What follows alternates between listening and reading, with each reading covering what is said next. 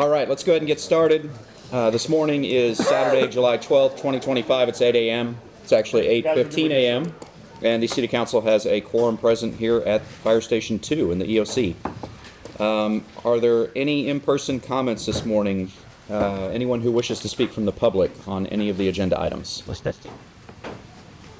All right, seeing none, we will move on to item C, opening remarks and review of goals. So, Mr. Hall. All right, I'm going to stand up here just for this council, partially also because of battling a sinus infection. So this is the beginning of my third budget with you. You may recall I joined you in June of 23, right as this budget process was nearing this point in time. And at that time, I think it was a bit surprising to really kind of understand where we were financially. No, we were not about to fall off the cliff that year. But I think when we tried to take a 30,000-foot view of our finances and how we were doing our business, we were left wanting a little bit when we looked just a few years into the future. We've all talked about that before. Some of this recitation is also for the public that may happen upon this. And I go over that because part of what we will talk about today will show the results of what you decided. You know, I asked you to take a leap of faith. We would show you a different way, especially with respect to this topic, the finances, to do city business. There was some skepticism, obviously on this council and amongst the public, with respect to those methods. And there probably remains skepticism. But at the end of the day, you ask us to ensure that you are financially viable. And I think that you will see that you are when we look at where we are today. And that is very much a result of the decisions that you had the courage to make.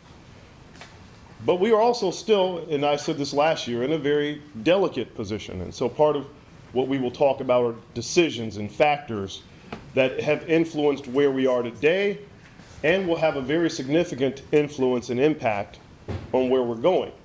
Those things will include things that we can't change, such as subsidies and rate freezes, and they will include other things that we can decide upon.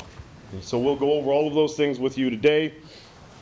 I think you also have needed a CIP update, and that's going to be something that we promised you we'll get to you.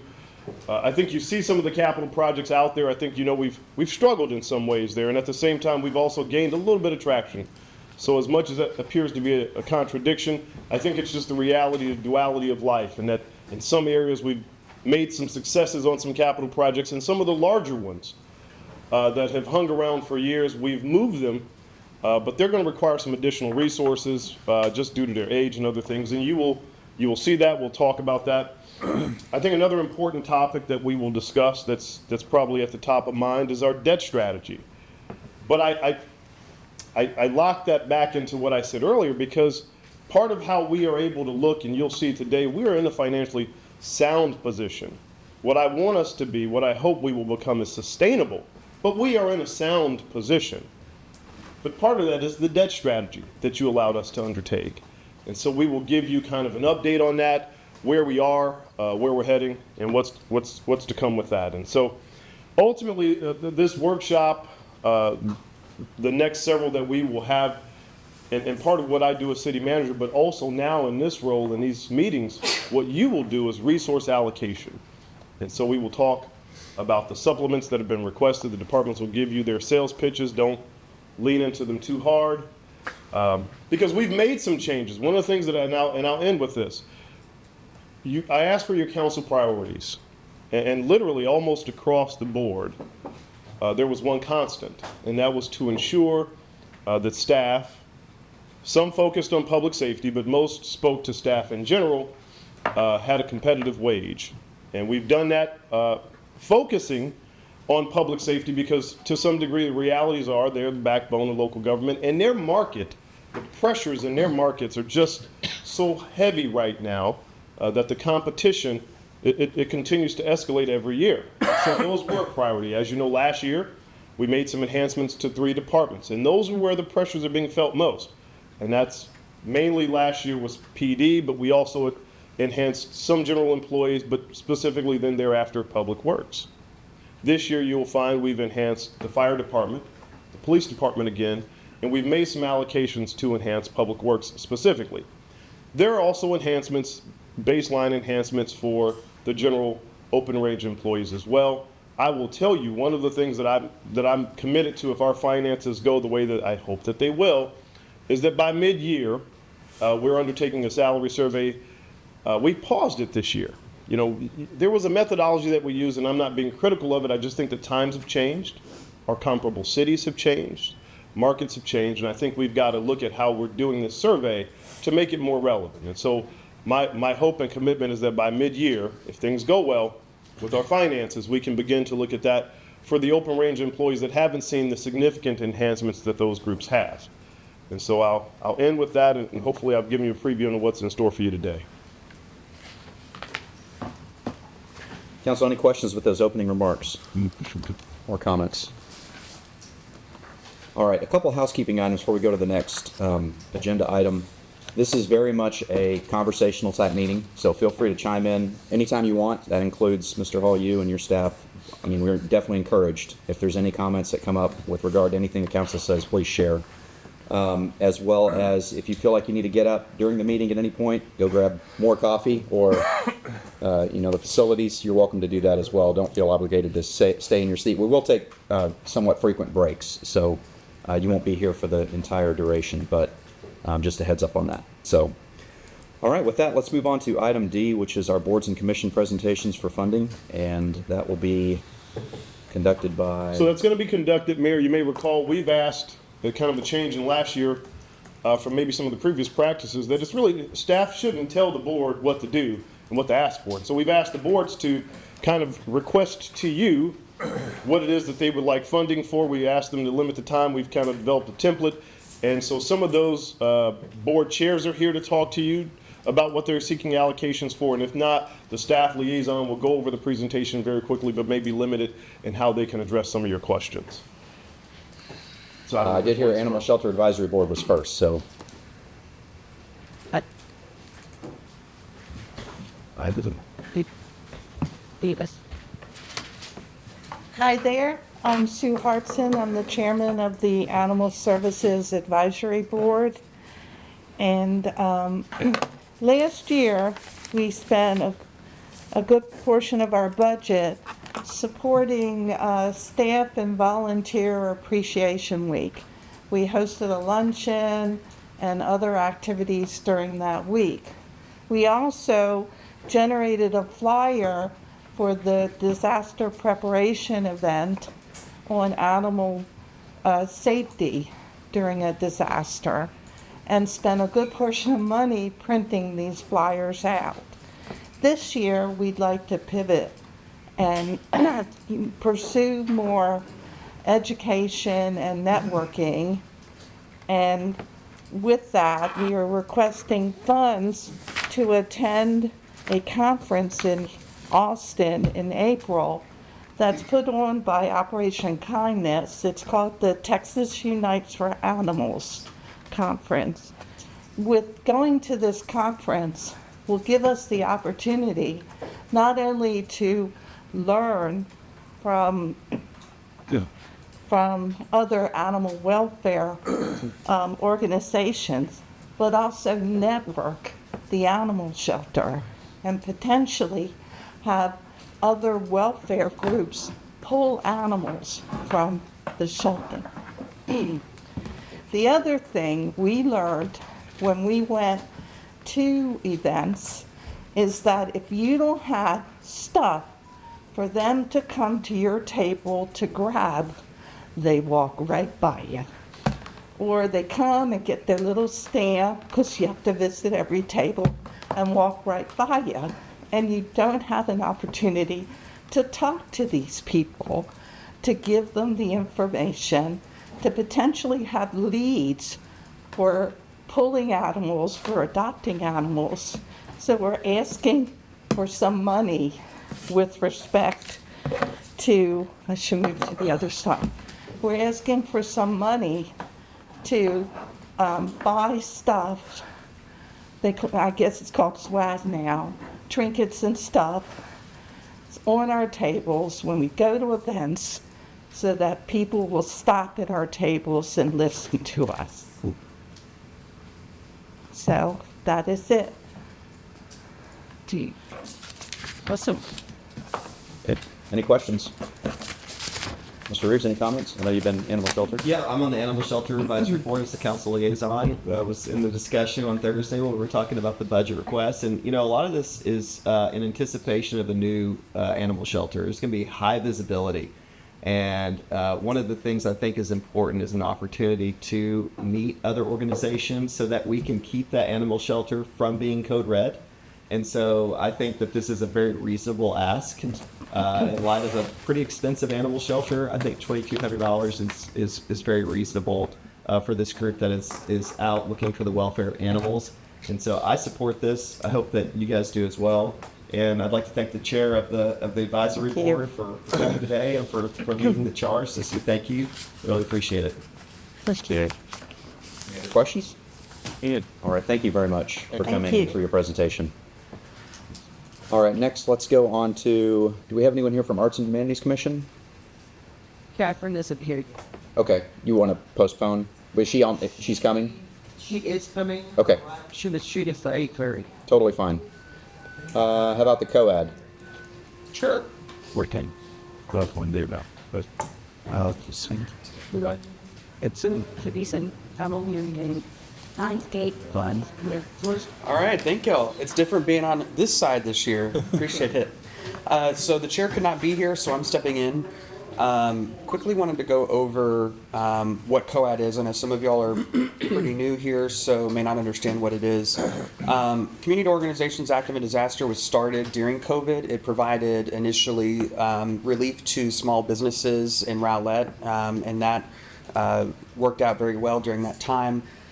However, since then, it hasn't really stayed to its core mission as it probably should have been, which is to be there in times of disaster for a community and to be prepared for that. So what that looks like is we have different organizations, various types, that are here to provide resources to the community during and after a disaster. Some of the organizations on the board, the Chamber, the Citizen Corps Council, Baylor Scott and White Lake Point, Life Message,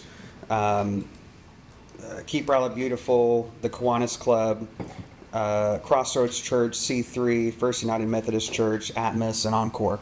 And those organizations are usually pretty active after a disaster and providing relief and support. And we wanted to formalize that in a way that basically we could flip a switch as a city and have resources at our fingertips that they're able to provide to the community, whether it be donation support, volunteers, you name it. So we'll go to the next slide. Okay. So this was last year's budget was $7,500. Year to date spent is only $1,200. Every year they have done a public safety preparedness expo.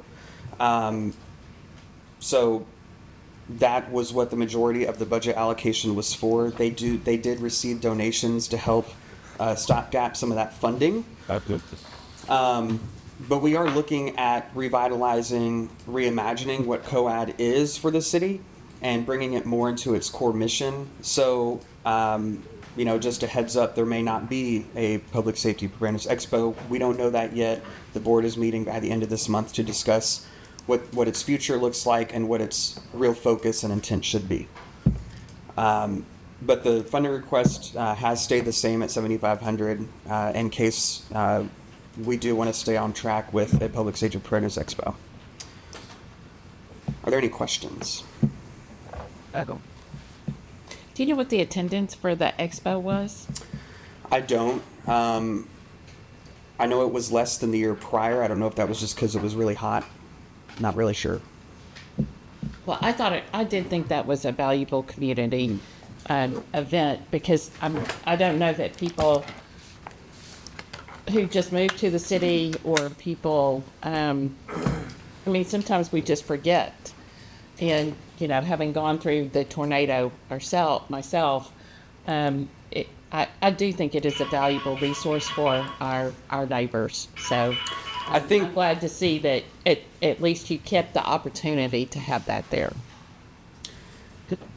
Thank you. Yes, I think what the board will be doing is reevaluating its approach and whether it needs to focus on its core mission, which is to train and be there for during a disaster, and not as focused on a special event. And that may be something that another entity or organization is able to do. Sure. That way, the COAD can focus on its core mission. But that's going to be looked at closely at the end of this month. Any other questions? Goodness. All right. All right. Thank you all very much. Then, is- All right, let's go on to the Economic Development Advisory Board, EDAB. My board chair has not arrived yet, so you Okay, then let's not go on to EDAB. Mr. Glick, Golf Advisory Board? Bye. anything.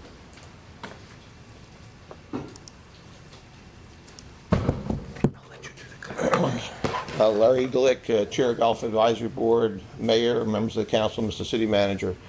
So long before the actual Golf Advisory Board, there was another golf committee. There were 3 members. Mike McCallum, a former mayor of the city, also a local banker and a member of Dallas Athletic Club Golf Course. Gary Tipton, who's president of Inwood Bank through the Metroplex, also a golfer. And at that time, a member of P&Z, and myself, chair of P&Z at the time, former collegiate golfer, and someone who had played more than half of the best golf courses in the country, measured by Golf Digest. We made a decision, besides having a great golf course, we wanted to have great practice facilities. And so, as the course was being laid out, we wanted a great putting green, which we have. We wanted a chipping area, which is hitting short shots, and a bunker, which we have. Something very unique to Waterview as a public golf course, we have a 3-hole practice course. Maybe and some of the golfers who come there are not even aware we have that, where you can practice all of your short shots. And the final part of the equation was to have a really, really good driving range. Yes.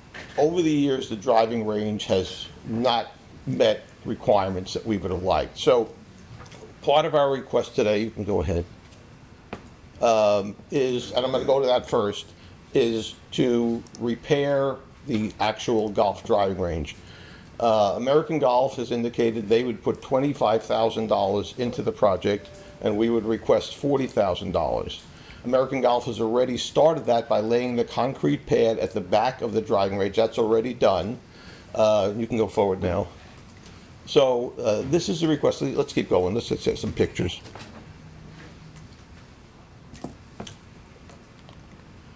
So this is the driving range project. It'll have all re-sprigged in the springtime, all new grass, laid flat. Keep going. Right now, where you see those places where you'd put your golf bag to practice, that is already where the concrete pad has been placed. The reason for the concrete pad is when the driving range is very wet and you can't hit off grass, you can hit off the concrete. Not the same, but a great addition for when the course is not really ready for play from the grass part. Keep going. And this is what it looks like, unfortunately, now. Keep going. And similar, yeah, go. Yeah, similar.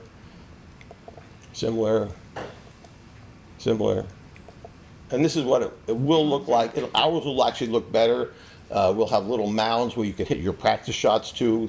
But it'll be flat, and you'll be able to see all the way to the range. So this is what we think, and unanimously on the golf committee, this is what we all think is our best request for this year. Now, we're also requesting to continue with what we did and what you approved last year, is the repair and maintenance of the fountains.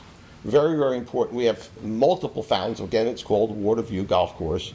I was with Mr. Shoup, just doing interviews for new members on the Golf Advisory Board, and all 3 fountains were working when you viewed them from the clubhouse. That's the first time I can remember in, I would say, at least maybe a decade of having found. It adds to the amenity of the golf course. So those are our requests. There was a third request we were going to make, But we've now pulled it. It was called geofencing, where the golf carts will have to stay in the appropriate places on the paths and by the greens.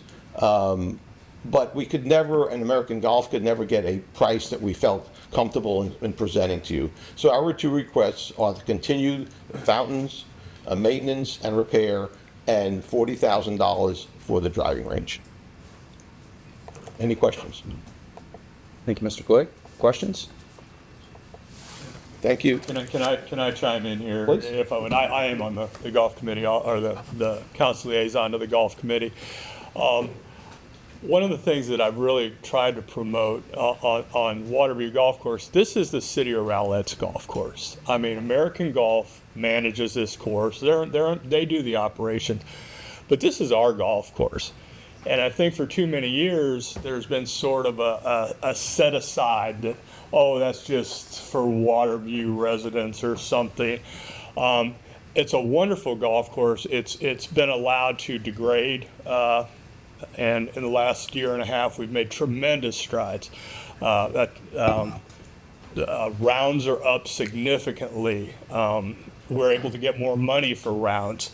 Everything's being monetized in a positive way. And to American Golf's credit, they are putting money back into it. We talked about the $25,000 for the concrete pad. That's a co-op thing. That's a partnership. That's the way it's supposed to be.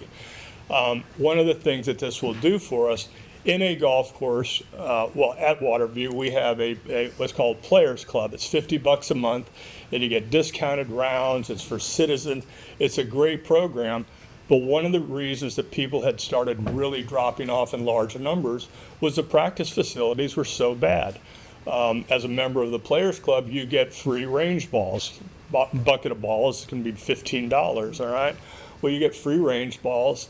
But you go out there and the conditions are so atrocious, and I'm one of them. I dropped my membership a few years ago and started going other places to practice because our facilities were so bad. What we're able to do here is absolutely, we will upgrade these facilities. What we want to do, we want to be better than the courses around us. We want to be better than the courses at Rockwall. We want to be better than the courses at Garland. We want to be better than the courses in Richardson, and this is part of that movement towards it. It's a wonderful facility. It's absolutely, I think it needs to be promoted more citywide to the advantages of it. There is going to be a monetary benefit to doing this. We truly expect the ROI is going to come from increased player club, increased rounds, everything. It's just part of this program that we've been on for the last 2 years of really increasing the quality and the amenities and the golf experience. So I would really strongly ask that everybody would consider supporting this. Could I add? Please. Yeah. So this year we're celebrating our 25th year of opening. So I was lucky I was able to hit the first shot, May 1, 2000. And I have about 20 different people who keep me advised. They play a lot. Some who live in the city of Rowlett, some who come from other cities to play. And they'll tell me, yay, nay, better, worse. But over the last year and a half, most of the comments have been very, very positive. I usually go out, take a golf cart, my binoculars, I'm a birder, but I talk to the golfers out there. And what I'm hearing is, wow, we see the improvements. We see what you're doing. We appreciate it. And what that means is people then willing to pay some more money. What does that do for us? It means American Golf just had their best month ever. June was the best month they have ever had in the history of the golf course for rounds played and money made. Now, how does that affect us? They will put more money themselves back in the golf course. So it keeps getting better and better and better. They're about to hire, a first time ever, a maintenance supervisor. They're about to hire a secondary person in charge of maintenance. They're going to have 3 people in control of maintenance. They've never had that before.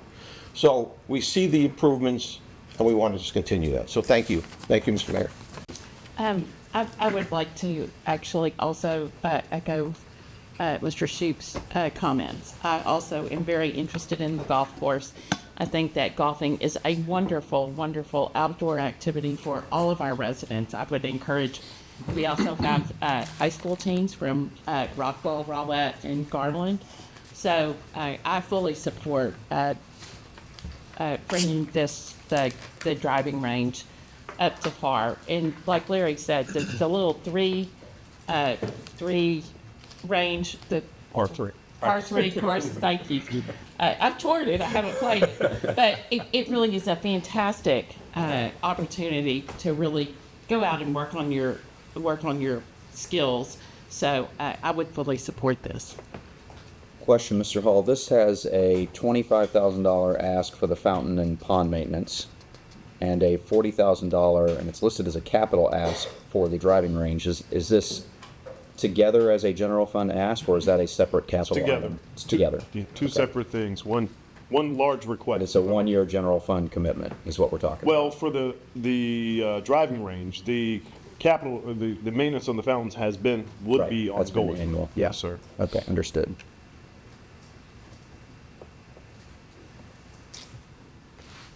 Council, any other questions, comments? All right. I do have something. Sure, go for it. I just want to thank Larry for 25 years of being out there. 25 years, that's great.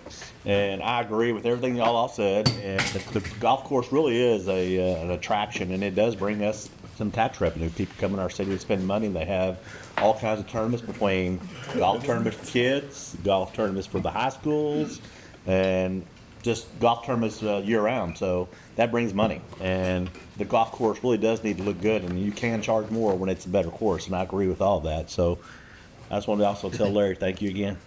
Thank you, Larry. Mayor, I'll add a little bit too. I definitely, as a child, took lessons at that golf course, and to see those images, it definitely is disheartening. So to bring that back and to bring evolutions of young citizens and also old ones in the city is good. I support everything was said too.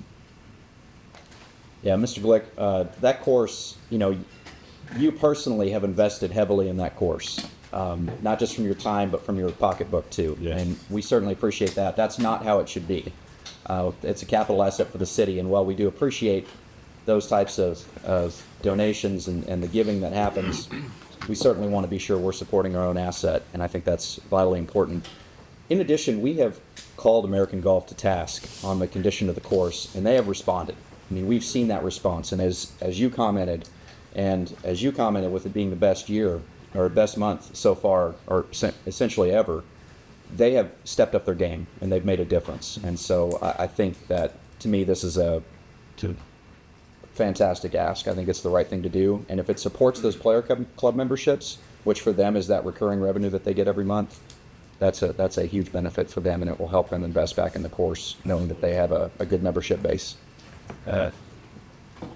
Okay, let's go on to, thank you again, Mr. Glick. Go hit some golf balls. Yeah. Let's go on to EDAB. Say thank. Hello. I guess I'll come stand up here where Larry was standing. There you go. There's even a clicker if you want to use it. Oh. All right. Good morning, everybody. My name is Michael Weaver. I'm the chair for the Economic Development Advisory Board. This is I believe my third term.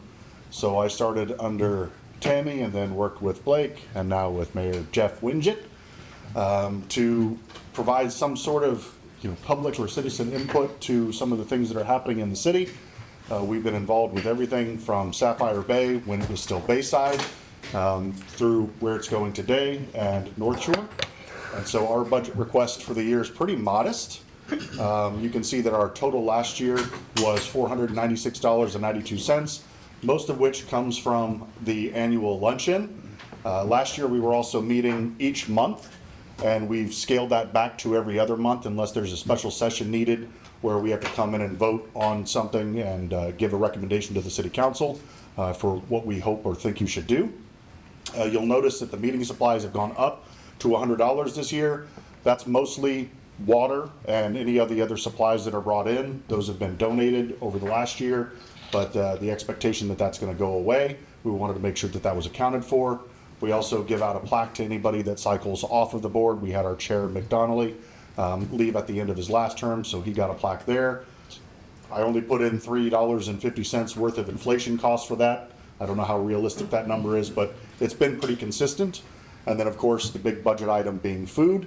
You know, for those of you that are on other boards or contribute to other boards that go and do these luncheons, you'll see that quite a few people show up to these lunches, usually more than participate in the meetings. So it would be nice to be able to bring that down. But it does give us an opportunity to spend money on a local business, one of the many places that Charles and people on the team at the Economic Development Department go and visit as part of our business retention visits. So proposing $635 to account for the increase in cost for water and supplies for meetings, keeping the recognition award intact, and then, of course, accounting for the meal at the end of the year, the recognition meal. Or do you have any questions? Council questions? Chuck. Can't make it this easy. Oh, good. Pretty reasonable. It's reasonable. Very reasonable. Yeah, okay, all right. Well, I think it's great. we'll work on that for next time. I'm just kidding. There you go. Thank you, Mr. Weaver. All right, next up is Arts and Humanities now. Catherine? Well, the bigger state of that. Said cheaters. Shit. The decent. Yes. Look fat. All right, hello, my name is Catherine Crenshaw. I'm the chair of the Arts and Humanities Committee. I have been on board it for 3 years now, but this is my first time as the chair. So just to cut to the chase, we are going to be asking for an increase in funds. However, we feel we can justify it. We have had a record number of entries, especially in our writing contest. We had 130 or over 130 this year. There was a huge interest in that activity, and we need more judges. We need supplies to hand out ribbons, things like that, and there is an increase in overhead. You'll see that reflected in our supplies, certificates, ribbons, and badges there. But to go in order, culture arts grants, arts and education grants, we award money to groups that expand the arts, that are involved in the arts. So we need a little bit more money in that instance in order to meet the demands of the grants that we're getting. Costs across the board are going up. So programs that need, you know, costumes or supplies or things like that, all of that is now more expensive. So realistically, we need to be able to award more grant money to those programs. The Young Artist Exhibit. That was another one that had an increased number of participations. It's on a lot of the GISD schools maps now that we have this contest. It's come to the students' attention that we give them money if they win this contest. So we want to be able to continue that tradition, award their money, give them money for their efforts, make it a kind of a prestigious, notable program to be interested in. So there is cost with that.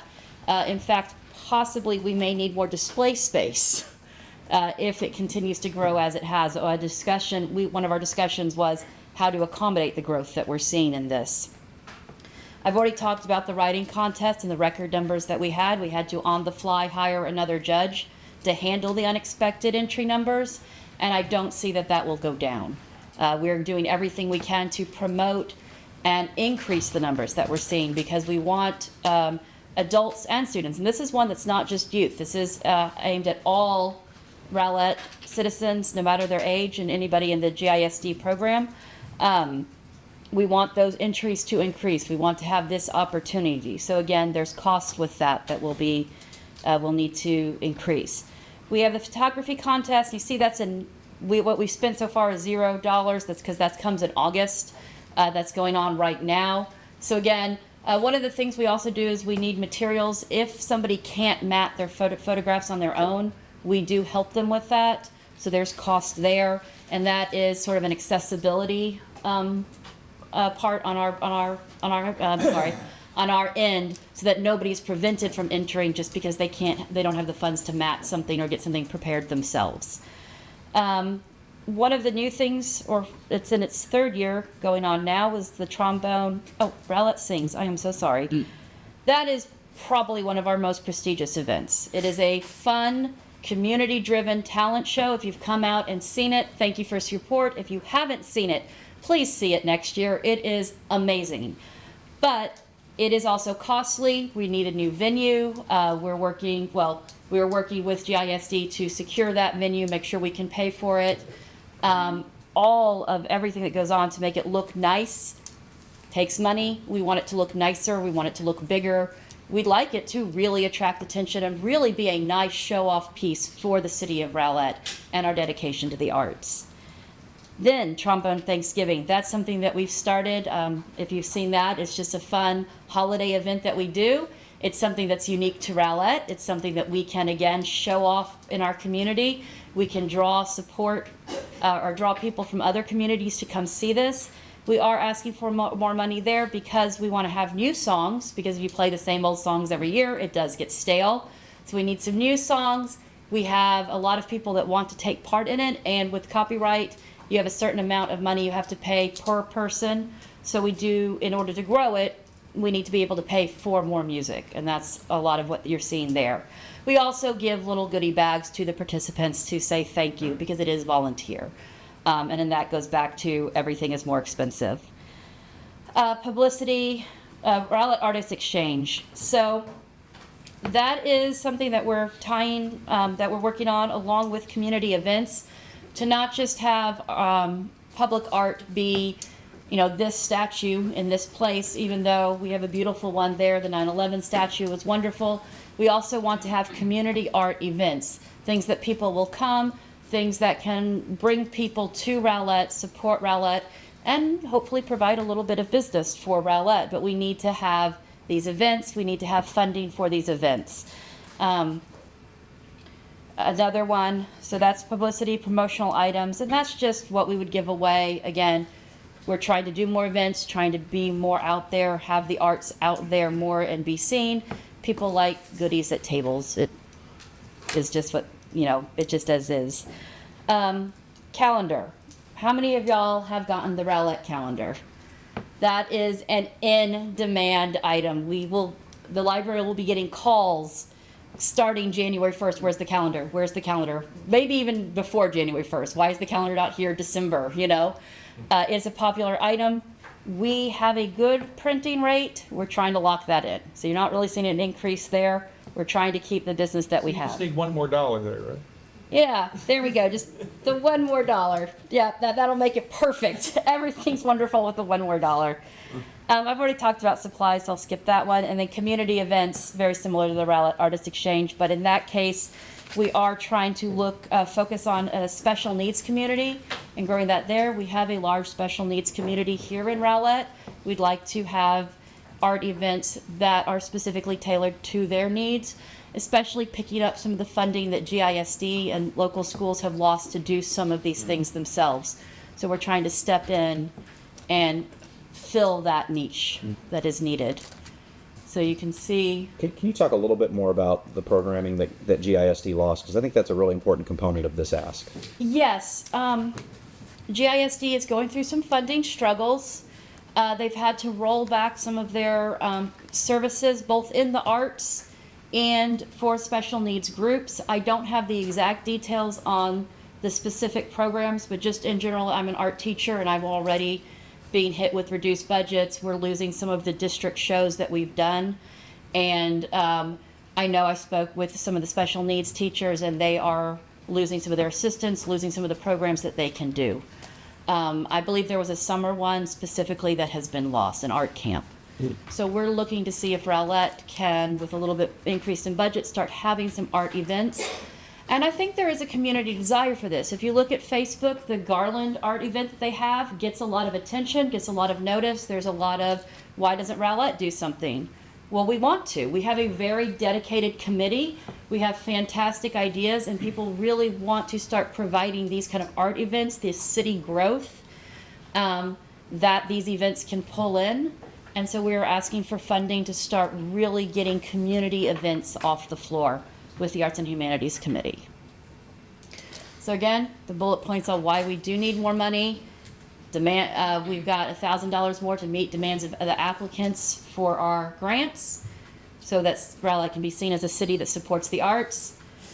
We've got all the extra fees, extra prize money, a record number of entries, which has been phenomenal. We do need some more money for promotional items. Unfortunately, that's gone up, and that's just the reality of things right now. And then the $2,000, that's the big ask, so that we can get these community events, that we can get Rowlett to be seen as a city that supports the art, as a city that has events going on that people want to visit. And that in turn will help our business, help our local community. And thank you very much for your time. Does anyone have any questions? I have one question. Yes, sir.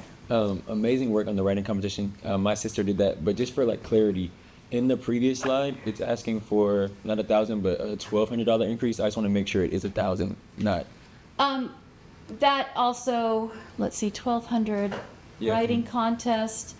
Yes, I think that is a generalization on the second slide. Thank you for that. Yes, sir. Yeah, I know in our current contest, the art contest, photography, writing, as it's set up now, there's a special needs category in each of those. Yes. As part of that, with the new community events grouping there, would those be set aside now as sort of a standalone program rather than trying to be incorporated in the larger? So it's different. So that's our contest, and so we have a special category that includes those groups. But this would be having like a art meet and greet or a get together event.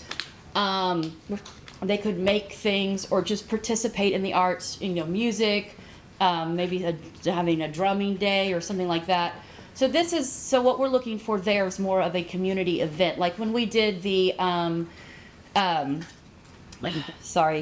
Christmas ornament, and we had the kids come out and make Christmas ornaments and stuff. So things like that. Okay. So we're looking to have events that are key to the special needs community like that. Set aside. Yes. Okay. Yes. Thank you.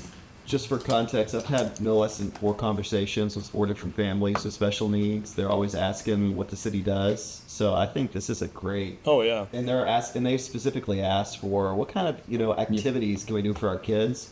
So I think this is a great. Yeah. Agreed. Agreed. I'll be number 5 if you need it. Okay. Wait, I was gonna say we've also had some good community or conversations with the library about how to host these and where to put these on. So.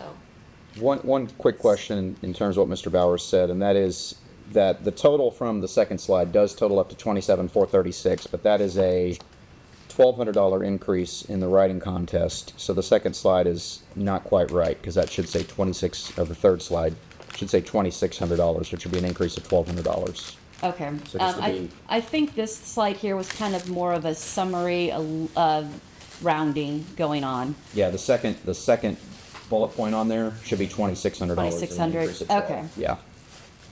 I'm an art teacher, not a math teacher. That's I okay. apologize for my numbers. And having seen the Escher exhibit, no, that's a terrible thing to say because math is so important to the arts, which is another reason you should support it. There's a huge amount of math that can actually be involved in the arts. So, Excellent. All right, any other questions? any other questions? All right, thank you, Ms. Crenshaw. Thank you. Appreciate that. It's All right, next is our Parks Advisory Board. it is rough. Hello, my name is Autumn Klunglen. I am the Parks Advisory Board Chair. This is my first year as Chair and my first year giving this presentation, so my apologies. You got this. You got this. All right. So we just wanted to talk about some of our missions and goals. We've really worked hard this year to try to to do more community involvement and community engagement. So our first goal is to increase community involvement at the parks and the programming through community engagement and relationship building, to promote eco-friendly and sustainable initiatives, nature preservation in Rowlett's parks, advocate for parks improvements on behalf of the community through strategic planning and advocacy, and strengthen the community relationship with parks, events, services through strategic collaboration. All of that to say, parks are one of our most visible pieces of the city. People are at them all the time. People spend a lot of time at parks events, at our park locations. And the Parks Board is a great avenue for people to communicate their needs and their interactions with the parks and how we can improve them.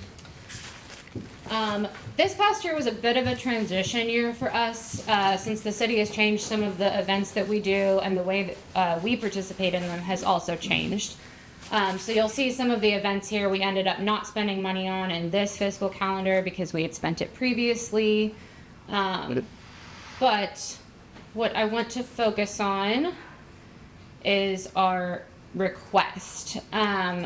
This request aligns with our strategic plan for the way that we involve ourselves in the community. This request also reflects an increase in our community initiatives and the ways that we are reaching out to the community. We've had really great success in our events such as Arbor Day, where we gave away a bunch of free trees. The committees have visited a bunch of the different events that Rowlett hosts to do things like give away seeds, collect feedback from citizens at each of these events, and inspire them to visit the parks and visit the events. So we're just trying to be more visible and out in the community this year. We have our normal basic badges, t-shirts, event supplies, and that's kind of standard for each of the boards that I've seen. The big ones here are our community initiatives and the community event participation. We've really found ways to participate in some of the events like the Friday Night Live, the upcoming, what is the September one called? Is that Live on Main? Live on Main. Thank you, yes. And we really want to be instrumental in those events, reaching out to the community, handing out things like pollinator seeds so that our community has pretty flowers and we're increasing our bee populations and butterflies. And that's also one of the biggest ways that we get feedback. We just participated in the Freedom 5K right before on 4th of July, and one of the feedback that we got from the community was they felt very taken care of. We gave them Rowlett towels and sunscreen and some, snacks and things like that for the kids, and they loved seeing us out there, and we got some great feedback on some of our signs and the event itself. Let's see, so those are our two big items. And then there's just kind of a difference between the events that we would put on as a board and the events that we would participate in. So those are the two different line items there. In addition, we have our bigger events like the Trunk or Treat event. We've always been very active in that, and it's a great way for us to reach the community. And then the Christmas event, we love going there, talking to people, passing out candy. We've done floats in the past, so we look forward to participating in that in the future. Any questions? No? Well, I think that's a completely reasonable ask, and I really appreciate everything that you guys do out in the community. Again, I think that being outside, being active, enjoying life, like the arts and humanities, these are quality of life, and that really is so important to the health and well-being of our residents. So I just want to say great job. I really appreciate everything you do, and I will certainly be supporting this. Yeah, if I could, I'm sorry. Yeah, if I could just make one comment. I've had the pleasure of being on the Parks Department either as a member or as council liaison for 5 years, 6 years, I forget. I don't know, it's been a while. But one of the things that's really, and everything they do, it's a great board, it's an active board, it's a board that takes their responsibilities very seriously. But one of the really positive things that's happened in the last couple years, for a long time, at least in my experience, the Parks Board, they sort of did their little things, but we were kind of a set aside. You didn't feel like you were really making big difference. As we sort of reimagine how parks integrate with the city, there's a much bigger focus on actually going to the Parks Boards for input, which never really happened before. And that's a great thing. It's to the city manager's credit. It's to the director of parks credit that we've been able to do that, where the Parks Board is now an active participant in, what do you think we should do? And, pick one. There's a lot of different things going on. But to actually get that input from the boards, so as active as it's been, it's also now becoming, I would argue, a little more important. So any support we can give them, I absolutely am, in favor of. Good. Good job.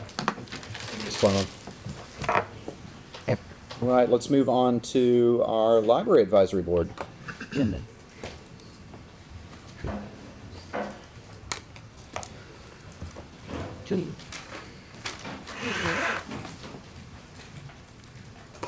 Ms. Demiker. Hello, hello.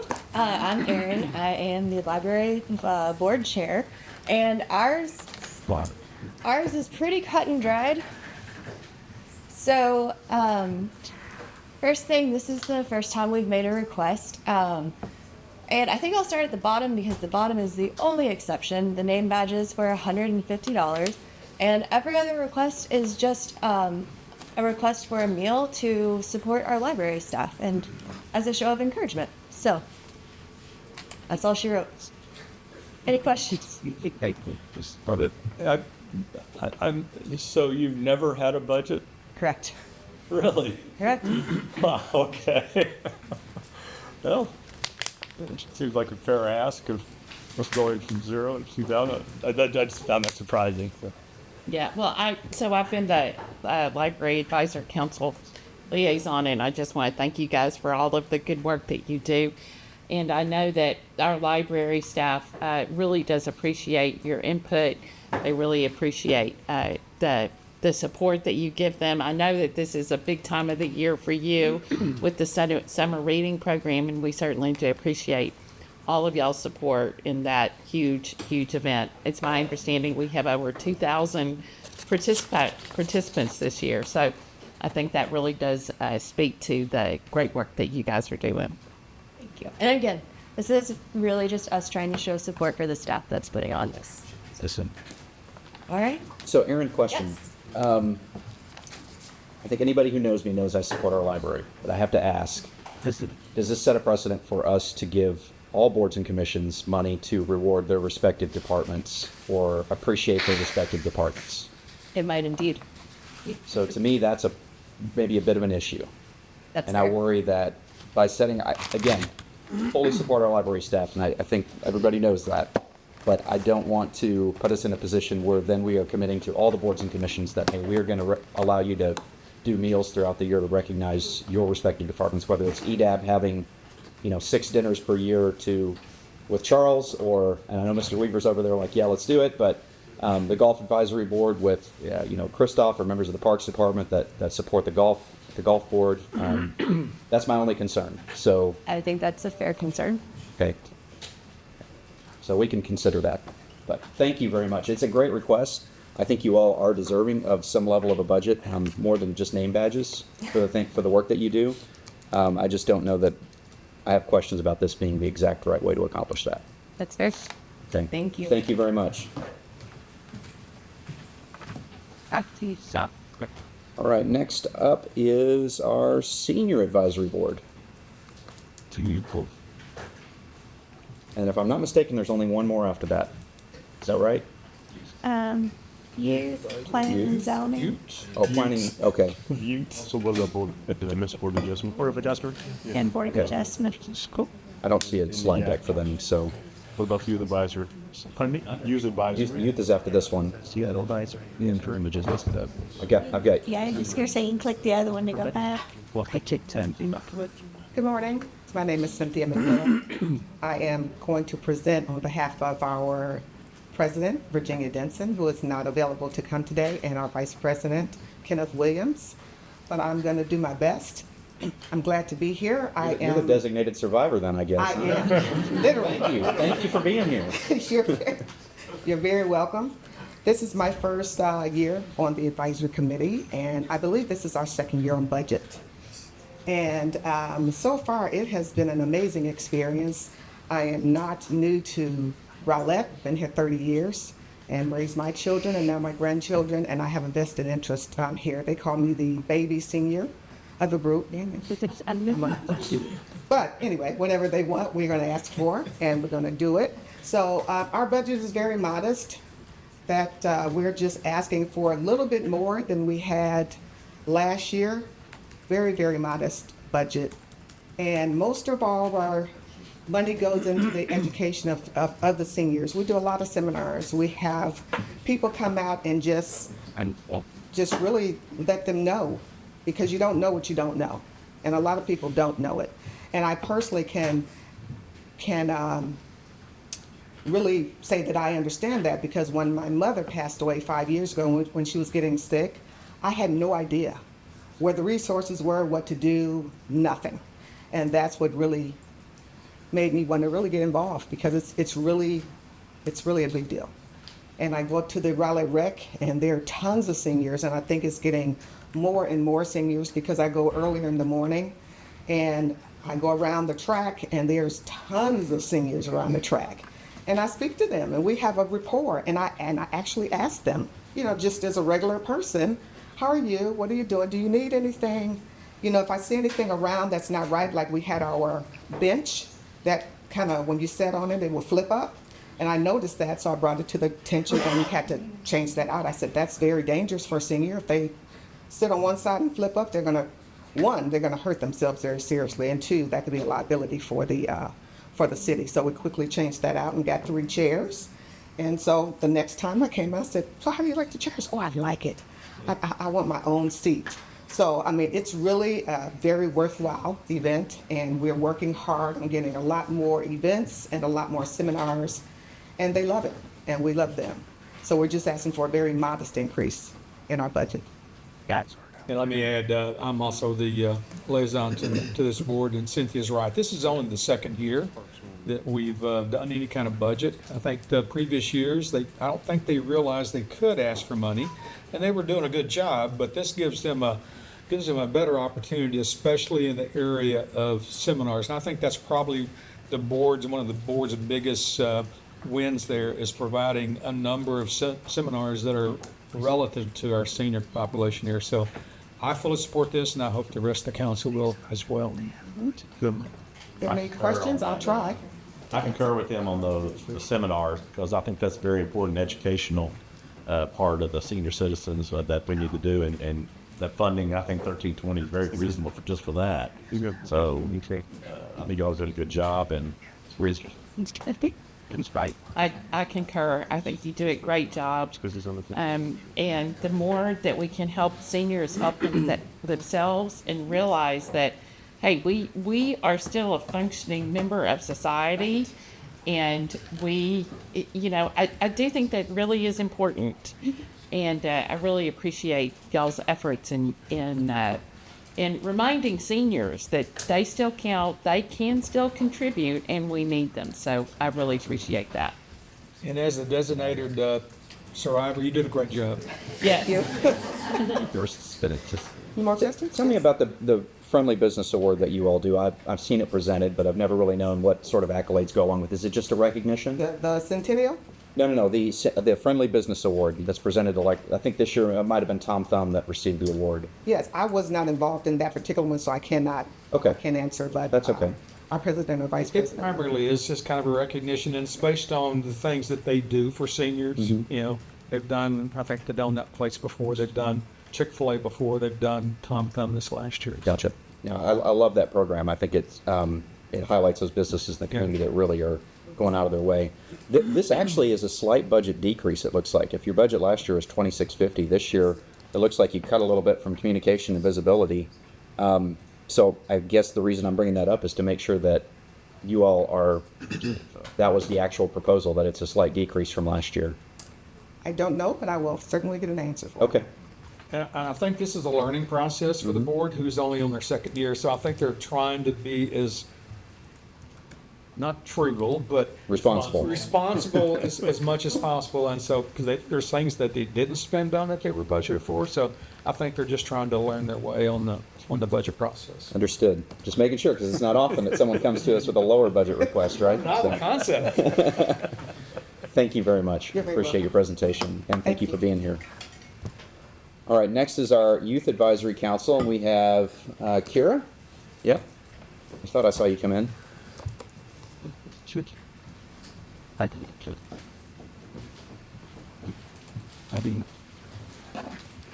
everyone, I'm Kiera. I'm the chair of the Youth Advisory Council. This was sadly my third and final year on the council. So some of our missions and goals are to serve as messengers for the city of Rowlett and assist the city council in outreach to the youth, assist the city council by volunteering in local events, educate the youth in local political processes, encourage Rowlett youth to be more active in the outdoor environment, and make recommendations regarding the needs and wants of Rowlett's youth. So this was our budget last year.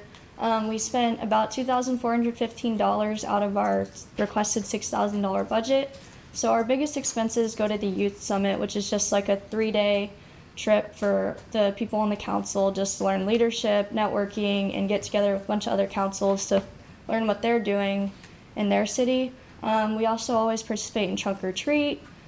We did a school donation drive last year. We decorated a tree on Main with Christmas lights, and then we had our life skills event last year. And then we didn't spend any money on new member shirts, and we also have an orientation boot camp at Bolorama every year. So next year we're requesting the same amount of money as we did the year before. The Youth Advisory Summit, we're requesting $4,000 only because we don't know where the location is going to be. So the expenses could be more than it was last year, just because we went to Beaumont last year, which wasn't very expensive. And then we also are requesting a little bit more for special events. Our Life Skills event, we're trying to build our participation, which is going to come with a little bit more spending. And then our voter registration drives as well, we would like to increase participation. We're also requesting for an event table cover, which will just be a one-time cost. And then we also like to participate in the Trunk or Treat again. And we're going to have our orientation boot camp at the beginning of the year at Bolorama as well. And then we will have a lot more new member shirts that are going to need to be purchased because over half of our council this year was graduating. So that's all. Thank you so much. Any questions? Great job. Do we know, and maybe this is a question for Aaron, do we know where the Youth Council Summit is this coming year? It hasn't been announced for this year yet. Because last year was last year in Dallas? It was in Beaumont. Beaumont, that's right. The year before may have been, I don't know, somewhere it was really close. I believe it was in Allen. That's year right. Before was in Dallas. Yeah. Oh wait, no, it was Louisville, and then the year before that was Dallas. Okay, yeah. Okay. But we don't know where it is this year. That's always the question, is the travel associated with that. That's why we allocate that bigger amount. So if you see that we spend less, that's the reason behind that. Okay, thank you very much. Thank you. Thank you for your service on the council over the past 3 years. Congratulations on your next steps in life. Yeah, real quick, before everybody, I think to move on, we used to recognize that Kiara's daughter story is for at her high school.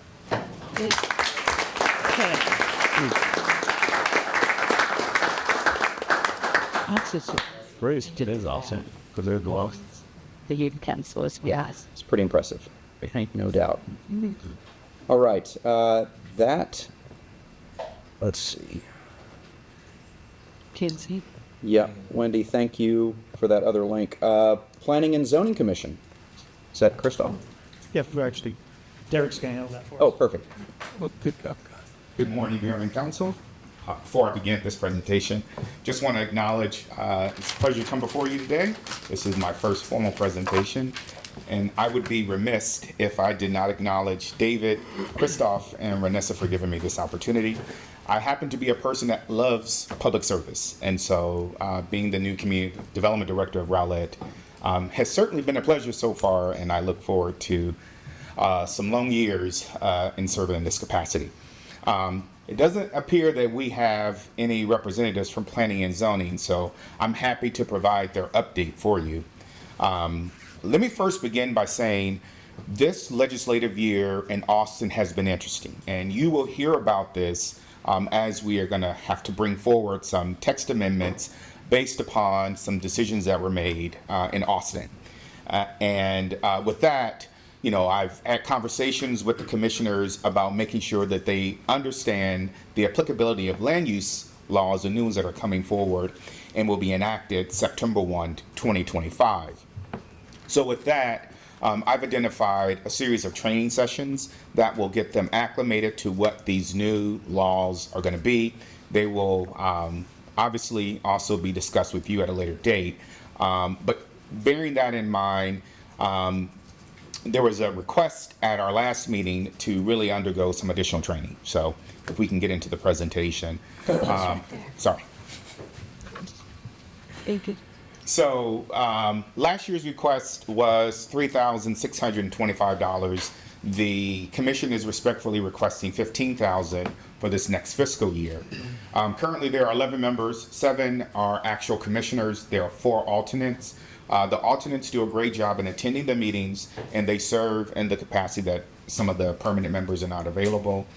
I am very big in the American Planning Association. I've held national, state, and local positions within the organization. I've encouraged each of the commissioners to make sure that they also maintain a membership in APA. There are opportunities for leadership for commissioners, and so, to that effect, we've included in this year's budget, this year's request, memberships for the commissioner. There is a reduced group rate, but if we include all of our commissioners and alternates, it is approximately $1,500. The American Planning Association Texas chapter we host our annual state conference. Last year, I think 2 or 3 members attended. It was in Allen. The costs were drastically reduced. We didn't have to worry about paying for travel and hotel. This year, in October, end of October, the conference is going to be in College Station. And so a number of commissioners have expressed interest to attend. I suggested they probably all can attend. However, we put in a budget request for approximately $6,300. The conference itself is right around $300 for registration for each, and then approximately $600 to cover their travel and hotel expenses. This conference, which is coming up, and it's offered every year, is the Elected and Appointed Officials Land Use Training Conference. This is at a rate of $40. And so while they have not, at the time that this was submitted, they had not spent any money, we have now processed some travel for them to attend. This next conference is coming up on the 25th of July, and we've signed up at least 2. We're probably going to get about 2 more that's going to attend, coming out of this year's budget. So they will have some expenses, but this is an all-day conference in North Richland Hills. And again, this is going to prep them for some of the changes that we're going to have to enact starting September 1. And so this conference is going to be repeated in this fiscal year budget in July of 2026. So we anticipate sending all the commissioners there and the alternates just to receive that additional training. The National Planning Conference. As opposed to sending them to that next year, which is going to be in Detroit, many of them have expressed an interest to attend online. That is a more affordable expense, and so we've identified potentially 7 commissioners and 2 alternates to attend at a rate of $3,600. And I will tell you, as a person that's attended the National Planning Conference for probably the last 20 years, there is some helpful, insightful seminars and engagement that goes on there. And so we've talked about kind of the benefit of that. And then finally, food budgets, kind of breaking out, aside for those that may travel, making sure that we have a separate line item for the food and the association, the trainings that they'll go to, and for long meetings. You all know that they, on occasion, will have some long meetings. And then some additional local training seminars that will occur. So the justification, as I've included here for them, includes, the items that we've listed.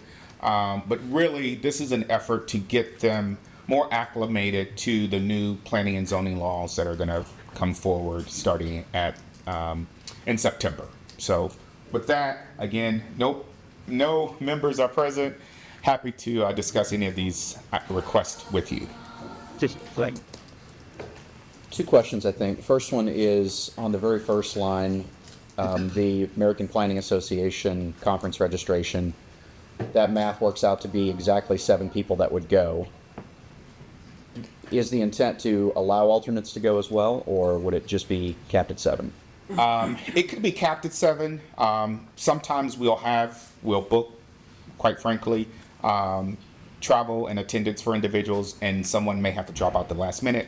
So then at that point, we will ask an alternate to go. Understood. And is that I assume that's an overnight conference. Is the food budget enough to accommodate, 7 people's travel, food budget, plus the meetings? We think that $1,000 is enough? It should be. As I recall from the conference in Allen, there are some meals that are provided. And then there are some additional snacks throughout the day. That food budget item, since they're not going to attend the national conference, should be able to cover their expenses for those 7 individuals. Okay. And then last question is, our boards and commissions appointment timeline does not follow our fiscal year anymore. Correct. And so what happens with memberships if we have turnover at the beginning of the calendar year? If we purchase someone a membership, say in October, and they roll off the commission, now we're purchasing another membership for them, for a different individual? That is correct. So as it stands now, we don't have any memberships for any of our commissioners.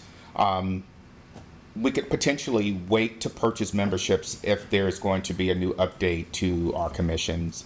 And I think that process starts in November, December. Yeah, I think that'd be a good question to ask, just determine if we have people who are intending to be reappointed or not. If they're not, let's not make that investment in them. Agreed. I'd like to just express my total gratitude for this plan you've laid out. I mean, the ask is quite a bit bigger. One of the things I've noticed for years, P&Z is complex. It is just complex. And, you know, I'm kind of plugged into city business and stuff, and I look at some of this stuff, and I know I'm not particularly qualified, and I'm not going to speak to who is or isn't on the board, but they're complex issues. Everybody's volunteers. Most of us are just citizens, and I've just always thought that there has been sort of an education gap, and not anybody's fault, but it's just you know, you're asking volunteer citizens to do their best job with maybe not as much information as we could provide them. So just directionally, I think that this is just a really good move, moving it forward. I think it's good for the city. I think it's definitely good for our P&Z board. So I want to thank you for having the vision to bring something like this to us. My pleasure. I absolutely concur. I was delighted to see this. I do think that Councilmember Shoup said, these are our neighbors. And so just the idea that, I'm making these kinds of decisions without a lot of training, I think has been, I'm delighted that we're doing it, and I think that's a very reasonable request.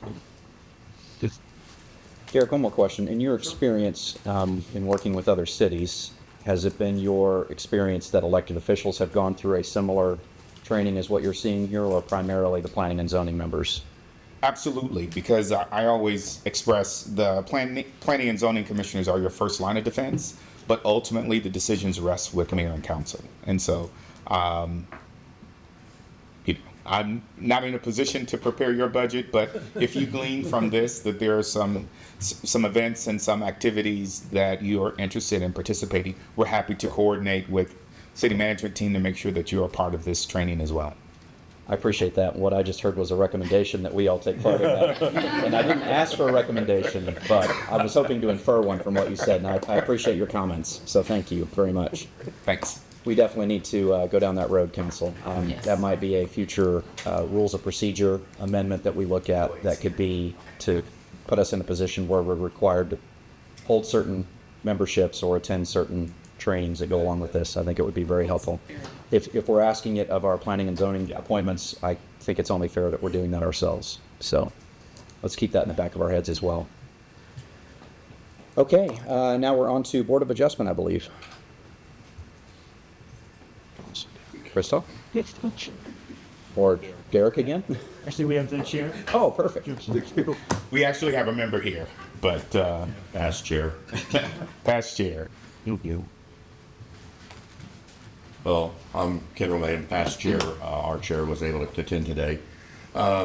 We'd never been asked for a budget and Board of Adjustments. I think I've been on there for 7 years. Prior to that was Parks. I think you had a budget for Parks for the 12 years I was there. But with the insight and coaching we had, we talked about training, and it was recommended, and I totally agree that we set aside a budget. I think we came up with $1,000 total for the members to attend training on law changes that may affect us. I told staff that I very much depended upon them, and still we do, to bring us a complete packet pertaining to laws and what the actions can and cannot be for a choice when they come to us to make a decision. And the only one time when I was an associate member, an alternate, I was in the audience and said, hey, I'm a citizen right now, and I scolded the the staff about the tax being changed in the middle of the meeting. And it got to be exciting, but we all do better than that. And that was many, many years ago. So we are requesting $1,000 this year for our first budget for training. Okay. Any questions? Okay. Thank you. Thank you, sir. Yes, sir. Kind of a similar situation there. Does that handle all of? Let me look through real quick. Animal shelter, arts, Justin, those had golf, library, parks, planning, senior, youth. Okay, I think that handles all of our boards and commissions, or at least the presentations that I see. Any disagreement? Yes, So sir. I have a question. We have a comparison of budget last year versus this year. Is there a comparison? He said there was, so I did some calculations on my own. I just want to provide context for the council on 2025 spent versus requested for 26.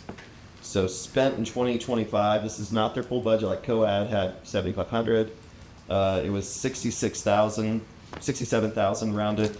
Requested budget for 26 is 134,000 for context. Now I think P and Z go up from 0 to 15.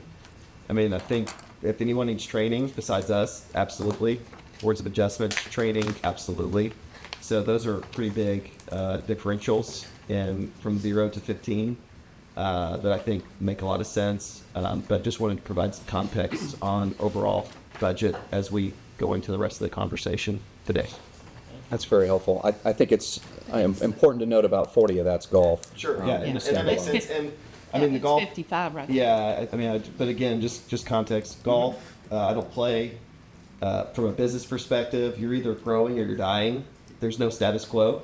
So if we're wanting to grow golf and bring in more sales tax potential for people to shop and maybe have a beer afterwards somewhere else, I think that is an economic help to us. So I'm not opposed to that. Again, just for totals, I just want to provide some context and how I'm thinking about this as well. Sure. Thank you. Appreciate that. Let's touch really quickly to kind of bring this full circle. Were there any objections to any of the board or commission requests that were outlined? I think the only one I mentioned was Library Advisory Board. Can we pull up that presentation again for just a moment, Debbie?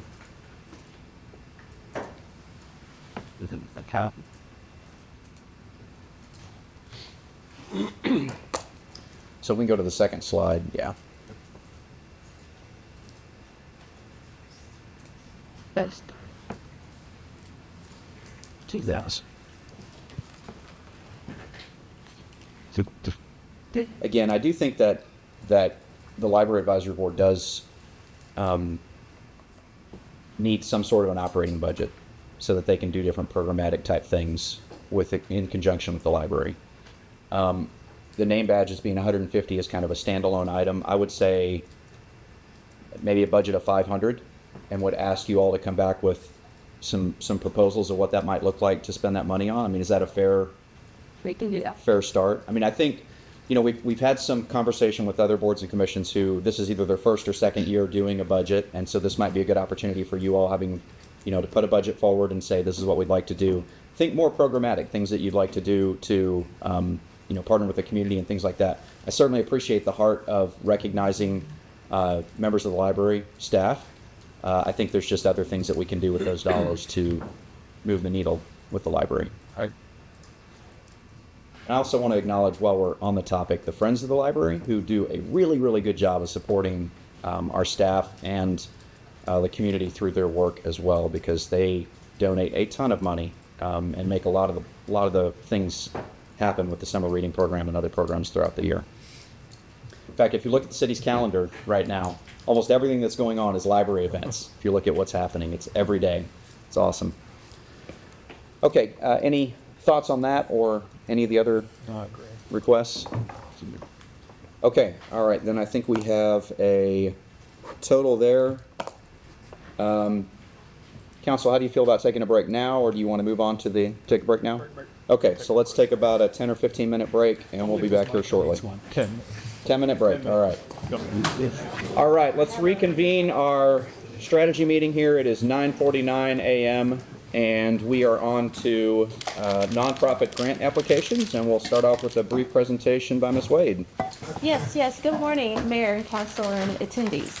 I'm happy to be here this morning. The grant program for the City of Rowlett was put into place to benefit our nonprofits in the community that were looking for some additional help and support. Those requests were coming in a little happenstance here and there by individual council members, by other advocates. And so under the previous mayor, Mayor Morales, there was a drive to try to solidify how we looked at those applications, how we considered those requests. And so this council actually looked at this on March 18th at the last council meeting in that time period and derived how we wanted to move forward with that. On March 19th, we opened up the application process, and on April the 30th, we actually closed that application process. We received 5 applicants, well, a total of $189,000. The actual tab I have on the screen here shows you what we have actually allocated in previous years by years to each of the organizations. You'll see that Keep Rowlett Beautiful is at the very top, but there was no request for last year. This year's, that's because they have their own special contract with us, so there wasn't an oversight and they did not forget to actually submit an application. We do have representatives from 4 of the 5 organizations here right now. I did tell them that it was going to start at 10:15, so they may be running a little bit late. The mayor's requested that I allow each of the representatives to come up and tell you a little bit about their programs. I would like to say that they have asked me this probably 3 times, and 3 times I've told them, no, you don't have to be prepared with a presentation. Just be prepared to answer questions just in case. And then I had to say, no, we gotta come up and do a presentation. So they're not really prepared for this. That's a little bit on me. I didn't make sure that they were prepared, but they are here. That's totally on me, not on you. And so we'll just come up, the first one, we'll ask CERT to come up and talk a little bit about their request and what they would like to do with the monies. And by the way, you all are not obligated to give any sort of report, but if you'd like to, you're more than welcome to. I just wanted to afford you guys the opportunity, since you're here, to hear from you about what your program does. Sure. Well, thank you very much. I appreciate the opportunity to address council. So I represent the Rowlett Citizen Corps Council. Dion. You could just move over a little more, sir. Thank you. Yes, sir.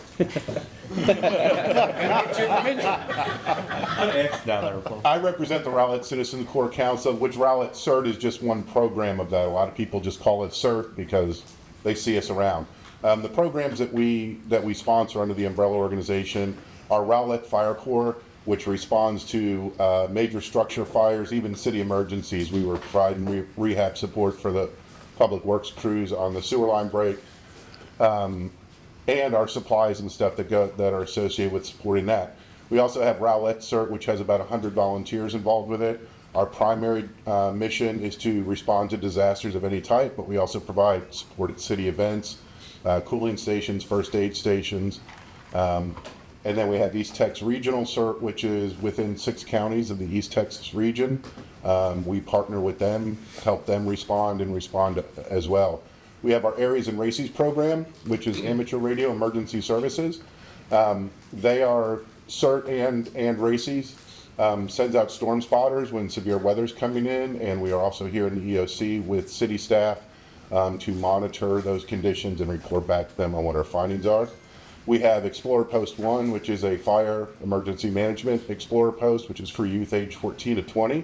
There's approximately 30 members of that organization. They're very involved. They deploy alongside CERT, as well as our great organization for youth in our city. We also have Troop 646B, a scout troop, which we host, and new this year is we have Troop 646G, which is a girls troop that we also host. The reason we're asking for this funding is last year we asked for a large increase because the city had requested that we try to furnish our own vehicles and get off the city's insurance and stuff. We've done that. We used that extra funding last year to make the down payment on 2 large vehicles. This year, we're basically not asking for any additional operational funding. The increase in the funding, or the $100,000 that we're asking for, is basically in support of those vehicles. We have to do our own insurance now, gasoline, Insurance, again, I'll say that, it blew my mind. And maintenance and all that stuff, plus equipping the vehicles. Just some basic stats. The ROI for our volunteers is about $5 an hour, which is up a little bit, but I think it's still great. We average about 22,000 service hours annually for a savings to the city of about $700,000. Our administrative overhead is 8.5%, which is well below a target excellence of 13% and well below something like the American Red Cross that's at 30%. So I'm happy to give you any questions. We have a long history. It's 2003. The Rowlett Citizen Corps Council was incorporated. We've been serving the city now for 22 years. Thank you, Eric. Always appreciate your partnership. Of course. Any questions for Mr. Ernst? Yeah, I just have one real quick question. A great organization, so important to this city. Can't say enough. On the vehicles, how is the maintenance being handled? Are you just going out to just private companies, or is the maintenance being done within the city garage, if you will? How are you doing? No, they're completely privately owned. Right now, they're still under warranty. Woohoo. Okay. So, we've been doing, our staff, we have a logistics team, does the general maintenance of oil changes and things like that. They're also the ones who equip the vehicles with the lights and emergency response stuff they had to do. But everything's under warranty after that. If there's anything major, we'll probably go back to the dealership where we purchased them from, have them serviced. Any other questions? I certainly appreciate everything you guys do, and I think that we all are aware. It does seem like there have been more and more emergency situations throughout our state. So I certainly do appreciate everything y'all do, and I have looked at all of the vehicles. I think that they've been outfitted extremely well. I really appreciate the thoughtfulness and the care that goes into everything y'all do. If I can add a point on the vehicles, it's not just the two that we purchased recently, but we also have an ATV, a UTV. The Explorers have a bus, which is owned by the RCCC, and then 6 trailers, which we also need to insure and maintain. And Eric, I know you mentioned you guys were present, obviously, at the sewer line break. You were there supporting Public Works staff, but you were also at the July 4th event. How many tents did you have? How many staff did you have at the July 4th event? Throughout the course of the day, there was about 60 cycling in and out. We had 3 first aid cooling stations on the field, and then they had an auxiliary parking that they had set up this year, and we had a crew there to support the first responders, the police, and Public Works who were out there managing that lot. Thank you. All right, if there's no other questions, we'll go on to our next presentation. Good morning. My name is Dina Siegler, and I am president of Friends of Rescue Animals. We are the nonprofit that operates the volunteer program at the Rowlett Animal Shelter. In addition, we provide financial support for animals at the shelter. 2 of the programs where we provide the most financial support is emergency medical. So this isn't just the day-to-day adoption vetting, but like if an animal comes in and needs an amputation, it's an otherwise healthy adoptable animal. As soon as its leg gets amputated, we'll cover the cost of that surgery.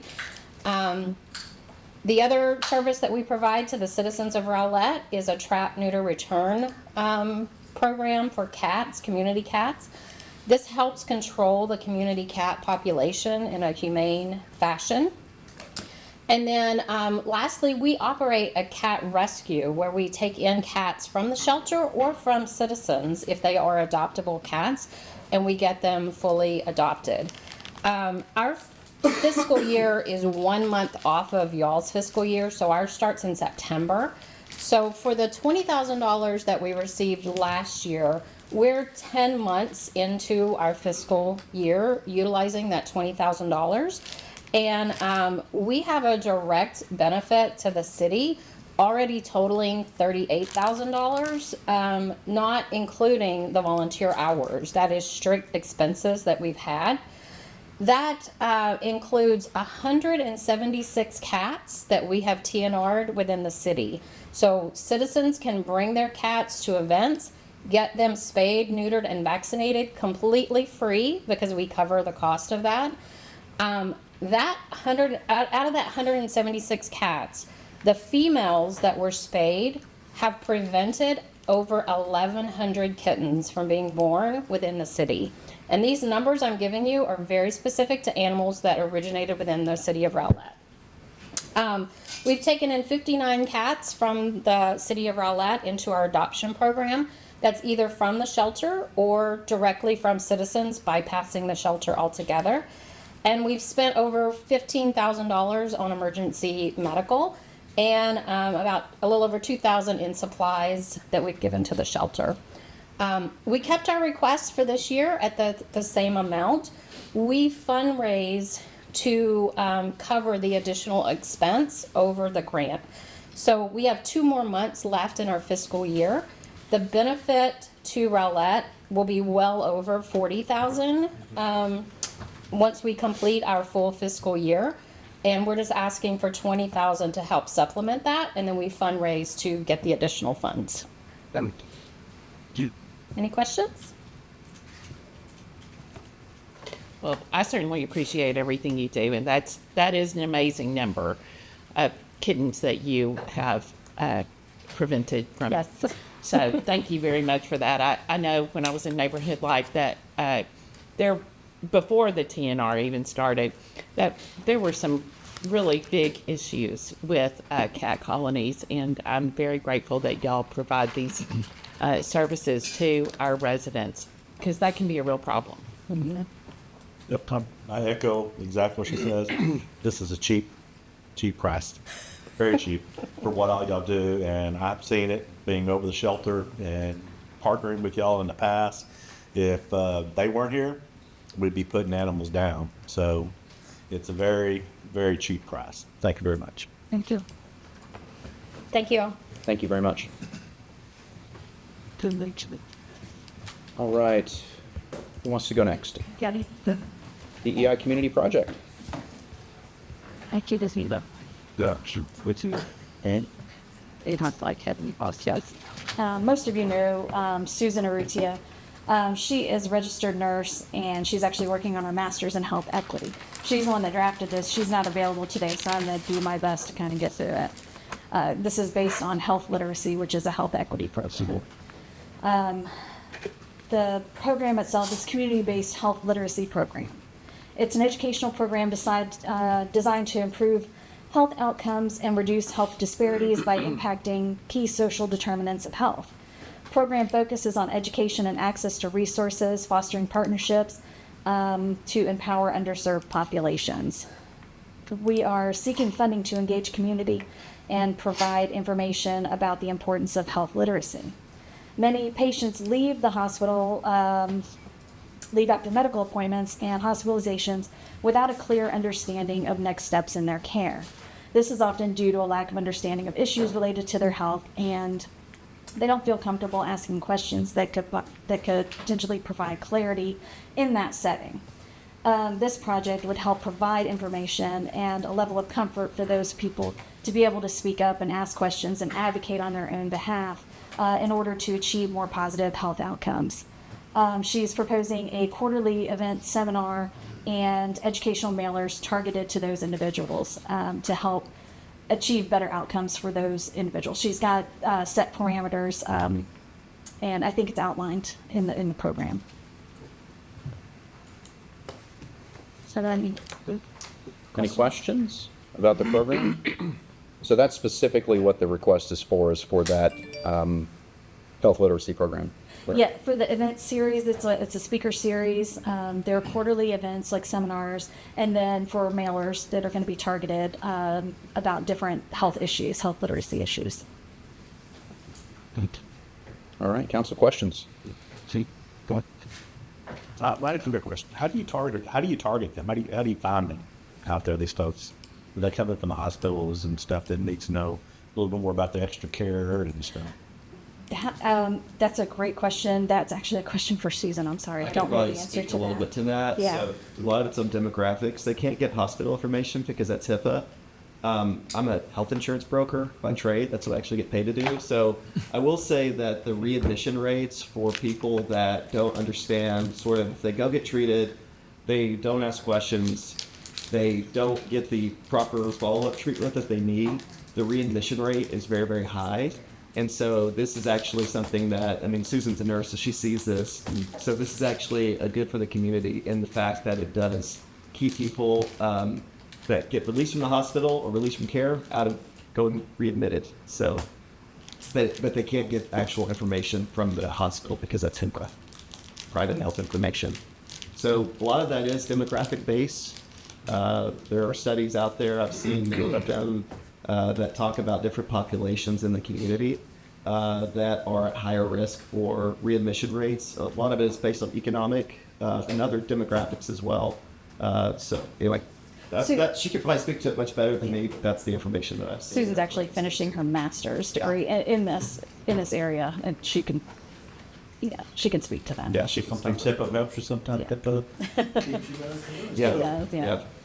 Well, and I would say I certainly I think this is a great program. As someone who has family members that have had recent hospitalizations and that kind of stuff, when you're in the hospital, you're kind of in panic mode. You don't always think about what the questions are, and just having the opportunity to have more information. When you're home, everything has calmed down, and you're like, oh, maybe I should have asked about this or about that. I think this is a great idea, because anytime that we can reduce rehospitalizations, that is a bonus for all of us. And there's many, many reasons why people don't advocate for themselves in the hospital during hospitalization, or even in the doctor's office, in the everyday doctor's office. So this is groundbreaking, something you're trying to start. This hadn't been happening, right? It happens in other places. It happens, the different hospital groups do this on a smaller scale, be it in other places. But we're trying to do that here in Rowlett. I don't think anybody does it here in Rowlett. Kelly, I'm not sure I exactly understand how it's being administered or what we're doing here. Is the 5,000 basically for the 4 informational meetings, and then you're available for people to contact you, or is there direct outreach to you? Or I'm a little unclear on exactly what it is that's being funded. There's 2 separate pieces to it. There's a mailer piece that there's going to be direct mailings with And that would be to the general population or to people coming from the It'll be hospital? targeted. It'll be targeted. It'll be targeted. And I believe half of the funds are targeted mailings. It's about half of it is for postage, and half of it is for the actual printing of the mailers. And so that's like $2,000. I think it's $4,000 overall that the request is for. And it's targeted mailings. The other $2,000 is for the quarterly speaker series. And it's actually very, very minimal cost. And how's the target? I mean, hospitals can't give you the name and address of people. Like I said, I would imagine it's demographically based. Based on age, based on, I just. Again, it's a question for Susan that I don't have the expertise to answer. Jonathan Susan has that sounds like he- expertise, yeah. Well, just to say Yeah, that- I would imagine it is. Again, I can't speak to them specifically, Yeah. but on the studies I've seen, the demographics can be split by economic, age, Yeah. race. I mean, all sorts of different ages, because every demographic has certain higher likelihoods of conditions or outcomes or whatever. Mhm. And so that's how the information, when you can't get the actual private health information, that's how they typically will break it down. How do they find them? How do you still find them? It's again, it's just based on if you are, a white male that's 65 plus, you're probably more prone to this. If you are, it just that's typically how they break it down. So it's sort of a big data. Now how they would break it down, I can't speak to, but that's just the information that I've seen. Okay. And is that a single mailer, or is that a rolling kind of a program? It would be rolling through the year. it would be like a series of several Okay. small mailers. Thanks. Yeah. Okay, any other questions? Thank you for the presentation. Appreciate that. Let's see. We have Harvest Yes, Harvest and. Family Life Insurance. Yeah, perfect. Oh, we have show and tells. Yes, there. Like, Well, I'm Aaron Blake, and Scratcho? Right? they allowed me to be called the CEO of Harvest Family Life, and I appreciate the title, but they tell me what to do. But we engage, equip, and empower local communities, namely through churches and nonprofits, Child Protective Services, CASA, and other groups to take care of the most vulnerable, and that's children and families. And so our main premise is prevention. In this program that we are doing here, a mentoring program, housing relief, food insecure areas, utility assistance, domestic violence, Thanksgiving celebration so families can have a unique experience with their own families, as well as mortgage relief and rent and clothing assistance. And we're going to add to this list what we call Holiday with Heroes, and get with the chief and fire. The other name we used to use is Shop with a Cop, to where a at-risk youth or a child that's in foster care, mainly kinship, where there's no subsidy coming to the family, get a chance to shop with a first responder, fire and police, and at Walmart or location with $100, and they get a chance to buy whatever they want for Christmas. So we're going to implement that as well. But what we found in many communities, that if we mobilize the community, engage, equip, and empower the local community to provide wraparound sustainable help for vulnerable children and families, that leads to a lot of areas of prevention down the road. So we believe in prevention, intervention, and then as those kids maybe transitioning into adulthood, out of foster care, out of the system, then the community already has a basis of support for them upstream to do a lot of the prevention for what we do. So we're grateful for the opportunity to possibly receive these funds, so that we're already here in a program called Care Portal. Care Portal is a technology platform that a caseworker, a school principal, or social worker, and any other group that vets the need well, can enter into a technology platform, and then that need goes out to all of the engaged partners in this county, in Rowlett, and they can click a button in real time and say, I'll take care of it. So it allows us to expand the resources that are in the community, but also not exhaust the resources that are already there by creating a wider base for it. So these funds will help administer that program, but also launch the Holiday with Heroes program as well? Is that two major components, or? It as well.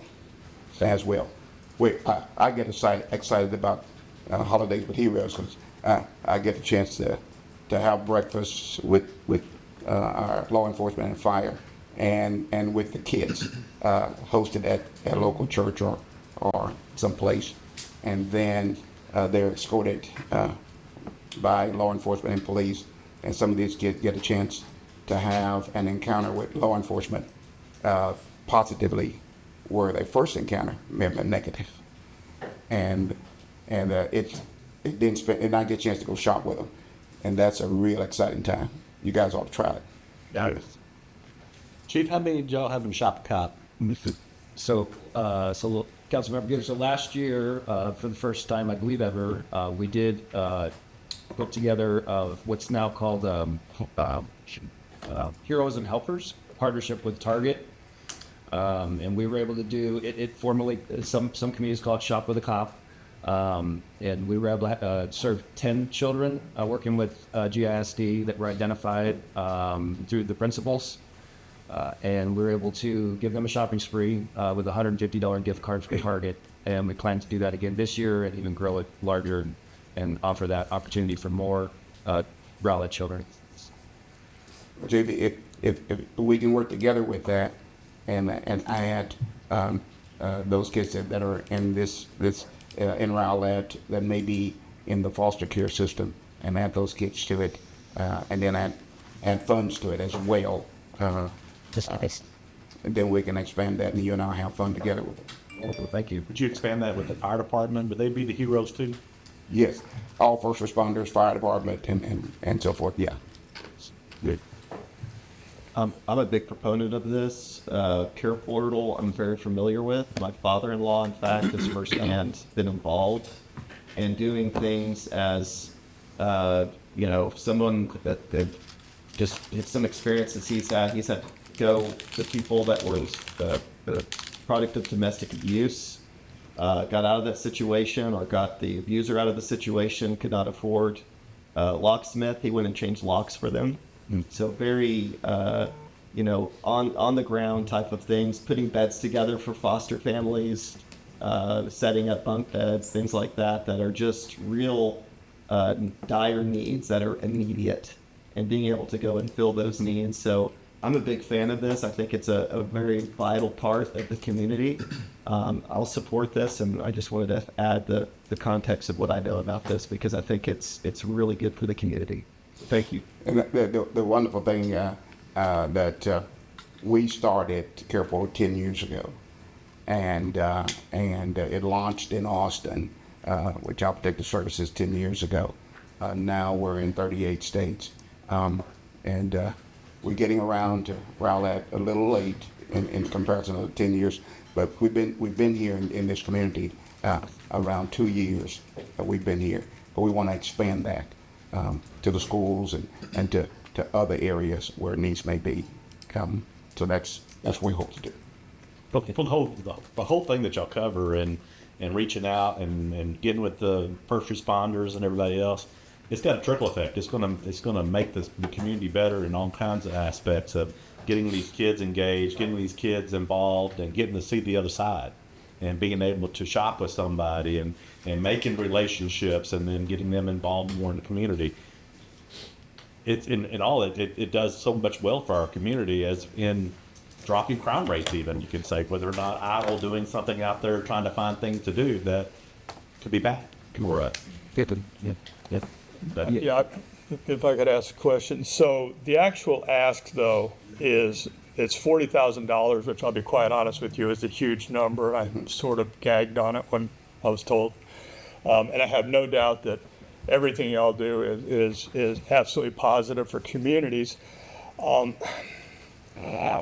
of my questions, Harvest Life Ministries, you're not a Rowlett-based organization. I believe you're based in Glen Heights. Is that correct? Yeah, that's where we're based. What we do when we go into communities, and we work through a local. But the funding goes to you. The funding goes to us designated for Rowlett. And matter of fact, we have a person that works for Harvest Family Life or works for Care Portal, which is what you're talking about, that lives in Rowlett. Is every faith-based organization within Rowlett have access to these funds? Yes, through the program that we do, yes, and the response that we have through Care Portal and the things that we have here is directly for Rowlett. Well, I mean, could you specifically call out Freedom Church? Yeah. If the First Methodist Church of Rowlett called you and wanted $10,000 for whatever, I mean, are they able to access funds? Yes, the services are directly to the children that they serve. And just say it is a church that's part of the system that we're doing, and they have kids that need to be served. They're served through this. It's not just one church. It just so happens that the person that's at Freedom Church works for Care Portal. And if I might add, maybe a little bit of clarity there, it's not so much that it's not allowable to churches. Churches have the choice to participate, right? Yes. They have to actively decide to participate that in order for those funds to be used through that church, right? Exactly. Okay. And how it works, in the request, it says of a Care Portal, it goes out for any church to click the button and say, we would take care of that need. And the church may not have the funds for it. Thank you. So the funds that we want the community, namely through churches, to be at the point of care for every need, for every child. So we want not only rental system be taken care of one time, we want that family to have the ability to have a wraparound support system that may be from whatever church. Well, I think the mission is awesome, and I think what you do is awesome. And this is just my philosophical point of view. I have an extremely hard time taking secular tax dollars and applying them towards ministries of any particular persuasion. I'm not sure that is. That's good. And I'm not questioning the work you do at all. I think it's a wonderful program. I philosophically have a problem with applying taxpayer dollars to faith-based ministry programs, just in general. I personally just don't think that that's an appropriate use of citizens' tax dollars. And quite honestly, I think $40,000 is a huge ask with not a lot of detail. It's something I don't believe that I will be able to support. Recognizing, your mission and everything else, but just from a pragmatic point of view, as somebody who's a stewardship of the Rowlett citizens' tax dollars, I'm just not sure that this is something that I can get. Yeah, and I totally agree with you. If we were sitting on the same side of a rowing boat, we'd be rowing in the same way, same direction. I don't think that taxpayers' dollars should be used for any religious basis.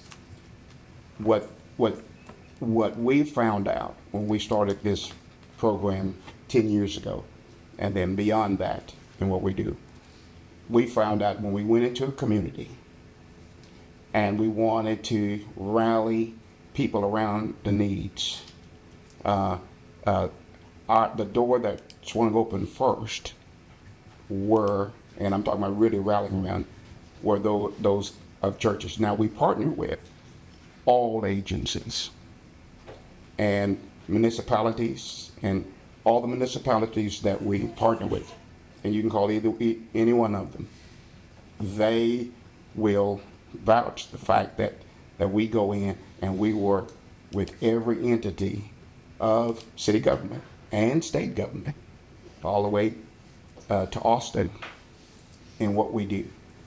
And here's what I really believe. I believe that mobilizing the community to take care of the most vulnerable, and the first ones that usually raise their hands in this area is local churches. So that's our entryway. But we broaden it to everybody. Yeah, Love to talk to you about and it. let me add, and I respect your point of view on that. I would think the same thing if a particular church, I'll just say First Baptist Rowlett, if they were wanting funds and they were applying those funds internally to the church for whatever reason, a program, whatever, I'd be against that. But I think what they're doing is they're serving as an affiliate. Yes. To be able to say, I'm going to take care of this need, and that money does not benefit the church. It is to use that faith-based organization to go out and touch the life of that kid or whatever. And so I would say $40,000 is a lot of money, but given the need, it's probably a drop in the bucket. No, I'll add one piece of data if I can, Mayor. Essentially did some research on this. The national poverty line percentage is 12.4%. In Rowlett, we're at 7.2. And half of that of Texas 13.7. So Rowlett, we're leading the way in helping this demographic of people below the poverty line in the holistic services. So thank you for doing these things also to you. How did you arrive at the number 40,000? I mean, that's a big ask. Where did that number come from? Well, we've been working in this community almost 2 years, and working and listening and talking to those in this community, and even went as far as hiring someone from this community to analyze and to give back to us where the needs are and what those. So it's based upon our reaching out in these areas that we have here and finding out where is the deficiencies, and then targeting that, and then getting input from the community and allowing someone in the community to actually be the one that's going to drive it. You mentioned that you were open to working with all faith-based organizations, but if I understood you correctly, it was up to them to contact you. If this were to get passed, my expectation would be that you would outreach to every faith-based community within this city and let them know that this program exists and they have access to it. You see what I'm saying? Yes. What I would prefer not to see is it goes from you to one particular organization. They're going to administer, and I don't believe that's a correct way to do it. Yeah, and you're exactly right. If we did it that way, our expansion would be zero. Now, I don't know your uncle or Father-in-law. Father-in-law. Now, I don't know his father-in-law, but his father-in-law evidently at some point or another has been engaged.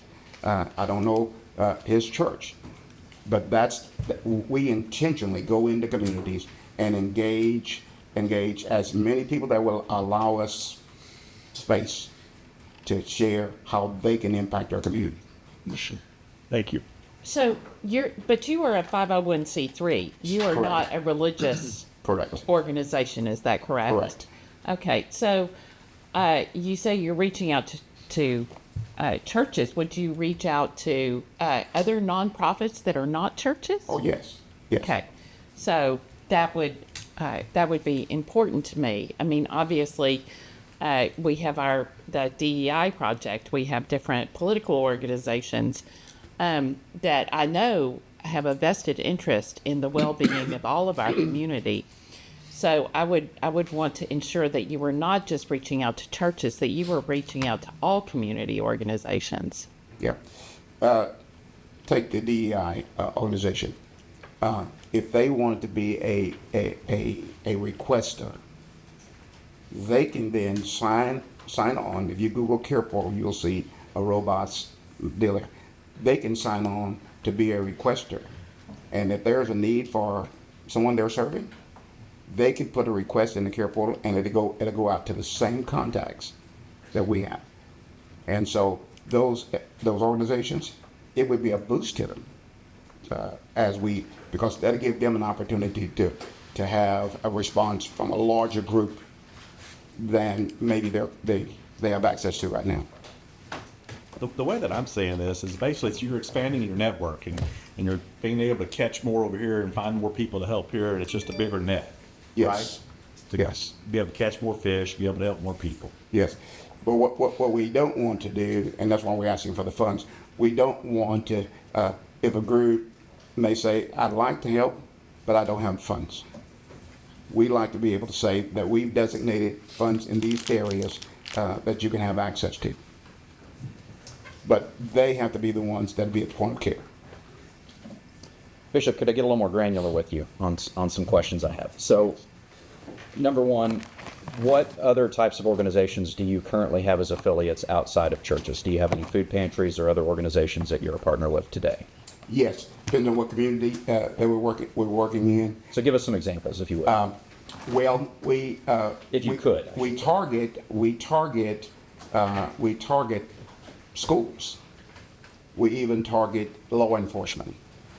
Say, for example, if an officer goes out on a domestic violence situation, and they get back and they said, the kids are there, there's no food, no this, no that, and they would have liked to be able to do so. Well, they're officers, they gotta be right on back to doing what they do. They have a chance to be able to either call or someone, the chaplain within that could put a request in to the care portal, so the response can be there for that family. So what departments are you partnered with today? Glen Heights? Glen Heights, we're in Glen Heights, Dallas, all the Ellis County, Dallas County. We're in Taylor County, Travis County, down to Houston. So we're covering the metroplex. Do you guys single-handedly administer the care portal? No. It's a bigger organization than, and you're just a part of it. Yeah, we started it 10 years ago. I'm currently turning on my laptop, so I definitely couldn't build that technology piece to it. Out of Kansas City, the Global Warming Project built the technology platform. We launched it in Austin 10 years ago. Now it's in 38 states, including Canada. So it is, and we reach out for any trusted vet that can vet the need agency to be a requester. And businesses can be a responder. Business can say, well, I can help mobilize that particular group to be able to do that. Cities can be a part of that group as well. And then second question is your financial budget for fiscal year 25 shows revenues of around 454. So your request here is almost 10% of that budget. Where is most of that revenue coming from? Is that from similar grants from cities, or is it individual contributors, or is it churches? Where is most of that funding derived? Cities, state, donors, grants, fundraising. We literally beg, borrow.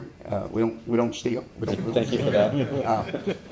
But wherever we can get funding, because we know here in Rowlett, and I know 40,000 is a lot of money for a city, but we know that Rowlett and the surrounding areas, the needs are going to be far greater than 40,000. And then just looking again at your budget, you have a payroll expense budgeted at just over 300,000. So roughly 65% of your budget, I would say, is payroll expense. So how do you get all the programming delivered with that level of a payroll commitment?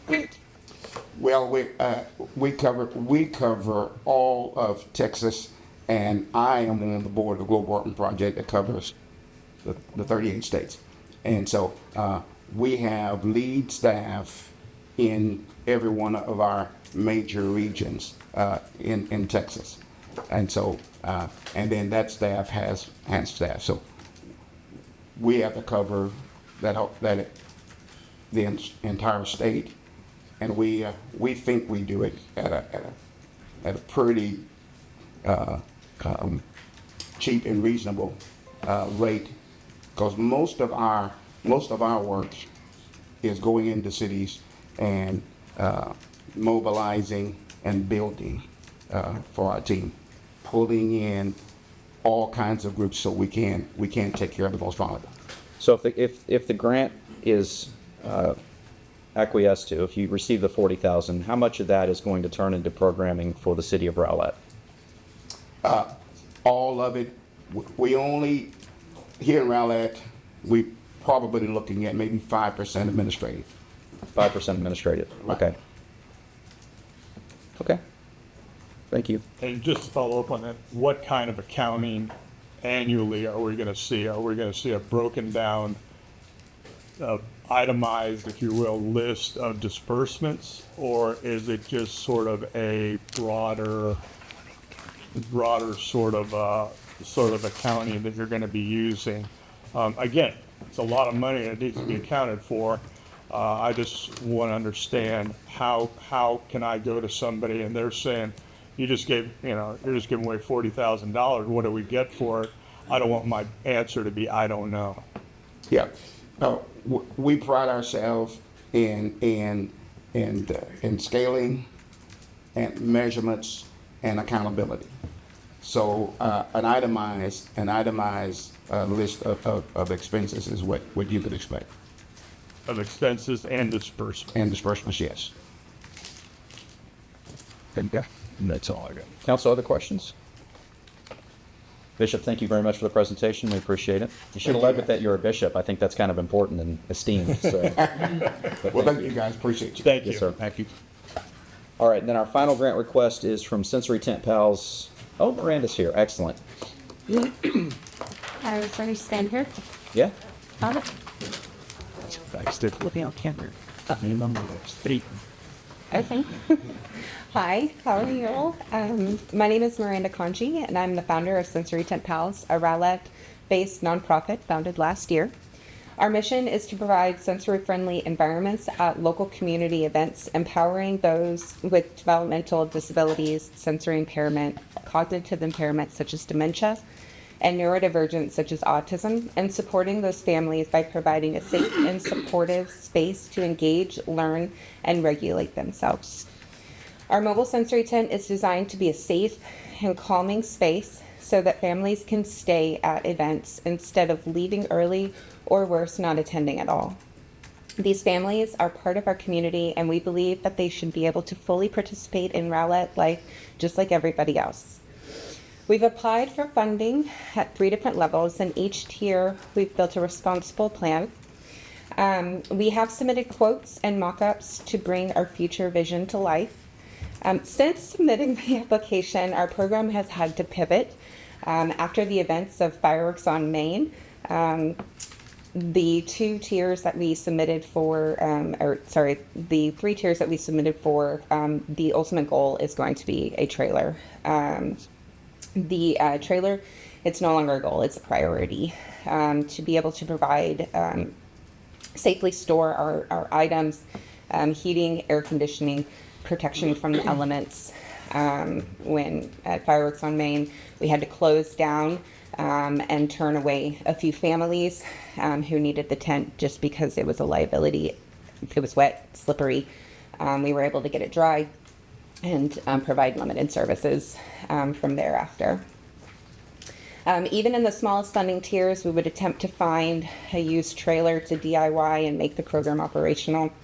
And if we cannot achieve that, then it'll allow us to expand our current setup with those resources. Our goal is to attend every Rowlett event we're available for. We plan to work with the city at the beginning of the year for their event planning. So farmers markets, every major event.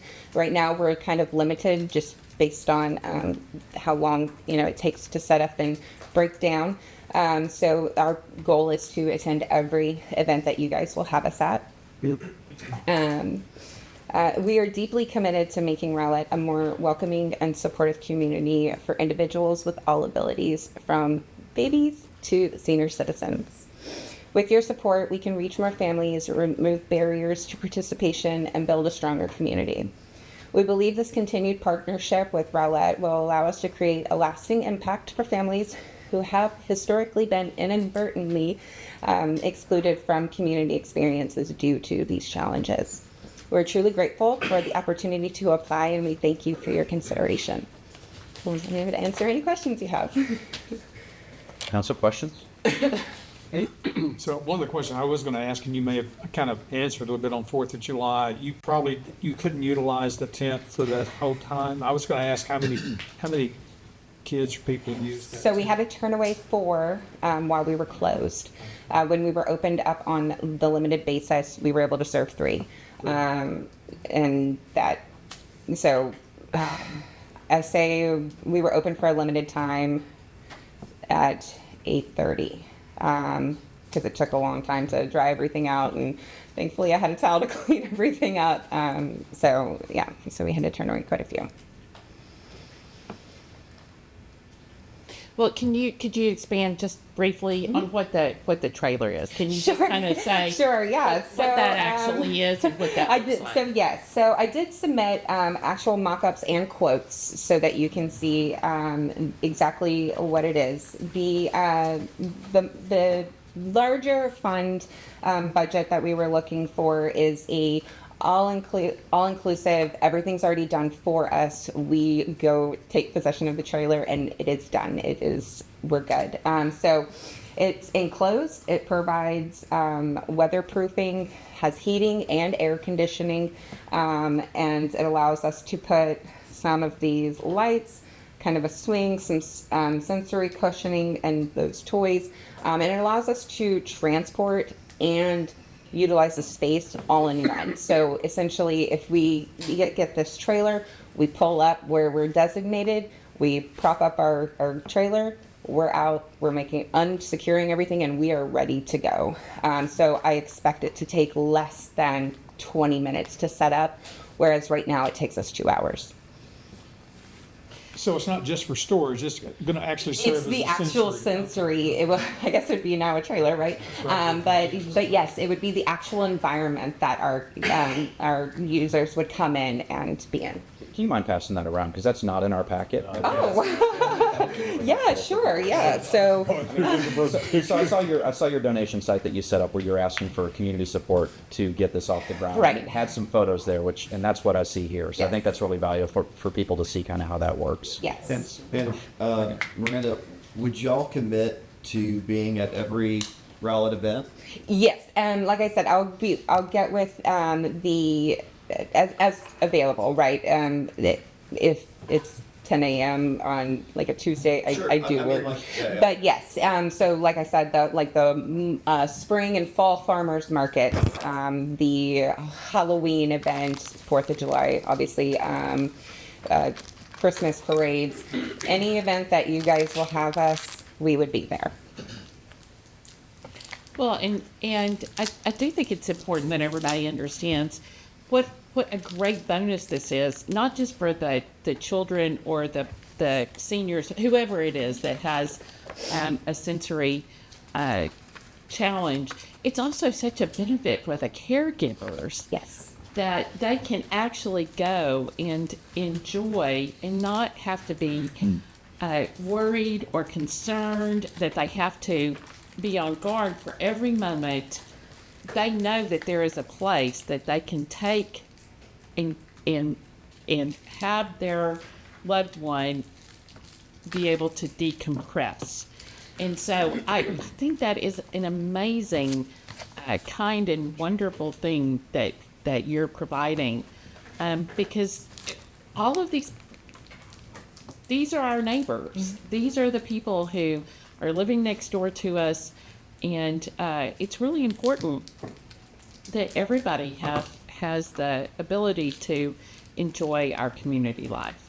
And I do want to, off of that, we are constantly on scan at all events, trying to identify any crises that may be heading our way.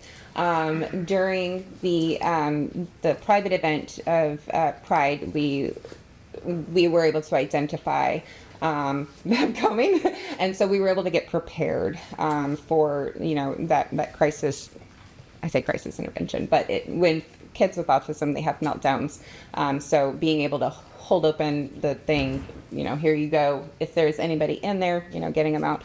So yeah, that is part of our policy, just to make sure that we're kind of scanning, so that not only we use the tent or trailer for prevention, also awarding for our kiddos with autism, but also for those crisis times where parents would typically throw their kid over their shoulder. And I only say this because I have one myself.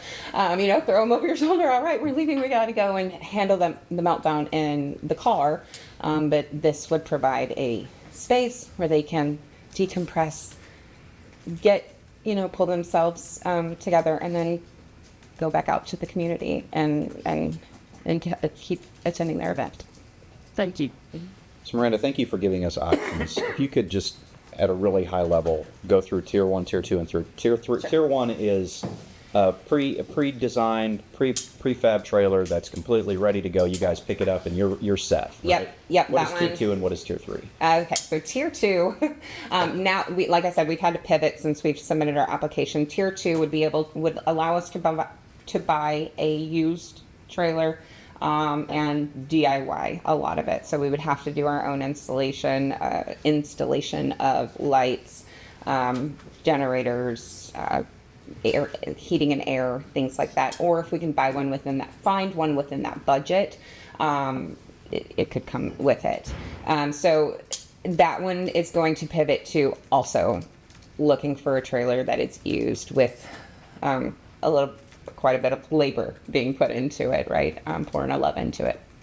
The $8,000 one, like I stated in my speech, right now, I have looked for some used trailers to see if that could be, within that. It would take a lot of work, likely over that $8,000 to make it come to fruition.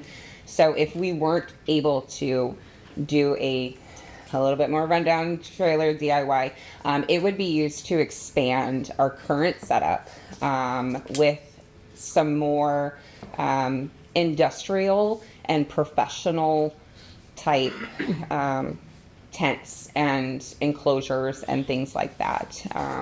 There's certain shelters that are created for contractors and fire and stuff like that we can purchase, but they are costly, much more than what Amazon is available. So thank you. Appreciate the context there. What do you think, if you had a crystal ball, if you had the all-in trailer, so to speak, now you're looking at maintenance, upkeep, insurance for that equipment, what would be a perceived grant request for next year if you were to, because this is a one-time thing, we'll get this and then you're kind of set, right? Yep, this is a one-time thing. The partnership that we would love to develop with the City of Rowlett is to be able to request smaller amounts going forward, to be able to provide those services at every event, to be able to maintain the trailer storage and insurance as it is applicable to what we are allowed to use the funds for. So, like you said, maintenance and sustainability of the trailer. Okay. And I appreciate that you have already kind of undertaken this as a nonprofit to be at all the city events and do what you've done without any sort of funding from the city up to this point. I think that already shows an investment on your part, so I do appreciate that. Council, any other questions for Ms. Kanji? Okay, all right, perfect. All right, let's take about 5 to 10 minutes, take a brief break. Council, I think you all received an email from a member of the public as well that I think would be good to read on that break, and then use the facilities, grab a drink of water, your third coffee, and we'll be back here at about 10:55. Are you done with your breath? Yeah. All right, Council, let's go ahead and reconvene. It is 11:04 a.m. We had a brief break there. Before we move on to the water and sewer information and the introduction that you're about to do, I do want to ask one quick question about the grant program, which was with regard to salaries being included in the grant funding. Is there any policy that we have currently in place that would prohibit salaries being a piece of the grant? Okay. Okay, perfect. All right, Council, with that in mind, any questions about that really quickly? Just I know salaries were a piece of kind of what we discussed, so. Okay, seeing none, let's go on. Mr. Hall, okay. We're on our item F, utility rate study. Thank you, Mayor. So I'm going to introduce this because this is a little bit different than what you've seen in the past when you talk about the water sewer rates. In part that is because it's a new circumstance. And staff has reacted rather quickly to new information. As you know, we're preparing to issue some water revenue bonds.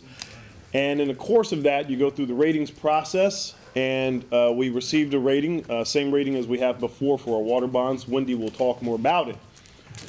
But the reason you're having this conversation is because the council has made decisions in the past that are now bringing us to a point where we stand to perhaps risk our rating.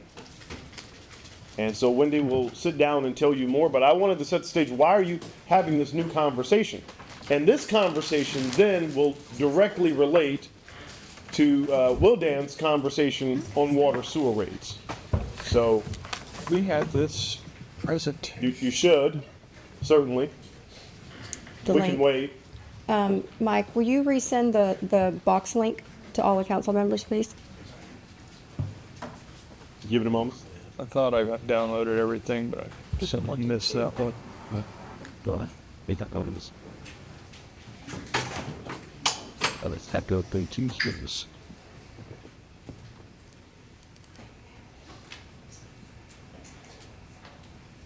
See. That's book. That's it. This first part of the presentation that I will be doing in your folder, it has the name All In Debt Service Slides. Yeah, so some of this is in the information we were sent was in a box, and the information you just sent me, I think, is a... That box has it. Is it a box or is it a OneDrive? I think it's a OneDrive link, Yeah. which is different. That's pardon? It's the city council. Yes. Focus. Down. Do you see it? I have it. In but there? I don't Okay. think anybody else You, does. you can go ahead and start. Forward to you all. Thank you. Okay. And the presentation is called All In That's the one that comes. Debt Service. Well, I got that one. This isn't me. Trying to hesitate. Go ahead, Wendy. Okay. So I want to start off with maybe some of the viewers or some people that are here with us that really aren't that familiar with water and sewer bonds and the rating and the purpose of the rating. Just so it makes this, because it's a little complicated, it makes this presentation a little bit more clear if I can back up a little bit. We issue water and sewer bonds every year, and the purpose of that is to expand and improve our existing water and sewer infrastructure, and also to replace our aging infrastructure, hopefully, before it fails. And bond ratings occur about a month before you issue the debt. To municipalities, a bond rating is equivalent to your personal life, your score, your credit rating score. When you go out and buy a car, or you buy a house, that rating that they give you, that's what a bond rating is to a municipal government. So the higher our bond rating score, the less in extra costs, or the costs we're going to save, less in interest we're going to pay in repaying that debt. So currently, the City of Rowlett is rated a AA negative for water and sewer revenue bonds by both of our agencies, and we use Standard & Poor's, which we all call S&P, and we also use Moody's. One of the metrics that they use in their scorecard is a debt coverage metric, and it's used in their methodologies to measure the ability to cover all of the debt-related payments using cash flow by the city. S&P uses a slightly different calculation, in their scorecard, and it's called All-In Debt Service Coverage Ratio. And the main difference in their calculation, or all-in debt service calculation, is because they consider North Texas, the annual minimum for North Texas Municipal Water District for the supply of water to be considered long-term debt, just like our revenue bonds. So it's in the denominator of the calculation that they use, whereas cities don't consider that long-term debt. It's an operating expense. So they calculate it in a way that we don't run our city, but they're the rating agency. That's their scorecard methodology, and they do what they feel like they need to do to score to determine what rating they want to give you. The most recent bond rating call for this issuance that we are going to have, that council's going to take, that staff's going to take a parameter ordinance to you on Tuesday night. The bond rating calls for that issuance was on June 25th. And S&P, during that call, S&P had questioned us about our debt service coverage ratio, just mentioning that it had been dropping, had dropped in fiscal year 24, and they had seen it had dropped the year before. And, you know, we're used to looking at our debt service coverage ratio as what's in our bond covenants, and there's no alarm there. So we were kind of curious what exactly they were looking at.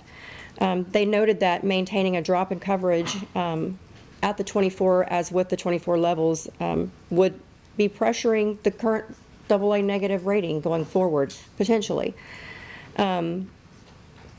What we have found is that the absorption of the North Texas Municipal Water rate increases by the city has reduced this all-in debt service coverage rate, because the more that the costs go up with North Texas, that's a higher number in our denominator in that calculation.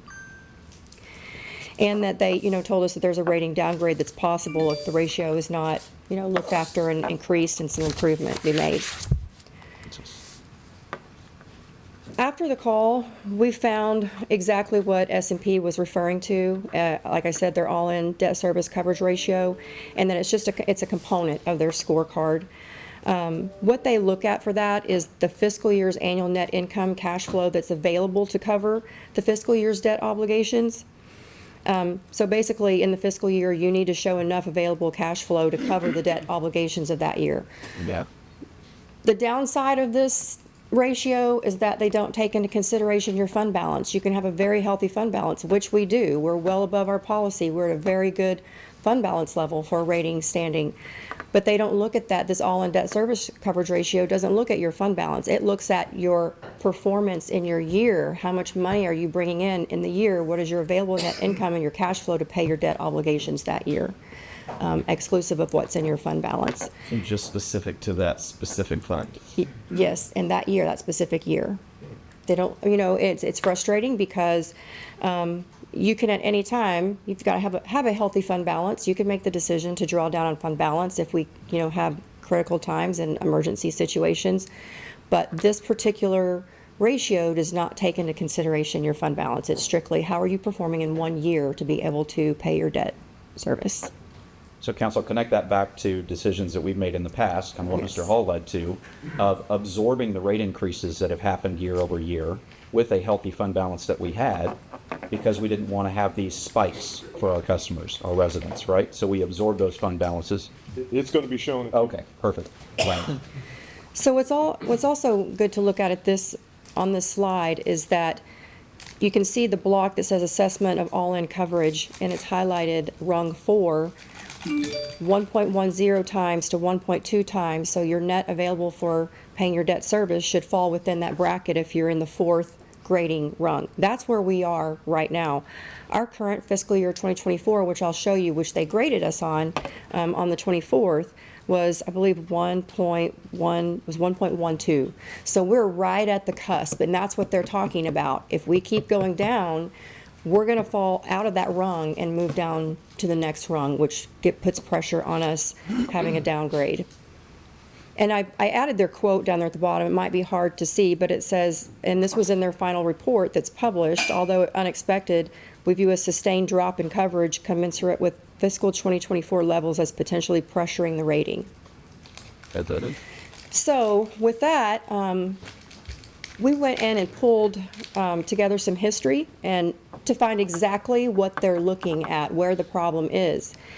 And you can see from fiscal, if you look at just at total operating revenues and total operating expenses. So number one, fiscal year 2017 through fiscal year 2022, you can see that our revenues were outpacing our expenses in all of those years. But we start to get into 23, 24, and what we adopted for 2025, our expenses are starting to vastly outgrow the revenues that we're adopting. And that's just been because of the rate subsidy, and we'll look into that slide a little bit further. So that's one part that they're looking at. They made a comment, you know, expenses are growing at a pace that's faster than your revenues. We clearly put that on chart. Yes, it's there. We can see it. The second thing that they're looking at is the first blue highlighted line. That's their all-in debt service coverage ratio, where they count North Texas Municipal Water District as part of your debt. Absolutely. And remember, the rung that we're in starts at 1.10 and goes up to 1.2. We've been really healthy for several years, 2019 all the way through 2023 actual, but then started dropping kind of drastically. And what they saw in 2024 there, as I mentioned earlier, the 1.12 puts us right at the cusp of dropping down to the next rung. The 2025 estimate does have us dropping down into the next rung, but we feel fairly confident that if council turns the ship around and does, a certain, one of the good scenarios that can turn this around, and I put scenario 3 in this particular table, which David's going to give, Dan is going to give more information on when he does his presentation. I put that in here just to give like a visual of if you were to choose scenario 3, it would bump us back up to 1.14, that when we talk to the rating agencies next year, we can say, yes, but look, let me show you what our council decided for fiscal year 26 and what the standing is on this. We're turning it around. We realize this issue that you've seen, and look at the difference. Our revenues are now outpacing our expenses, and we've brought our adopted for our debt service coverage ratio to come up above, moving in the upward trajectory. Before you move off of this slide, Wendy, I want you to also address the fact that while it's projected at a 1.09, there certainly is an opportunity for us to end up at about 1.0, right. 1.10 or 1.11, maybe even as high as 1.12. That's going to be an issue if you want to speak to of other factors coming into play. Water revenues have increased. You'll hear Dan talk about that as well, based on some of the things that we've done operationally, such as enhanced cutoffs, meter replacement. We need a few other things to happen, but I want to address that. It's possible we could end 25 in a slightly better position. Yes, this 2025 estimate is based off of what council adopted. If we have better water sales, we're going into our heavy water sales periods over the heat of the summer. If our water sales is higher than what was forecasted, that absolutely is going to help this. So there is definitely, a chance that we're not going to drop down to 1.09. This is kind of a worst case scenario. It's a realistic scenario. But there is definitely a possibility that our revenues could be more than forecasted, and we can still stay within that rung right at the edge for fiscal year 25. Wendy, quick question, and this may be a dumb question, but on this chart, can you help me understand the numerator and the denominator that makes up that first blue line at the bottom? The numerator is taking the cash flow available for debt obligations, which is the difference of revenues minus expenses, is the net available, and then that divided by the total of the debt obligations.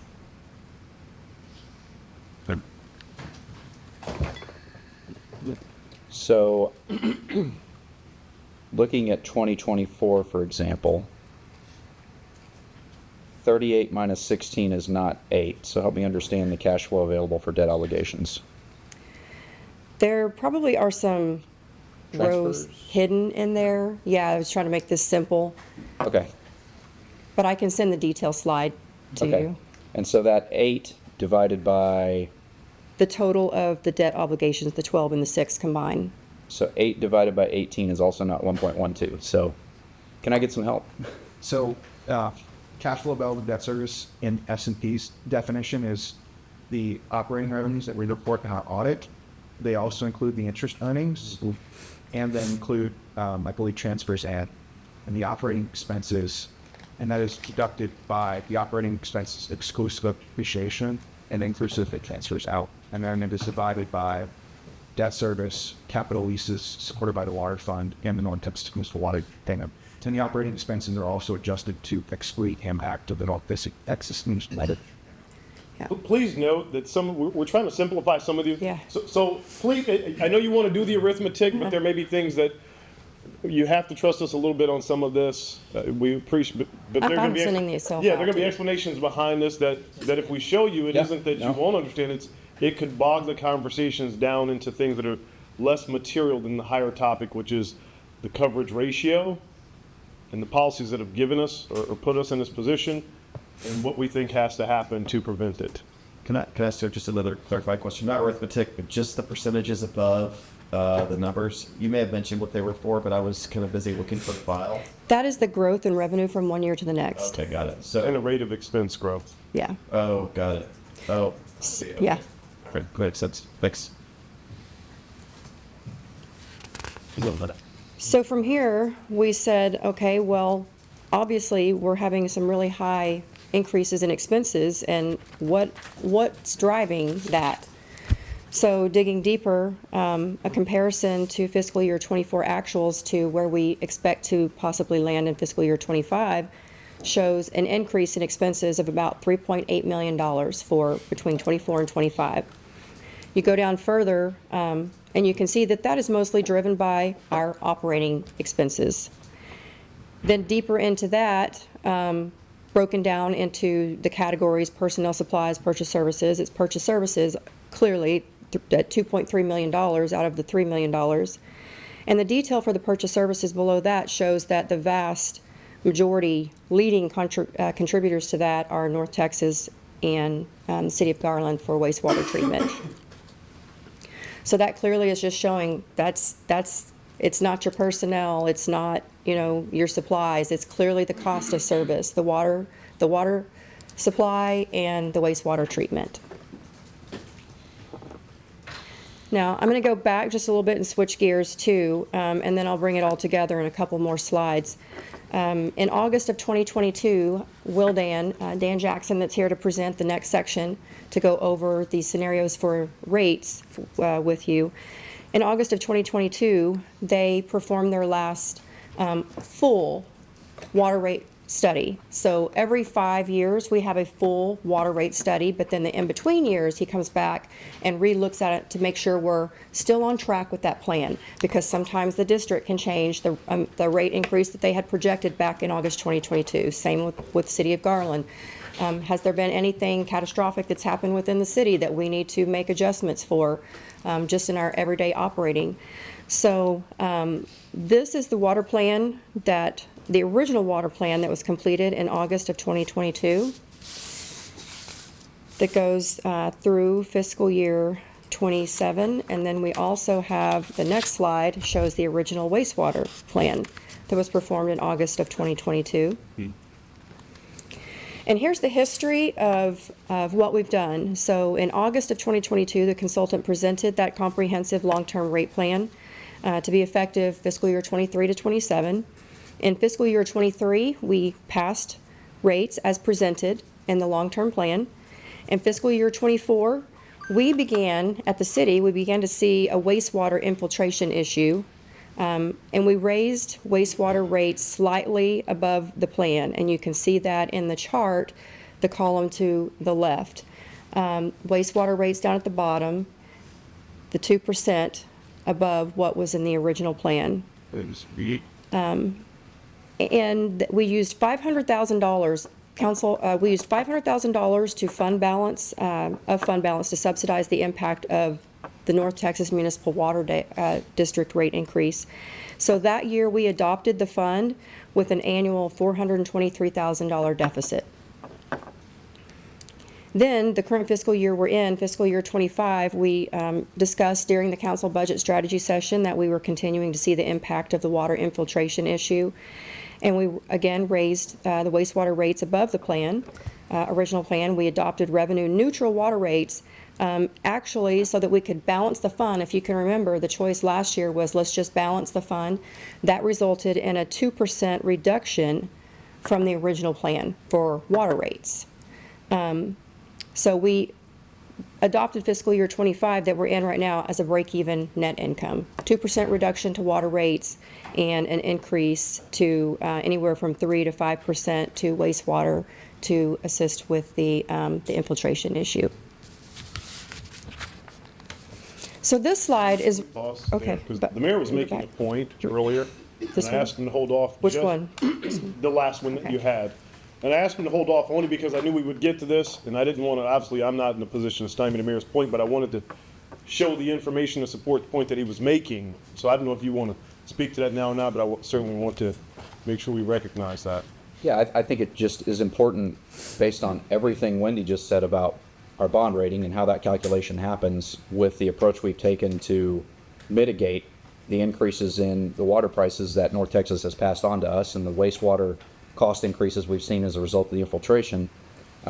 We've worked to mitigate that over the past few years, and apparently not knowing that the impact that would apparently have on our bond rating over time. And so now we're in a position where there's a real potential for us to be damaged in the longer term if our bond rating gets downgraded, knowing that we have bonds that we need to issue to cover some immediate expenses that we have, capital expenses that we have. So, nobody wants to say, yes, we're going to increase water rates, but at the end of the day, we've mitigated the rates, I think, about as much as we can for a couple years, and we're probably in a position now where we're going to have to be a little bit more, we're going to have to think about the big picture here, which is not what are the rates this year, but what are the rates commensurate with our bond rating over the next 5 to 10 years if we don't take some action. Chair, go on. Yeah, please, go on. Okay. If So, there's questions, now would be a great time for questions since we kind of paused. I understand. This may be too broad of a question. Increasing the water rates, or if we don't increase the water rates and we get to a lower bond rating when we issue debt, that overall cost is going to come back in a much higher tax rate to citizens, correct? In terms of overall expense that they have. Wouldn't say tax rate in this case, but water rate. Water rate. Okay. So it's You're gonna pay more flow for through either way. For your credit. So either way, there's going to be an increase. It's potentially better, if I'm hearing this right. From our perspective, absolutely. Okay. Potentially better to pay now versus paying a lot later. Gotcha. But you make that decision. Yeah, I understand. I'm just trying to get context because, to your point, balancing long term, you don't want to rob today still for today's benefit for the long term cost that it's going to pay, that citizens will have down the road. And I guess that's my main question is, long term, if we were to raise water rates now, that will protect us from having a major increase of paying a lot more 5-10 years from now. Well, it should, right? I mean, I don't want to. I understand we don't have a crystal ball. And I was going to say, I don't want to make it sound like the sky is falling, right? This is business. This is a business factor. Right? I don't think any of us, even Smart Mike, have yet calculated what that impact would be, right? I understood. But it is a philosophical and maybe a policy question that at what point do you stop subsidizing the impact of the service rate increases, which we have, now to the point of maybe our detriment, and start to maybe potentially increase those rates to avoid further long-term pain when you have a reduced credit rating and are paying more in interest costs for your debt. To me, it's almost like buying down points on your mortgage when you buy a home. I mean, if I were to equate it in some way, that would be it. You're paying money up front to reduce the long-term impact of interest, and you get all of that. So I'm not telling you anything you don't know, but that to me is the decision point that we're faced with. We can make a decision now to not be as generous with our rate absorption as we have been. And if we look at the rates that we're about to look at, I think we'll see that North Texas is not doing us any favors by itself, and neither is the increases we're seeing from Garland due to the infiltration and other things. But that potential, the maintenance factor is not going away. So those long-term capital costs, I mean, that's staring us right in the face right now with the sewer line break, right? So there are those long-term costs that we're going to face, as well as expansion and enhancement of the system, replacement of different components, pipes, as well as above-ground features, that it's not going away anytime soon. So if we put ourselves in a position where we potentially get downgraded on our bond, those costs are still going to be there, and now we're just paying more for them. Right. And I don't want to love the city manager and go, I don't want to do them any favors. Our I&I issue is a volume question separate and apart from their rate. And we've absorbed the rate. Yes, ma'am. I'm sorry. Just for the benefit of other people who are watching this, can you please explain one more time? I know you've explained it in every meeting, but I'm going to ask you to do it again. What is I&I, and how does that impact our rate? Glad to, and thank you. Infiltration, inflow. Every system has it, where pipes shift, manhole covers get old and start to leak. Somebody left one off you didn't know. Someone's home has a drainage cap somewhere, and maybe that drainage is leaking into your system. There's just a million ways that your wastewater system has the infiltration, that I in there. And that adds volumetric costs to your system. rainwater, right? I mean, basically, you're starting to pay now for their system to treat rainwater and drainage runoff, and it gets expensive. And as we know, our infiltration has increased significantly. We're working through a plan. I don't want to hijack this one too much. We're working through a plan that we should be soon ready to present on a team to begin to mitigate that. But hopefully I've answered that question. How does it impact? I mean, you increase the volume more than what you're actually running through your system, right? You're not using that water through the district, the water district. It's out, now you're just paying to treat rainwater.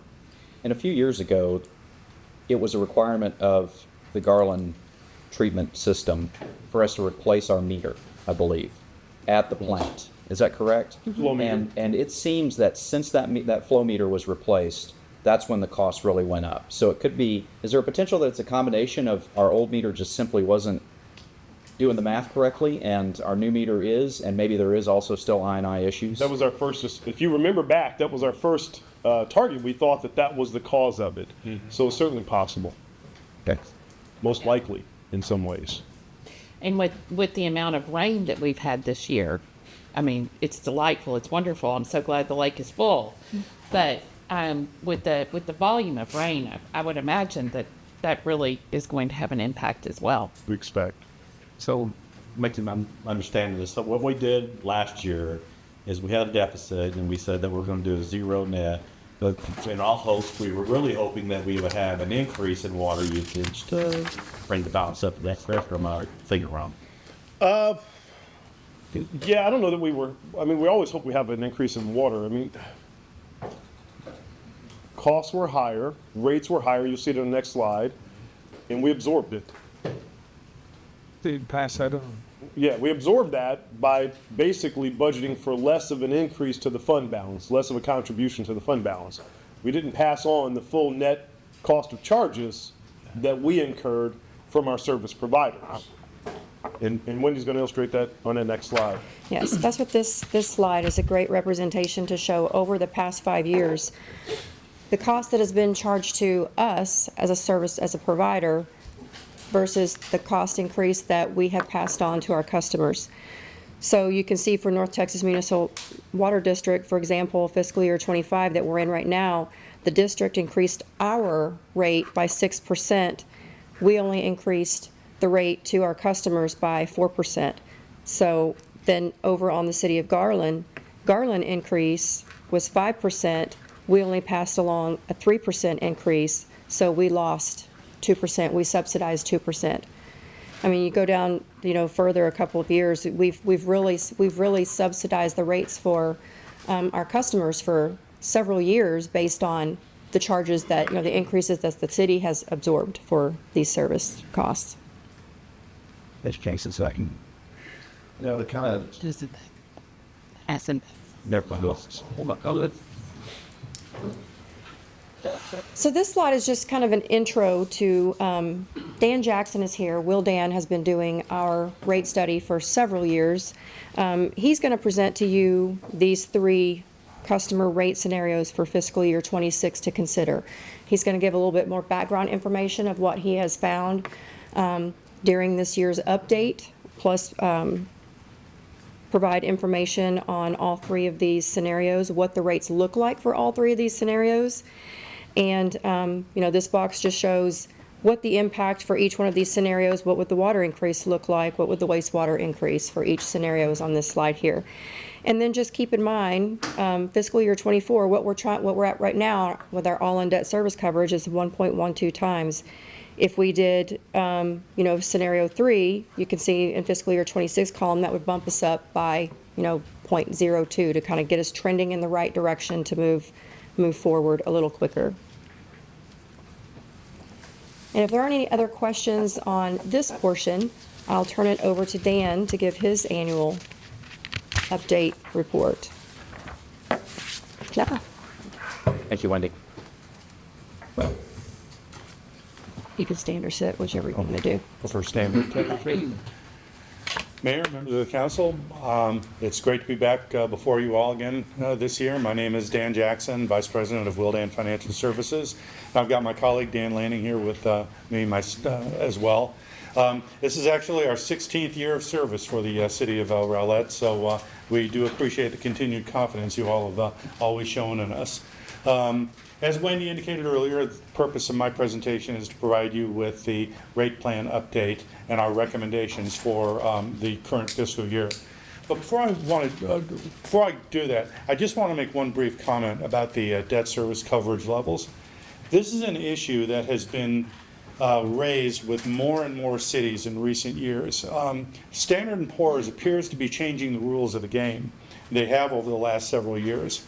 It used to be, for the longest period of time, when you calculated debt service coverage, you included operating expenses, but only those expenses that were considered to be non-discretionary. In other words, the expenses that you had to pay.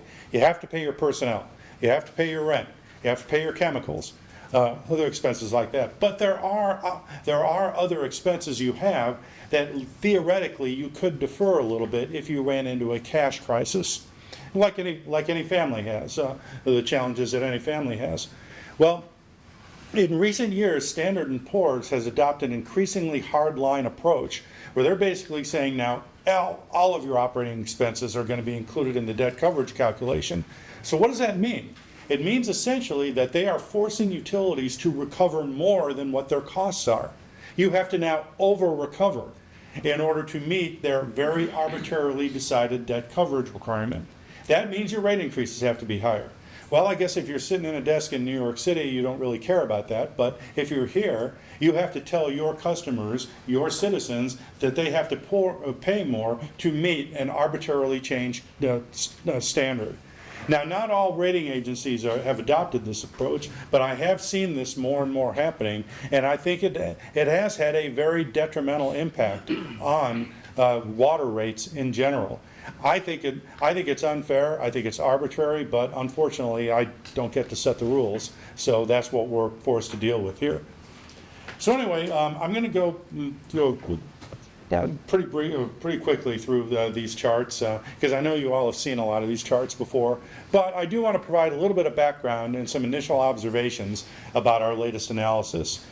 As Wendy indicated, we do this every year, and I think that's very important, particularly for high-growth cities like Rowlett. Because, look, circumstances change over a period of time, and a well-run city has to quickly adapt to those changes in order to ensure that your system continues to be operational at a maximum level. And so you have those challenges that you're facing right now. However, that being said, a lot of what the predictions have been in the past have pretty much borne out. You know, the account growth forecasts have been very consistent with what we have looked at in the past. Water consumption is actually a little bit up. As was indicated earlier, you have made some very positive strides in your operational improvements. For example, getting rid of some of these zero meters. That means now that people are actually paying for the water that's flowing through those meters, improving operational efficiency, having more late payment penalties to encourage people to pay their bills on time. That is all beneficial. That benefits everybody. And that means water rate increases don't have to be as high as they otherwise would be.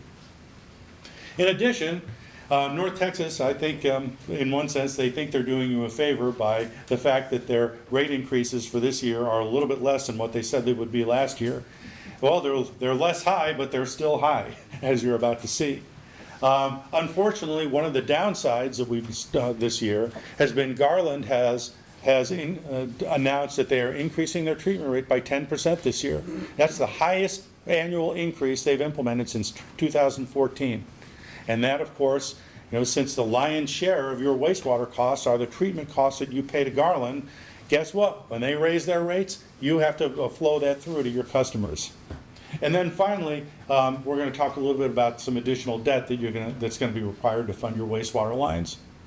But a very important framing reference of any rate analysis is to understand the obligation that you are asking your ratepayers.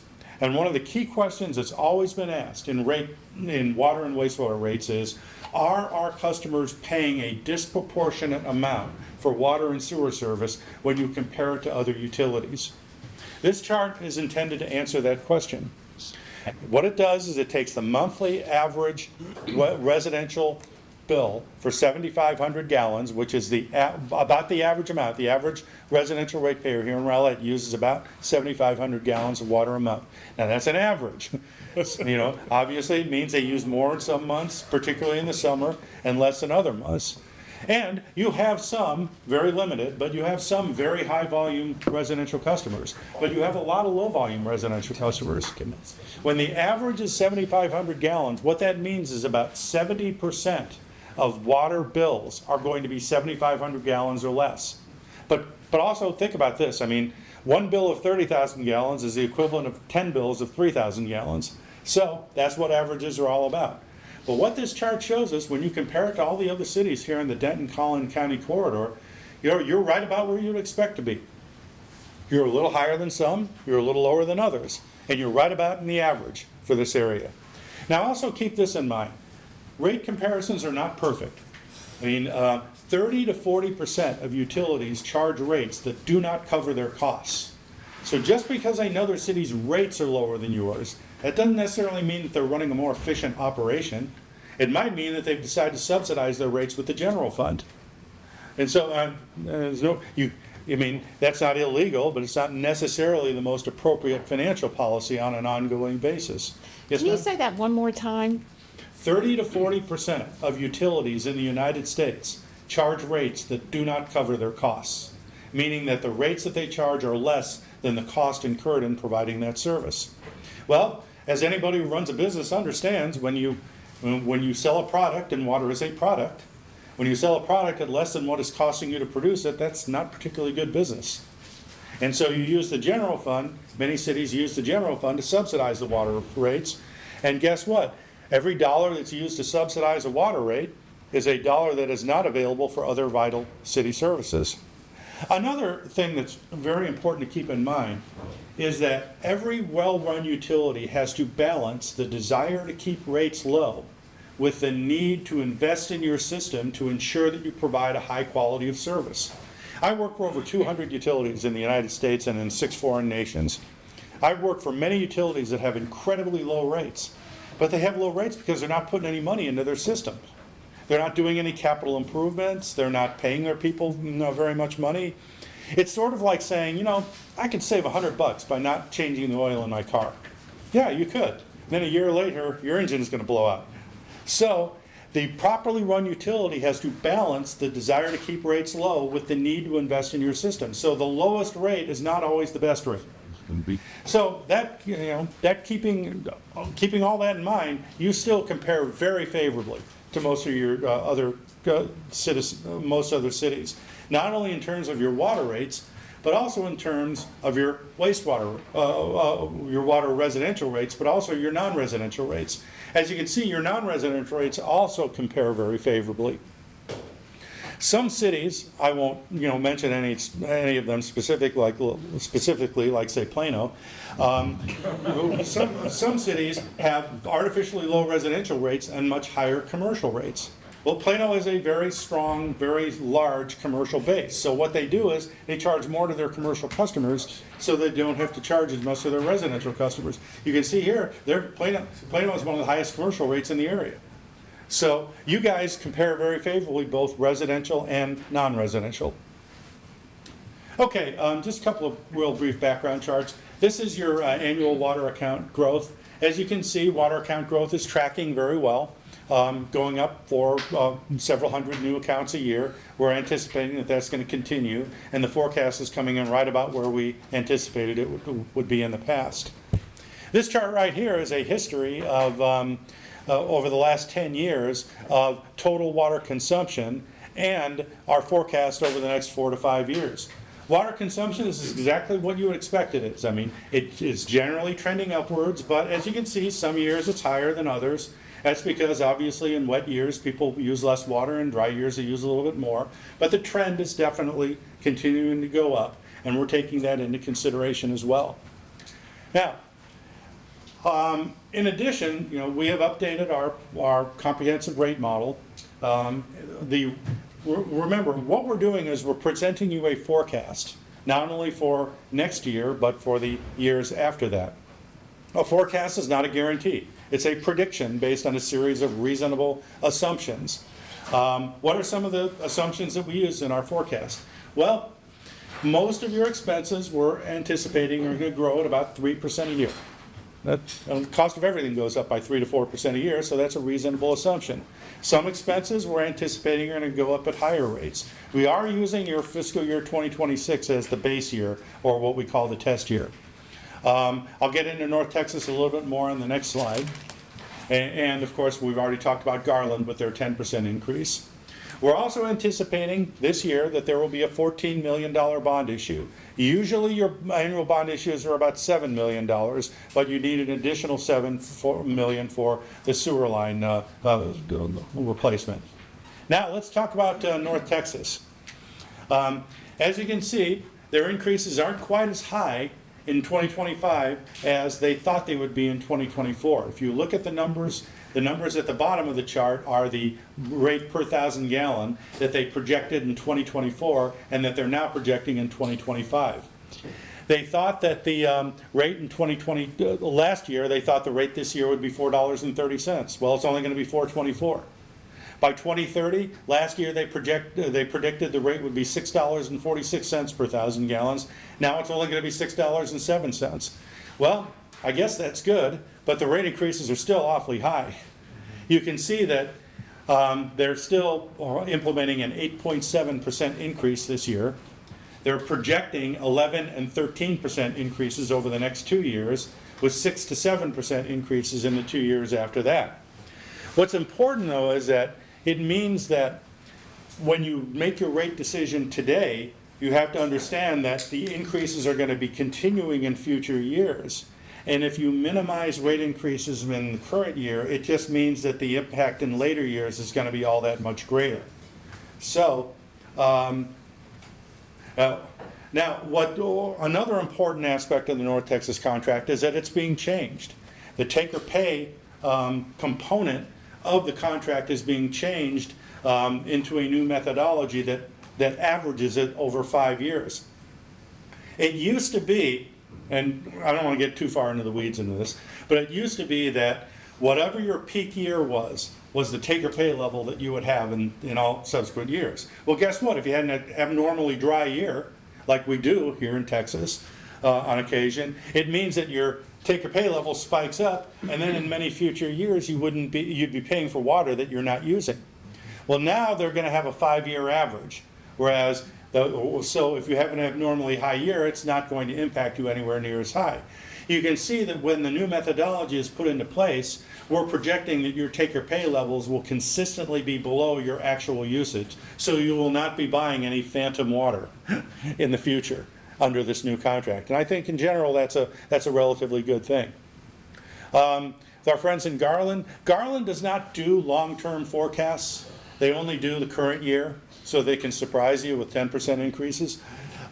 So we're projecting, though, that they're going to continue to increase by about 5% a year because that's what they generally do. That's been their average. Okay, now, the other thing that I wanted to talk about real briefly is the debt.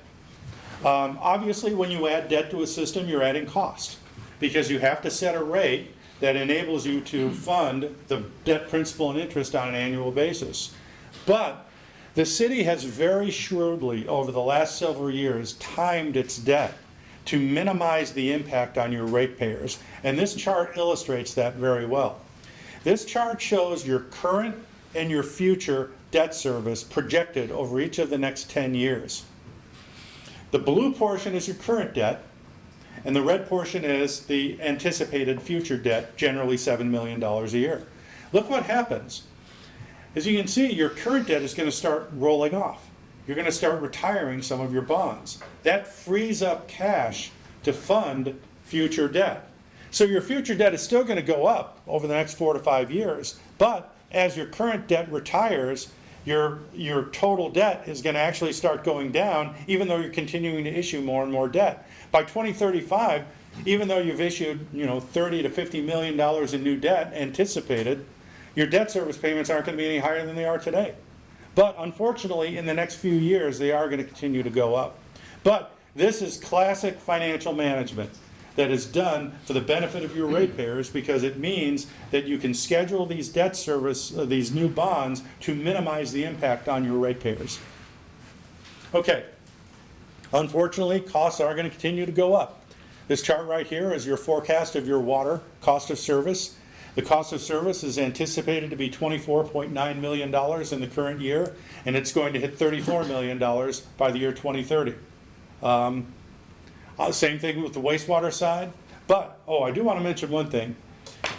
As you can see, over the next 5 years, your cost of service is expected to go up by $10 million, from $24 million to $34 million. Almost $7 million of that is North Texas. You see North Texas is $13 million today. They're going to hit almost $20 million by 2030. So when they do these double-digit rate increases, that impacts everybody. Same thing is true on wastewater.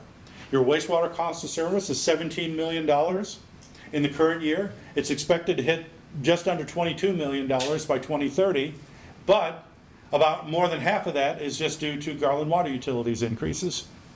So, knowing that our costs continue to go up, the fact that we are growing is going to minimize the impact from a rate standpoint. From a water and wastewater utility standpoint, growth is a very good thing, because every new account is a new minimum charge, is a new volumetric rate. While water is a classic bulk commodity, the more you sell, the less you have to charge to everybody. Now, cost is still going to go up, but it won't go up as much as if you were not experiencing a significant amount of growth. So as Wendy indicated, we are going to present to you this year a couple of different scenarios for what your ultimate rate plan will be. The first scenario we're showing is really more of an information scenario. It shows what the rate adjustment would have to be if you didn't take into consideration the additional $7 million in debt that you're going to have to issue for the sewer lines and the Garland 10% rate increase. The second scenario does include those two, so it can kind of show what the difference is for your ratepayers between the two scenarios. But scenario 2 only gets you to the break-even point, which is where you ought to be, thanks if it weren't for your friends at Standard & Poor. And then scenario 3 shows what the increases would be to provide you additional cushion to gig up your debt service coverage ratio. And it would basically what that would involve is a contribution of about an additional $550,000 to your fund balance. So what I'm going to do is, because there's a lot of numbers here, I'm just going to show you the impact on the ratepayers, because that's what everybody cares about. What does it mean in terms of what people will pay? This chart shows you right here what the average residential and non-residential impact would be. Look very carefully at the 7,500 gallon line item, because that's your average residential ratepayer. If you don't include the additional $7 million in debt and the Garland increase, your average customer would have to pay about $5.22 more a month under this rate plan. Their bill would go from $130 a month to about $136 a month. That covers all the other operating cost increases and the North Texas increase. If you only use 3,000 gallons a month, it would be about $3 a month. So basically $3 to $5 a month for most of your residential customers. Commercial customers, it's a lot harder to gauge the impact on commercial customers because there's such a wide variation. I mean, a commercial customer is anything from a mom and pop flower shop to Walmart. So, but your average commercial customer uses about 25,000 gallons a month. It's pretty wide average. But as you can see, their bill would go up by about $40 a month. And as you can see, we're still projecting that you're going to see similar or slightly higher increases in the following years. Now, if you go to scenario 2 and you include the Garland and the additional $7 million in debt, now your increase is $5 to $9 a month for the vast majority of your residential customers. So you can see about half of, for your 7,500 gallon customer, about half of his increase is Garland and the debt, and the other half is everything else. So your average ratepayer would see about a $9 a month increase under scenario 2. Now, if you wanted to add the $500,000 to the fund balance to increase and shore up your debt service coverage ratio, now your increase is about $6 to $11 a month. So the way to, again, a lot of numbers here, but the way it can be summarized as follows. About $4 to $5 a month for your average customer for North Texas and typical operating expenses. About another $3 to $4 a month for Garland and the additional debt, and about another $2 a month for the debt service coverage showing up. Now, for those of you who are interested, this actually compares the 3 scenarios. So this is kind of it in a nutshell for your residential customers. You see, last year we told you we thought it'd hit about $140 this year. So, you know, looks like we were pretty close. Under the first scenario, it would actually be a little less than that. Under the second scenario, it would be right about at $140. And under the third scenario, with the additional debt service coverage, it'd be about $142 a month.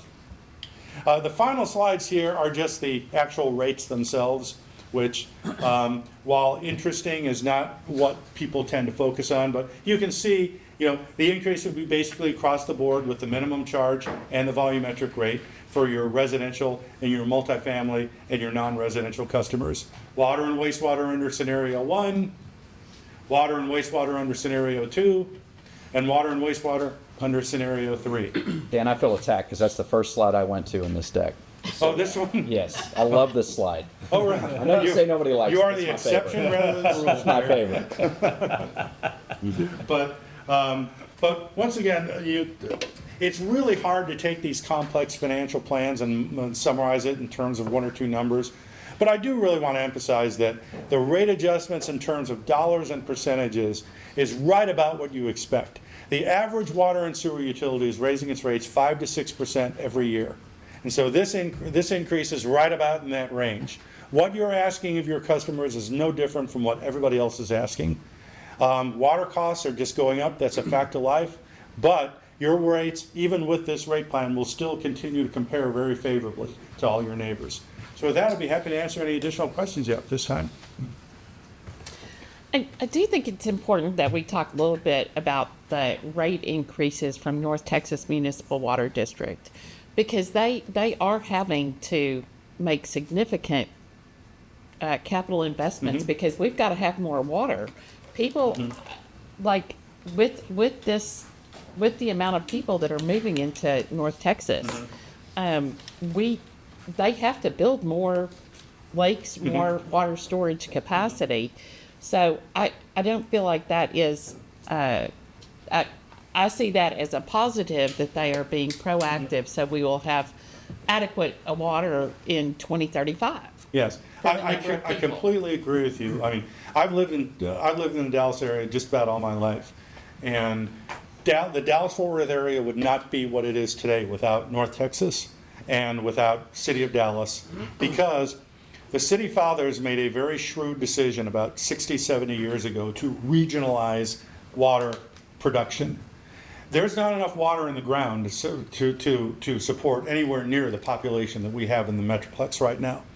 And so the cities back, even in those many, many decades before even I was born, made the decision that they would regionalize and build surface water lakes and plants. And that gave us enough water to service this kind of growth. Also, your water, believe it or not, is significantly less expensive today than it would have been had North Texas not existed. Because assuming you could find the water, imagine all these different cities trying to build their own treatment plants, trying to build their own lakes. Plano, McKinney, Prosper, Salina, Rowlett. I mean, imagine how unbelievably expensive it would be for all of you to do that. Instead, you combined it all into a regional facility. Now, that being said, yeah, costs are going up, and they are investing in the future. They're, the Bodoc Reservoir cost them almost $1 billion. Then believe me, that's not the last reservoir they're going to have to build. And so, yes, I mean, it is an investment in the future. It is going to be more expensive, but it's less expensive than it otherwise would be had North Texas not come into existence. Thank you. Question. Okay, you want to go first? You go ahead. Okay, so scenario 2, we're basically even Steven. We're not having to rough from the general fund. Is that my? That is correct. In scenario 3, we're building a little bit of surplus, so it's not impacting general fund. It's not coming. Nobody's coming out of the general fund to subsidize. We don't do that anyway. It's a strategy that some cities use either through the reduction of their transfer or loans, but we don't do either of those. And obviously, Dan can speak to that even more. Well, that's good. And I'm just thinking philosophically from a business standpoint, there's pass-through costs. And I kind of look at this as a pass-through cost. Whatever the costs are, you pass through to the users, and ultimately, they pay what they use. So it's not an unfair thing to the citizens of Rowlett. So anyway, I'll say, go ahead. Yeah, so the additional, in scenario 3, the additional $5,500 or $550,000. And I guess that's going to our bond rating, which is right at that 1.2, and I don't know what to call that number, but the 1.2. If we increase that balance by an additional $500,000, what does that do for us, Wendy? I mean, what does that take us to? A 1.3? Does it keep 1.14 with? It's getting us up a little bit at a time. But it doesn't even get us up to the 1.2. Right. So with that, does that mean we're still at risk of lowering bond rate, or is it a directional thing that we can show that we're doing the right things as a city to address that rating? It's a directional thing, and as long as we continue to stay in that type of direction and don't start going backwards again. Okay. And I would assume S&P would look at that favorably, right? I think they will look at it favorably, that we are starting to do something. Okay. That's the right, just being action. I'll be happy. 3 years. Any other questions for Dan? It's a good presentation. Yeah. Thank you. Thank you very much. Thank you. Mr. Hall, are we looking for direction on this at this point, or is this a future? Future item, but later today, if you had some direction as we go into our direction session, it'd be nice to get it. Okay. I think one observation I have, just looking at the individual, it's great to look at the summary rates where we look at what a customer might pay that uses 3,000 gallons or 7,000 gallons, et cetera. But what I tend to gravitate to, and I said this earlier, is the rate structure itself.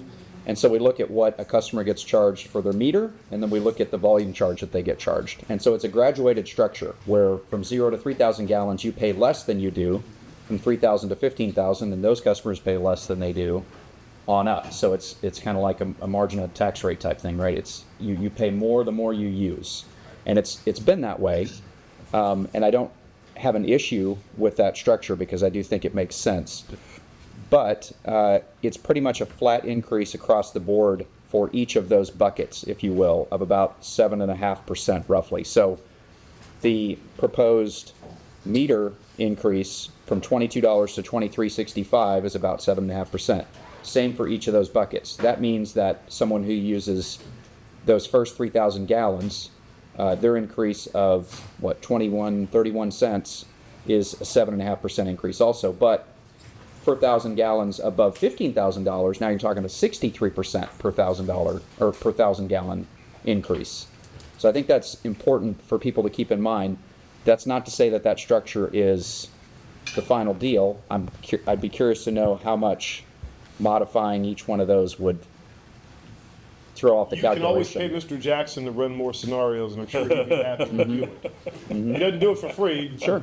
So, it's a question for the council. We will need some direction soon, though, because we've got to begin to coalesce this budget to get to you. Yeah, I think from a high level, what we're talking about, scenario 3 makes sense. It's just in this more detailed look.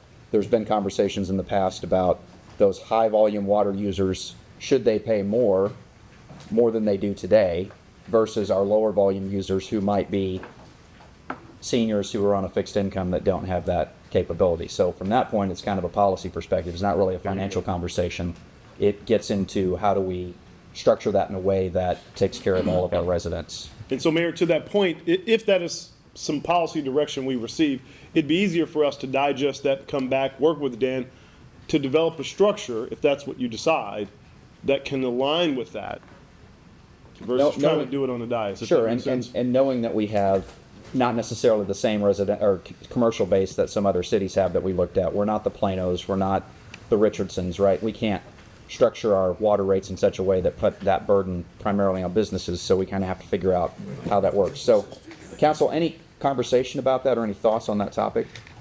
I did have one question about our zero meters, the whole meter replacement. Can we address that now? How many we have gotten through, or Who's got the most recent update, you or you? I don't have the accumulated number, but Most recent. the last meeting, I think they have like 2 weeks left. Oh, that's awesome. Close to being completed with what's on their list. But about how many? Was that 3,000, I think we said? Yeah. Yes. Yeah, it was a lot. Yeah, 3,000. Well, that's great news. I didn't know that it would get done that fast, so thank you for that. Well, I think if that's progress. We still need to take a look at our program in general and probably recommend some changes and enhancements in our replacement program in general to avoid this kind of problem in the future.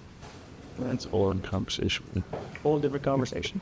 So, Mayor, I'm not exactly sure, I'm not exactly sure what you're suggesting. So are you saying for possibly the lower use customers, and let's say the 3,000 or below customers, if we're having rate increases, but maybe minimize a rate increase to that particular group?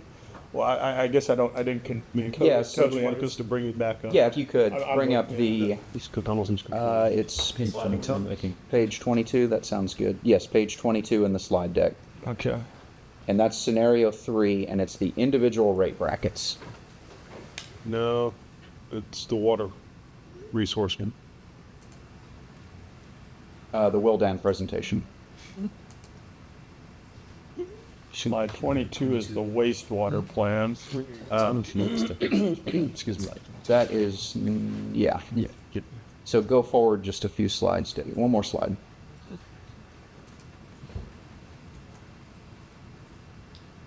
There we go. No, it's down. So it's just in one way. It's the plan scenario 3. Slides presentation numbers are 2. Is that a different presentation? Yeah, we got 2. No, Jeff, it's the same thing. It's keep going down. Yep. It's just combined. I see. Yep. Yeah, keep going about several more slides. Not.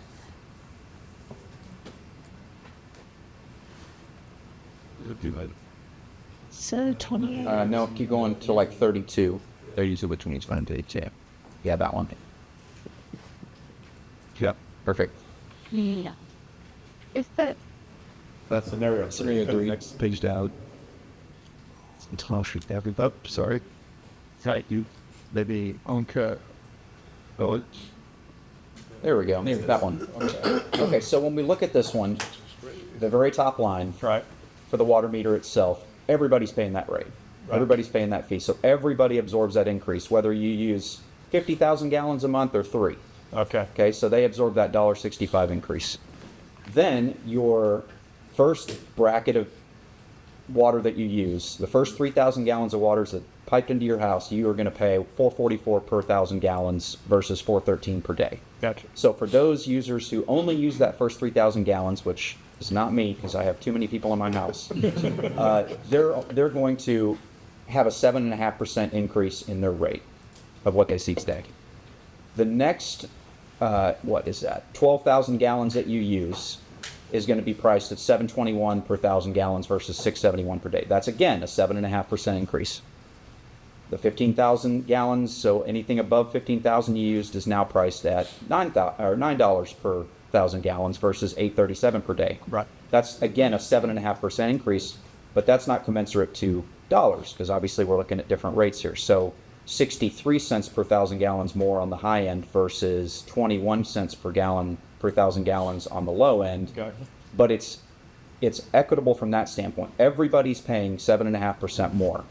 The question is, do we want to subsidize our lower users, lower volume users, or those first 3,000 gallons that people pay for, versus the higher volume users who might be using 20 or 30,000 gallons per month and have them pay a little extra? And that's currently kind of what we already do with the graduated structure. Yeah. But do we want to do that more, do that less, change the meter charge in some way, shape, or form. And again, that's where David is suggesting that he'd have to go back and.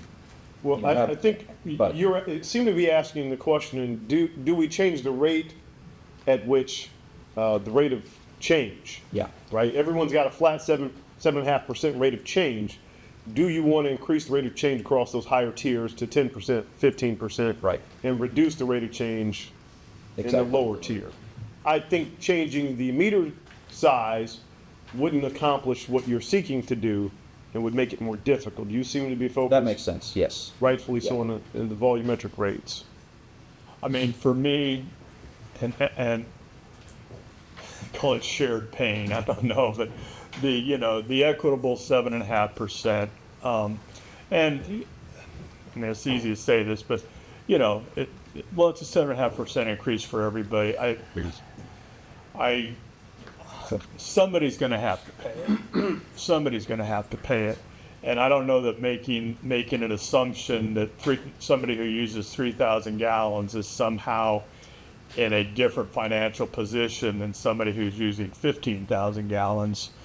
I don't know that that's necessarily an accurate or defensible, if you will, thought on it. So for me personally, I mean, I like things being equitable, across the board where it makes sense. And so I guess I would sort of net out that, it's 7.5%. That's what we as a city are going to have to increase our rates. And that's, that's sort of the defense for, I don't want to get in a position, we dropped the 3,000 less, say down to 4.25. Well, now it gets picked up by everybody else and they're picking up a bigger burden. Correct. And I'm not comfortable with that. I'd agree. I would agree too. Me too. Okay, perfect. Thank you. And I think I've said this before, whatever we decide is all predicated on making sure we educate our community. Because they'll say, oh, well, you're just raising rates again. I think they need to understand why we would be doing this. It's to offset, bad ratings down the road that would cause us more pain than we would obviously see here. But I think education, to the extent that people listen to it, is something we got to do. We just got to make sure that we get that message out in a very clear, concise fashion, so people understand. I don't like my rates going up, but I do understand what the city council has decided to do. So. I agree, and I think that we have all the tools that we need to do that right here in this presentation. We're going to look at the increases from North Texas, the increases that are going on with Garland wastewater, as well as what we're seeing from kind of an average rate structure just around all of our communities. The information's right there, and there are city councils all around us that are having these same conversations right now who are looking at potential rate increases because a lot of us get the water from the same place, and it doesn't do us any favors with those increased costs. So I think you have, go ahead. Yeah, and I would like to say that I always want my wastewater to be taken care of. If there is an increase in wastewater services, well, then that wastewater has to be taken care of. And I hope that means, I don't know if it means, but I would hope that means that Garland is continuing to invest in their capital programs. They are continuing to maintain their facilities so that they are doing a good job taking care of our wastewater. So I do think that that's very important. All right, so when we get into the decision-making portion of the meeting a little bit later, we'll be talking about the different scenarios and which one of those makes sense, but I think we've all kind of agreed that the structure that's built out is good. No need to do any work there, so we'll have a conversation about the 3 scenarios later. All right, we are just very slightly behind schedule, I think, but I would propose that we go ahead and do lunch now, if that's okay. Your meeting, sir. Yeah, so let's go ahead and do lunch now. We'll take about 30 minutes for lunch. We do have enough lunch for everybody, including any guests that may be amongst us, right, Debbie? Yes. Yeah, so we do have enough lunch for everybody, and it is just kind of buffet style, so serve yourself. And everybody have a great lunch. Thank you.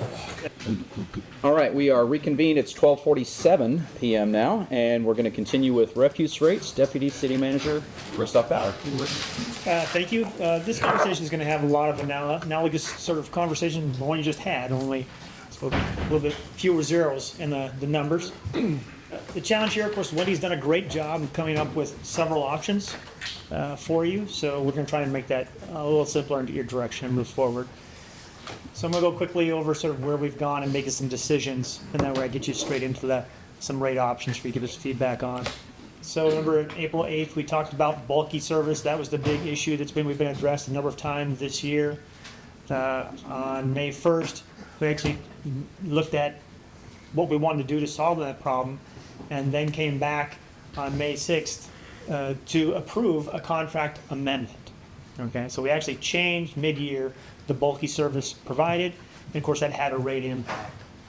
So when we did that, we had a rate impact for residential customers. When we moved to this from the once a month service to the the weekly service, that impacted our rate by $1.30 effective July 1st. We chose not to pass that through to our customers.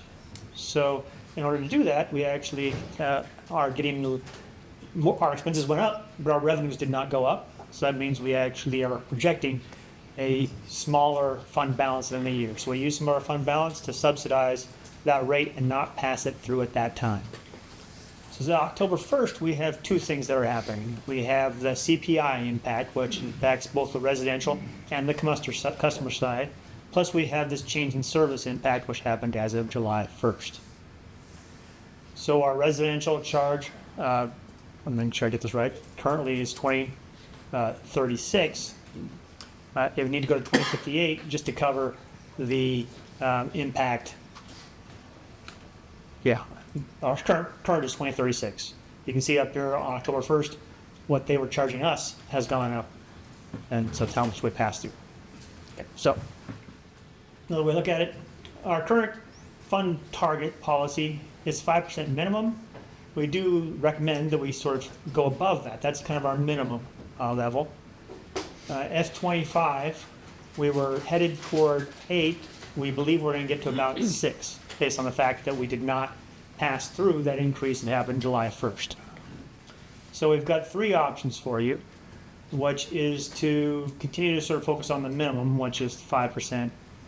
Increase that slightly to about 6, about stay where we're going to protect Miranda, or to start building it back up a little bit, take it a little bit more toward 8. Will give us a little more cushion. The other question we have from a policy perspective is how you allocate that rate increase. Similarly, we've got 2 different classes of customers. We've got residential and we've got commercial. So there's an option to shift some of this cost impact to more commercial rates and reduce the impact on residential customers. So we've done that at 100%. So passing through 100% of the cost for residential customers, passing through 82% of the cost, which means that difference goes to commercial, or 64% to residential, which again means that difference goes to commercial. So I'm going to summarize that for you in this chart. So you have this matrix which says fund balance across the top, those 3 options there, and then how much is passed through along the side. R is for residential, C is for commercial, and what that percentage is the rate increase. And then on the bottom chart, you have the dollar increase for our residential customers. So 5% fund balance, 100% pass through, $2.24 would be the increase for our residential customers. If you go to the 7% and it's 100% pass through, the increase would be $2.65 for residential customers. And you can see how each one of those decisions impacts the amount coming through. Now, you may want to question 64% and 6% and 7%, and those are the same number, $1.63, $1.63. It's because the rounding difference is so small between those two that they actually come out to being very similar that option. Okay. Questions about that matrix? So what we're looking for you is fund balance. What's your comfort level in that area? And then do you want to shift some of this increase to the commercial rate versus customer rate? And then based on that direction, we can target one of these scenarios. And I do have, of course, the detailed information which goes through and backs up these scenarios. This is for option one, which would be the 5% fund balance. And you can see how that flows all the way through based on the different allocation of those costs between residential and commercial. Bottom line is this results in an additional reduction of our fund balance, about $40,000 to $60,000. Option two, which is the 6%, this would result in a slight increase in the fund balance between $15,000 and $20,000. And again, you can see how the different options between how much is assigned to residential versus commercial customers. And then that third option, which would increase the fund balance by about $60,000 to $70,000. And these options that you'll see on the side here are actually summarized in that matrix that I provided earlier. This kind of puts them all on the same thing. So if you like the detailed version or the simplified version, back to the simplified version. And with that, I'll try to answer any questions you may ask. Questions? Yeah, what is currently, what is the percent difference between commercial and residential rate right now? What's that delta? Well, it's really hard to determine because commercial rates go all over the place depending on what level of service. Are you talking about a 1 yard dumpster versus a 2 yard dumpster? The rate table for commercial is fairly complex. So it doesn't really flow that way. Okay. Makes sense.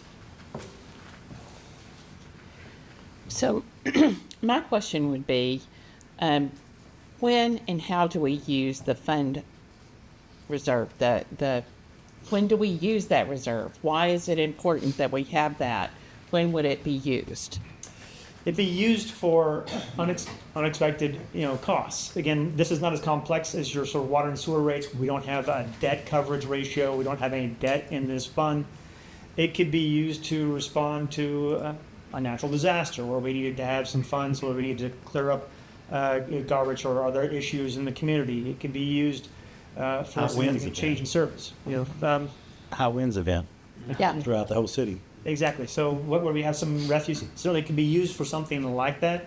It could be used to buffer a rate change. If at some point we ran into a situation where our service cost from our customer increased significantly, we want to soften that blow over time, we could use this to sort of, as we did in July, absorb part of those costs over time. So those are the reasons why you have it. Again, the risks in this fund are dramatically less than you'd have in a more complex fund. Of course, our fund balance is also fairly small. And it's far less volatile as far as our revenues are coming in pretty regularly as our expenses are going out pretty regularly, right? I would say that's true, yes. Okay. Is there a suggested fund balance that a city of our size have? It varies depending on the fund. This particular fund? For this one, we're recommending that minimum at 5, and that's kind of where, but again, that's your minimum. You'd probably want to see somewhere between 5 and 10. To go above 10, we'd probably say that's probably a little more than you need for this risk level. Somewhere between 5 and 10 would probably be a recommended fund for this kind of fund. Very different than something like a water and sewer fund, where you have much more complex rate and variables. I think options 2C or 3C will give us sense to me. So you're more in favor of getting up to a 7%? That's kind of where you're... Correct. And giving more of that increase to commercial. Or I guess at least a 6 or 7% and more of the increase to commercial, yes. Yeah, that's right. 8%? I'm the 82%, yeah. The residential increase is really pretty negligible. when you offset or when you cost shift to the commercial.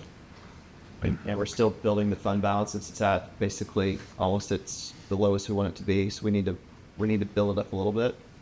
So to me, that just makes the most sense.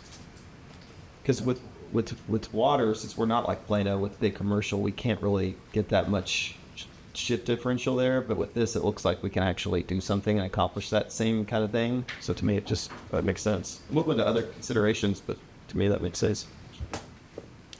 Yeah, Can you tell me more about why you think it's fair to switch it to the to kind of switch that burden to the commercial? Sure, because commercial, they can raise their prices for goods. They can increase their menu prices. They can do all sorts of things. Whereas people generally can't go to their boss all the time and say, "Hey, I got to pay for my trash service. Can you give me an increase in what you pay me?" Yeah. Okay. I think I somewhat disagree, and I don't know exactly where I land on the chart because there's not something that aligns exactly with that. But Christoph, if you can go back to slide number 5, I think it is. It's one of the blue block slides. Oh, sorry.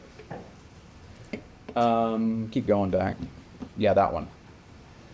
So we made a decision at the beginning of July to change the bulk rate or the bulk pickup schedule. And in doing so, we knew that there was going to be a rate increase associated with that. That's the very first line up there, the $1.30. We knew that increase was coming, and that's just what we're being charged as a city. That's the additional $1.30. In addition, we knew that there was going to be a 5% CPI adjustment, or somewhere in that neighborhood. That right there, just the cost from our vendor, means that our rate should have gone from $18.30 up to $20.58, which is a more substantial increase than what we're seeing in those other two, either column C or 2C or 3C, I think. So I respect not wanting to put that back so much on our residents, but I feel like that's kind of a decision that we already made in terms of knowing that this was going to be coming down the pike. That's fair. And that was based on demand from our residents. I mean, it's necessitated by the issues with bulk that we had. And had we originally bid the contract that way, our residential rate might even be higher than it is today.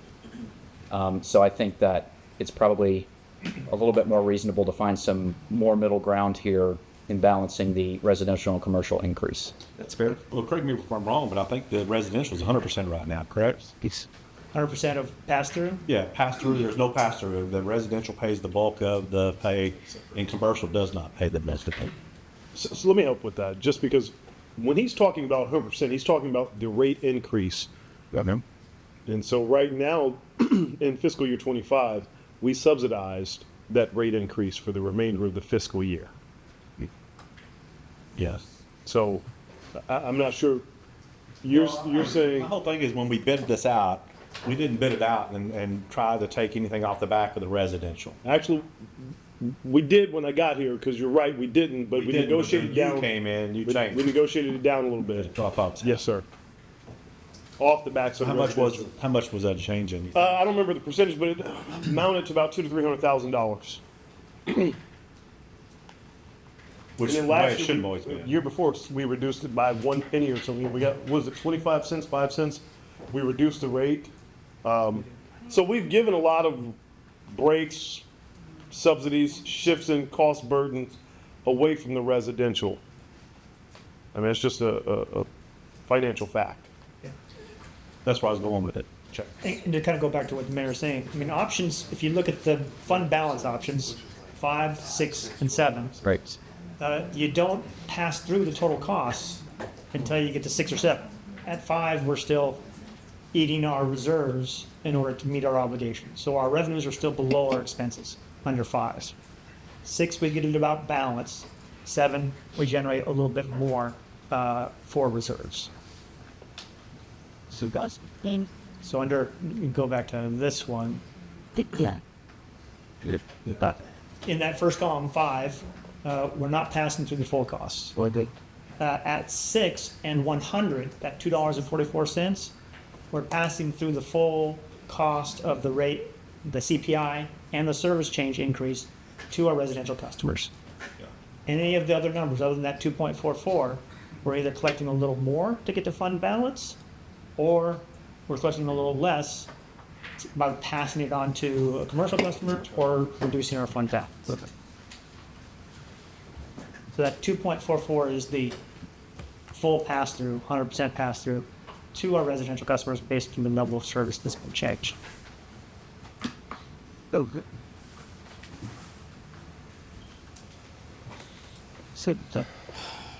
And this doesn't have to do with the charts, it's just sort of what's going on in the city. But we have a huge industrial complex. It's fixing to really start generating income. I think now, not tax necessarily, but for this, right? That, you know, like you could anticipate, I would think, a big commercial increase of new customers as they come in and start populating that entire facility there.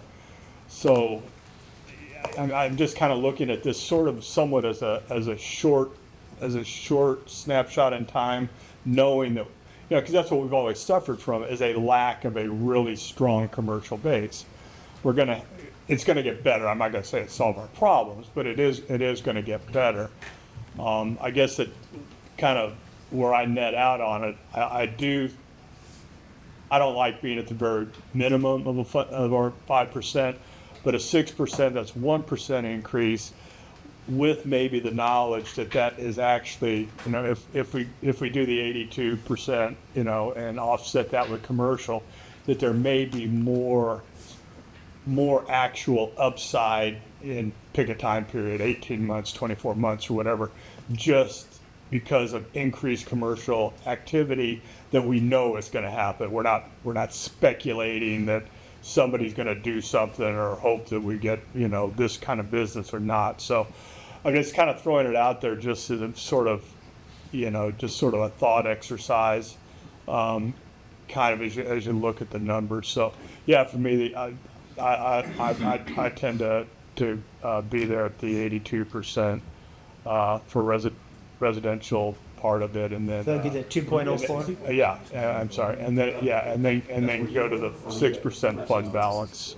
Okay, so that's where I did it too. I didn't account for. I agree. I like what you said there, and Mayor, you brought up a good point. I wasn't accounting for the fact that of the rate increase we already knew about. So yeah, I think that makes sense. What Councilmember Shoup said. I concur. So which option was that, just to recap? The second option. Second option, be 6%. 6%. 2.04. 2B. At an 82% residential burden? Yes. Is that, yeah, that's what I'm hearing? I would disagree. I think that the residential, if I need to pay my own way, I don't think that, I think that commercial businesses are being faced with a lot of challenges these days. And I think that this is what people said that they wanted. Then it's our responsibility to pay our trash bills. So I would not be in favor of shifting any responsibility onto our commercial entities. I think that, I mean, so yes, you're correct. So am I going to pay? I think I would be better off paying my $2.44 and not having to pay a little bit more at every restaurant I go to. So I would be at the 6%, but 100% residential. We pay our own way. Well, but to Shoup's point, up there at the new industrial complex up there, they're going to be producing a lot of trash, and it's going to be commercial rate coming in. So that's a lot. I'm going to stick on my point that everybody needs to pay their own way. So let's first decide, because it sounds like we've kind of settled on a 6% fund balance. Are we okay with the 6%? Okay. That's where I think I want to sit. But, you know, I agree with Mayor Pro Tem. I don't want to shift the entire burden to the residential. I know commercial will struggle, but, you know, our residents are struggling too. Is that a significant difference? Yeah, for some people it might be. So I would rather go the 82%. Yeah, I think I'm also in line with option 2B, which is the 6% fund balance at kind of the middle ground. That gives a pretty equitable increase to both residential and commercial. Just kind of based on all the arguments I've heard, I think that is probably where we've landed. 2B? Yes. Or not 2B? Not 2B. Okay. That's the question. I think that's your direction as far as a rate decision for this one. Your point, though. That's your point. Yeah. Sarah, back to Sarah. All right, any other questions on refuse rate? Item H, department supplemental requests. Let the sales pitches begin. Hey, you gotta watch. You gotta watch this guy. He's When a they good. sell too much, he's a I may interject. He's a good salesman, man. He's the best. All right, so in that link you all have, there is a subfolder for departmental supplemental requests. And this will be file H1 police. All right, good afternoon, Mayor and Council, city staff. First I want to introduce my team today here. I'll be doing most of the talking, but I pitch it over to our brand new Assistant Chief, Chris Demores. His first stab at this and throwing him into the fire. And of course I have our magic behind the scenes, Don Smith over there as well. And before I get started, since we have the pleasure to kick this off, I really want to just take a moment to recognize the entire finance team for the hard work to put this together. Not just that, but they are extremely responsive. We had a lot of moving parts in the police department, and they're extremely responsive to our needs. And I especially the other Mike, Smart Mike. We lean on him. We lean on him as well. Two dumb mics over there. Dumb mics and Smart Mike. Thank you. So with that, we'll go ahead and begin. This year, we actually have only 2 requests.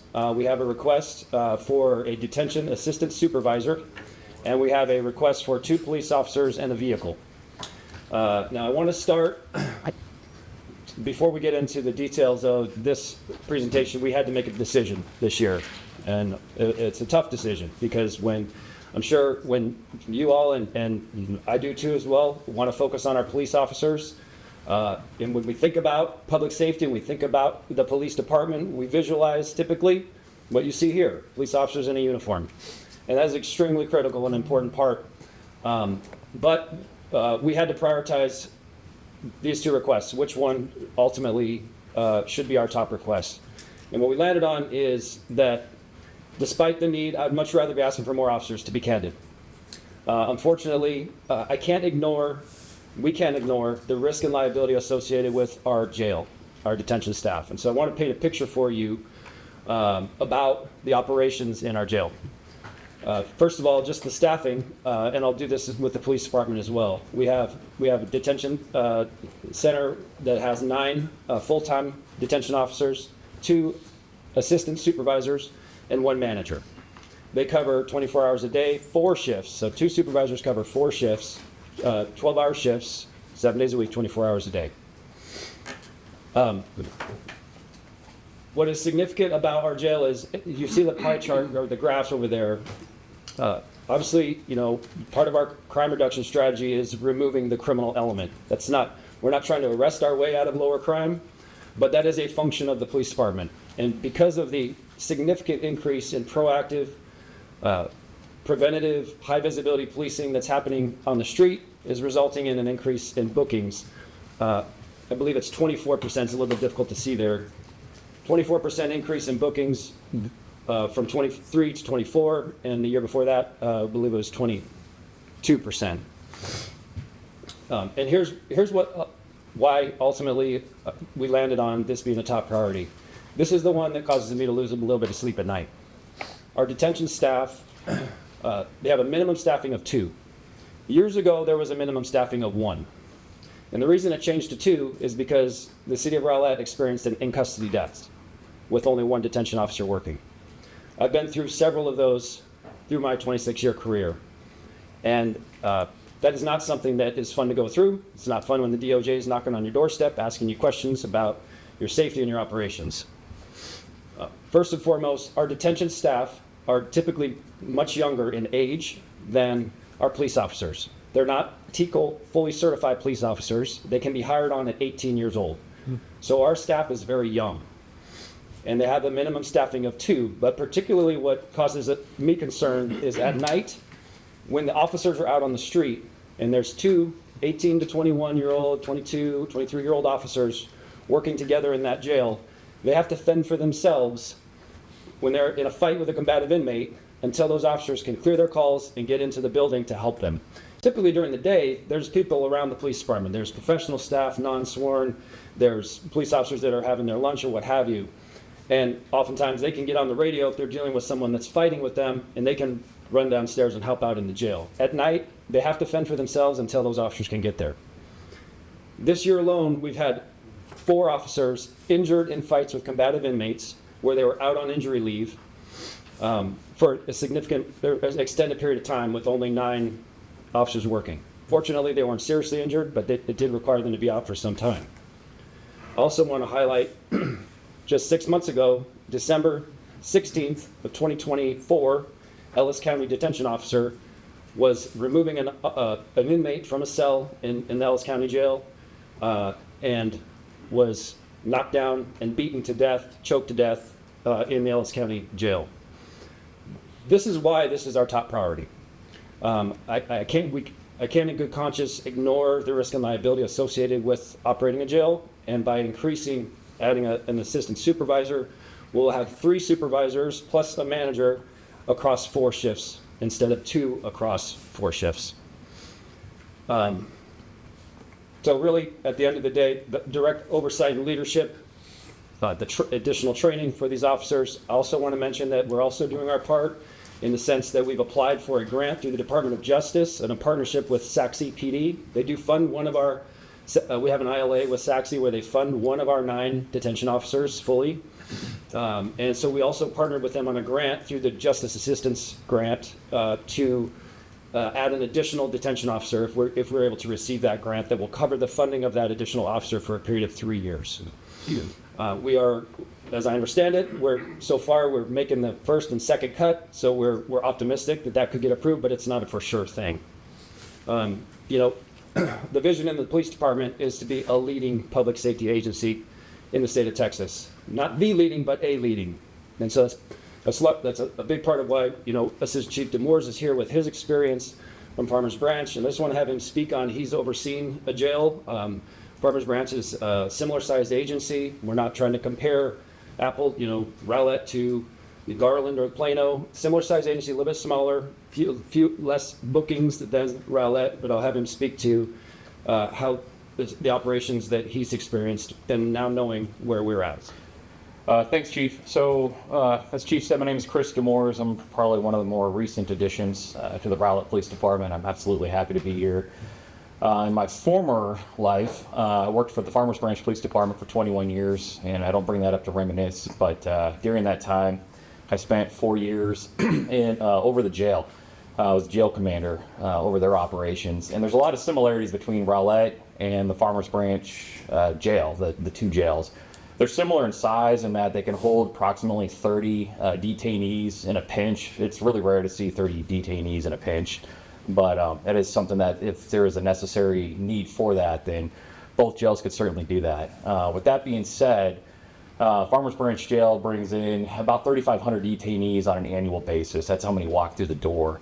And you can see here in the last year with Rowlett, we brought in 4,500. So you're talking about another 1,000 more on top of that.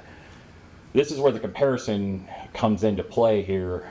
City of Farmers Branch staffs their jail with 16, and that's 4 people per shift. There's 4 different shifts, just like our patrol shifts and just like the jail staff here with Rowlett. But with that being said, 4 people per shift provides a lot more oversight and safety capabilities for what's going on inside the jail. So anytime that you drop down to 2, and on occasion 1, which has occurred from time to time with Rowlett, we're opening ourselves up to issues with not only burnout amongst the jailers, like Chief said, he's talking about a lot of 18-year-olds, a lot of younger folks, but you're also opening us up to safety considerations, not only for the jail staff themselves, because it is an inherently dangerous job. You're talking about folks that are unarmed back inside of a jail who potentially could engage in some sort of conflict fight and wait for backup, which takes a while to get there, depending on the time of day. It's not uncommon for me to walk down to the jail in the morning when I get to work and see 13 to 15 names of people that are fixing to be taken or picked up by Dallas County. A lot of times, you're dealing with 2 jail staff who are overseeing a large number of folks. So I say all that to get to the point, which is our staffing appears to be lower than it should be, that I'm comfortable with. And I certainly hope you guys consider this as a positive move in the right direction. Chief, question. Since you have been here, have we expanded the number of staff that we have, number of detention officer staff that we have? So I got here in late 2022. I'm trying to think if we had a budget request that first year for one officer. I believe we did add one detention officer, but I'd have to confirm. I thought so. I thought we had added one. Yeah. But I mean, we've expanded that force by one head count, and yet in 2 years we've gone basically up 50% in the number of detainees we're processing in a year. That is a ridiculously high increase that we have not kept up with as far as staffing goes. So I say all that just more as a commentary than anything else, but we have not expanded the head count commensurate with how much work that those guys are doing. Yeah. On average, how many prisoners is SACSI bringing at a year? Let's do the years since we're doing years. The last I looked, I believe roughly 1,200 a year. That they're bringing in? I believe so, yeah. Is that SACSI bringing to our jail? Is that That's right. the ILS? Yes. But Chief, I just had a general question on your detention officers. I know they're not T-code, Yes. but do they go through the defensive tactics PPCT training? They do. So when we hire on, we have an onboarding process. They go through core critical training, use of force, defensive tactics, or what we call RCAT, arrest and control techniques, as well as we now have incorporated them into our new ICAT training, which is new for the police department. It was based off from the Police Executive Research Forum. It's a further enhanced de-escalation course. So they do have some of the key core training that other police officers have, just not to the extent because they don't have the state requirements that police officers have. Right.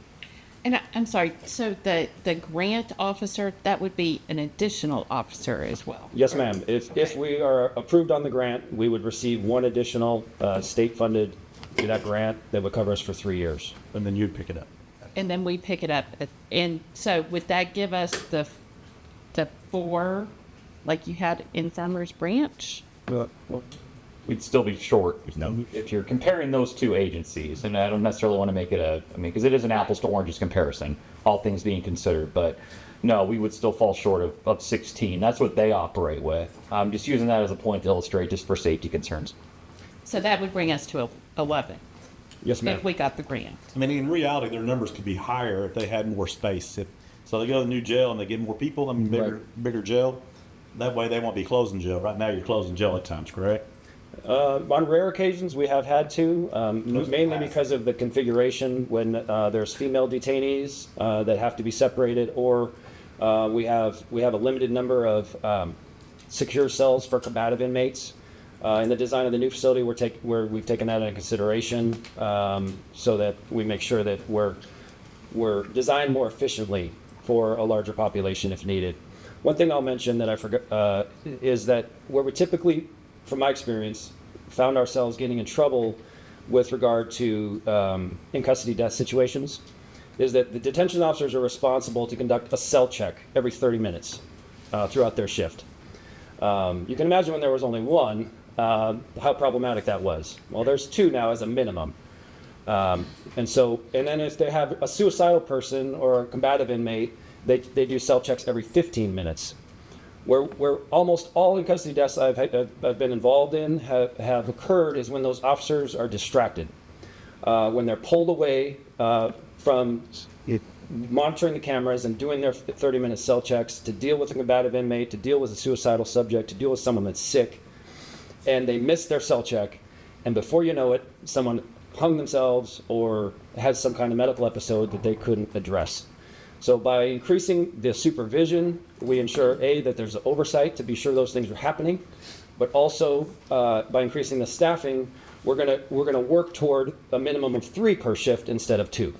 Right. Thank you. Yes, ma'am. So Chief, the 117, 724, that's a fully loaded benefits. Is that Yes, sir. in kind of training? Because I see it drops off ongoing to 104.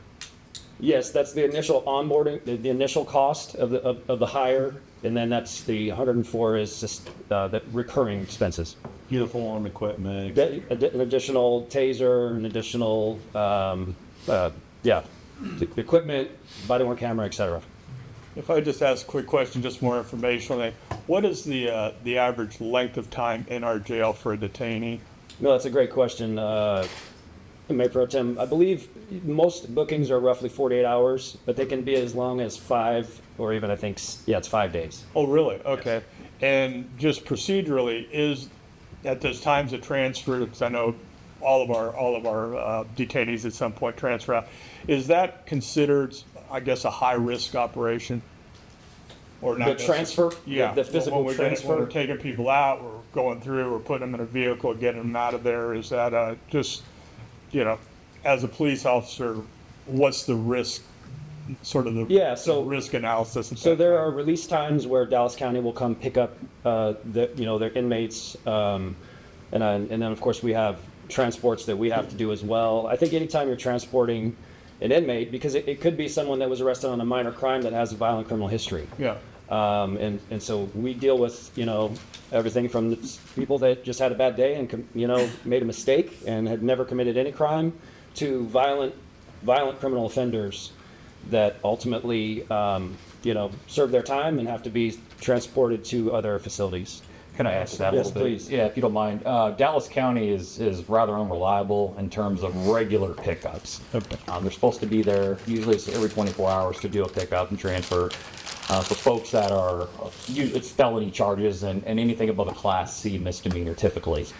With that being said, there's times where they'll go days. And you can call down there to try and, I guess light a fire, if you will. But it usually falls on deaf ears because it is the county. So we are a little bit at their mercy when it comes to making or doing their pickups. So I say that because sometimes the pickups will stack up and you'll end up with an extensive list of individuals in our jail waiting to be transferred, yet we're still dealing with the staffing levels that we are of our folks, trying to keep an eye on everybody until the county is able to pick up. Now, the county issues is an age-old problem. It's not unique to Rowlett. I know of pretty much every city in Dallas County who's dealt with the exact same headache. So it's not just us, but it is something that we do face. Okay. One more question, and maybe more of a comment than anything.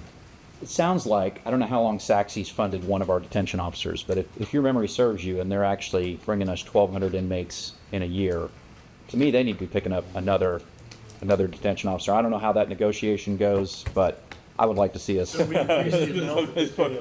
that one more time. We increased significantly the amount that they pay us this year. Oh, okay. You want to speak to those details, Chief? Yeah, I'd love to. So Chief Sylvester and I have a great relationship, and I think Chief Sylvester has had a great relationship with all the chiefs here.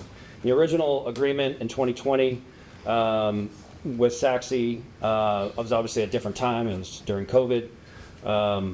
What I'll say is that the arrangement was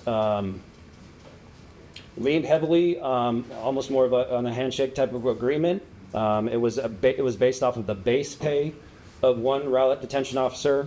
It did not count additional equipment, training, overtime, and all those other factors that are the real cost of a detention officer. And so this year we changed that model, and I had to have I had a great conversation with Chief Sylvester. He had a lot of questions because, of course, he has to explain this large increase to his city manager. And so we worked through it. And ACM Renissa Wade was very helpful, and we worked with finance, and we gave a full cost breakdown this time of the actual cost of what does it really cost to pay for. It also didn't include benefits, I'll mention. So the cost of the salary plus benefits plus equipment plus overtime, which they're working roughly 150 hours on average of overtime per year. And we've significantly reduced that just from better management of the staffing. But that is the average. And it wasn't even at a legitimate officer rate. That's correct. Yeah, so I think significantly enhanced. To me, two would be far more appropriate. I appreciate that they've worked with us on the grant. I think that's great. I love our neighbors in Saxe, but if they're not operating their own jail, I assume. There's no liability. If they were operating a jail, it would certainly be more than one FTE that they would have to staff. Oh, absolutely. Period. Yeah. So to me, Good enough. I would love to see that explored a little bit further because it sounds like we could get a whole lot closer to that 16 if we had a little help from our friends. That is a great. Agreed. Just saying. I think in the interest of time, we probably need to move on to the next request. Yes, sir. Okay, so similarly, as I mentioned, 2 police officers and vehicles, our second request. We give you a quick snapshot of the staffing in the police department. For those that aren't as well versed, we have 108 full-time officers and 44 non-sworn plus 3 part-time officers. We currently have 4 officers in our field training program, 2 about to graduate and be solo beat. We have 5 in our orientation that you will soon get the invite for the swearing in next Monday. So they're in a 1-month orientation. And we have 4 officers currently in the background process, and I'm interviewing 3 in final chief's interviews this week, next week. So that leaves us with a total of 4 vacancies. I do have 2 officers that are leaving the organization in the near future, so that will soon be 6. But then, of course, we have the 4 in backgrounds. So I just want to give that quick snapshot of where we're at. The request this year is, so I want to start, it says there on the first slide that the national standards, we're currently at 1.59 officers per 1,000 based on a population of 69,000. That's what we're basing that off of. The DOJ national recommended average is 2.4 officers per 1,000. Now, I'll be very candid and tell you that we're not chasing 2.4 officers per 1,000. We have very low crime, especially violent crimes, and that is likely not a realistic number. So we did a deep dive this year into our staffing, and we put together a sort of our own model, a projection, if you will, based off of historical data of 10 years. And so what we found is that we've experienced over the last 10 years an average compound annual growth of 1.41% in our population. So based off of that, if our goal is to get to 1.8 or really 1.9, but again, we're being conservative, we're being reasonable with this number. Our goal is to get to 1.8 officers per 1,000 over the next 20 years. In order to do that, in order to be at 1.8 today, we would need 14 more officers today. When you add in that 1.41 compounded growth per year over the years to come, that will be obviously quite a few more officers. Roughly two per year, up until 2040, where we projected the population, again, being... If I could interject just. Yes, sir. And I want to be fair to everybody in the room. Absolutely. So, we need more police officers, but I will state for the record that the DOJ stats are in flux. They have not adopted a national standard in some time. I'm not saying we don't need more officers before anyone misconstrues that, but I think if you're starting to argue for future year staffing, unintentional as it may be, I'd like to bring the conversation just back to the fact that we've got a need today. We will probably have a future need, but I don't want it to be so hardly stated that we are reserving future capacity. Understood. Okay. And it's simply an internal goal, right? Is talking with other chiefs in like-sized cities to get to 1.8 officers per 1,000. And so we know that that's expensive. And so this is a strategic increase of our staffing. That's why we're only requesting the 2 officers. We're not requesting 14 officers to get us to the 1.8. And we will do this each and every year and be strategic with these requests because we know that there are many needs across the city in every department. And so I'll kind of close with that. We look forward to adding these additional officers, putting them out on the street first and foremost, but this will also allow us to grow some of our support functions like our PSU team and develop a new power shift, which will be an overlapping shift. Thank you, Chief. Council, any questions? I think I'll make just one comment, and that's about the 1.6, 2.4, whatever. I know there's not a standardized goal. I think we have to also keep in mind that our community mix plays into that as well, as far as residential versus commercial. Because if you have a community that is heavily weighted to the commercial side, your population might be lower. And so you might need more officers, which might even put you well over that 2.4. It might put you at the 3s or the 4s just because there's a small population, but a huge business community there that also needs protecting as well. And so just basing it on the population of a community might just be one facet of kind of doing that math as well. Right.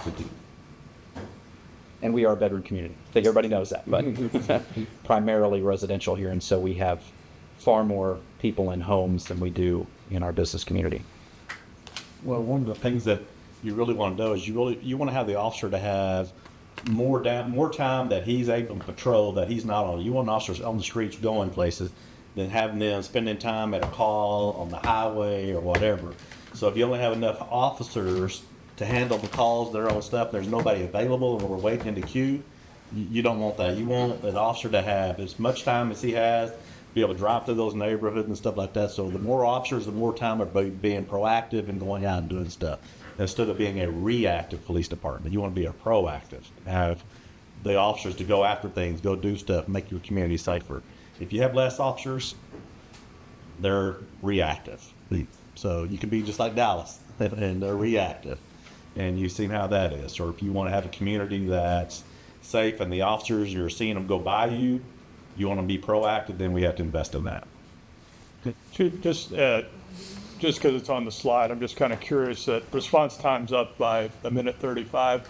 Is that a direct function of staffing levels? Are there other things involved there? I'm just kind of curious. Sure. So there are many factors. The 1.53 minute 35 is over all calls for service, not just priority 1 calls. Okay. We, as you know, we track this every single month in terms, just like the fire department tracks their response times. We're actually seeing decreases, and the main focus is our priority 1 calls, Right. the hot calls, the ones that we need to get to quickly. We're seeing consistent decreases as we look at the data to our priority 1 calls, and we're even more recently seeing decreases to our priority 2 calls. Okay. So that could be barking dog calls or noise disturbances. Lower priority calls where the officers are stuck in the same traffic as everybody else, and we're not exceeding the speed limit to get there. So it's taking longer for those officers to get there for all sort of different factors. Okay, that makes sense. Thank you. So your overall compiled all calls is a minute 35 seconds. Yes, sir. Let me contextualize that. It's just to be fair to everyone, right? It isn't. That was fiscal year 24. We recognize if we go back to fiscal year 24, you probably had 11 vacancies, people running through that. So there was a significant shortage of bodies on the field compared necessarily to FTEs. And so I just want to contextualize the discussion for what it's worth. How many vacancies do you have now? As I mentioned, right now, today, as we sit in this room, there's 4 vacancies. Which is great. Say that again? 4 vacancies. Okay. Cool. Fantastic. All right. What is your response time tracking? I know we're not through with FY25. What's your time tracking to right now? So our goal is within less than 4 minutes to priority 1 calls, and we're exceeding that month to month. Particularly because of your support, we put additional officers on every shift. So when I first came to the department, there were many shifts that were running at 6 officers and only 1 supervisor daily. I'm going to patrol briefings regularly, and I know AC Demores has been in as well, and we have every shift staffed with 10 or 11 officers plus 2 supervisors and a lieutenant. Now they have vacation days and training days that they're offset for. But our numbers are much better because of the officers we've been able to get out of training. As you know, it takes a year to train an officer. Yeah. So once they are out of the academy, another 6 months, and that's what the officers that are in field training now are. We have a couple that'll be coming out on their own here very soon, and more that will be going in that are in orientation now. We're also really excited because this group, we're starting to see officers leave their agencies with prior experience. Not just certified, but they're already past the point of whether they want to be police officers or not. They've been doing it for 2 or 3 or 4 or 5 years or longer.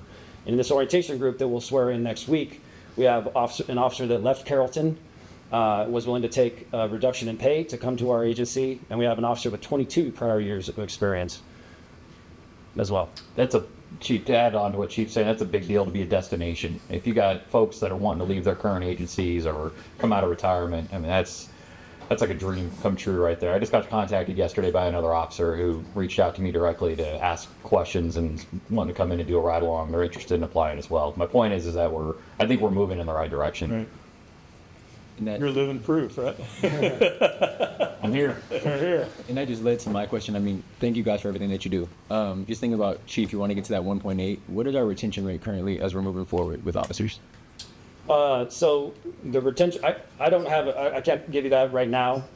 We can certainly get that for you. Yep. I'll tell you that we've had what I feel is very strong retention in terms of, we've had officers that have served many years and have retired. And we've had a few officers that haven't made it through training. But overall, and we've had a few officers that have left for, like we haven't, I mentioned there's two officers that are leaving. One is moving to Prosper, and another one's going to the Dark Police Department. Shit. And I was just asking that because I obviously want to make sure that our force stays strong. Yes. And the addition to them. Yes. Thank you. But I suspect your retention is probably much worse than the detention, right?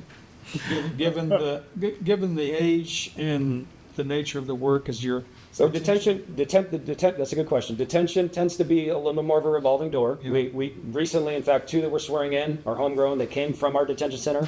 Right now, we're only hiring certified officers, and we've saved time and money by doing that. But that is the exception. We will send detention officers if they show an aptitude and are interested to the police academy. Bill. Quick question. So the budget impact of 421 versus the ongoing, so that's the vehicle, the equipment, all of that kind of stuff? Yes, ma'am. Okay. Initial cost versus ongoing. All right, Council, we do have 6 more of these presentations to get through. So I appreciate all the questions for our chiefs, but I think we probably need to move I'm on. gonna be here tonight, so. I know, and this was supposed to be a 2-hour block of that, so be mindful if this goes long, we'll be even here later. Next, we have a presentation from Finance. Yeah, not very often that finance gets up here. This is the year.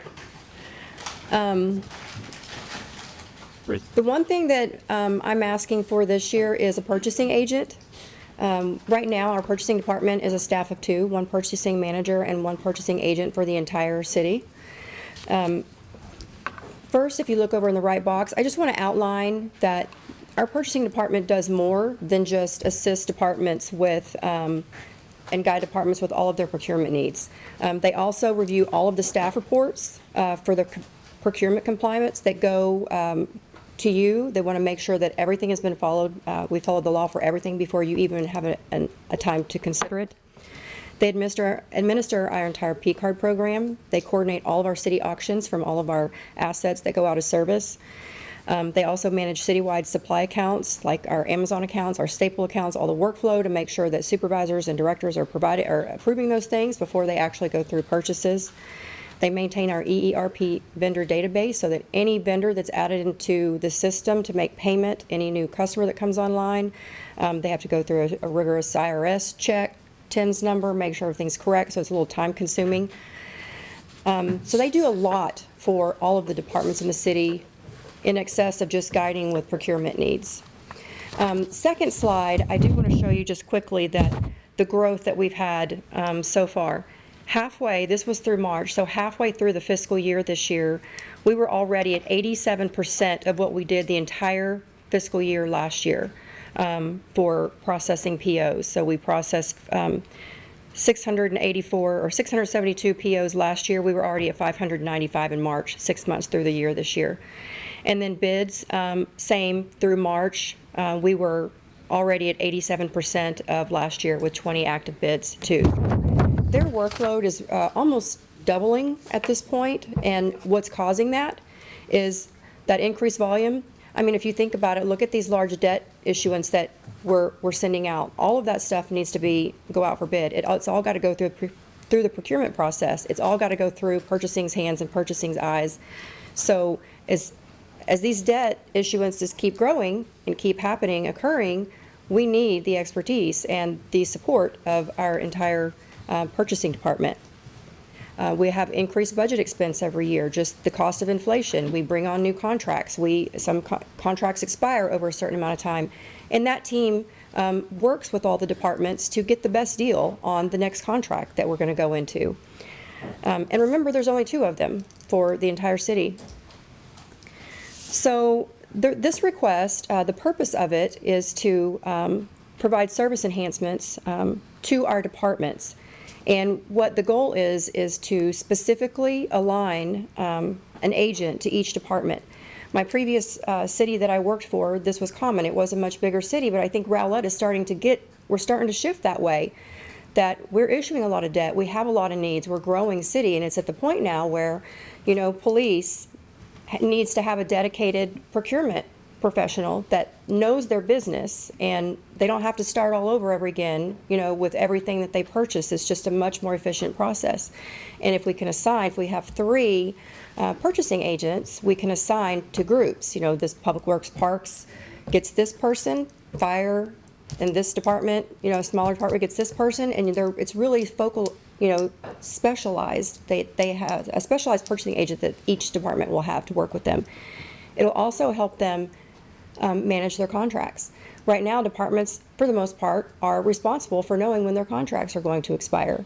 If we have a purchasing agent that can follow that and remind them ahead of time, get ahead of the procurement process, that lets these folks do the functions and the services that they need to provide every day and not worry as much about the administrative part of running their department. So some of the other points I had on here was it gives a single point of contact and specialized assistance. It reduces department operational time. Because we want to, part of the goal here too is that our department, whoever that department is assigned to, that purchasing agent can do the smaller, do the processing requests, informal requests, and quotes that the departments are doing now. Take that off of them. Let them do their job and the service that they need to provide to the residents. So all in all, this is not, the request for this position is not really just about managing the volume because it's there, but it's also about improving service to all of our departments so that they can be more focused on their service functions that they provide to our residents. Any questions? Questions? For Wendy? Do you have a sense of just what average staffing would be purchase agent-wise for a city our size? It's hard to say. I started to look at that because every city is different is a city our size issuing the amount of debt that we're issuing? Okay. Is their budget the same size as ours? How much workflow is really coming through? So I started to do that, but I realized it's really pretty skewed and it doesn't really give a good picture. When you have a procurement agent, or purchasing agent that gets specialized, say with police and fire or whatever department, does that help the city get better deals on the bids that we send out typically, or is it more of a function of just managing the contract? Is there a cost savings overall to the city as it relates to that? Not necessarily by specializing, putting a department with a specific person. They get to know their business, yes, but I don't know that they can necessarily save them money because ultimately the department makes a decision typically on which vendor service is best for their department. But in another way, yes, because another goal of this is that we want our purchasing department to start looking at some of the services that we currently have and become more, right now a lot of departments are siloed. One department uses this vendor for copy paper and another department uses this vendor for copy paper. And one of the goals of this is giving this department more time as well to look at those types of things that we buy and see if we can consolidate contracts throughout the entire city for cost savings. So yeah, that's good. Thank you. So any other questions? No. All right, then we'll move on to our next department, which is Public Works. Still lurks, Razor. So we said the number he buddies. I like to say with great certainty. No. Perfect.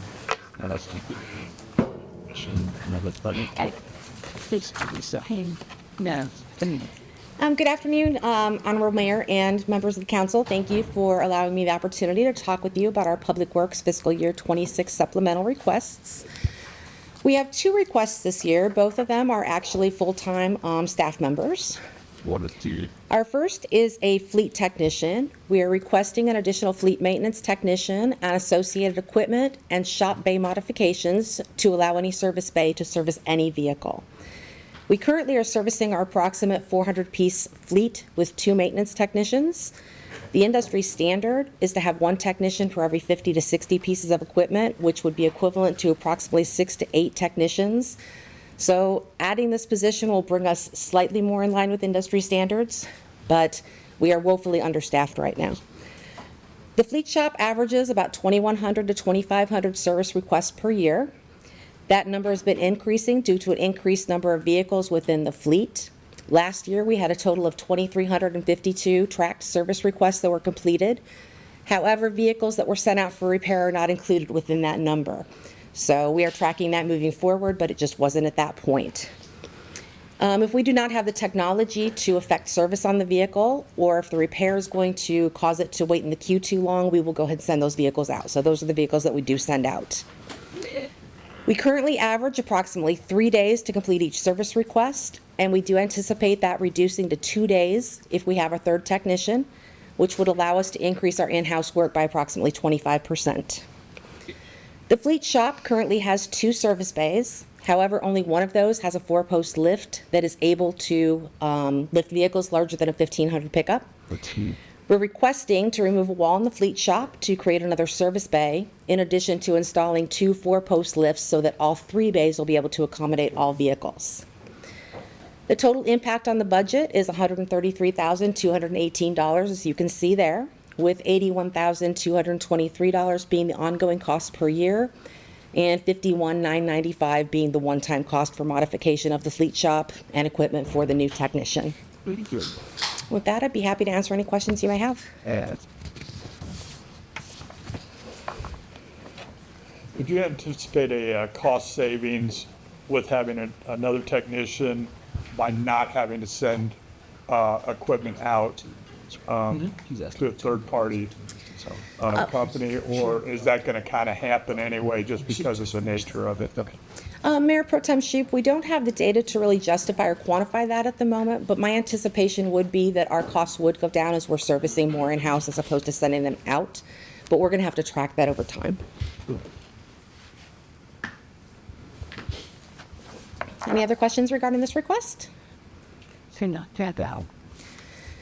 So our secondary request is for a traffic operations technician and associated equipment for them. As the city continues to grow, the workload for the signal department has increased significantly. However, our staffing has not kept pace. We currently only have 3 technicians, and it's becoming increasingly difficult to keep up with demand while keeping safety a top priority. Most jobs, such as working within the intersection, replacing signs, or maintaining traffic signal equipment, require at least 2 people on site to perform the work safely, and in many cases, all 3 employees are needed, which means other jobs are delayed.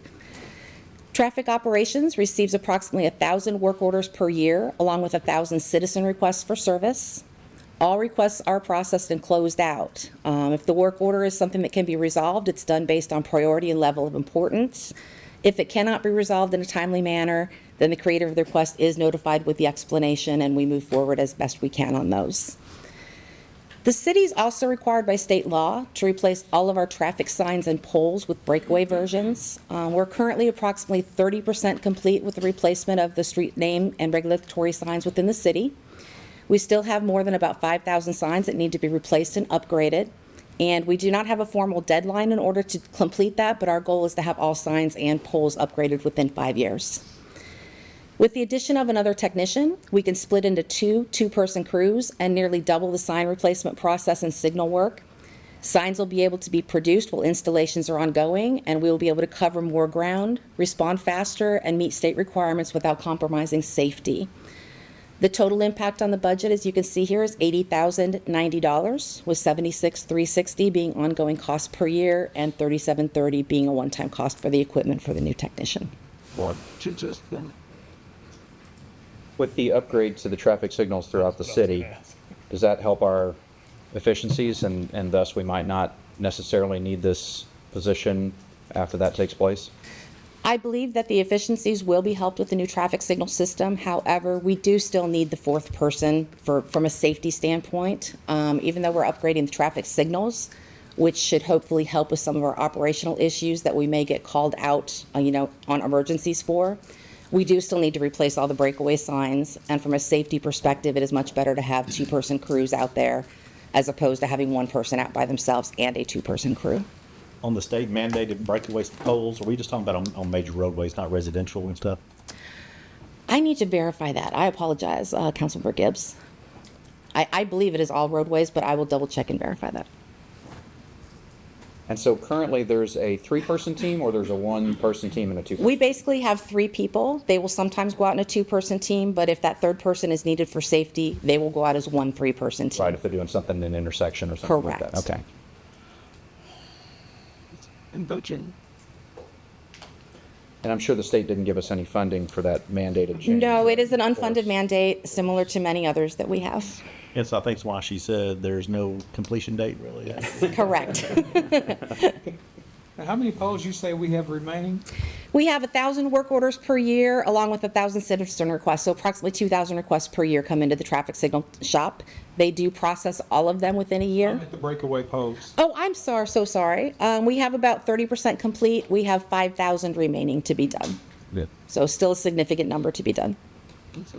And if I'm reading this correctly, basically this would give us 2 full crews. We have equipment, we have trucks, we have all the ancillary costs that we need to add that person. We're not going to have to come up with another $100,000 to outfit a second team. Is that correct? That is correct. We basically need the approximately $3,700 for personal protective equipment. Any other questions? Ready, good? All right, thank you so much. Very much. All right, our next one is IT. I'm sorry. Before we consider the IT, we might want to tell them to quit sending us those emails trying to make that. Go. Good afternoon, Council, Mayor, and staff. My name is Chris Pardo. I'm the interim IT director, because Joey's no longer with us. So bear with me. This is the first time I'm doing this. So if I project too much, too little, again, just bear with me. I'm trying to get the flow of things. But I want to, again, thank you for your time here. I'm coming today with 2 items. One being anti-ransomware, and the second will be a spam filter, an upgrade. So for anti-ransomware, right now, we have layers to protect our city. But you can never be too safe in the real world, to be honest.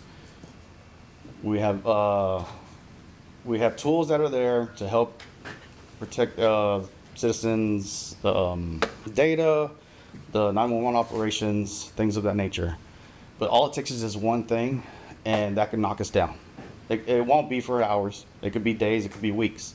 Should anything infiltrate us. So what I'm coming to you for is to allow us to go ahead and be proactive and also stay ahead of the game, so that for many years to come, for the next few years or 10, whatever the case may be, this system that we want to implement is constantly learning. It's keeping ahead of what's out there right now. So with that, I mean, like I said, one little slip up, granted, nothing that happens, but we want to stay ahead of it, so nothing comes down. Should that happen, we're looking at legal issues later on. They know that they can come at us again, and it's just going to be consistent. Question? Yeah, go right ahead. Huge proponent of cybersecurity. Definitely understand the necessity of it. Just in your opinion, what is our rate of ransom, like the probability of happening near time currently? What's our rate? Yeah, probability, yeah. I couldn't give you a solid answer, to be honest, right now. So what was the question? Like what's the likelihood of us being happening? Yeah. Likely? Short term. Likely. Because it It's can happened. happen anyway. Yeah. It has happened here. It's one click away. I can say that in a neighboring city, right, theirs got hit, and it's only a matter of time. Honestly, we have something that's great. Don't get me wrong, but we want to add an additional layer. So- That's the proponent of this. Is this a request for a tool that helps us recover from a ransomware attack, or is this a tool that helps prevent ransomware attacks? It's prevent from that. Because let's say something happens, okay? What we are at the mercy of whoever is gonna take our stuff. They don't have to give us the proper key back. Right. They can say, all right, well, give us this and this amount of money, and you know, here's whatever you need to unencrypt your files. They could corrupt the files on the way back. So at that point, we really are always at the mercy of this happening. Is it fair to say that we do have some other preventative measures like backups, redundancy, and things like that that we have in place that could also, I guess, be vulnerable at some point that we would go to if something was to happen, that we would try to move over to those other redundancies while we're working through the capture of that information? And so, go ahead. So Chris is being a little ambiguous in some of this communication because, one, this is being posted out to the world. Yeah, I was kind of worried about that. We don't want to get too deeply into what our protection levels are or what we exactly use because we don't want them to listen and go, oh, that's what they use. So, but essentially what we have here is something, 8-tracks, if anybody remembers those. Oh, yeah, I do. Streaming music, right? I'm gonna shoot you that was. Yeah, no, it's not that one time, but it's a scenario of this is helping us to keep up with the changing of times and how we protect ourselves. And we're not on 8-track. I was gonna say, I don't wanna make anybody think that. Let me help all of y'all. He said it best. This is an extra layer of protection. At the end of the day, this is an ounce of prevention, 10 pounds of cure. Which one do you want? Well, for the price, I'm okay with it. I'm okay with moving on. So Not bad. what I heard you say, it's constantly learning, so this would be some kind of AI-driven package? Okay. It is. Okay. Okay, any other questions based on that? None. No? Okay. Secondly is our spam filter. So what we're requesting is to replace the one we have right now. Budget-wise, our current is $1760. We would ask that we add 35 to it, and then ongoing cost would be $152 a year. So for this one, again, ours is okay now. It's great. Don't get me wrong, good. But this one that we would love to replace it with is AI learning and ML, which is machine learning. It learns who is sending what within the organization. So your machine knows it's going to go to this machine. It picks that up, so we know it's safe. Right now, when you're sending a link or an attachment, you click on it, it's having to go out to our current providers, run the scan there, then it has to come back in, and then it has to load on our network. That's time consuming, that's production loss when it can be something very important. With this new software, it's already gotten hit even before it hit our network. So it's safe to know that, hey, okay, I know this is safe. I had an analogy here I can give you. Just bear with me.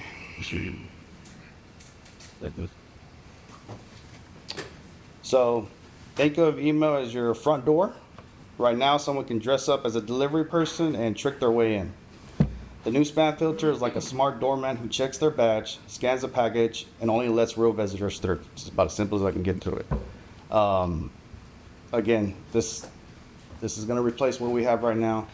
But it's just the second thing that we're requesting. Questions? No. Okay. All right. Well, thank you for your time. Thank you. Good job, Chris. Yay. All right, Parks and Rec.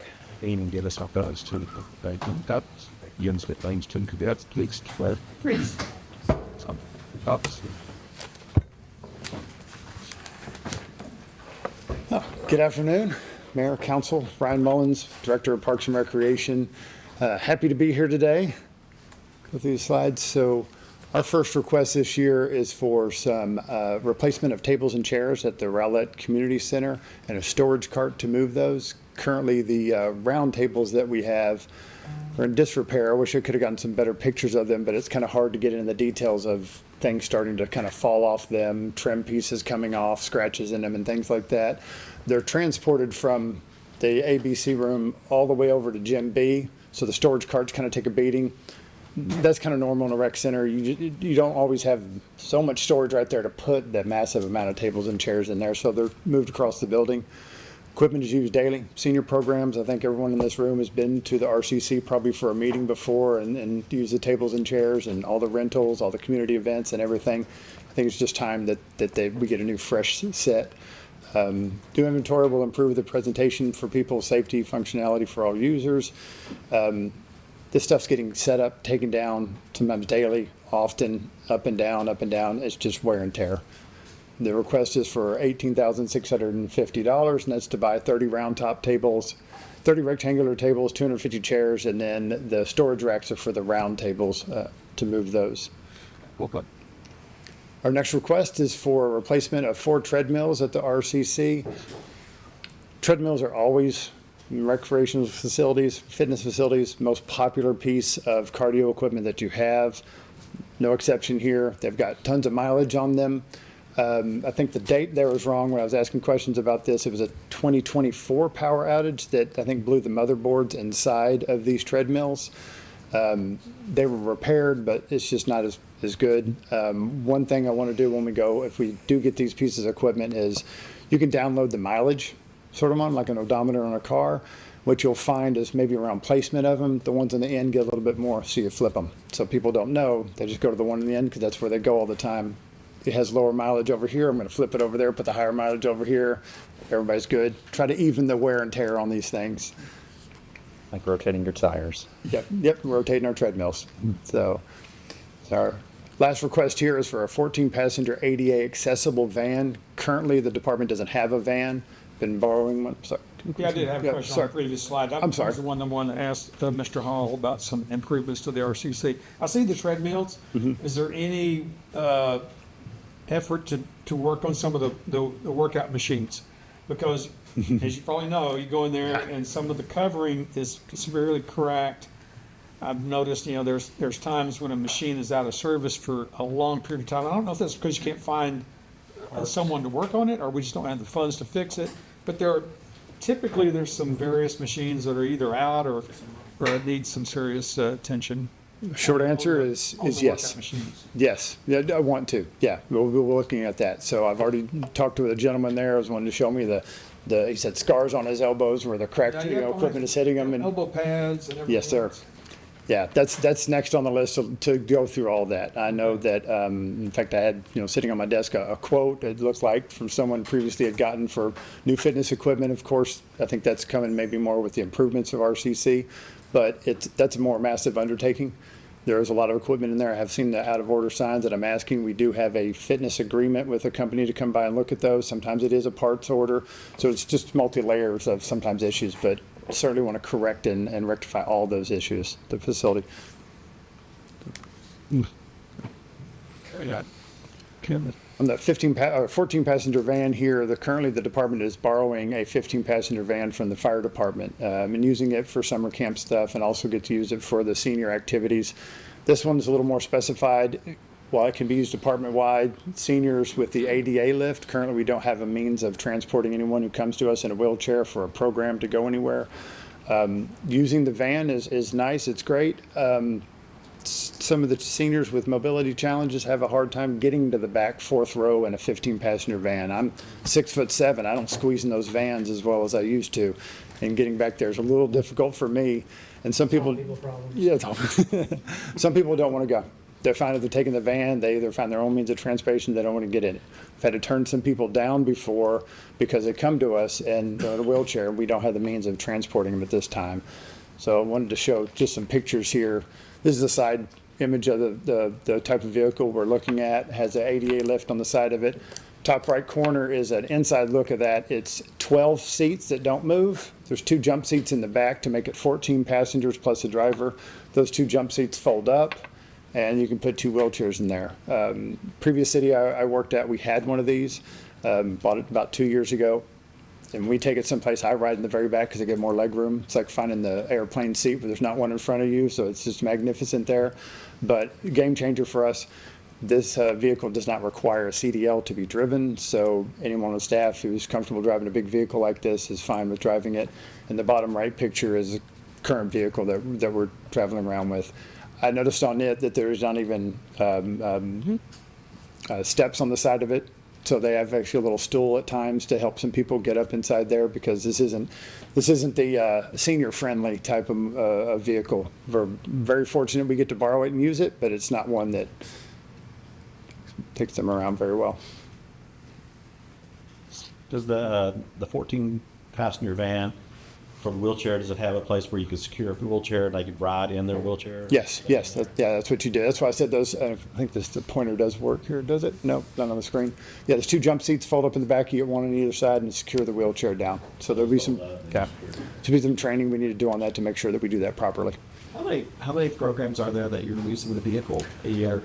I wish I had a better answer for that, but I know that the camps are. I know the seniors use it often for the various trips that they take. I know they try to, when I say avoid it, they try to work around it as well as they can because we don't have a van. Use DART, things like that, but this will allow for some expanded programming and some things that we're currently not doing. On any monthly basis, there are senior programs. They'll either go to the Arboretum or they'll go somewhere and they'll do those kind of programs. Yeah, so it's quite I don't often. know where they're going, because I never knew they left anywhere to go. Yeah, there's tons of programs that do, and typically, you'll have even like a lunch bunch. You'll go take them for lunch someplace, and then just like to go. At most senior centers I've seen, trips are one of the most popular things that they do.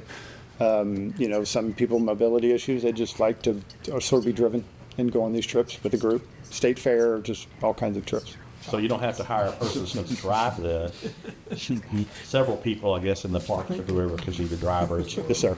Or the senior advisory board council chairperson could do it. Yeah. Say what? You just got nominated to drive the van, just so you know. So, Jonathan, when I was the neighborhood light person, I actually needed a van multiple times, and I actually needed a van that was wheelchair accessible for the city academy, because we toured the parks. We did lots of great stuff. So, I would think that this would be a great asset for all, for everyone. What would your $4,321 cost per year cover? That's a budget number put in there. I may have to ask someone here the budget-wise, but it's usually fuel, fleet maintenance, things like that. And typically that's a canned number that kind of comes with each vehicle. I'm not exactly sure here, but I believe that's the same thing. Yeah. I mean, I know that, assuming it will cost around $107. I probably don't know for sure yet. Since we purchased one in my previous city, I pulled up what we paid for that. It was about $103,000. I would, of course, look at the options and try to bring it in less than that, but I just wanted to make sure that if this was approved, that I'm not going, oops, I'm a little short. Right. I mean, I guess the $4,000 would be fuel cost, insurance, yada, yada, yada, right? Fleet and everything. Fleet makes sense, but get that extended warranty. No, not that first. All right, council, any other questions on this or any of the other parks requests? No. All right, let's move on. Thank you very much. Don't forget you have a driver. Community development?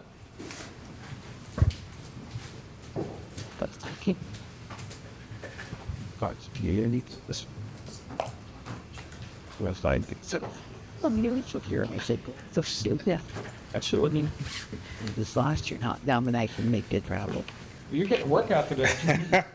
Well, and one of the pleasures of starting new, and you get here, your budgets have already been done for you. So this is literally going to be a regurgitation on what's on the screen. But I will say, and all my past city managers and staff will tell you, Derek's first rule of thumb is always be fiscally prudent with the city's budget. So to that end, we'll kind of get through what the requests are. This is for Reynoldscape as it relates to code enforcement. This is a program that we actually already use, but there are some enhancements and some upgrades that we're looking at including. And so, just kind of understanding we're in a world of short-term rentals, things of this nature. And so making sure that we can move forward on it. I think this has been included in our bigger budget, so we don't have to necessarily focus on this one. Got it. So again, already budgeted for us, so we can move on to the next request. The next requests are related to the actual fee schedule, if I'm not mistaken. Yeah, master fee schedule review. And so, in addition to me coming on, we have a new assistant director that also serves as our chief building official. And looking at some of the current fees or some fees that we don't have, we were looking at miscellaneous reinspection fees. And so, on the current fee schedule, it shows $50 for reinspection fees for buildings that are less than 5,000 square feet. So, looking at a tiered system to include, a stacked payment in terms of the miscellaneous fee inspections, $50, $100, $150. There are incentives for contractors to complete their work prior to inspections. And then, just generally speaking, as we're looking at reimagining our building division, making sure that we can free up our inspectors, less the request, and increase the revenue projections per inspection. And this kind of falls in line with our neighboring cities as we kind of look to do the work for this one.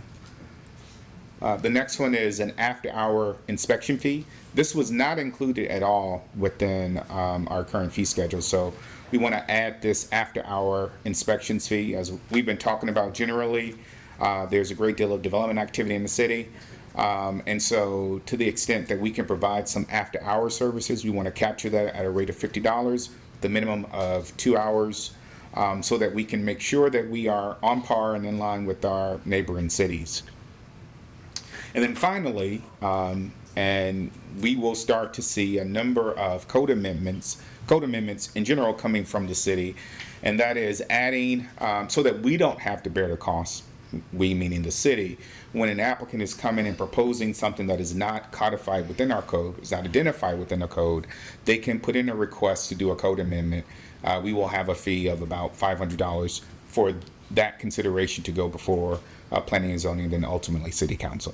So those will be the 3 additional fees that we're looking at including. No staff requests, no vehicle request, just straight additions to our fee schedule. Going back to because I'm not exactly sure, the fee for reinspection fee and stuff, what are we talking about? Yes, reinspection fees. So, what are we talking about? Building inspections, if an inspector fails an inspection, they normally give them 1 free. Yep. But after that, if that continues to fail for the same items, they would be charged a reinspection fee, which is common across the industry. It's kind of big, this president, like, So with regard to the Rentalscape upgrade, the one line that says aids in legal enforcement actions, so does it provide historical tracking of maybe the citations that have been issued on that one particular short-term rental, or what does that mean? Our current software does that. What this change would do was actually enhance our ability to do permitting within that system. Right now, we have permitting in a separate system rather than our short-term rental software. So this moves that over into the same software so that we can track who's got a permit, who doesn't have a permit. The new software module also does some notifications. So if someone needs a permit up renewal, they'll send that notification for us and get them working on those things in advance. But it would track citations that have been issued as well? Yeah, that is pretty sharp. Because the citations are actually still in MyGen. Yeah, so we track those in a separate software. Separate, okay. Is this just a module within the thing that we're buying, they'll turn on, that we're not using currently? Is that what it is? Yep, 2 new modules. I don't know if it's new or not, so I don't know if it's. I mean, a lot of times we'll buy software, but we don't turn on the module. And I don't know if that's a new product. Two new modules are being added to the existing software. But we're already spending $12,156 or whatever. This is just an addition to that line. Not only that, but I think it's really important to point out that we've talked a lot about general fund expenses. This is one of those expenses that is not a general fund expense. This comes out of the hotel motel fund. It's funded by the hot taxes that are generated by these STRs. It essentially pays for itself. Cool. Our large say hot.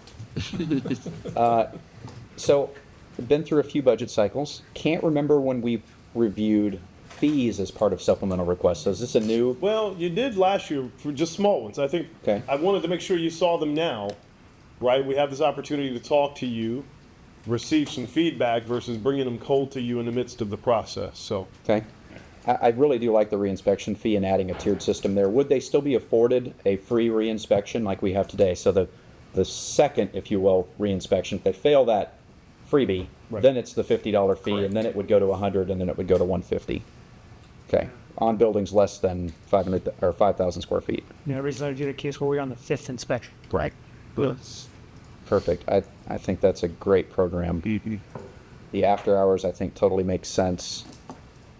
Is that, when you say after hours, we're talking after business hours, and what constitutes business hours? 8 to 6, 8 to 5? 7:30 to 5:30. 7:30, 5:30. 5 days a week? 5 days a week. Okay, perfect. Not on weekends.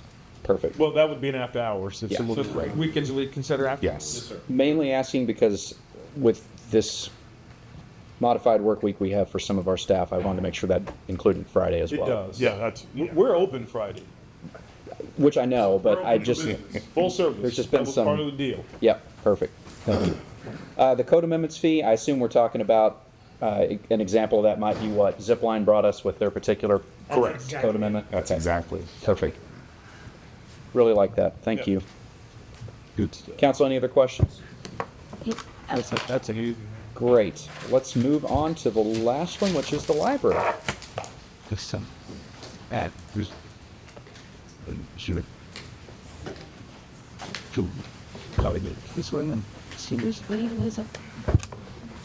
Good afternoon. I am here today. I'm Laura Turner, Director of the Library, and I'm here today not for a supplemental request, but for 2 requests on our master fee schedule. We currently have something on the master fee schedule called lost or damaged materials, and we would like a clarification of that name to be changed to replacement of materials. If your library book is eaten by your dog, you have to pay for the replacement of that book. So it's basically just a charge for damaged materials or lost materials, and we just wanted to change that name just to clarify what we're collecting money for. The other thing is we would like to add a fee. Occasionally there is damage to materials that does not constitute a full replacement of the item. DVD cases are a prime example of that. DVD cases live on people's coffee tables while they're watching the movie, and occasionally drinks or food gets spilled on it. And so then we have to replace the artwork in it, fix the case and everything. People do still check out DVDs. That's a very highly circulated item in our collection. This would also help in the situation of if there are bugs in things returned to us. Occasionally we get something back and there's little critters in it that we need to maybe confine for a while or clean up and take a little extra time to clean it up and make it so that it can be circulated. And we'd like to be good stewards of our tax dollars and just have a $3 damage fee to those things where it just needs a little TLC before it can be circulated into the collection again. And that's all I have for you. Any questions? Or your slide says most comparison cities do not charge for damage, but then you list 3 cities that do. Are those the exception? Yes. Okay, so those are the exception cities that do charge this kind of damage fee for things that don't need to fully be replaced, but just need some repair. Okay. Council, any qualms with those 2 fees?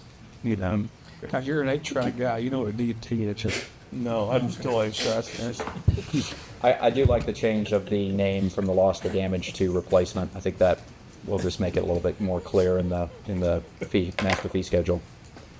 All right, if there's no other questions or comments on the library, then we are done with this particular section. Yes. Can I ask you a question? Please. About the order? Tell you what, let's take about a 10-minute break. That'll give everybody a chance to stretch their legs. We're a little bit ahead of schedule now again, so let's take 10 minutes and we'll come back. Thank you. All right. It is 2:36 p.m. We're reconvening. We're going to have a slight realignment of our agenda right now. So item I is going to be moved a little bit later in the evening. We're going to move on to item J, which is all other funds. Wendy. So is that why she's sitting there? Yes. So this presentation is, well, Rebecca, we talked about the water and sewer fund earlier. We talked about the refuse fund earlier. We've moved the general fund to a little bit later. So this and CIP is going to be a little bit later. So this presentation talks about all the other funds that we have in the city, which are, we consider other governmental, primarily our debt service fund, and then all of our special revenue funds. What I'm going to do with these, well, the first one is the debt service fund. If you look over at the far right column, 2026 is where I'm going to focus on. The debt service fund, the funds received that go into this fund are from the INS portion of our property tax revenue for the purpose of making our long-term debt and interest payments when they become due during the fiscal year. $3.1 million is what we're projecting to be the ending fund balance for fiscal year 26. For other governmental funds, which are our special revenue funds, we have 21 separate funds that account for the proceeds of specific revenue sources, and these are primarily dedicated or legally restricted to expenditures for specific purposes, each one of those funds. So this slide represents a combined, if I combine all of those 21 special revenue funds together, we will end with a $6.9 million fund balance, and I'll go through each one individually. This is the breakout on one slide of all 21 of them, same numbers, starting with 7.6 million fund balance, ending with 6.9. Just do it.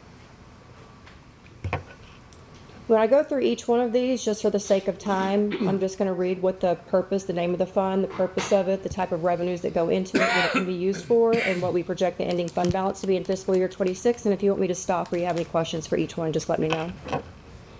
So the police seizure, these are funds that are awarded as a result of court forfeitures of contraband pursuant to the Texas Code of Criminal Procedure, and they're to be used solely for law enforcement purposes. Typically, what the chief spends in here is our purchase services, our supply and capital outlay sometimes, but training hits here a lot too. Is this state and fed seizure combined, or with just one? This is both. This is both combined together? Yeah. Okay, hotel motel. These are funds that are received from a tax on the cost of occupancy and the hotels that we have and motels we have within the city limits of Rowlett. And these funds can only be used to promote tourism and the convention and hotel industry. We we budget to end with a zero fund balance because we anticipate spending all of the funds that we received during the fiscal year for those items that they can be eligible costs for the program. The PEG fund is the Public Educational and Governmental Fund, and it is the funds received from cable television franchise fees. And these funds can only be used for the capital cost of facilities and equipment of public educational and governmental access channels, so mostly our RTN that Drew runs. Ending fund balance proposed at $556,000. I'm sorry, you said this is used primarily for the broadcasting, is it? Right. Okay. And as you can see, revenues are starting to decline. People are starting to do more streaming, so that leaves less franchise fees coming through from the cable providers. Excellent.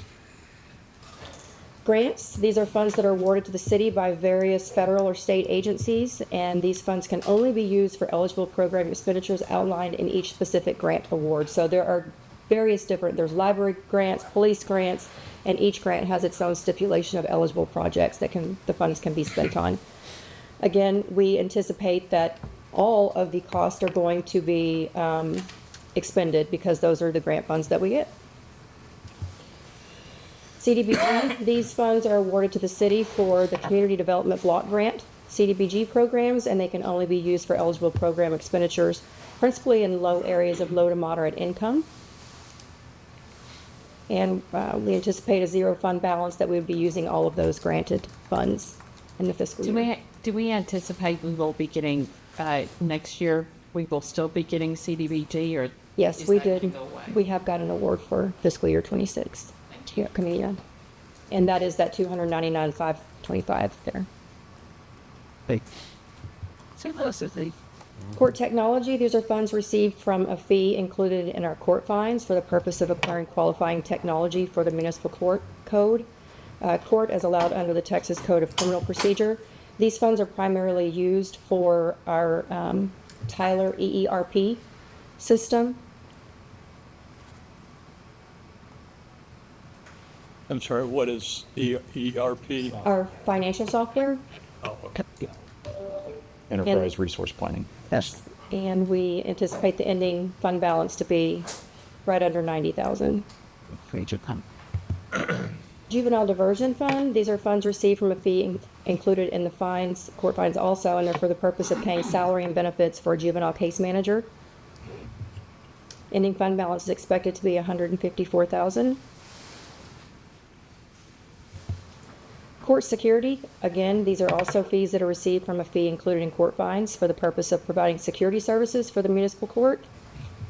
This fund, you can see there's a transfer in from the general fund, so anytime that this fund is short, if we anticipate those fees are not going to cover the costs of those security officers, then the general fund subsidizes to balance this fund, and that's why you see that transfer in. So the ending fund balance is expected to be zero because we have a transfer in from the general fund to make sure the fund balance is at the end of the year and all the costs are covered. Child safety fund, these are funds collected in accordance with the Texas Transportation Code, which allows the Dallas County Commissioners Court to levy an optional $1.50 fee on all vehicles registered in Dallas County. Starting in 2019, the fee is shared on a quarterly basis with all of the municipalities in Dallas County. Rowlett, as a municipality with a population of less than 850,000, must use the funds per the Code of Criminal Procedure for a school crossing guard program. So that's what these funds are used for. Does this Again, cover the full cost? No, as you can see, there's also a transfer in from the general fund of 10,000, so it's pretty close. This fund is also subsidized by the general fund in the event that it's not fully funded by those fees.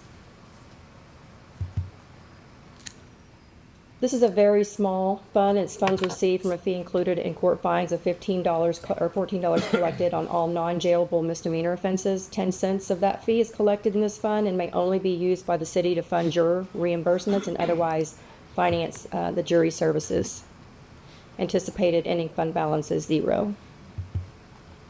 The golf fund, these are funds received from the management company of the Waterview Golf Course for the purpose of making golf course related long-term debt and interest payments when they become due each year, as well as periodic course maintenance audits throughout the year.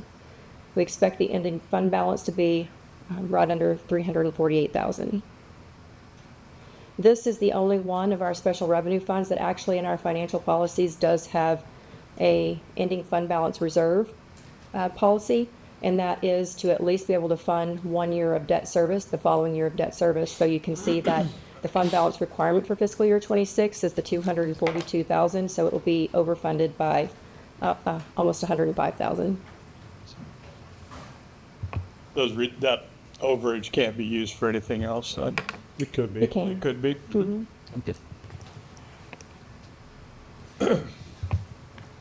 CVE, that's our Commercial Vehicle Enforcement Fund, and these funds are received from a fee included in court fines for the purpose of funding the salaries, benefits, training, and equipment of administering the CVE program.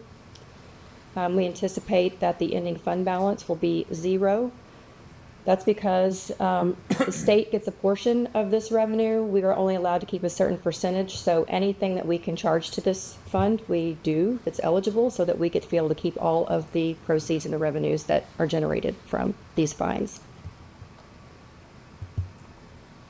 The VERF is our Vehicle and Equipment Replacement Fund, and these funds are received from the general fund as a transfer for the purpose of cash funding the replacement of general fund vehicles and heavy equipment at the end of its useful life.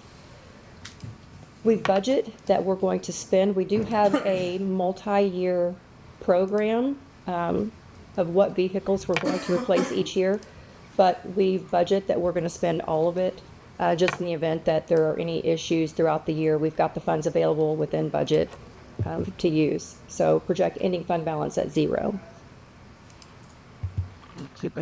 This one is very similar, the Technology Equipment Replacement Fund, and it's received also a transfer from the general fund for the purpose of cash funding the replacement of non-capital technology equipment at the end of its useful life. Ending fund balance is expected to be right under 437,000. The next is restricted. It's our TIF 2, our Bayside, and these funds are received from 50% of property taxes on the improvements in the Bayside tax increment reinvestment zone. And these funds may only be used for administrative fees and eligible capital improvements within the designated zone per the agreement. And at this time, all revenues are allocated for reimbursement to the developer for the cost of the completed improvements that have already occurred. And the remaining balance to be reimbursed to that developer as of June 30th of this year is $8.4 million. So that's why you see ending reserves projected at 0, because we anticipate every year we just pay the developer whatever revenue that comes in there until we keep knocking down that balance that we owe. The next is the TIF 2, the Sapphire Bay. Same, the funds received from 50% of property taxes on the improvements in the Sapphire Bay tax increment reinvestment zone, and these funds may only be used for administrative fees and eligible capital improvements within the designated zone, just like the Bayside. This one is a little bit different. There's not an agreement to reimburse the developer, so this fund balance does build each year as those tax increment revenues come in. Projected fund balance at the end of fiscal year 26 is about $1.9 million. This is the Sapphire Bay Development Project, and these are funds received from the Sapphire Bay Tax Increment Reinvestment Center. These funds may only be used for public utilities funds and convention center debt and other costs associated with the development of the project, including project amenities such as water features, landscaping, hardscape, fountains, and parking structures, and this is according to the agreement. The ending fund balance in this fund is projected to be almost $1.4 million. TIF 3 is our downtown TIF, and these are funds received, again, from 50% of property taxes on the improvements in the downtown TERS. These funds may only be used for administrative fees and eligible capital improvements within the downtown designated zone. I do have a question, just for clarity's sake. So, can you explain why it's called a TIF and the TERS? What is that? I don't quite understand what that nomenclature is. Technically, under state law, it's TERS. It's the same. Tax increment financing is the shortened name for the fund, but the zone is what is the tax increment reinvestment zone. Okay, I just wanted to clarify that so people understood. These two things are the same thing, they just have a different acronym. TIF 4 is our North Shore. You'll see that there are two different funds for the North Shore project. One is the Lakeview Fund, the other is the City Fund, and this is per the agreement that was signed. The Lakeview funds are funds received from 50% of property taxes on the improvements in the North Shore TERS. Of the 50% increment on improvements, 100% of the Lakeview parcels and 80% of all other parcels in the zone are recorded in this fund until the $15.2 million Tier 1 project costs of the agreement are reimbursed. So these funds may only be used for administrative fees and to reimburse that Lakeview developer for the maximum reimbursement of $15.2 million for their Tier 1 TERS agreement projects within this zone. That's why we show an ending fund balance of 0, because we anticipate they can submit their request for reimbursement as the project goes along. And we don't know how much that's going to be in each year, so we budget what's available because it's per agreement. They're eligible to draw on it. The next is the TIF Shore City Fund, and these funds are received from 50% of property taxes in the TERS zone. Of that 50%, if you remember the previous slide, Lakeview parcels were 100% and 80% of all other parcels. This one, that 20% that's left over of those other parcels goes into this city project fund. And these funds may only be used to fund Tier 2 TERS agreement projects within the designated zone first. And then, once those are funded, council can authorize in any manner to allocate the funds that's allowed pursuant to the TERS Act. So we anticipate this fund balance ending at $234,000. Disaster funds, these are funds awarded to the city by various federal, state, and local agencies, and they're for the purpose of funding expenditures related to unexpected natural disasters. The funding that's in there right now, you can see nothing's coming in, but we're holding a balance in there of $325,000 for clawback for the COVID pandemic, the funds that were received from the government, because that project has not officially closed out by FEMA yet, and they have a clawback period. So we hold those funds in there in the event that they find anything from any paperwork and request any of the funding back. And that's all of the funds. Any questions? Sure. Yeah. Yeah, a few questions. With regard to the golf fund, it seems like in 2024 we had transfer from the general fund of almost $25,000. Can you help me remember if that was for the survey that we had done, or if that was for some enhancement that we had done? That was a request from a previous council member that wanted to start funding about $25,000 a year for just improvements. I do remember that. Thank you. That's helpful. That's great. And I think that the message there should be that, at least to me, some of this fund surplus that we have above the fund balance requirement that we've self-imposed upon ourselves could be used for the project that we talked about earlier, which is the driving range enhancement. I think that makes sense. The dollars then are coming from revenues that have been generated by the golf course and then are being reinvested back into the golf course. Is that a fair assessment of the situation? More or less. Okay. I mean, to me, that makes sense. It then unburdens the general fund of that cost.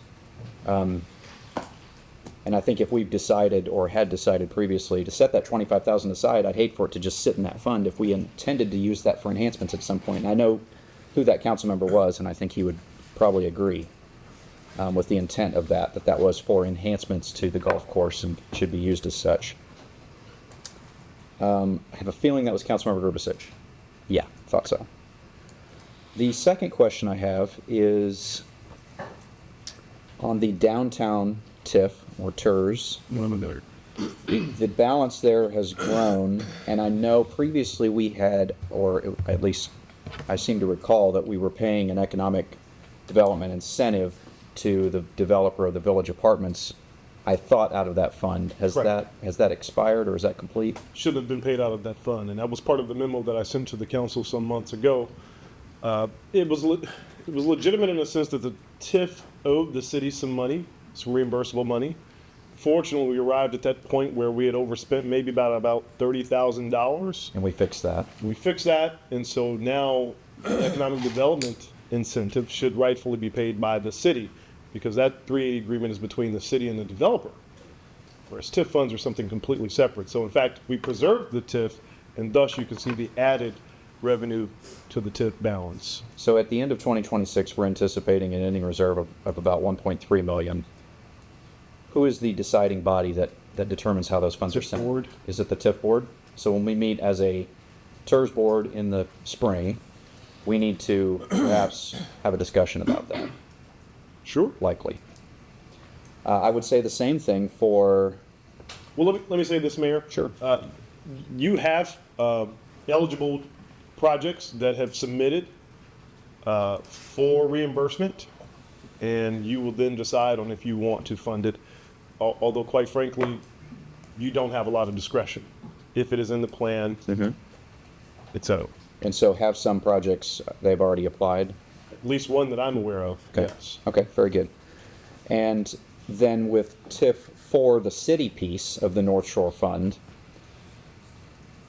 I can't recall if the TERS plan outlined how those expenses would be, or what expenses we would cover with those funds, or if that was kind of a future TBD. It does, but I don't It remember does. the plan. I don't remember the plan either, but Okay. it does. It's what they listed as a tiers 2. I don't It's in the remember the plan. I know part of it's Merritt Road, which it may well be.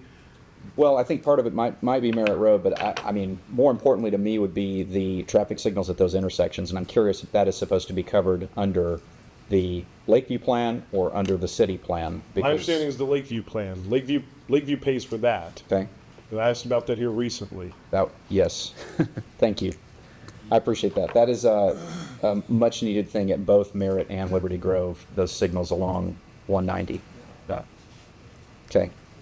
So there is a plan for those funds as they start to build in the city fund of the North Shore TERS. That's great. And that might be, so for those of you that are new to the council and might not have been a part of that decision, we expanded the TERS in the North Shore to encompass a vast majority of the North Shore. What that means is that we have to have a long-term vision for what those funds are designed to be used for. If at the end of 2026 there's $234,000 in there and we run out and spend it, that's not a very wise use of those funds perhaps.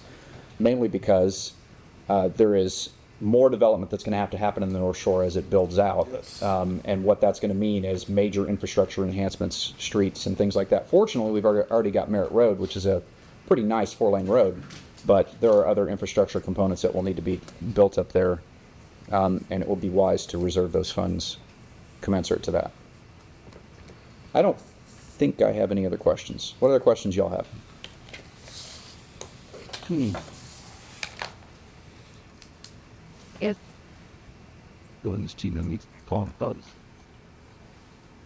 Maybe one other question. Sorry. Hotel motel fund. So at the end of 2024, we had ending reserves of $460,000. We are slated to have ending reserves in 2025 of $247,000. Is the idea there that we are fully expending that fund every year? We are not. We anticipate doing so, but we have obviously not been able to do so yet. Okay. So in 2026, it's showing an ending reserve of nothing. And That's what we. That's the intent. Okay. That's the intent. Very good.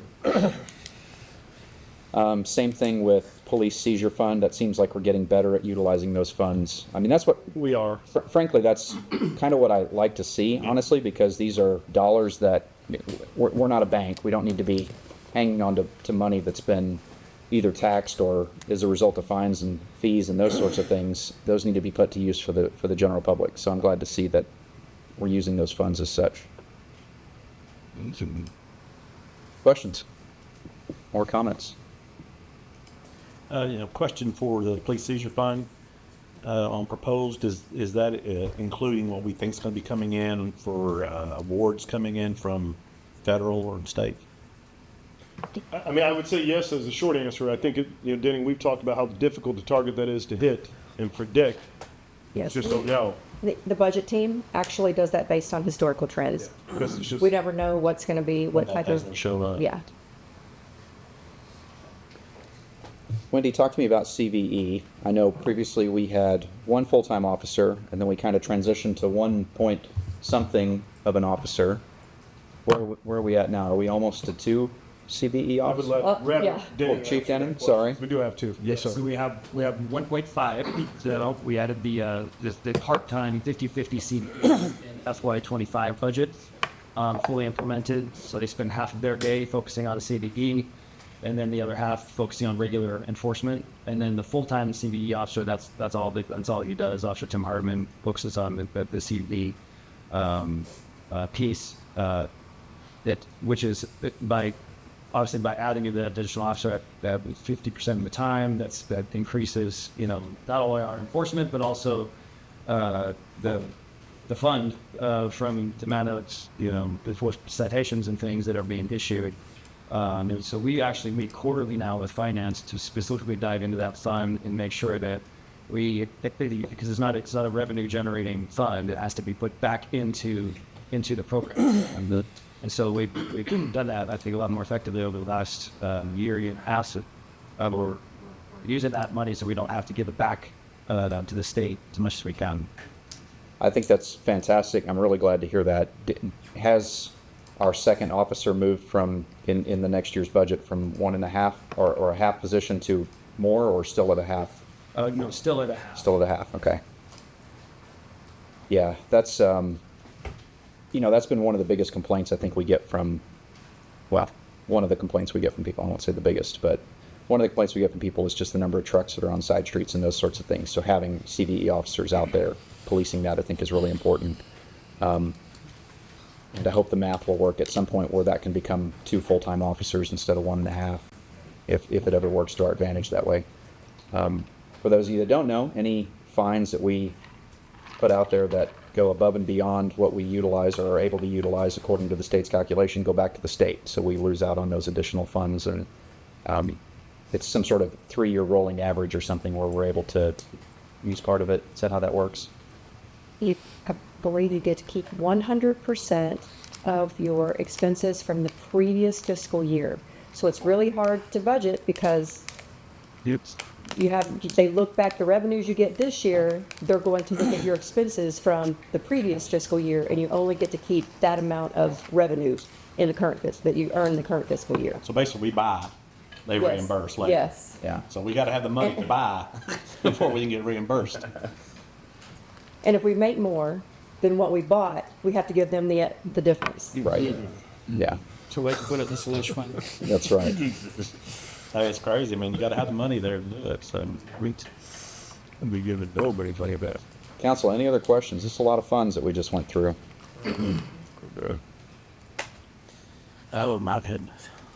I guess you just did an amazing job, Wendy. Well done. Taking So one quick question, just on the TERS, the North Shore TERS, when does that expire? How many years is that TERS for? It's a 15-year TERS, the length of the PID bonds. Like the what? The PID bonds. And some back like. Or you're saying North Shore? I said North Shore. Yeah, and I think It's still 15.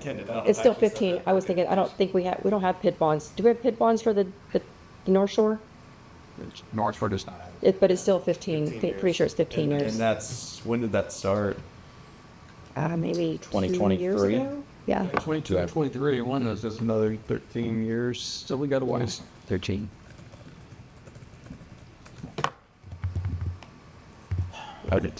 For some reason, I was thinking it was a 30-year. I could be wrong.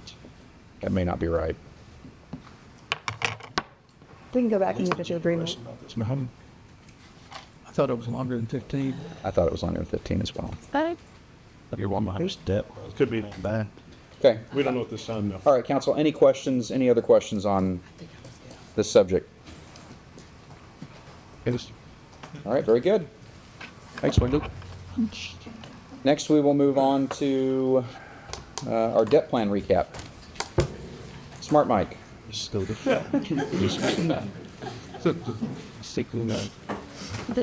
I ain't digging that. I'm just I didn't start it, man.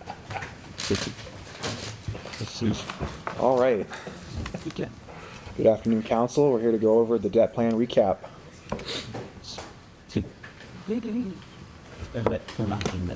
Just a clicker to make it.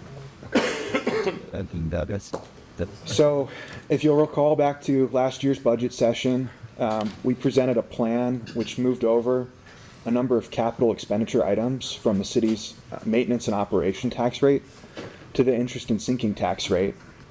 So we've used a lot of analogies today.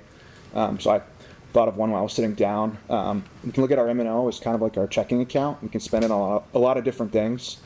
And our INS rate is more like a gift card to, say, Home Depot. It can only be used on capital expenditures, vehicles, and equipment.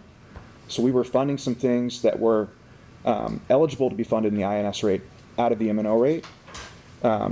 Typically, if you've got a Home Depot gift card, you're going to go spend that at Home Depot before you spend money out of your checking account. Yeah. Good. Oh, and so this plan, just to kind of, before we move on, it relied upon our debt capacity. So if you'll remember, and we'll touch on this later, we were going through our 3-year bonding plan, and we used our increased debt capacity to sort of tranche things out between GO, CO, and tax notes. Good. All right. So as referenced on the prior slide, we shifted things over to the INS rate. So M&O dollars are restricted to grow at 3.5% plus new growth. Moving those costs that were capital in nature allowed us to enhance investment in other items, including personnel. So this helped stabilize our budget. We were forecasting pressure, if you'll recall, due to certain personnel and capital investments that were made for future growth that had not materialized yet.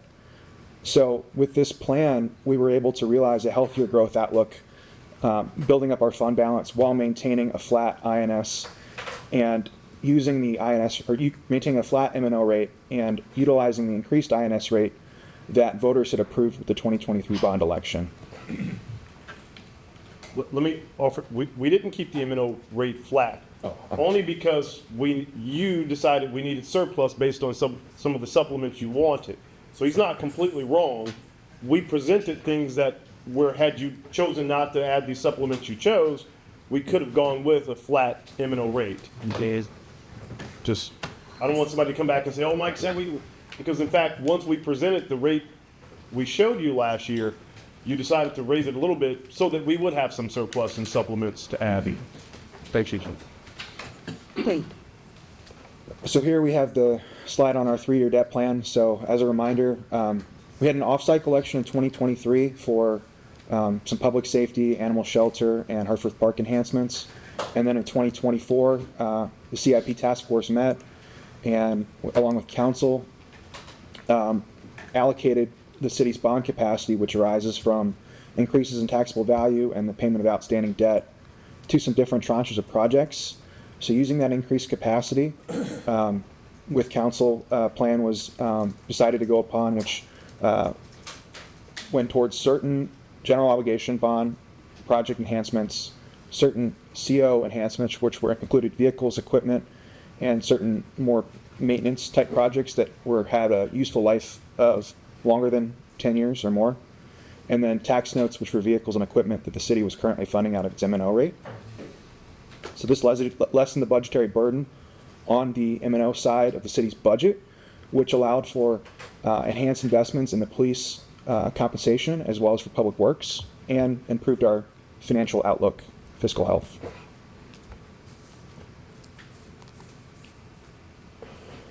So this slide goes over the general obligation bond projects, and highlighted in yellow under fiscal 26 are the projects that will be coming to council early next week for a parameter bond ordinance. So we have 47 million, and it'll comprise 2024 election, 2023 election, street improvements, fire station, some other projects. And we have our certificates of obligation. So for this year, earlier this year, this included the council-approved municipal complex, and then we'll be coming to council on Tuesday. You'll remember the notice of intent was for 15.5 million.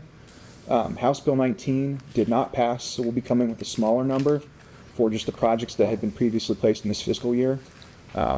So the projects for next week's parameter ordinance will include street and alley improvements, downtown district infrastructure erosion control, improvements to the Rowlett Community Center, and parks improvements along with fire equipment and vehicles.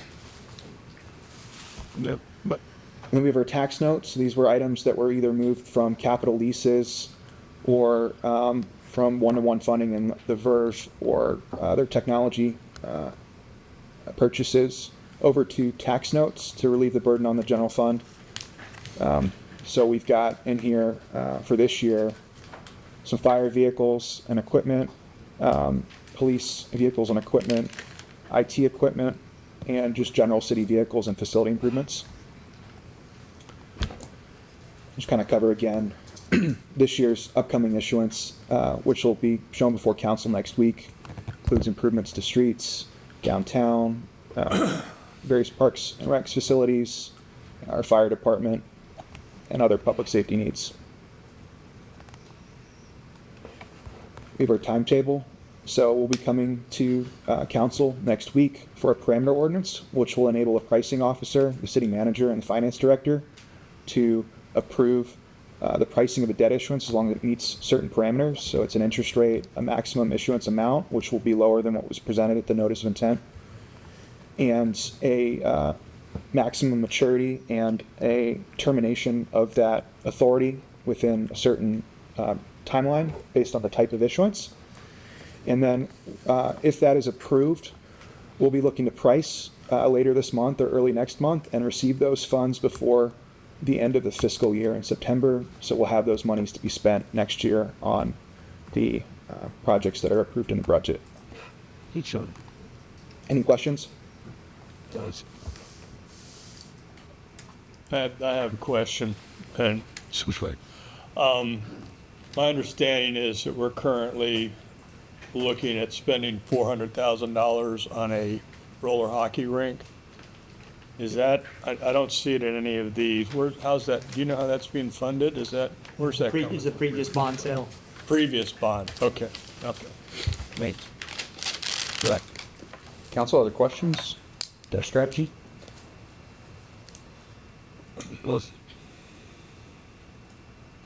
Good. I know there have to be more questions.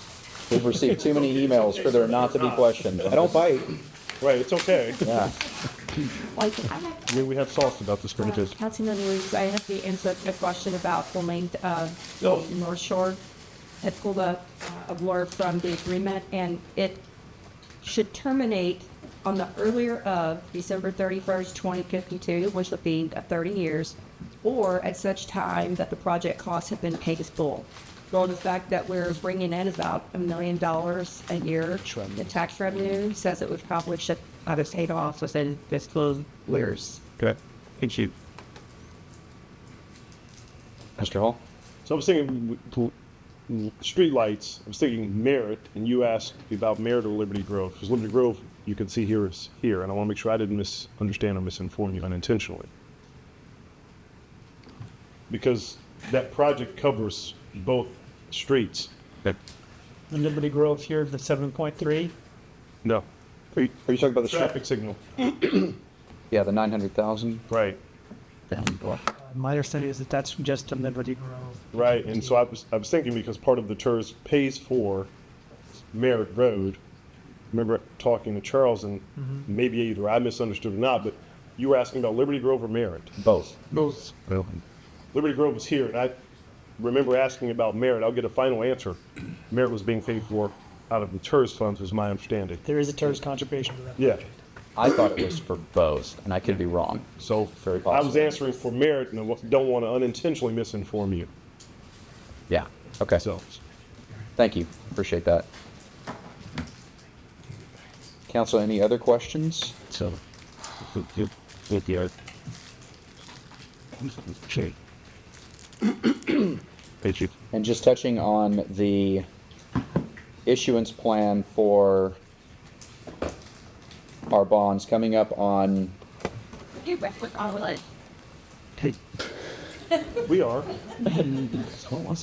coming up on Tuesday, the parameter ordinance is going to be for, what are the three tranches? There's Tranches. 3 tranches of tax-backed bonds, and then I also neglected to mention some water sewer bonds. So, it'll be roughly 47 million of general obligation bonds, 9.9 million of certificates of obligation. Could you go back and show them the Yes, sir. slides, please? So we can kind of walk through some of that. So 47 million of general obligation bonds, which will comprise roughly 25 million from the 2023 bond election. So that was the public safety facility, the animal shelter in Hertford Park. Is that everything that's listed here? Yes, sir. And then Bond election? that's the 2023, and then the 2024 bond election starts at the traffic signal install at Liberty Grove and down. So that's about 20 million. So those will be street projects, some parks projects, and then fire station improvements, and then street lighting for Lakeview Parkway, and if there's anything else that can go towards street lighting in other places of the city. So that's The highlighted column. Highlighted column. highlighted column. And then 9.9 million of certificates of obligation.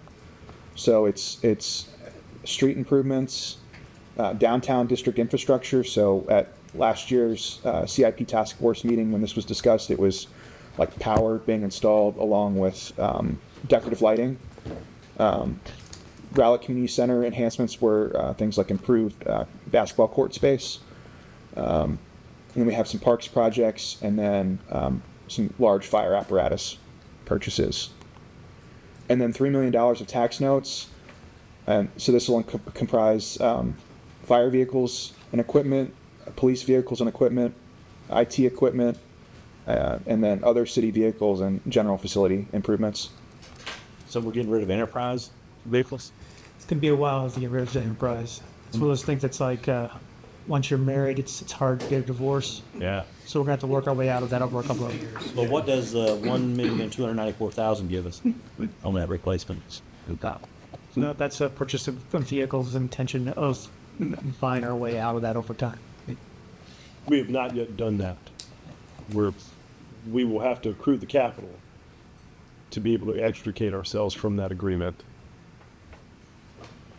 And it, not shown here was the 14 million of water sewer bonds, so it's our historical 7 million of annual issuance restarting, along with an additional 7 million for the sewer pipe, which has been baked into our water rate study as discussed earlier in Dan and Wendy's presentations. And we didn't issue water bonds last year, is that correct? That's correct, yes, ma'am. And the strategy there was we already had a lot of projects in the hopper, so to speak, and those funds were just sitting idle. That's right. And the goal was to save the impact of that on the rates. Right. Right. Me too. Council, any other questions? Good. Thank you for the presentation. All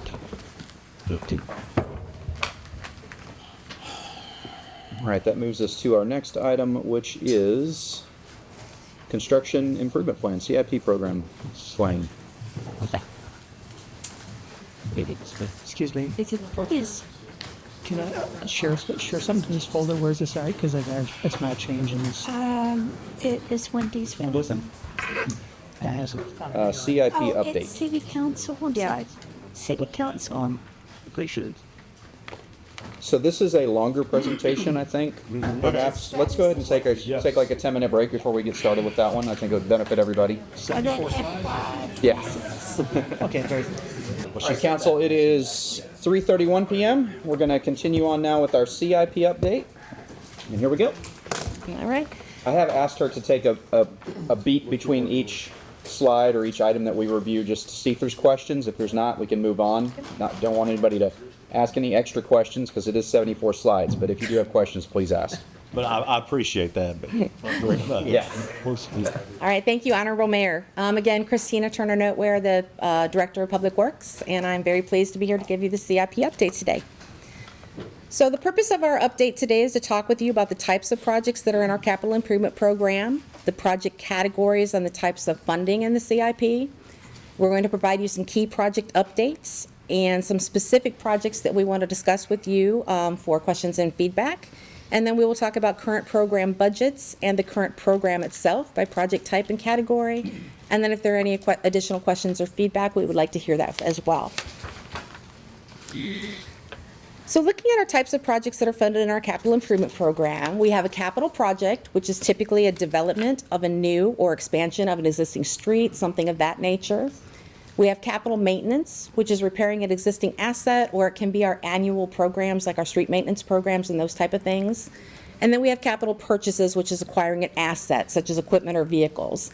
And I do want to note that the capital improvement program plan you see right now does not have capital purchase items included. We focused on the capital projects and the capital maintenance projects. Our project categories and disciplines in our CIP include special capital, parks, streets, and those are all funded by COs and GOs. We have drainage, which is funded by drainage and drainage bonds, and we have sewer and water. So this is just a listing of the general types of funding utilized for CIP projects. We did give you definitions of all of these within Appendix A, along with uses of them, but we didn't want to spend a lot of time necessarily reviewing this, but we wanted you to definitely have the information in terms of what we utilize for our CIP projects. So looking at some key project updates and things that have been ongoing since we last talked with you about our capital improvement program. First of all, we are very proud of the Wet Zone project. This was open to the public on June 14th. It was partially constructed by city forces, and our total cost was just over $3.9 million. And here you can see some pictures of the facilities, slides, and things of that nature. Our next project that we want to talk about is East Industrial Street, Dart Station to President George Bush Turnpike. We anticipate completion of this month. Construction is being performed by city forces. Our total estimated cost is just over $1.7 million. And again, they are going to finish the roadway this month and sidewalk is following behind. We have Kids Kingdom, which is currently under construction. We anticipate completion of this Phase 2 project in fall of 2025, and the total estimated cost is just over $1.5 million. You can see some pictures of the equipment that we are installing currently on this project. We have two projects on this slide. We have the Municipal Complex, and then we have our streetlights on Lakeview Parkway, Dalrock Road, and Rowlett Road. As you all are probably aware, we had a groundbreaking on the Municipal Complex on April 26th. Our total estimated cost right now is about $80.5 million on that facility, and it is currently under design. We will be coming to you within about the next month or so to give you an update on Municipal Complex as well. The streetlights on Lakeview Parkway actually is going into construction as of Monday. So we are starting Monday. We anticipate completion in August of 2025, and that estimated cost is about $2.898 million. I know someone asked about the hockey rink a little while ago. We are working on that right now. It is under design. We anticipate starting construction in August and completing in September. The total estimated cost of that is about $557,000 by the time you incorporate all design costs and lighting and all of those things that need to go with the facility. We are also looking at the Martin Drive pedestrian signal. It is under design. We anticipate starting construction in November on this with an anticipated completion date of February 2026. Our estimated cost is about $505,000, and this will be constructed by internal city forces. I have a question. Yes, ma'am. On the hockey rink out at Community Park, we had talked about the road improvements. Are we doing those, or are those being You talking about Old Prince Road coming in? Yeah. Rainy We had Road. talked about it. Yeah, that's not going to be completed this year. Okay. We are still working on getting it done, but we have some complexity with TCEQ permitting, which is going to delay that. Okay. Okay. Thanks. Absolutely. The Martin Drive pedestrian crossing, that is an upgrade to that intersection? It is an upgrade to that intersection, basically adding a rapid flasher to that intersection traffic signal so that people are able to hit that for pedestrian improvements to provide safety for people crossing the roadway. Thank you. You're welcome. So we have numerous ongoing street maintenance programs. I gave you a few examples here of some things that have been ongoing. So we have an example of concrete panel reconstruction on Canterbury Drive. You can see some alley reconstruction that was done on Woodside and some sidewalk connections on Silverthorne. Our 5-year programming for alley reconstruction funding is about $13.25 million. Our concrete panel reconstruction funding is just over $11 million, and our sidewalk connections funding is $950,000. Big. We also have concrete reconstruction funds. This is Dalrock and Paul Place that was being worked on by internal crews. And asphalt road improvements, we have a level up on Castle Road and also 1510 Foxwood Drive Alley. So I just want to reemphasize that these are all Public Works internal crew projects. So our concrete street reconstruction funding over the 5-year program is just over $19 million, and asphalt improvements is just over $6 million. Liberty Grove emergency sewer repairs. I know many of you were at our community meeting earlier this week, so I'm going to give a brief overview on this. You can see some of the pictures we have of some of the collapses and the holes that we've had on the site, and on the bottom you can see the bypass that was run for the northern part of the project. We started getting breaks in our 24-inch gravity main that was installed in 1998 on June 4th. We are currently working on the north part, phase 1. You could see the map right here. We have a total of about 6 breaks in this line near Chisa Road. You can kind of see those with the 6 symbols in there. The contractors installed 3 new manholes down by Chisa. They are currently working up near Princeton Road, doing saw cuts and things of that nature. They have installed approximately 200 to 215 feet of pipe in the last several days. We were intending to do the southern bypass last night. However, we had some issues yesterday with our contractor, so we're going to be further reevaluating that on Monday to see what direction we want to go, and we will get a notification out to the neighborhood as soon as possible when we will be closing that to put the rest of the bypass in that is needed. We've done a lot of traffic control things at both Princeton and Chisa on those traffic signals to try and get as efficient as we can to get people through that area. And then Phase 2, which is south of Chiza to south of Muddy Creek, we're doing investigation work right now to see what we may need to do to this line. We are anticipating we're going to need to replace it, however, we just don't know right now. Are there any specific questions on Liberty Grove before we move onward? Are we going to get into the fund balances components of all these different projects we're talking about here shortly? Yes. Okay, perfect. Yes. Thank you. Absolutely. So looking at a few specific project updates. We have Liberty Grove Road, which is programmed in the CIP right now with $7.3 million. We have two options.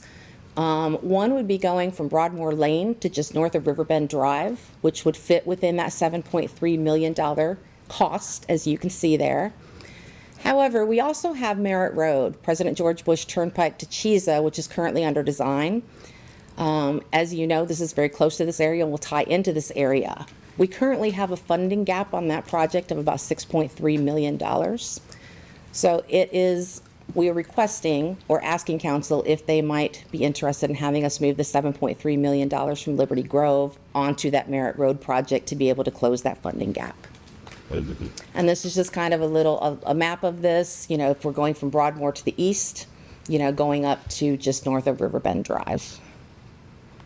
I'm trying to picture Merritt Road, Chiza. I must did that or Jeff.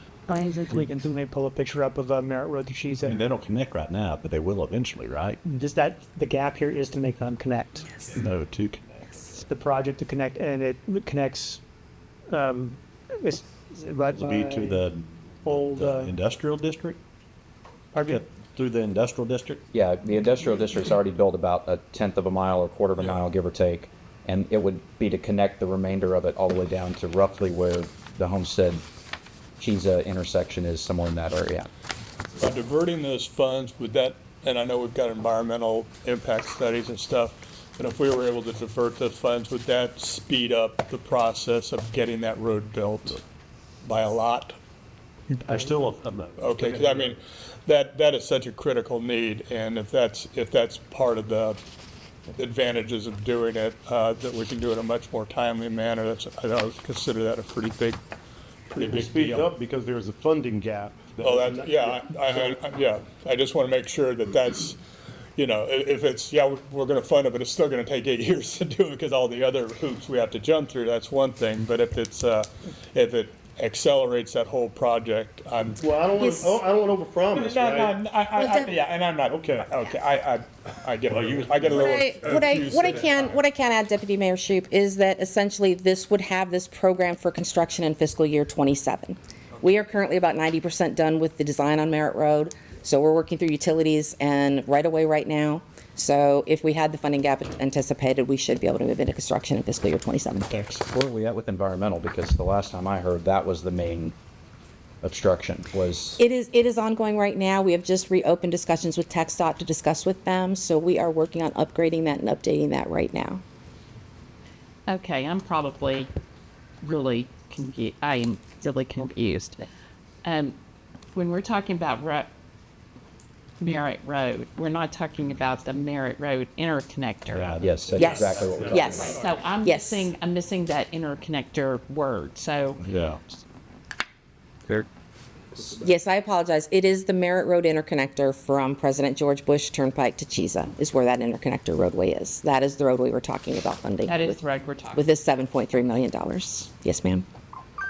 So I have to ask what our long-term maintenance plan is for the rest of Liberty Grove to the east, which is essentially what option 1 was designed to replace, because that road currently is not in great condition. It gets even worse over on Elm Grove. And if we just were to pull these funds and say, we're good to go finish Merritt interconnector, that really need that road, don't disagree with you, but what is the plan to maintain Liberty Grove to the east? He's chatting. But that's going to be the challenge. I mean, it's we would need an additional. If you want to go all the way to Elm Grove, the estimate actually approaches $8 million. So this funding wouldn't have gotten us all the way there. Would get us to close to Riverbend. Riverbend. The idea here was. Go ahead. That's talking about changing it to a two-lane concrete with sidewalk. Correct. What would a resurface of asphalt cost on this road with our crew doing it? Much less than that. I mean, because that's kind of what I'm thinking is we need to, there needs to be enhancements to that road, but it doesn't necessarily need to be to this level. We can always add the road to the list of street projects, and you can help us reprioritize that. As you know, there are a significant number of streets on there. So there's nothing to stop that road from being added. There's funding available, as you saw earlier. So if that's the desire, we can do that. And then come back and you can determine where it is in the prioritization of those road projects. Was that when was that, you know what bond allocation that was on? If it was 24 was Liberty Grove? Yeah. Okay. And so the CIPTF made the recommendation? No, the council did. We did. Okay. It's kind of a last minute addition. Yeah. Yeah, I was thinking that was just an asphalt enhancement. I don't remember that being concrete, but that's fine. Do you remember what they asked for? We're not making a decision right now, though. No, I know. The way it is described is, just as he said, to take this to concrete all the way out, as far as it would go. So, because there's a contradiction here. Will you address what was said in the meeting? Because I think you guys researched that. Yeah, we did. I mean, the request from council to put on the bond issue was, as you've just said, to enhance this road to be concrete with sidewalks as far as the money would come. Remember, there was a conversation with council that said there was some additional funding that would fit into the bond issue. This 7.3 was the number. And they said, well, we don't know exactly what this is going to take. Let's do 7.3 and we'll take it as far as we can go. That was the conversation that we had at that time. Of course, when we issued the bonds, they're not locked into this project. They're for street improvement projects. Right. But to the point, they were for concrete. That's the point the distinction I want to draw. You're saying, Mayor, it's okay, we go do asphalt, which we can. I just want to be clear that the council at the time said concrete. We're asking even to divert the funds, so it's whatever you say. I just want to make sure. Yeah, I just don't specifically remember it being concrete, and maybe that was because it was, let's see how far we can go. And well, because they went back and researched it. That's the only reason I wanted him to mention that. Yeah, because it was to take it up to the same standard as the road previous, which is currently concrete with sidewalks up to that point at Broadmoor Lane where it stops. So it was extend that same design forward. Yeah. Okay. And the Merritt Road interconnector to Chiza is 4-lane concrete. Correct. Part of which has already been constructed as part of the down below. Yeah. Which relieves so much pressure. That would. That's what we were suggesting. Yeah. Felt like it would stretch more. We just, So I'm looking where it looks like we're not there yet. I was looking at the next slide for Liberty Grove Reconstruction PTB to Chisa. So that is the existing road. So this is not the Merritt interconnector. I pulled that slide from this presentation. That was one thing we did look at, was another option, which was to address the area from PPG to Pisa. If you look at the cost estimate there, it's I think approaching 30 million. Almost 33. 33 million. 33 million. That really wasn't a viable option. Okay, I must have not gotten around. No, it's not you. It's not an old. It's the old one. Sorry. Yeah, I apologize. That was a correction. I just the folder in them earlier. That was too much. From that email. This one. I hit that. Sorry about that. Oh, it was my mistake for getting it. That's the update right there. That's that one now. It's a refresh. Now it's went back. Sorry. Is staff seeking a decision on this option 1, option 2 now, or is this a future conversation? Well, I mean, to some degree, the sooner you give us a decision, the better. And we were hoping that this would be the format in which we would have this conversation and would give us some direction. Okay. We were having it. So I was just confused. Let's see if we can land on some direction for staff at this point. So I do agree that the Merritt interconnector is vitally important, and it will relieve a ton of pressure. It will also take some of the urgency. Well, the urgency will still be for traffic signals. It doesn't really do anything there because we're talking 2027. Correct. And that's start of construction? Yes, sir. Okay, so how long? I would estimate a project like this to 360 days probably. Okay, so a year to 18 months. Yeah, a year to 18 months. Yeah. So you're probably talking an opening of late 28 or early 29. Or early 29. Yeah, I think we have to get started. I mean, when I got on council in 2022, we were having conversations about how long it would take. And the environmental studies was one of the big things that was a holdup for us. And if we're restarting those conversations now, I think it makes sense to move forward and get this done. It's not going to get any easier in that part of town with traffic. That particular section of road is used as a cut through for so many things already. Yeah. I think it probably makes sense. And I do maintain that we need a plan for Liberty Grove to the east. And I think that is probably asphalt at this time. I can't imagine going concrete there, but that's my thoughts. Who else? I would agree with that. I think Merritt Interconnector is a high priority. I do agree with you. I would like to see Liberty Grove either put on the schedule for asphalt, maybe move it up to priority or whatever to get that thing addressed sooner rather than later. So, Mr. Powers? Marriott Interconnector, to priority. American. All right. Sounds like you have your direction. Perfect. Sweet. Yeah, ask us. Oh, I saw a nod down there. Don't worry. Thank you for the suggestion. That's We already got the 4. We didn't need the nod from you. Got the number, That's what I was saying. Thank you so much for the discussion and the decision, council. We wanted to talk with you about a couple of water projects as well. We have a proposed water project on Dow Rock, a 24-inch water line upgrade. And we also have a Merritt Road 30 and 36-inch water line. The Dow Rock Road project is planned to provide additional capacity to Bayside and Sapphire Bay. The estimated total cost is about $20.7 or $20.7 million. Excuse me. Excuse me. I know that was quite a deal. We're going to jump on that one. The city's contribution to the project was capped at about $3 million based on the development agreement, and the developer's obligated to pay the remaining. However, the city did reserve the total project cost in its CIP financial plan just in case. The Merritt Road project is about $17.54 million, and again, that is upgrading 2 lines to a 30 and 36-inch water line.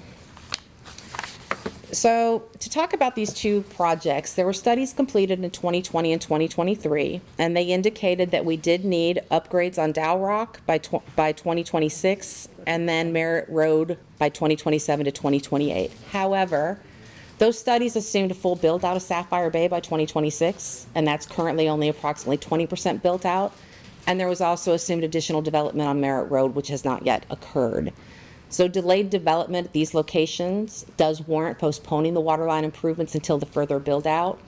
The plan would be that engineering would closely monitor developments that would warrant waterline improvements. And due to excessive demand for the water sewer funding to cover our unforeseen emergency situations, we are recommending that Dow Rock and Merritt be placed on hold until after this 5-year CIP, which will be 2031 and beyond, or until such time as demand warrants improvements. We have left some minimal funding in for right-of-way, but we did move the construction funding out of the 5-year program is our recommendation on these. So no bonds have been issued for those 2 projects? The bonds have been issued, actually, I believe. And if someone from fiscal could help me, I would be very happy about that if they're able to. And if not, give me just a moment here. The Merritt Road 36-inch and 30-inch water line had water sewer impact fees dedicated to it and a revenue bond of about $3 million. About $500,000 has been issued so far. Thank you. For both projects? For the Dow Rock, Dow Rock's 24-inch to Sapphire So Bay. we've issued $500,000 in revenue bonds for that, and how much for the other? I have to look at that one, but either one of them, they're not. Unlike the GO bonds, we're not committed to that project. They could be easily moved from one project to the other. Got it. Okay, that helps.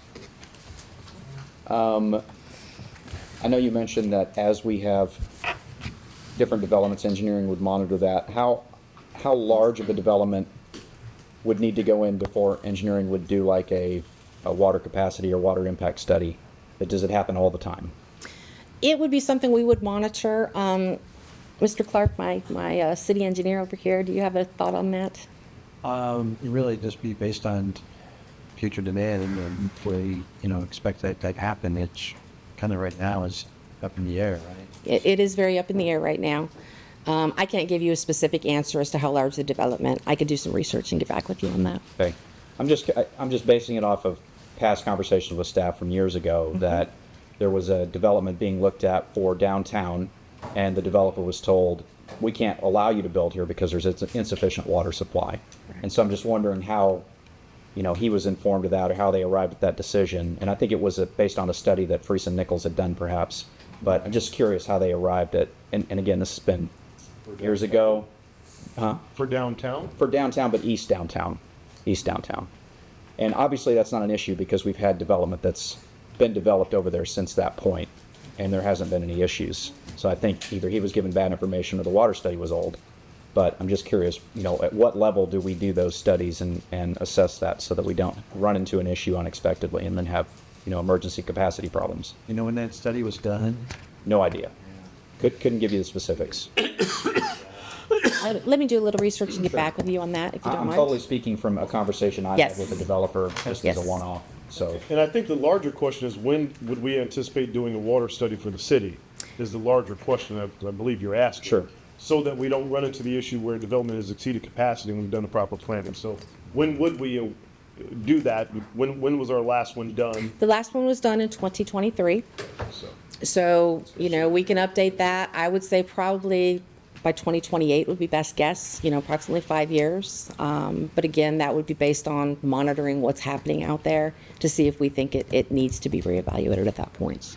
totally. And I know we've had conversations about things like water line looping. Yes. Those things as well Yes. to maintain our insurance ratings and all that good stuff. Are we on track with all of that as well?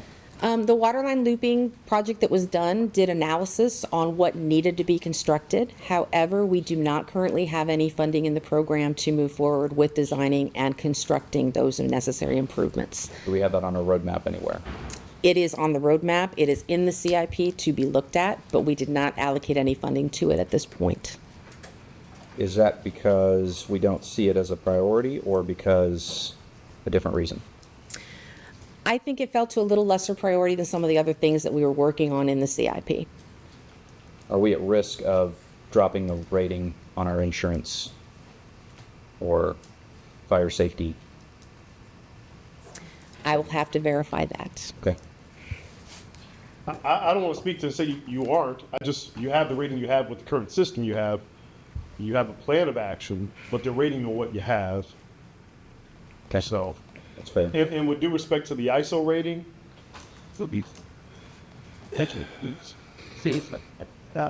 I don't know the degree of enhancement relative to the degree of capital investment you're going to make prioritizes it. We want to ensure firefighting capabilities are there, and that's a bigger driver than the ISO rating for us. Thank you. The water study that was done in '23, is that a water study to determine the amount of water the city needs and how much we're piping in, or does that determine in different segments of the city whether there's enough capacity to meet demand? That study, that 2023 study, was specific to the Sapphire Bay area and looking at what was needed in Sapphire Bay at full development. So this was specific to the Sapphire Bay area. Okay, so we don't have a water study for other portions of the city at this point, like the North Shore, Merritt Road, this other project? I don't know offhand, sir. Okay. Is that study is that where you're citing the 20% usage? Yes, sir. Yes. And we have more information on PRO's master planning later in the process, so we can move on. We can come back to these questions. I appreciate that. Water supply, obviously from a firefighting perspective, but just so our residents have water and we don't have water pressure issues and things like that are always a concern. We've seen what has happened in communities to our east with a lack of water capacity, and I certainly would never want to be in that boat. So I think the point we're trying to make is that these two projects were specifically identified for Sapphire Bay. Mm-hmm. And given where that project is today, our recommendation is that we can delay these past the current 5-year window in order to free up some funding for other projects, which we believe are a higher priority in the water and sewer area. Okay. So is the Merritt line bringing water into the city or pushing water into the North Shore? The Merritt line is necessary to support the line, the Dow Rock. Okay, so it's pulling. Okay, answered my question. Thank you. We can move on. Sorry. Again, water nerd. Say. So we have discussed our Liberty Grove sewer project, but our Phase 1 project, I just wanted to show this here, that basically we have allocated $4.4 million to the contractor. We are borrowing funding from the SH 66 West Force Main project to fund this, and then that money will be restored. And then, as we said, we are looking at phase 2 as well. We're televising this line to see what the condition is. We are anticipating that it will likely need to be replaced, and that estimated construction cost is around $5 million.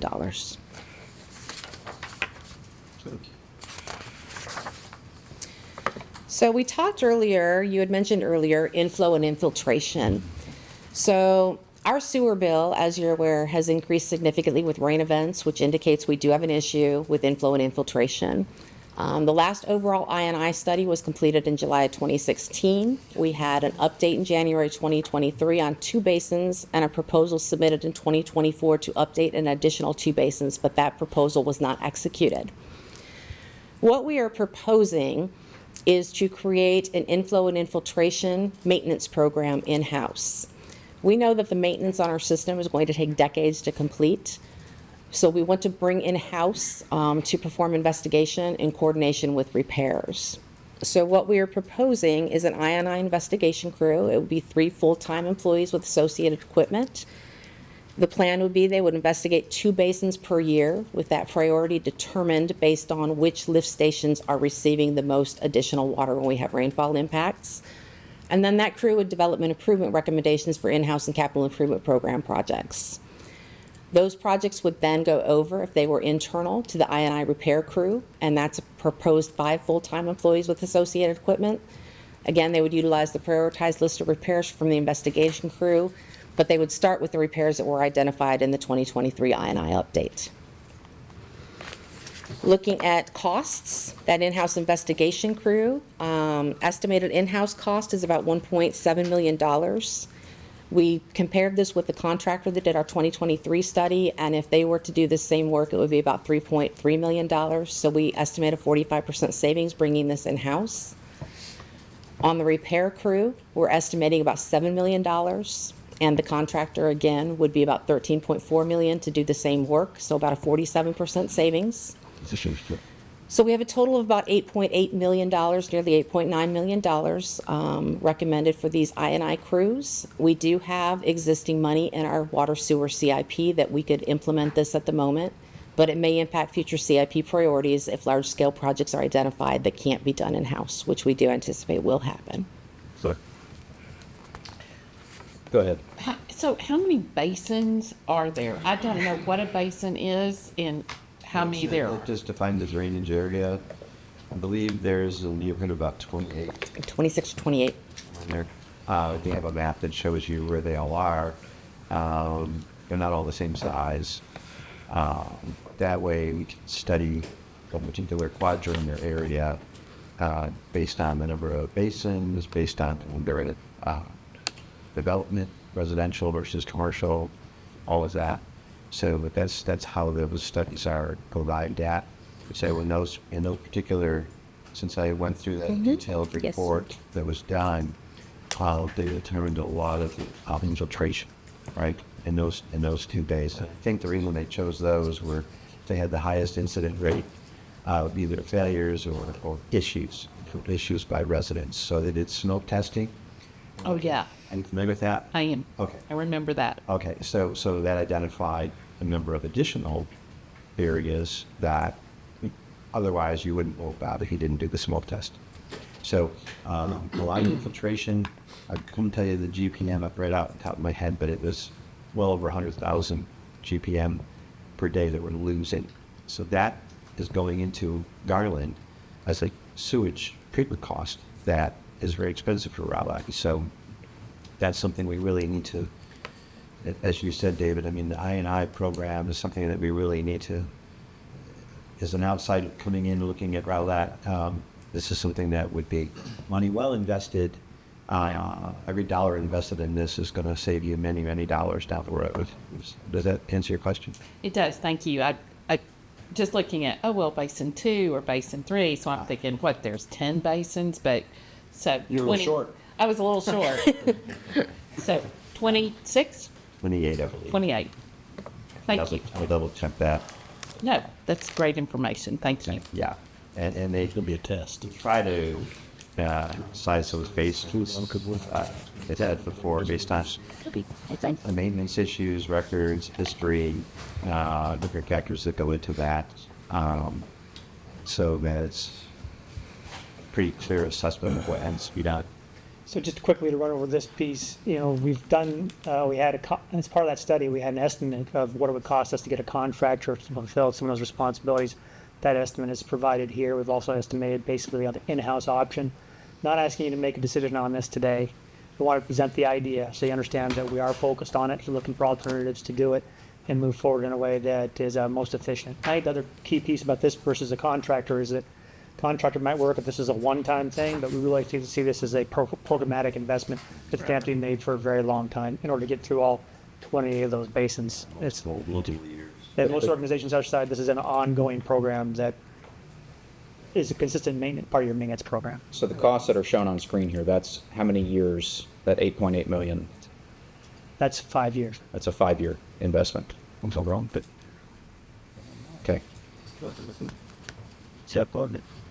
But it's all like that. Okay. So now we're going to go into talking about the specific projects and budgets within the capital improvement program. And we're going to start with our special capital projects. As we talked about, in every category, we have capital projects and capital maintenance projects. Every category is going to have a funding table that looks similar to this. And what this is giving you is the carry forward balance that currently exists along with the programmed amount for each year. Special projects are those that are funded with COs and GOs that are not allocated for streets or parks. We just have a special category for these to keep them separate. We currently have 8 capital improvement program projects within this category. It will total nearly $84 million for the next 5 years. We will talk about the CO-GO budget after we get through streets because the CO-GO projects include special projects, it includes parks projects, and it includes streets. So we need to combine all those together to look at the overall budget. In each category, we've listed a few of our key ongoing projects, and within the presentation, the full listing is provided in Appendix B for every project within every category.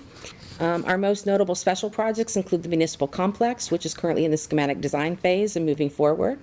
And then Long Branch Creek erosion control is also one of our special projects, and I wanted to point out that it was under special projects in case you were looking for it in drainage by some chance.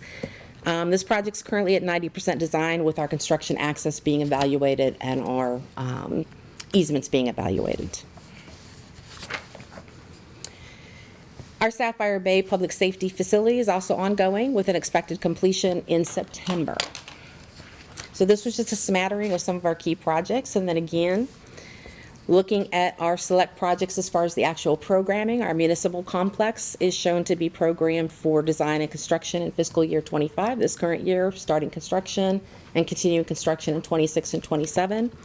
And then Long Branch is looking to move forward in construction in fiscal year 26.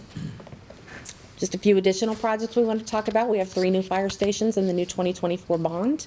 And we are currently working with the fire department regarding the scope of work for these projects, but right now we've spaced them out within the program based on what the anticipated priority is for each station. These are renovations of the fire stations, the new fire stations. With that, we can move on to our parks projects. Again, our parks projects are funded through CO-GO bonds. We currently have 16 CIP projects within our parks category. As you can see in our 5-year program, they total just over $16 million over the next 5 years. And again, some key ongoing projects. We have the roller hockey rink with our final plans expected in the next month and moving into construction. Wet Zone, which completed and opened on June 14th. And then Phase 2 of the Kids Kingdom improvements, which is currently under construction and scheduled for fiscal year 25.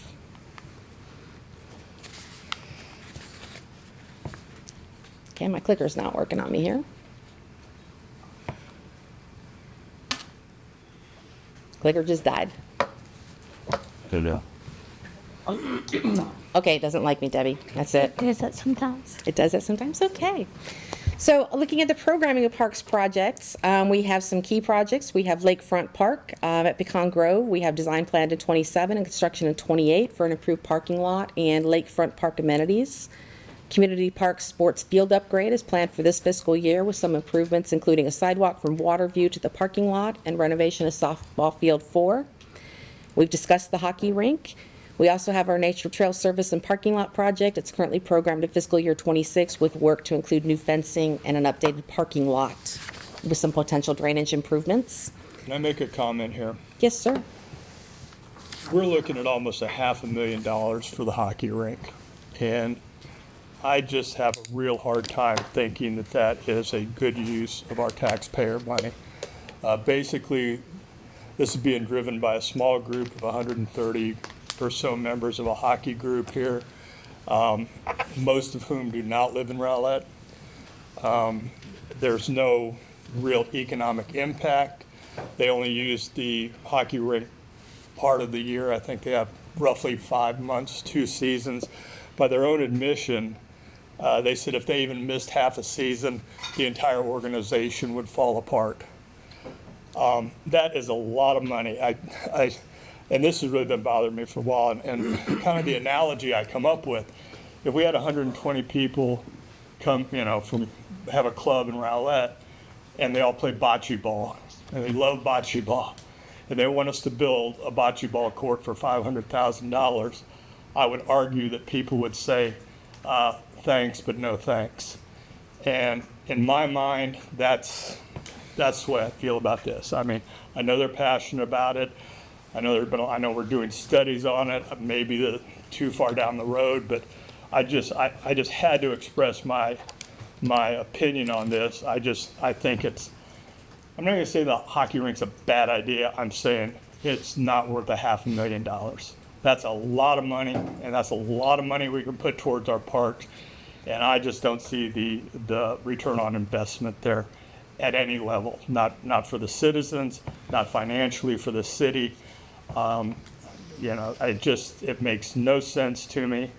Again, I may be a complete minority, and that's fine. But every time this has come up, I've sort of held back, and I felt like I had to at least express that opinion. It's a lot of money for a very little return, and I wish we weren't in this position. So that's my editorial. Thank you. I definitely appreciate your comments and appreciate the position that you're in with regard to that.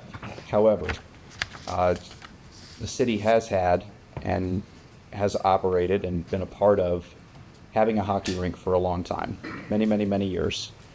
And the intention was always from the bond project back in either 2018 or 2021 to move it to Katy Railroad Park. There was always an intention to maintain a hockey rink. This is just continuing that promise, continuing with what we have been telling not just this group, but our city for a number of years now, that the intent was to still have a hockey rink after the Hereford Park renovations. Now, the Hereford Park renovations have taken on a new mode and a new model over the course of the past couple of years, but the intent has still been to have the hockey rink on a long-term basis. And I stand behind that. I think it's the right call. I don't think we're building it for 130 or 150 people. I think we're building it for our city. It's no different to me than the investment we make in many of the other amenities that we have that are used by some, but available to all. Okay, and I'll accept the argument, like I said. And I'll concur with that. And you're right, it's an awful lot of money. It's a big investment, but we made a commitment to them, I think. When we say we're going to take away your hockey rink because of the construction of the municipal complex, I believe we made a commitment that we would relocate them. And so I'm still behind that. Again, it's a lot of money, but I get it. I'm still with it. So. Well, every time it's come up, I felt bad that I didn't express my opinion, and now I have expressed my opinion, so I no longer have to swallow it. So there you go. We'll do whatever y'all want to do. I would just like to add two little comments. The fact that they aren't Rowlett residents, I think is actually a positive, because that means that these people could be buying gas, they could be buying snacks, they do contribute to our economic growth. I would say if they're coming from far away, they probably are stopping to get something at least occasionally. And the second thing I would say is, so one of the things people talk about when they talk about Rowlett is the small town feel. They want that small town feel. And I think that this is a project that shows our commitment to that small town kind of commitment to our local organizations. So I would say that. And I appreciate that. If I could push back just a little bit, though. The golf course does 42,000 rounds a year. Out of that, about 32,000 rounds are people from out of town. Okay? That is a significant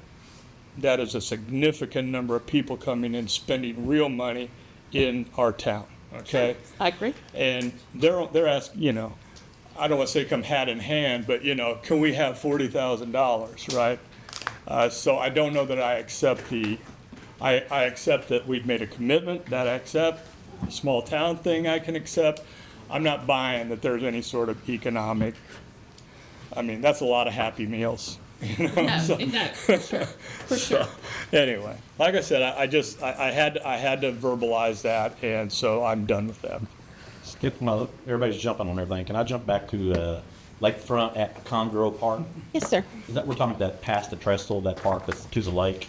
Is that what we're calling Yes. Congrove Park, Lakeside? What are the improvements to that? Basically, what we had was an improved parking lot, and it just says lakefront park amenities. The scope has not been formally or finalized at this point. Did we fix we're going to fix the bombs, that's it, all the way going in under the trestle and everything else? Fix the what? That's lakeside. That's lakeside. Oh. I think you're talking There is about a parks lakeside. plan that does detail some degree of improvement, enhancement to that. And we actually make repairs on that road, to be very candid. That park is not improved, and so, you know, once we improve that park, to your point, the road would definitely be a major consideration. Okay, what's that scheduled to be? Basically, we were looking at starting design in fiscal year 27 and then doing construction in fiscal year 28. First amendment, yeah. Is there still a soccer field? Do they still use that soccer field? Soccer-esque field, yes, ma'am. And they do want to use it. I know, I heard this. I hope so. Well, you ready to move on? Okay. Let's Well, go. one more thing. Oh, I'm sorry. I'm kidding. Backwards? Oh, okay. Okay, so moving on to our street projects. This is the last classification of projects, which is funded by COGO bonds. They often also include elements of water and sewer that must be paid for utilizing water sewer funds, which is why on this summary table, you see lines for paving and drainage construction, as well as water and sewer construction. We needed to keep track of those two separately so that we could fund the water and sewer out of water and sewer and the other out of COGO. So we have approximately 22 capital projects within this category, along with 13 maintenance programs. And those maintenance programs are those that have annual funding that need to be allocated to specific projects, such as our concrete reconstruction or our crack seal or foam injection, those type of programs. So we talked about the Merritt Road Interconnector project. We have an anticipated shortage of about $6.4 million. We've discussed we're going to cover that, and we will move forward with that. Looking at Chisa Road reconstruction south, it's currently under design. Our franchise utilities need to relocate their facilities. We do have a funding gap of just over $5 million due to material and labor inflation. It is being proposed to potentially utilize street maintenance program funds to cover this overage, and water sewer needs are being covered through water sewer reserves. East Industrial Street is nearly completed, and we will have an overage on there, but they are DART funds that will have to be returned to DART. Like the Chisa? Yes, sir. Construction from Miller going to Lakeview Parkway? Is that correct? It's Miller to Dow Rock. So yes, essentially. Miller to Dow Rock. That's already been done then. No, that's just a resurfacing. This is a Yeah, this is reconstruction. This is basically, it's reconstructing that current 2-lane asphalt road to a 4-lane divided, adding drainage and replacing water sewer, et cetera. Concrete pavement. Yes. What's the timeline on that one? Timeline on that one, give me just one moment. I want to say it's fiscal year 26, but I want to double check that before I say that. So. Yeah, seven. Yeah. It is scheduled for construction in fiscal year 26. Okay, I have just something that really concerns me about this. I've got there's a bullet point in here that says cover $3.5 million from alley reconstruction improvements. Okay. Is that is that the full allocation of alley reconstruction? It is not. It is not. What percentage of that? Like, out of what? 3.5 million out of what? Or is that a savings that we're using our own trees? We have too many alley projects to say we ever have a savings to me. Our total alley reconstruction program over the 5 years is about 13.25. So we're proposing using about 3.5 million out of that to cover this. And that would fully fund this project. Correct. So certainly if some of this council is not comfortable with these, let's go with another option to bring forward for your consideration. I don't have major consternation about it. I have an issue that we just kind of said we're going to do that and didn't really bring it up as like a major decision point. To me, that is a major decision point because we have so many people that are frustrated about the condition of their alleys. And I know this is alley reconstruction versus alley repair, but we have a number of alleys that need repair and reconstruction. Sorry? You're not wrong. We'll highlight this as a separate decision for additional conversation with council. Thank you. I appreciate that. Yes, and if you don't mind me adding, Mayor, we have in several of these cases proposed potentially covering overages on street projects with some of these street maintenance funds. But as Deputy City Manager Bauer said, this is definitely a discussion that we need to have.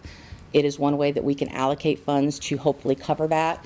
It won't impact our resurfacing programs or any of that for the next 3 years. We would just have to look at the outer 2 years of the program to determine how we want to potentially replace those funds in street maintenance. But thank you. Another way to look at this is that we've also got another funding. It's our capital round coming up. We could just as easily recommend this gap be filled. There are a couple ways we can do this. So, and we've already done the land acquisition or right-of-way acquisition that we need. So, this stretch of road, if we say we were going to break ground and begin construction in FY26, after I feel like we just resurfaced it, and I feel like it's still in pretty decent condition. So if we're going to break ground within like the next 6 to 9 months, that almost feels like a little bit of a, it could be, is there an option to push this another year and maybe look for funding alternatives then? Because I think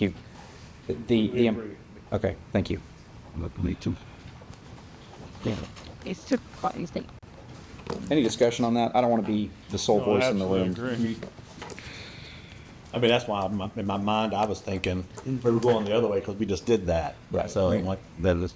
And there, no doubt it needed reconstruction, and our crew did it, and they did a freaking that was brilliant intended job. to allow us to pivot to the north. Exactly. To hold off. And I almost feel like we've managed to somehow get ahead of things now to where we're ready to do that construction really soon, and I anticipated it being a little bit further out. And I don't want to sacrifice other projects that need to happen that are perhaps more emergent because we did just enhance this road. We may, yes, sir.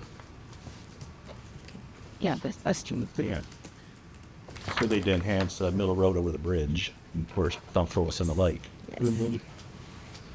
Looking at a few other of our key ongoing street projects, the Dalrock-Schrade traffic signal is actually going out to bid in the next few weeks. Our street lighting project, as we mentioned, is due to begin on Monday. They will start on SH 66 at the rock wall end of the project and come towards the west. And we anticipate that project to take about 3 weeks. And the downtown district infrastructure project is ongoing with the contract for the conceptual design coming forward.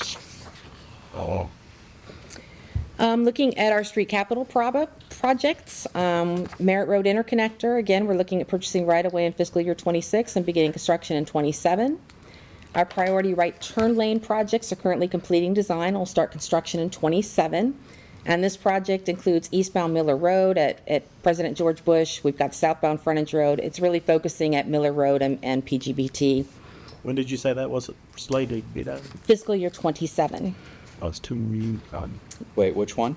The one where there's no right turn at Miller or southbound? That's 26. Excuse me, I apologize. I do have a typo. It is 26. My Okay, good. apologies. 26? It is 26, yes. So, we could talk about that for a long time. That'd be a good one. And then Chisa Road, we do still have about $1 million in right-of-way acquisition we need to do, but we can also obviously look at pushing this out of fiscal year 26 as we just discussed. Yeah, but Looking at Industrial Street, it'll be finished soon and funds have been spent this fiscal year. Our traffic signal cabinets, controls cabinet replacement project is just getting started. Funding may need to be spread over several years, but we did just have a kickoff meeting last week on that project. The street light project starting on Monday with all funds anticipated to be utilized this fiscal year, and our downtown district infrastructure contract is currently being moved forward with construction anticipated in fiscal year 26. Question that I'm thinking about right now on the traffic controls, and, we talked about it or y'all did, at the meeting at the golf course the other day about upgrading the new technology and the lights and stuff. Different question, but I was curious, does this technology enable somebody to be sitting back at an office and be able to control lights, or do we still have to put a person there? It allows it to be the central control point. It also allows you to set thresholds where the signal changes on its own. All right, so we wouldn't have to put a man up there, that somebody could sit there and fix that right there sitting behind a desk. It's not AI, right? Right. It is AI capable. I'll make sure we distinguish, because that was a topic of conversation when we were discussing this program. I mean, getting that stuff in there, that's a great thing. Even if it's going to help the chief out for July 4th and stuff. We could have people move traffic quicker that way. Somebody sitting behind the desk going, ding, ding. Absolutely. I'm glad to hear that. Thank you. Just real quick question on the industrial project that we did in-house. How much you reckon we saved on that? About about $3.5 million. I wanted something happy. That's wonderful. Thank you. Thank you. The good news. Does that assuage your $500,000? That does. About $500,000. I just toss it out the window. My goodness. Yeah, I think it's worth, for me, in this section in particular, there's a lot of really happy items here. Dow Rock and Schrader. Yes. For me, allowing our firefighters to cross and go north on Dow Rock without risk of being T-boned. That, to me, that's great. I'm glad that's going out to bid now. That's one I've been asking about for a while. Obviously, the streetlights along Lakeview Parkway, hugely excited about that one. The downtown piece is really important. Those right turn lanes, Yes. Mike, I just heard you say a minute ago, we've been waiting on that one a long time. That's one I'm excited to see. We've done right-of-way acquisition for those and all of that good Tired of stuff. breaking the law there. Yeah. See, you heard that? I didn't hear that, So, I mean, I'm really encouraged because there's a lot of great things on here that seem to be, we are on the edge of either getting started or completing. Yes, Mayor, and you've pointed out, we have a lot of projects that we are getting ready to bid right now and also moving forward right after the first of the fiscal year. That has really been one of my main pushes with my team after I got on board, was to work through some of these fiscal year 25, 26 projects that needed to go out. So there's been emphasis put on that in the last several months. Thank you. Sure. So the next several pages in this presentation show the proposed locations for our alley reconstruction, our concrete reconstruction, our concrete panel replacement, and asphalt replacement for the next 3 to 4 years. I want to point out that these lists are modified based on our pavement condition index and field investigations, so locations in our outer years may move forward in the program if their condition worsens or changes, and other locations may be added if their pavement condition index is worse than those currently programmed. So we have lists, but they are a little bit fluid. But we at least wanted to provide this information to you. So there's about 8 pages in here, and I'm just going to kind of flip through these. You can look at them at your leisure as far as proposed locations. Fluid in terms of order of priority? Yes, sir. Did the recent flood for Scott Drive put that on the list, or is that up for moving forward on the list? Or just curious, I don't know if that's any worse than any of the other. Yeah, I looked it up earlier. We are currently working on the Scott Drive situation through our Long Grove erosion project that we're working on. Made my wife come. So we're working on that. I realize we do need to get some information back to the council on that. Yeah. We're still doing some investigations. Sure. So let's touch on that real quick. I just want to provide some clarity. When we talk about the alley at Scott and Sarah, that's an alley that's between those two streets, which is on the west side of Rowlett Road. The incident that you're talking about with the flooding is on the east side of Rowlett Road, the homes that back up to Long Branch Creek. Yeah, thank you for clarifying, Yep. because I assumed it was the part that flooded, so. Yeah, there's no alley behind those homes. Oh, this is alley, I'm sorry, I just was looking at Scott Drive and Thicket Road, so. Major clarify. Yeah, yep. He's here to help you out. So we have a couple pages of alley reconstruction projects. We've got our concrete reconstruction program. We have our concrete panel replacement program. There's a couple pages there for that. Then we have our asphalt replacement project. And again, these were really for your information, so that if you had constituents asking you when things may be coming up in the program, you had something to refer to. That's good. So here's the exciting part. We finally get back to our total budgets. Our total COGO program, which I've mentioned includes special projects, parks projects, and streets. Over the 5-year program, you can see we have nearly $241 million programmed. You can see below our total COGO funding only totals about $222 million. So basically, we are about $18 million over programmed, and that is because we have those projects that are requiring additional funds. We have money in street maintenance. We can make decisions however we need to maneuver that to get our first several years of the program in place, and then look at our maintenance in the later years of the program. Is over-programming underfunded? Yes, over-programming means underfunded. Yes. No, you're. Are there any questions here before we move on to drainage? One quick question. On this one, we said that we could tell the folks where to come look this stuff up. We at least just put it on the website. Yes, yes, we can do that. We wanted to obviously present it to you before we put it out to the public, so we can update and put it up. Yes. All right. So looking at our drainage projects are covered through drainage certificates of obligation and our drainage capital maintenance fund. Over our 5-year program, we're showing about $10.5 million of program projects with a slight overage of almost $30K within the program. So you can see below we have about $10.57 million programmed.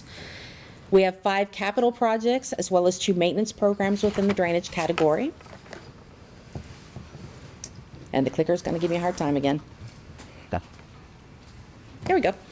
Our key drainage projects include, as Christoph had alluded to earlier, we have a storm drainage master plan update that will be utilized as long-term guidance for the city's drainage system.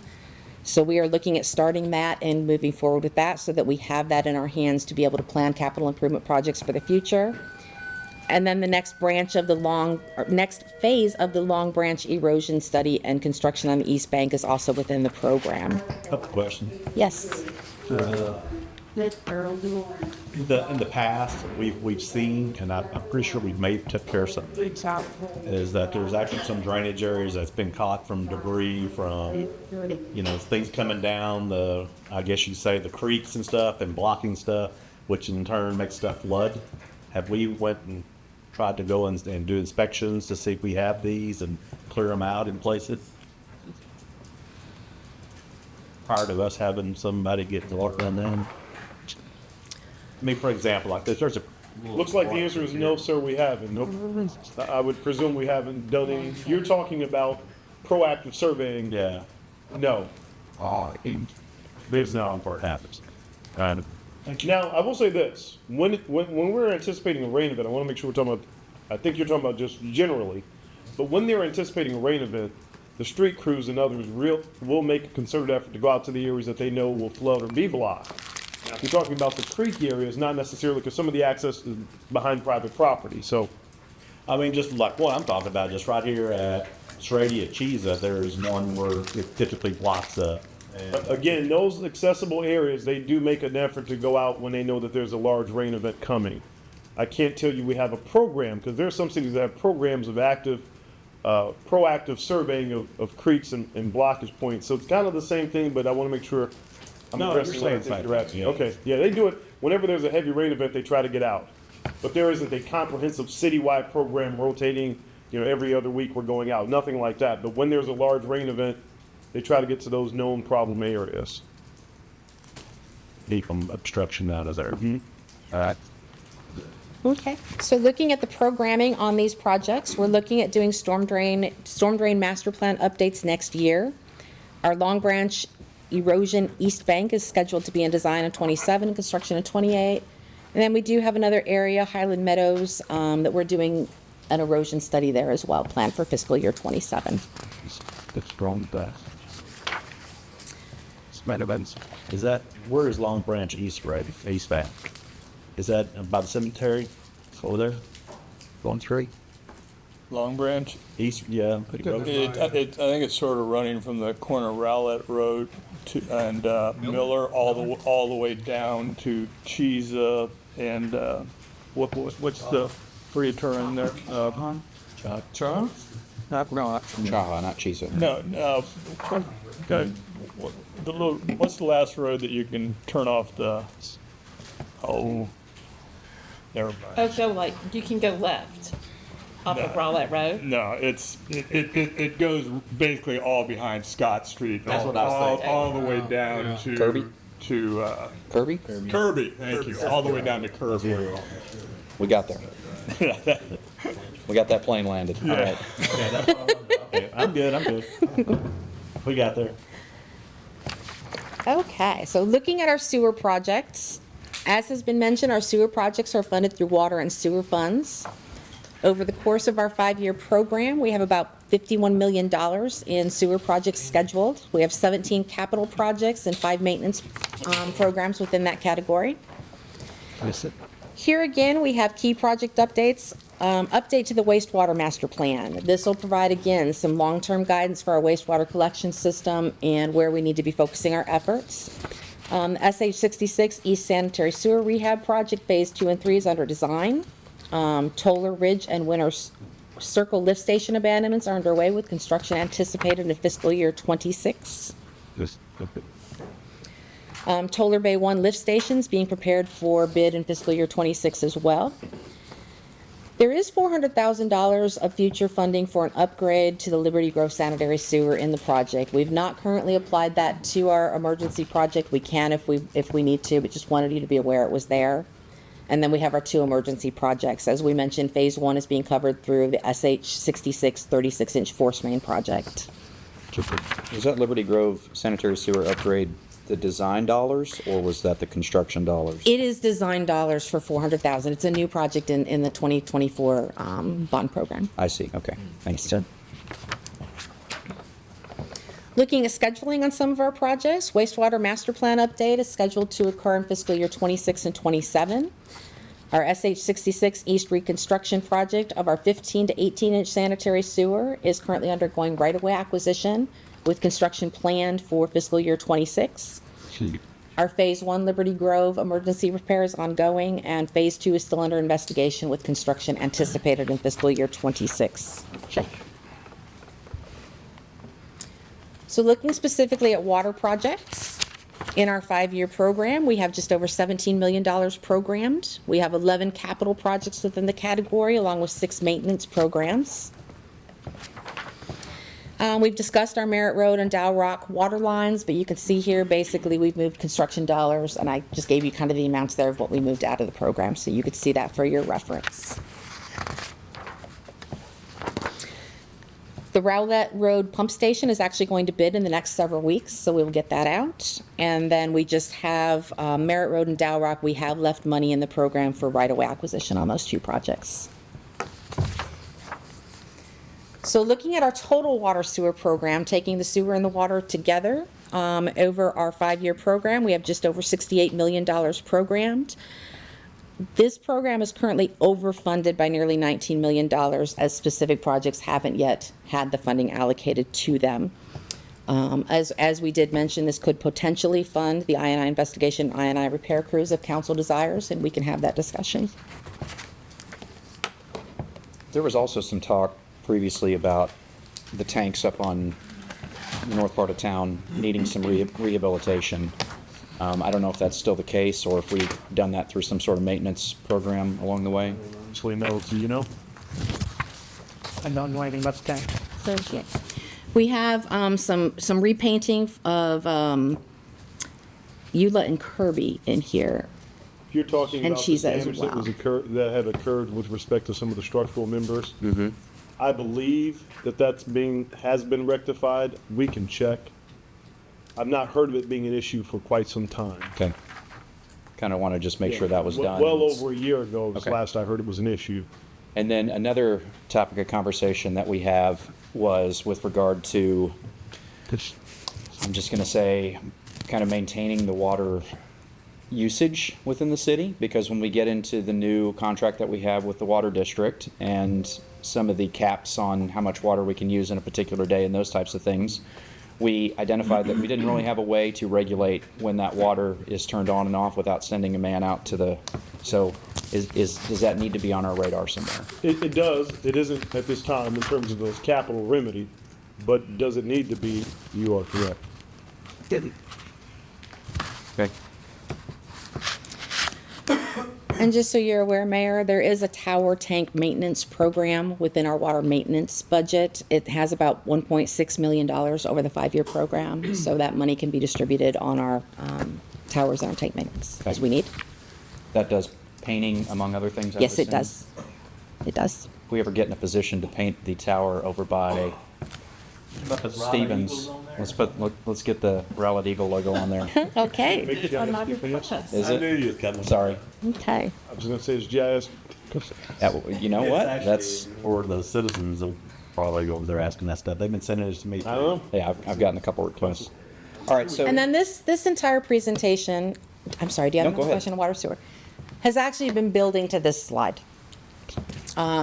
Basically, we've listed here all of our drainage projects that we've talked to you about, which are So about. let me ask you to pause Yes. then, in that case. Please. Because Yes, sir. you kind of asked a question that I don't know you got an answer to, Okay. and I don't know if you want an answer to it, which is the I&I. That was not a question, that was a Okay. comment, a statement. Not looking for. Nope, not seeking decision. Okay. Thank you. Yep. Go ahead, sorry. That's okay. Thank you. So you can see here in our 5-year program, we have our drainage projects, which are about $10.5 million.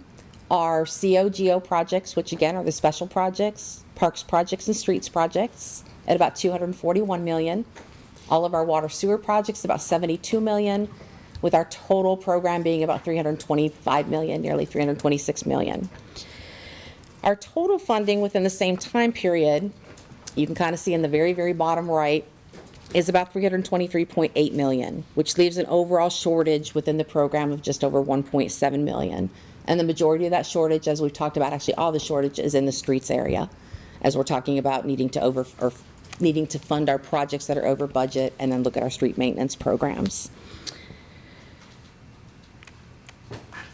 With that, we are open to questions and feedback. And I'll leave that slide up if you'd like me to. This is kind of a change of subject, but the demolition of the footbridge behind Terra-Lago, Scenic Point Park.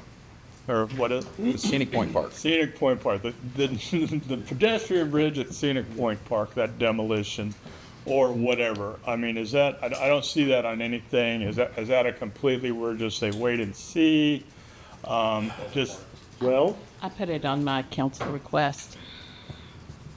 it's not on our CIP list. You are correct. Right. It was part of the CIP-TF conversation. Did not pass muster there. Okay. It is on the list of council priorities. Okay. So if you tell me to put some money towards it, we will. Okay. But we haven't. Okay, I'm just throwing it out there. Yes, sir. Like you sort of keep it alive. So I'm gonna commit a cardinal sin here because I do have a pet project that I love. But where are we on Coil House? The renovations for Coil. Coil House right now, we are working on design on that. I'm looking right now to see where in the world that is programmed. If you can give me just 1 second to find that little guy. And admittedly, I do not know. You know, one of the things I'll point out, and it sounds more like an excuse than anything, but it's also fact, right? We're behind in some of our street projects and some other projects, and Coil House admittedly is one of those, because we never anticipated having, when we devised this, to worry about Wet Zone or Kids Kingdom. And it's not the great excuse of all things. It just, however, was very draining from a staff standpoint. And we didn't also at that time know we were going to be doing industrial.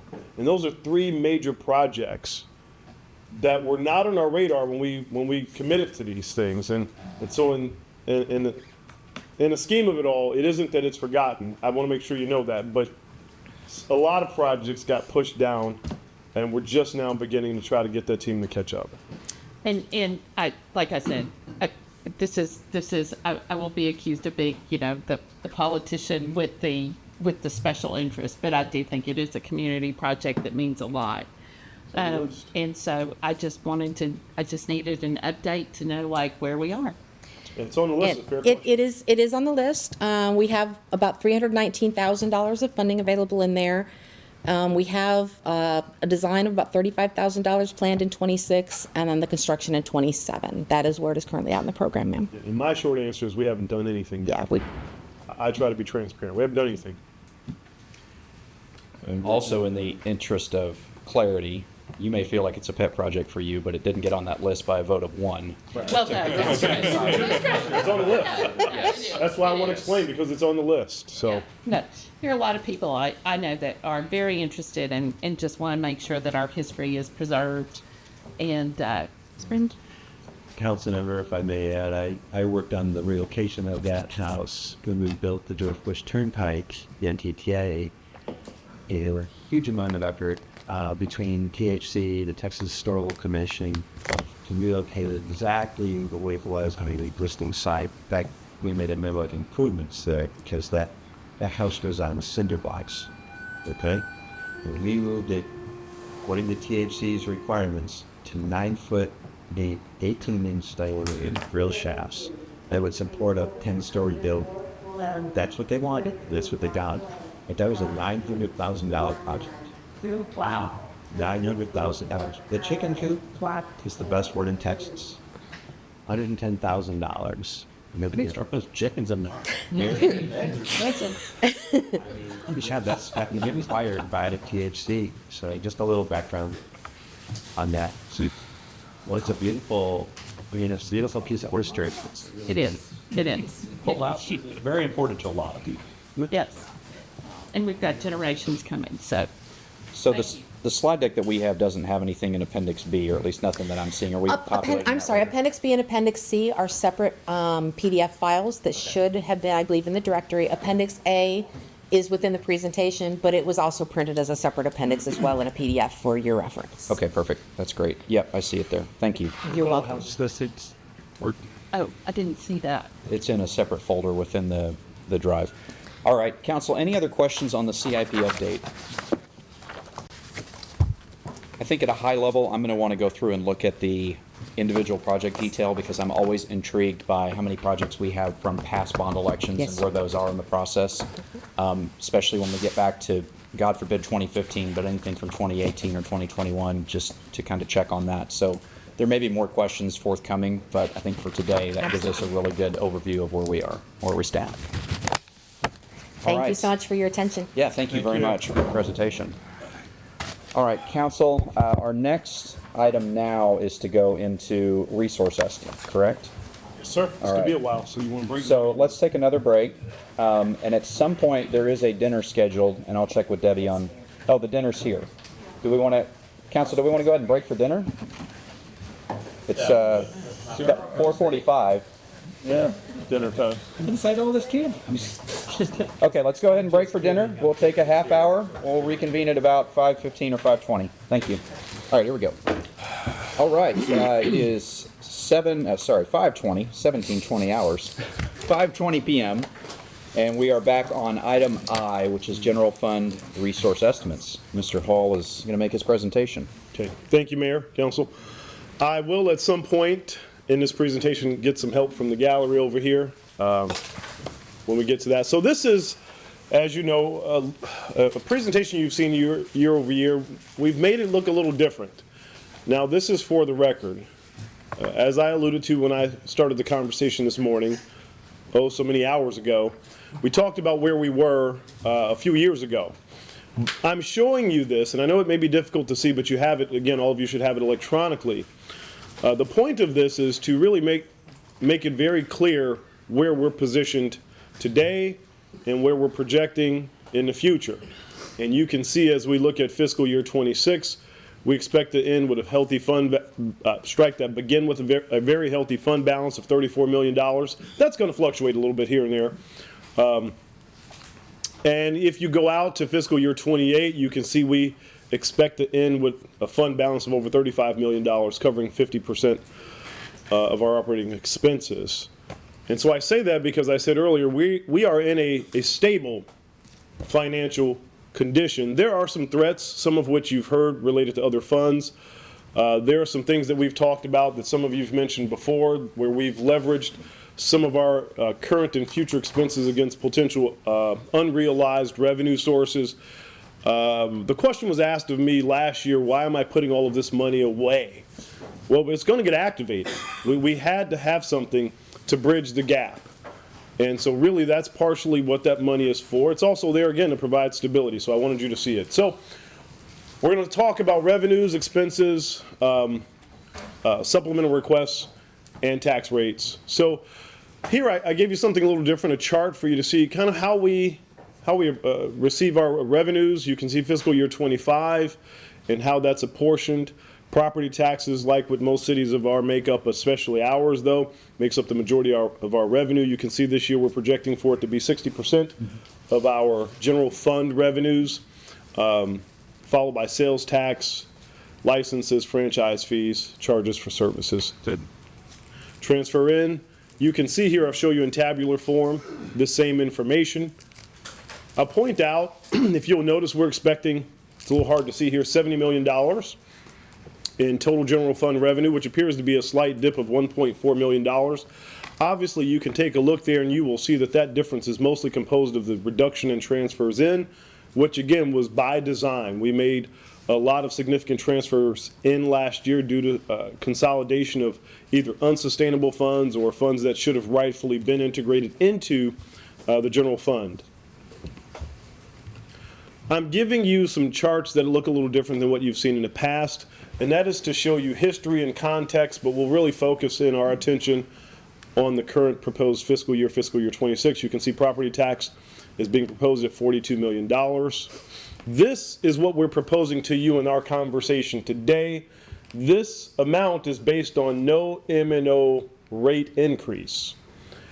We don't know that that's viable if you choose to add some of the supplements that have been requested, but it is what we're proposing to you because, again, later on we'll talk through rate scenarios. You can, again, see the sales tax revenue projections for next fiscal year, 10.1 million over 9.9 for last fiscal year. You will see a significant amount of conservative projecting on our revenues. That is very much by design. 116,000 in mixed beverage tax revenue, which we kind of segregate a little bit, consistent with what we did last year. Franchise fee revenue we expect to be up a little bit to 2.9 million. License and permit revenue, you would probably naturally in this kind of interest rate climate expect it to be down. I think we've talked about this before and all of you are aware of the current market conditions. Not precipitous, but we are absolutely planning for a more conservative approach at about 1.4 million. Charges for services, we expect that to be up a little bit, both in part due to the continued enhanced revenues derived from the fire department, animal services, rec fees, the wet zone. All of our fee centers are expected to be up a little bit at about 4.7 million. Yes. Fines, forfeiture revenue, mostly court fines, 765,000. Again, that's hard to predict, but based on trends, slight dip down. Other revenues, that's going to be approximately 2.1 million. We're expecting some pilots and other things that we did not receive last year. We expect increases as we renewed our agreements with cell tower leases. The marina has performed well. And we've also increased our revenue, as you heard Chief Denning mention, with some of our service partners. David, tell us where we're getting pilot payments from. 190 Main is expected to come online next year, amongst other things. We are not factoring in the Lakeview development into that at this time. We'll talk about, we received a pilot payment, but that's not factored into that revenue projection. But 190 Main is factored into that. Thank you. Yes, sir. Transfers in, again, as I mentioned earlier, 6.1 million is down by design. So I'll pause there to see if there are any questions with respect to our revenue profile. Okay, if not, I'll move on to expenses. And again, showing you kind of graphically how we spend our money in the general fund. Personnel obviously making up the lion's share of that at 77%. You can see purchase services coming up second after that. We're expecting expenses of approximately $69 million in fiscal year 26. Again, in tabular form, you can see an approximately $2.9 million increase. Again, you can see that the lion's share of that is made up of approximately $2.4 million in personnel salary benefit increases. That benefit increase, we'll talk a little bit more about it later on, but you can see it reflected there. Thought I would show you which departments get the money. Again, it shouldn't come as a surprise. This is a fairly consistent profile across almost every city where police and fire receive a significant amount of general fund funding. You can see their profiles there, 30.1% and 26.6% respectively, projected and proposed in fiscal year 26. And you can see the other departments thereafter, Public Works, Parks and Rec, and so on. Excuse me, is the Parks and Recs and Parks Operations been split out in this one, where Parks Operations is now? Parks Maintenance is integrated into Public Works, and Parks Rec is separate. Okay, in this chart. Yes, sir. Okay, and again, you can see it here. Tabular form.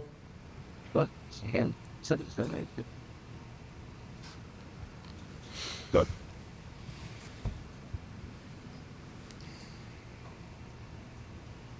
Waiting on the clicker. That's all. Closer. Maybe you need a little closer there.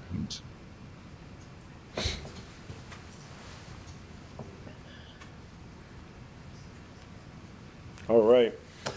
Again, what we wanted to show was, the information I showed you in the table.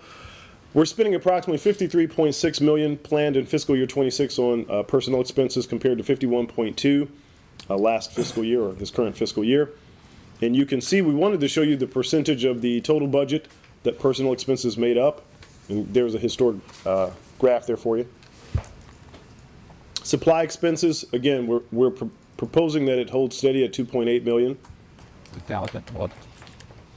Purchase service expenses up a little bit, 12.2 million, as compared to fiscal year 25 at 11.8. Can you talk just a little bit about what purchase services expenses are? Oh gosh, contracts, mostly contract services.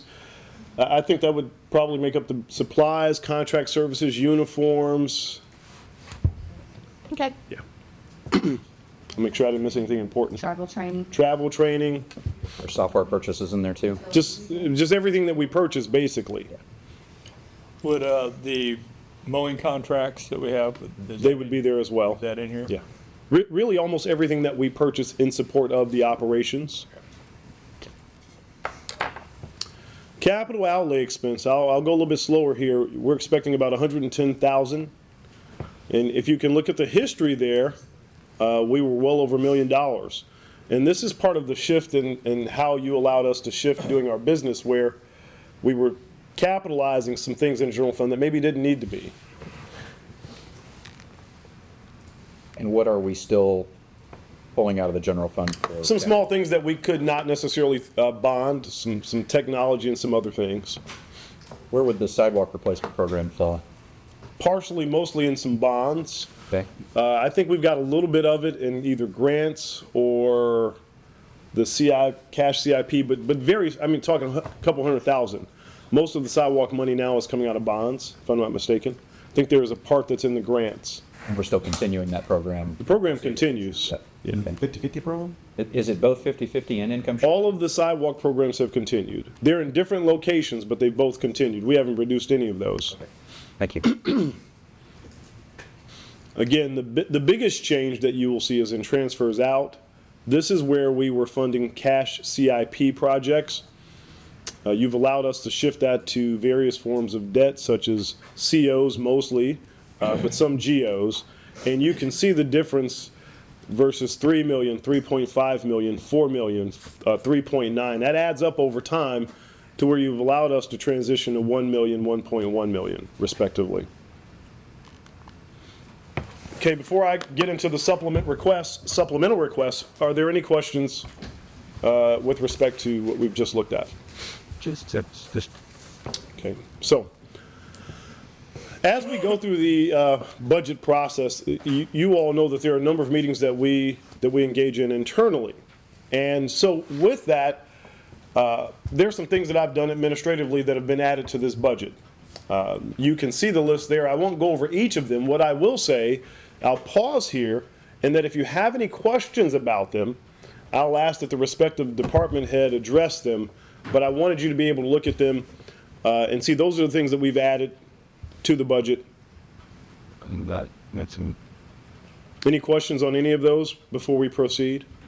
What's the 4 columns of the fiscal year 26 for and the differences? Yeah, I don't know. I think that's just maybe a typo when we were. It's just at the far right. Yeah, I don't know. F526, F526. It is one of them. Yeah, it's probably a typo, quite frankly. We revised this a number of times. One is like this year's costs, one-time costs, Yes, one-time cost, ongoing costs, and then budget impact. Yep. Okay. I got a question for Chief Gautier, if I could. We're looking at a $500,000 request for pay enhancement. Is this an enhancement across the entire force? Is this a specific group? What exactly? How does that break? I'd like to address that in part because if you recall, we're doing this a little different. You'll see 2 pay enhancements, actually 3. You'll see a corporal assignment for PD. You'll see a PD pay enhancement, and to your question specifically, you see a fire pay enhancement. Those groups approach with various levels of requests. Right. And I agreed to fund the fire salary enhancement at a level of $500,000. Okay. Thereafter, what happened is Chief Gauthier and the fire union very much worked on a pay plan that they found acceptable across the range of fire personnel, even now to include assistant chiefs, but mostly from fire EMT to battalion chief. Okay. Okay. So very systemic type of. Very much so. Along the same lines, the police department was also seeking additional fire pay enhancements, and we funded that to the tune of approximately $120,000 as well. And that too was distributed via police administration and their association across the spectrum in a way that they both found acceptable. Okay, and these are completely separate from the request for personnel, a couple. Yes, these are salary enhancements. Yes, sir. So on the policeman, conversations, would like to see that go up. That's possible. Who would? I would. Okay. 4 votes. So we can add that to our list of discussion topics later on. Can you scroll up Harry's slide before this? No. Come on. Oh, is it one down? Well, I'm not there yet. Okay. I think the header's on the next one. Is it? It's pushed over when all the conversions? Okay, we had some conversion issues. So David, talk to us about why the corporal assignment of pay is separate from the police pay enhancement, because I think that's an important distinction. It is, and I want Chief Denning to answer that because he can see it much better than I can. Sure. So, our corporal is not in the pay plan. Our corporal assignment is a stipend, although we treat it as they're supervisors. They're the first level of supervisors. They currently, much like an FTO, they currently have a $150 monthly stipend for that role. We put a lot of responsibility on their shoulders for $150 a month. Yeah. And it's something I've been looking at over the course of my time here. It's much like it looked at the FTO pay that was a while ago. So that is to double their stipend to $300 a month, and does not affect the state plan rates on that. And not only are those officers in a leadership type position in a certain respect, but they're probably also your next people that are going to be moving up, right, to sergeant. That's correct. So we want to be sure we recognize it. I just want to call that out because I think it's important. Could be next. Sure. Totally. And how many corporals do we have? Currently, we have season, but 5, and with this request, it is to increase by 1. So we'll have a total of 6. And the reason for that is we have 1 assigned to each shift. We have 4 shifts, but we're expanding to 2 power shifts, which are mid shifts within existing staffing. Supervise those shifts because we have that additional. Thank you. I'll also point out, you'll see an allocation there for, in this case, $100,000. There's also in the water sewer fund, an additional allotment of $50,000 for public works salary enhancements as well. We brag about the millions of dollars that they save us, and it just didn't seem equitable to not be able to enhance their salaries to some degree as well. So any questions on this before I move on? I just also want to comment on the properly equipping our people. I mean, community development to have worked as long as they have without body-worn cameras, radios, to me is just shocking. I mean, I'm excited to see that in here because I think it's a critical part of what they do. Is that the code enforcement you're talking about? Code enforcement and animal shelter. Yes, sir. I thought they did have cameras. They don't? Some do, some don't, and the cameras are... Yeah, they have cameras that are currently under the police contract. Which means we're overpaying for those cameras because they have more capability than we need. Yeah. So we're taking them out of the police contract and putting them on a separate contract so we can get to an appropriate level of service and save some money. But Animal Services does not. Animal Services, same issue. Do they? Because I thought you said they didn't I have don't know if them. they currently have them, but they are moving out. We're separate from the police. Like so? And then the customer service representative, that's in Code does, yeah. utility billing. Okay. Okay. So these are some of the requests that you heard today that you will help us decide on. And again, it's going to be there just to represent. You've already seen and heard about them, so I don't think, unless there are any questions, I'll move on from this slide. Okay.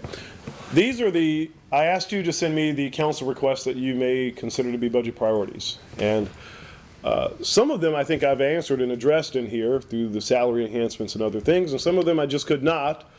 But I wanted to show them all to you so that if you chose to bring them back up for conversation and consideration later on, you would have them in front of you for your reference. I'll pause here to see if anyone wants to discuss it now, but I would expect that you'd reserve that conversation for later when we reach the decision package. So I don't need to sell it now, I need to sell it later. Yes, ma'am. Okay. Yeah, I think it's really important. But I got it there for you to sell. I think it's really important we understand the funding that we have to work with before we start pitching ideas. Yeah, I just wanted to make sure it was here. So this is a recap. You can see we've basically included in the budget that we're proposing to you $2.9 million in enhancements. Obviously, the majority of that is $1.7 million in personnel expenses. You'll see down at the bottom, we also made a placeholder for the nonprofit applications in the event you decided to. We wanted to try to budget and be prepared. We also have included in this base budget the boards and commissions budgets from last year, so that if you were to approve all of those proposals that you heard today, we would only have to adjust this budget respectively for the differences between the two. Some had similar funding, some had minor, some had more significant changes. Any questions on this before I move on to the remainder? Okay. Again, here's kind of a resource estimate recap. You can see beginning reserves at the end of fiscal year 20, or beginning of fiscal year 26 is expected at $34 million. We are expecting current revenues in fiscal year 26 of $70 million against $69 million in expenses. You can see our net change there, $825,000. Something that we've done the last couple of years that I think is very helpful in your deliberations. You can see that of that $825,000, $619,000 of it is one-time revenue. Again, as a recap, that one-time revenue means that's not an ongoing funding source. So you may want to consider using that for capital purchases or one-time expenditures. Not, however, advised for ongoing consideration because it's not a sustainable source. Contrast it against the ongoing revenue of $206,000 there for you. Okay, any questions before we move on to a discussion on the tax rate? Okay. So, as we talk about the tax rate, and I started looking at our tax rate, I wanted to begin to understand why it was what it was, right? Obviously, the expenses and other things, but what's happening? How do we arrive at this point where we are in time? And one of the things I looked at was the senior tax freeze, and I don't know that we've really specifically discussed it here in this conversation, at least certainly not in my time. It's been mentioned, but it was just kind of this small snippet of information. And I think the magnitude of it deserves recognition and conversation. If you look at fiscal year 26, we are going to forego an expected $7.9 million of our tax levy. That's a full 10.3% of our total levy. You can see how it's grown over the last several years. And we've contributed or foregone $26.9 million since 2010. TERS investments, I also thought it was worthwhile to look at, how this was impacting us, because these are things that, again, are revenue that's being foregone really off the top of our levy. And you can see here, we're expected to give up $4 million, about $4.1 million in revenue, 5.3% of the levy. Combined, you're looking at about 15.6%, almost 16% of our total levy immediately is gone before we ever get to touch it. Yes. Keeping in mind that each tax rate cent is approximately $740,000. Each penny is about $740,000. So if we were to go back here, and I'm not picking on this, I'm just using it as an example. We're foregoing $7.9 million. You can see there, you're at an almost 8 penny difference in your tax rate. Same here. Almost, what? It's 7, 4, 6, 5, about 5 pennies. Yeah, about 5 pennies. So I'm going to pause there to see if there's any comment before I go on to the other part of the things that are affecting our tax rate, and also to deliver on a promise that I made to all of you as you asked us to explore the viability of additional homestead exemptions. Okay, so now I'm going to ask Mike Kuhn to help me out. He developed this analysis for us, and again, he's going to explain it to you and walk you through it. Mike, I'm going to give you want to either come up here or take this? Okay. Laptop is simplest too. It's been a since I don't use. Okay, so we also had a meeting with Dallas County to discuss the homestead tax exemption. After that meeting, utilizing their analysis as a starting point, we implemented the impacts of an adjustment to the homestead exemption into the truth in taxation model for us. And it's a little bit more complicated for us, as previously referenced, because we have the senior tax freeze. So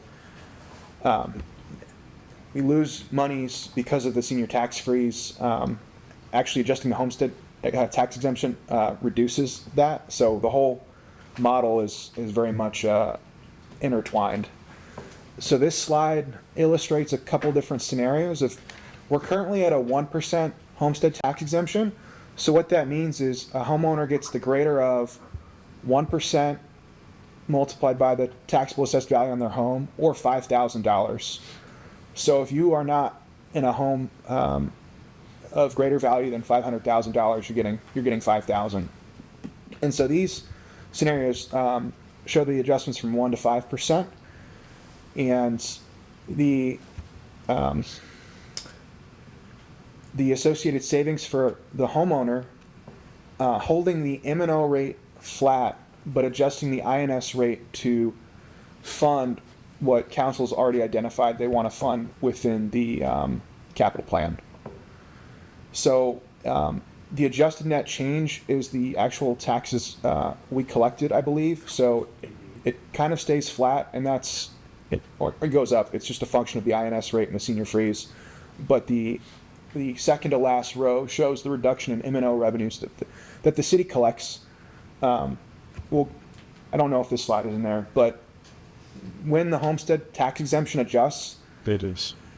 There is a calculation in the T&T worksheet called the voter approved tax rate. So you all normally see that. That is the legally allowed limit that council can adopt before it needs to go to voters. That calculation will adjust automatically such that it holds the revenues the city collects constant, so it would eliminate the reduction in revenues lost to the city. As a consequence of that, the tax rate goes up. So let's pause here for a moment. So I'm going to recap. We did an analysis where our current 1% homestead exemption, and we looked at scenarios, as you can see there, 2, 3, and 4, 5%. Coming down those columns, you can see the savings versus the existing exemptions, right?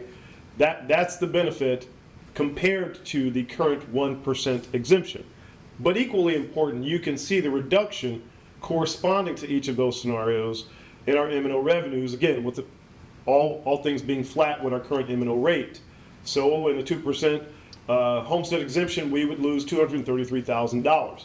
To Mike's point, because the law contemplates various factors influencing this and the loss in revenue, your VAR, your voter approved rate, would be allowed to go up a little bit. But that's a factor of if you determine to raise the rate or not. We're assuming no such thing. We're assuming a flat M&O rate and thus showing you what the impact of a homestead exemption of those respective percentages would be. And also then you can see the benefit to a prospective homeowner. I think we'll go to the next slide because I think this is a really good. So the increase in the homestead exemption automatically adjusts the INS rate because we still have to collect correct a set amount of revenue. So the way that truth in taxation calculation works for that is there's a section where we show the debt rate, and then it is adjusted for various factors, including self-supporting debt for water and sewer revenue bonds that are supported by the GO obligation, things of that nature. So it's a fixed value divided by the taxable assessed value. So as the homestead adjusts, the taxable assessed value adjusts. So the tax rate automatically goes up and down according to any changes we would make in the homestead exemption. That's quite, and it may be a very simplistic, I don't know, dumb question's maybe the right word for it, but so, because I sort of thought about this when I was running for council, I kind of floated it, but I'm not real good at math with all this stuff. On a $450,000 home, okay, what is the actual, and rough numbers are fine, but do you have a rough actual number benefit of dollar decrease for the homeowner? I mean, 'cause as I recall, it was less than $400, and the question to me became, wow, is that worth what the hit the city's taking? But I may be wrong on that. So we have a $350,000 home for a senior with a $30,000 senior over 65 exemption. I believe I have that analysis later for a $500,000 home. I did the analysis 200, 350, and 500. Certainly something we can run, maybe not on the fly. But I'm talking about the actual savings. That's Right. okay. So that's shown here for a $350,000. I'm sorry, sir, I cut you off. So for a 1% increase, it would be about $11 for 350,000. Okay, so it's very marginal. So the point being, it's not a tremendous amount of dollars in an individual homeowner's pocket relative to the impact it may have on the city at large. Is that a fair statement? About 5%, you can see it would save a homeowner $82, so it would cost the city $808,000. Okay, yeah, okay, like I said, I'm not real good with charts, so, and that's exactly what I'm looking for. So yeah, so the average citizen is saving, they call it $100, where the We're losing almost $1 million. the bad results towards the city are really far outweighed by that. So I just wanted to kind of see if I clean that up. I think there's also another consequence of this that Mike's going to get to in the next slide that maybe doesn't appear as intuitively obvious. I'm asking a different question. Of course. We'll get there. Long term, if we did something like that and you have this cumulative negative impact on our M&O revenues, does that impact the amount of debt we can issue as it's relative to debt issuance long term? So it lowers our ability to fund obligations that we have. That is an excellent question and something that I talked to David about. As we discussed, the higher the homestead exemption increases, the voter approved tax rate goes up and the INS tax rate would move up. I believe under the state of Texas, the city is allowed to go up to $2.50. However, in the charter of Rowlett, ours is $1.25. So we're currently at approximately, I think, if we held the M&O rate and the INS rate increased, call it 77 cents, 75 cents. So if the homestead exemption goes up, that 77 cents goes up, bringing us closer to that $1.25 cap. Gotcha. So And we're giving ourselves less overhead cushion in the future. to say nothing on equally important is the reduction in M&O revenues. Right. Where you're paying your police. It's like fire. it's like a double whammy. Well, it is. If you don't adjust either you get hit with the revenue loss or you're compressing your total taxing capacity in the future because you've. But there's also a third whammy he's going to tell you about. So this slide, really quick, was just to show the voter-approved tax rate adjustment, how as we increase the homestead exemption rate, you can see that the M&O rate and the INS rate increases with each marginal increment.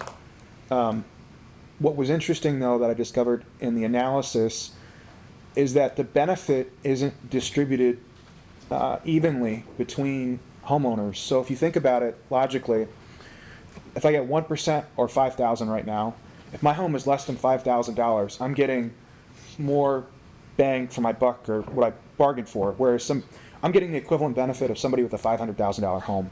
So if we jump to 2%, that $500,000 home is now getting $10,000 of exemption. If I have a $200,000 home, I've gone from 1,000 to 2,000, but I'm the greater of 2,000 or 5,000. So if you were to do such an action, but then hold the city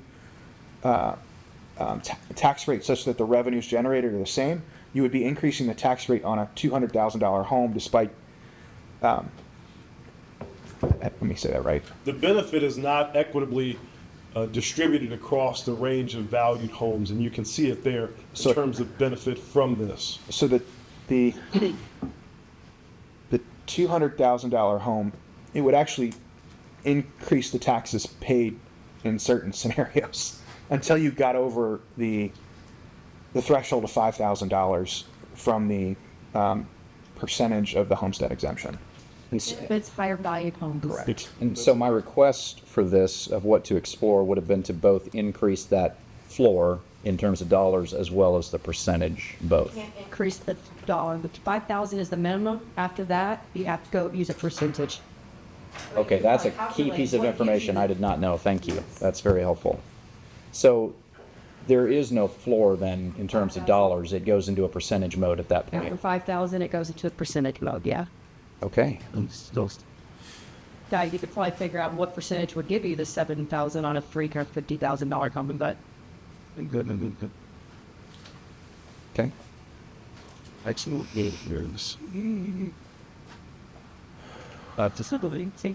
Just, I think we've skipped out of the. No, that was it. That's all. Okay. That's all. I wanted to pause. Okay. I mean, you did. Mike did like 10 pages of analysis that really I wanted to give you the summary of it, which is that's the impact.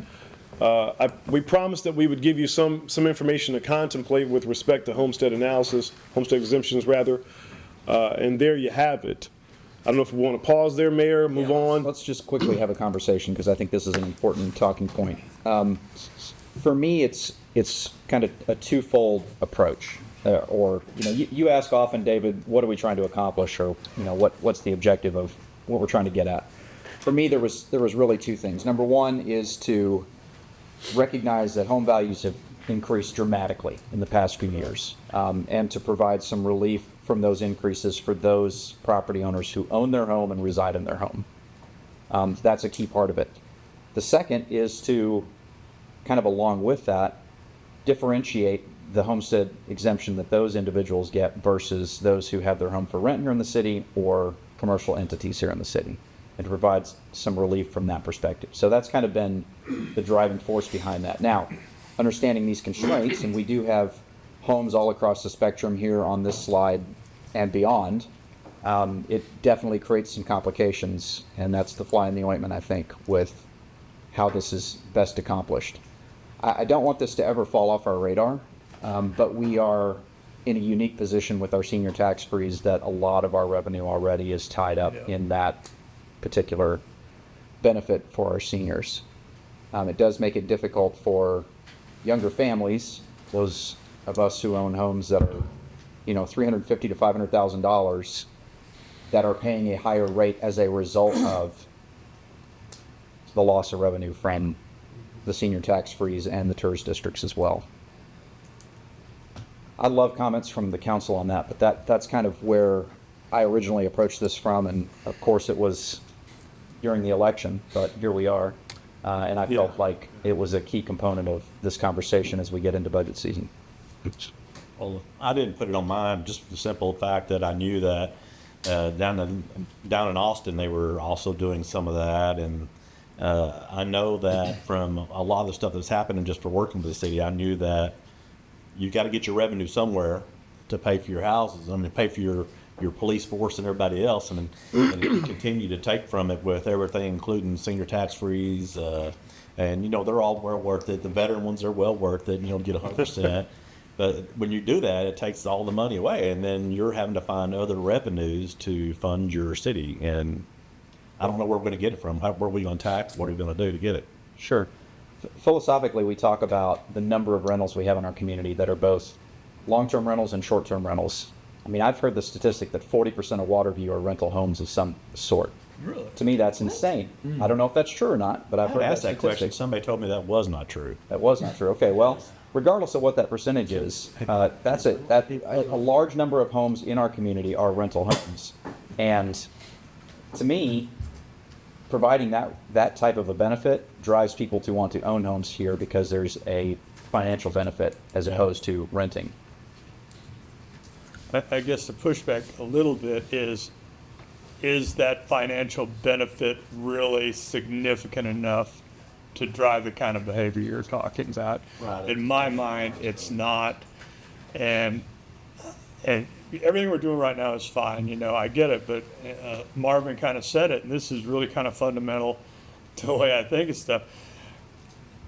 Just big picture, I don't like giving away our money. I don't like giving away our money, and there's a lot of good reasons to do it, and there's a lot of people that can be helped, big picture, but it hurts our city, and our city has a history, I believe, of kind of being a little bit cavalier with making deals and giving, and you all know the history. I'm not going to go into it, but I just sort of think that's sort of a philosophy we've had for a long time that I really disagree with, and I think it needs to be changed. And for me, you start changing it in incremental ways like this. It's not this huge one-time thing that's going to make this giant difference, but it's just sort of this philosophy that, this is our money. This is the money for the city, and I need a pretty good reason to be giving it away. And if the benefit of us giving away that money is significant enough, well, great. That becomes the conversation. If the benefit of giving away our tax dollars to anybody for whatever reason does not meet a threshold in my mind, or at least in my opinion, that justifies the negative benefits to the city at large, I just have a really hard time supporting it.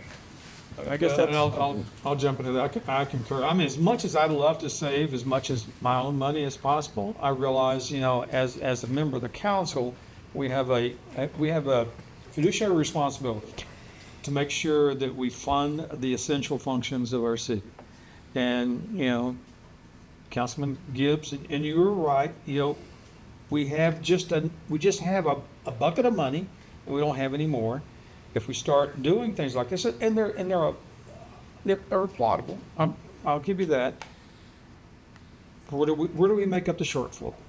And so I think we need to keep that focus in mind, knowing that we've got a lot of things out in the city that need to be funded, and I don't know that we can afford to give away any more of it. Well, Mayor, I have a question. Just seeing your mission, but also understanding the disparity that's present in this equation.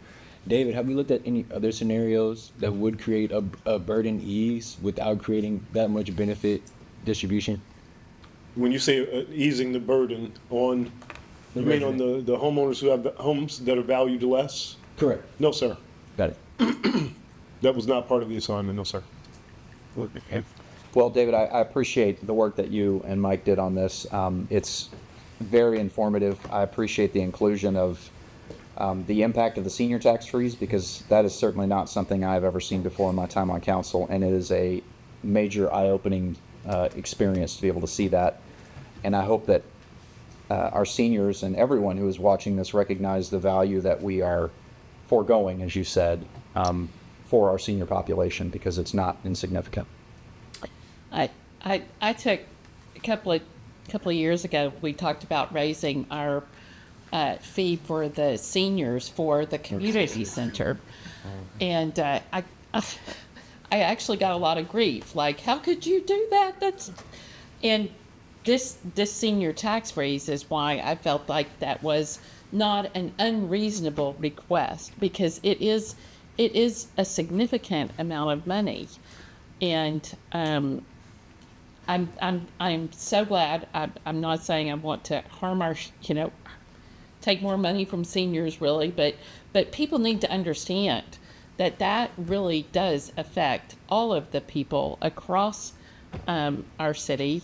And so I would be happy to raise the fee for senior citizens to go to the rec center. Good to know. How many? So my turn. Philosophically, I think property taxes is the worst form of taxation, because you could pay your mortgage off, but you never fully own your home. The government owns your home, and if you don't pay your tax, then they take your home that you paid your mortgage on. However, it is the system that we have, and until we have a better system or a different system, I don't think doing any type of homestead exemption makes long-term sense financially for the city. I think it's a great goal philosophically, but I think when you look at the reality of the situation, it just does not make economic sense. And I think it would put us in a long-term bind for this. I mean, it's just the numbers. I mean, the math drives the decisions, and the math shows long-term it would be horrible for the city. And we would be in a huge cash crunch where we're not able to fund the basic functions of the city at some point in time. But absolutely. So that's all I have to say about that. All right. Okay, shall I move on? Yep, please. Thank you for the feedback. Sure. So here is just a history of your assessed values in billions of dollars, and we're projecting preliminary estimates, $9.6 billion of preliminarily assessed valuation. History of our tax rates.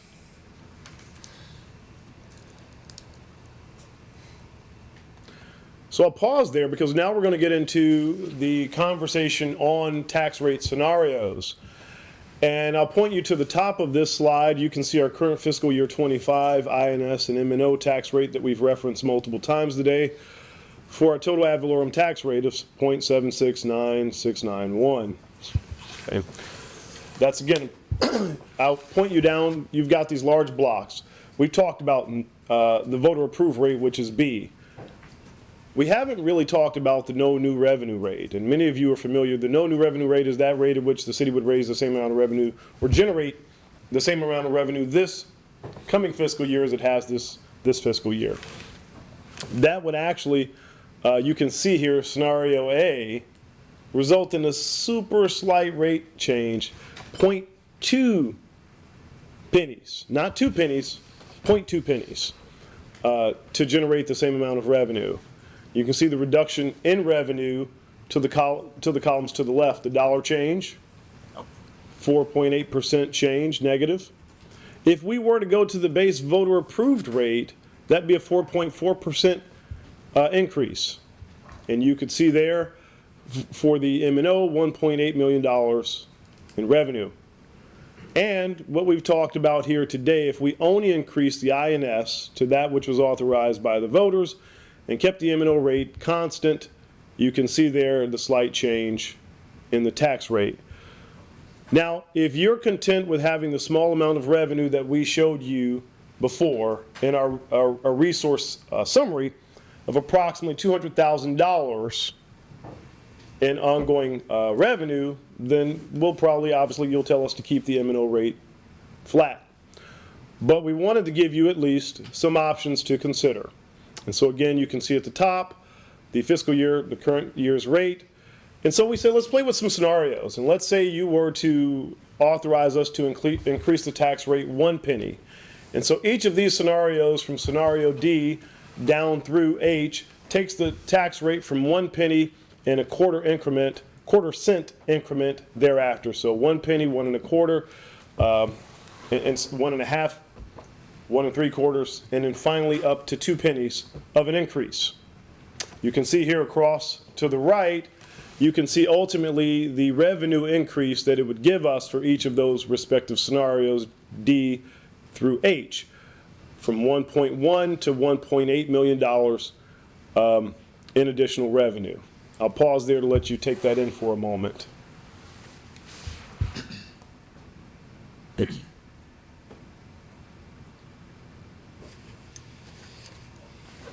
you will see it again as we go through the options. The no new revenue option, you can see here, we've shown you this slide many times in the past, the cost impact per average residence, you can see is $28.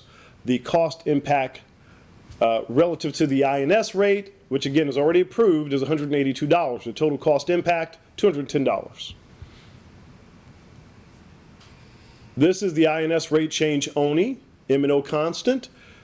You can see $152 M&O, $182 INS, $334 cost impact for an average residence of $372,000. Again, we've got a small caveat there for you just as you think about this.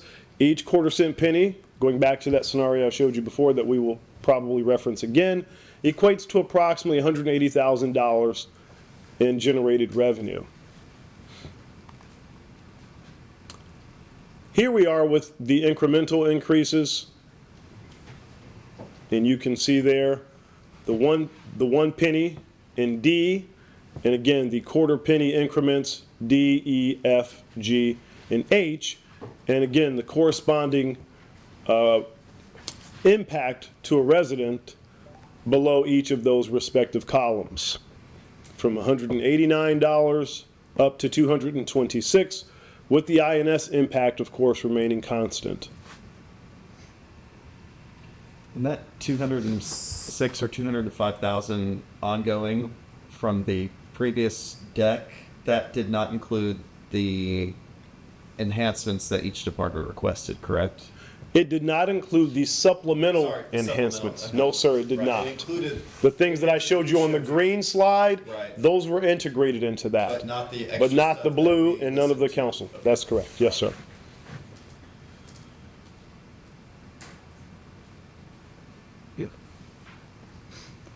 Okay, here is kind of the total reconciliation of those rates that we've shown you. No new revenue, voter approved rate, only an increase in the INS, not in the M&O, which is C, and again, D through H, which is from the 1 penny increment, quarter increments up towards 2 cent increment, or increase rather, on the tax rate for your consideration. Again, the corresponding impacts down below.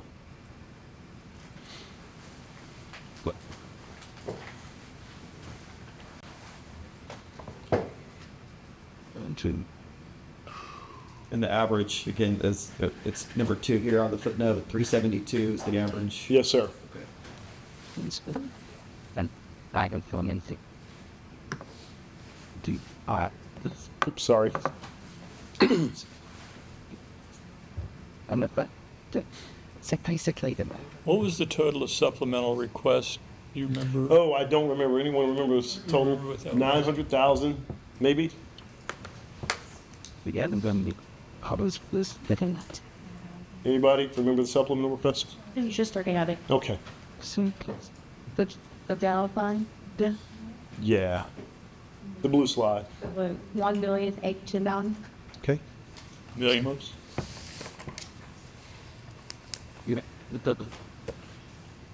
Okay. So option, just to be clear, option H would require a, I know, but what's ongoing? I'm doing the 600. Okay, because some of that we can break into fund balance usage.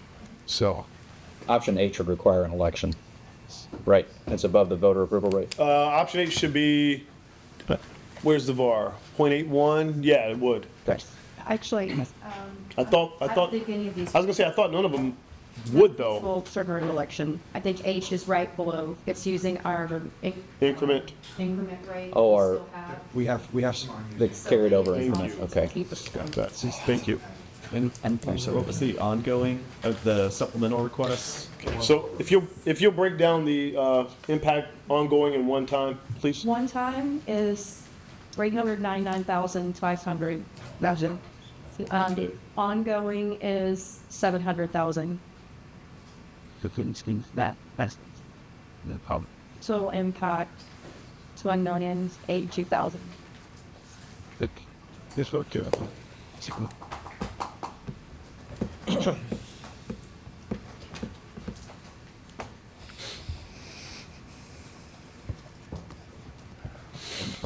So council, we can, let's talk about these different options and decide where we want to go. I think at some point, we have to set what this is and work backwards into the selections that we have and then maybe make some decisions.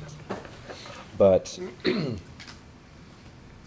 does anybody have a recommendation? I mean, I'm certainly not wanting to go crazy here. What? I don't have much of a stomach for any kind of increase, I'll be honest with you, so. Say that one more time. I says, I don't have much of a stomach for any kind of increase, I'm just being honest. Okay. So David? you're saying no new thing? You're No saying new. option C, which is to only increase INS? Yeah, that gets us within 175,000 of basic or supplemental requests. But No, no. sir. Some of that's used. Oh, You have 200,000 based Okay. on that rate, based on scenario C.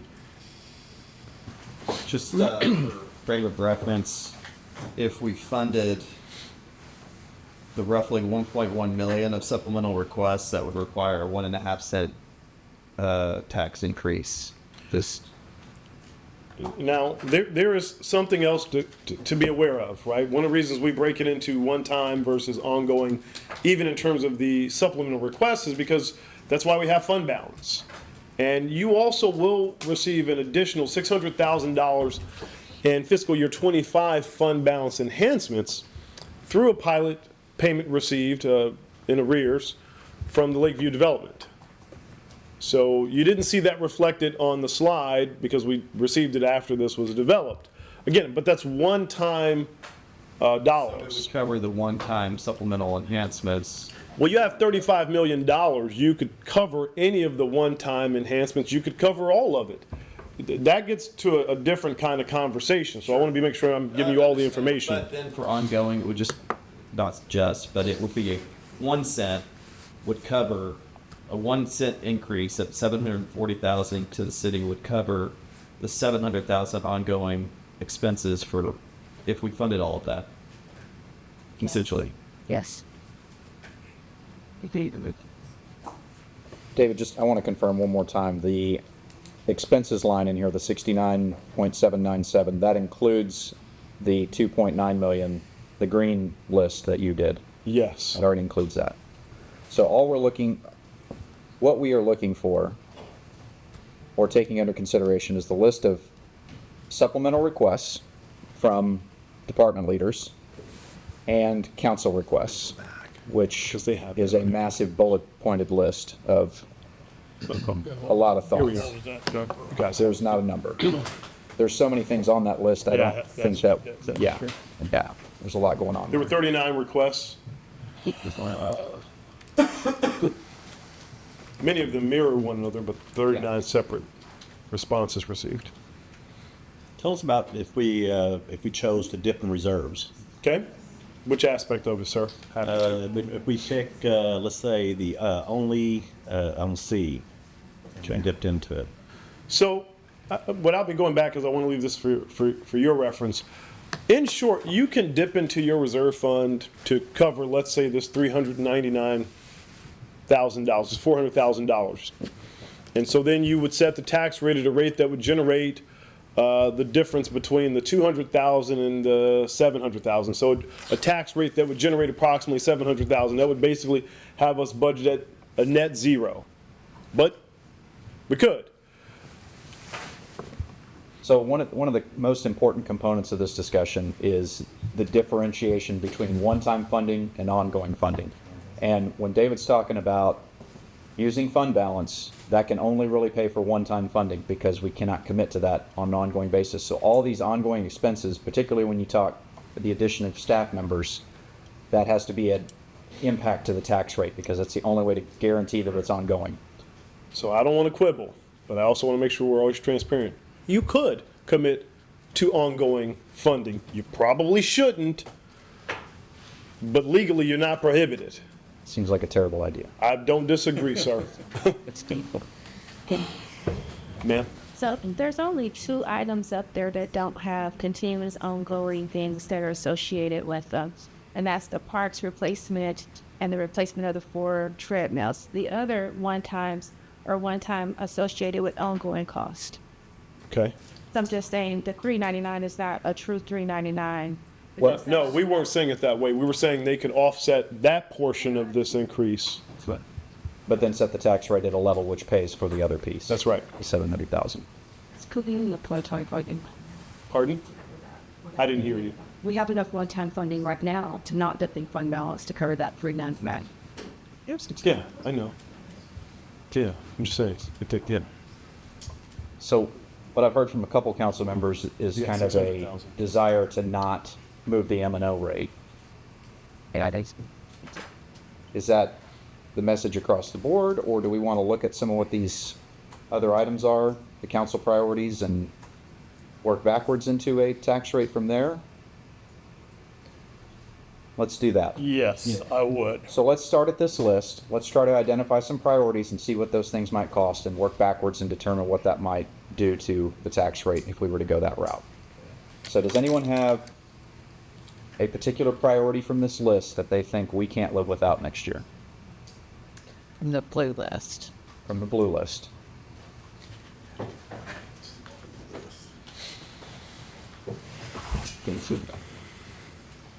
I mean, you could argue maybe replacements of treadmills, but in the big scheme, it's not really. Well, and it's a one-time cost that we can easily fund. I'll be candid. Yeah, it's not- I was going to put it on the list of funded items, but I wanted you to see it. Yeah, so I mean, that's about the only one. That's a nit.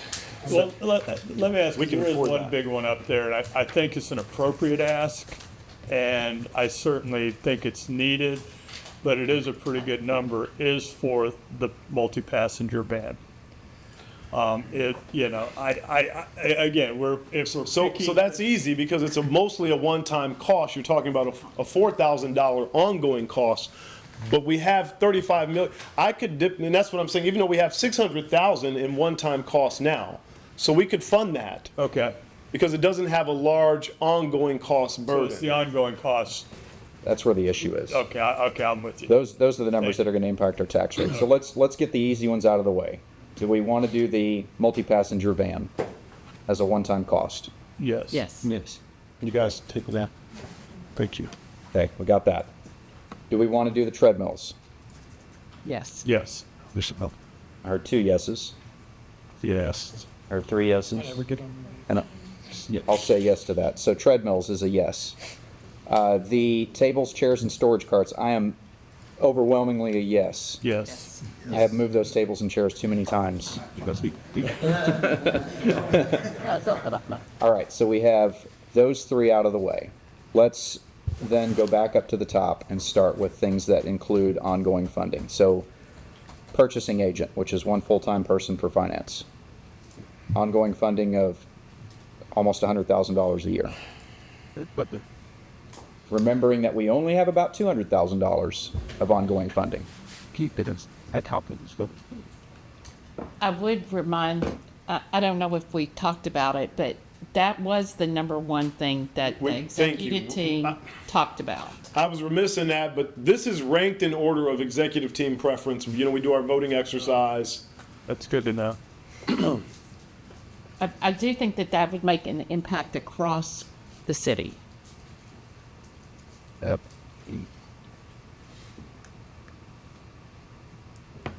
You got fleet maintenance technician, that's 80 grand ongoing. Hey. We're gonna need the fleet maintenance technician. I think that's important. I think that would potentially save money at the long Okay. run, right? Yeah. Okay. I mean, if police could drop the vehicle, because typically it's 2 vehicles, I mean, 3 police officers, 1 vehicle, I believe. And there are some vehicles sitting there that are not being used, maybe. Please. So, Councilmember Gibbs, so years in the past, that was, the model was, I believe it was 3 officers, or it was like, 3 officers. 3 officers to 1 vehicle. What that caused over the years is for there to be a vehicle shortage for patrollery, meaning that when officers are out on the street, they have to wait, say for day shift to come in before night shift can get their vehicle. And those vehicles were 24 hours a day at that point, which causes maintenance issues with vehicles and shortens the vehicle's lifespan.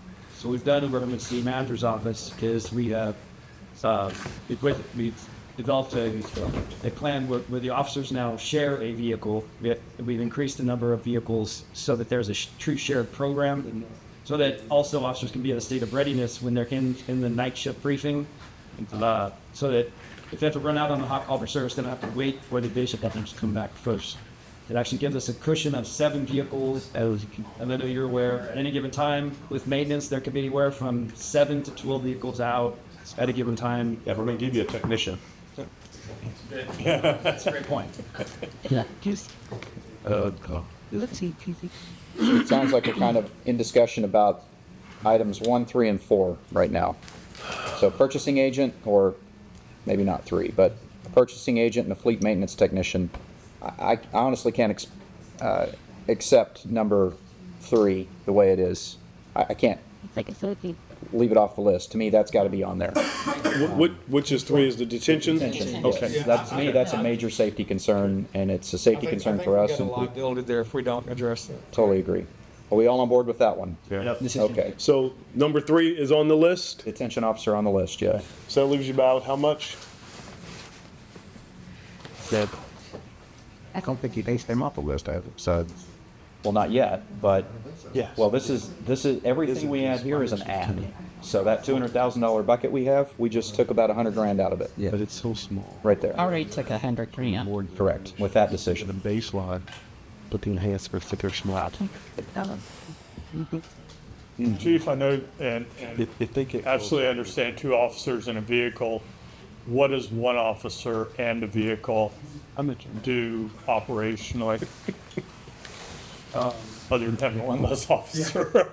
Yeah, really just that, sir. I really beyond that, and just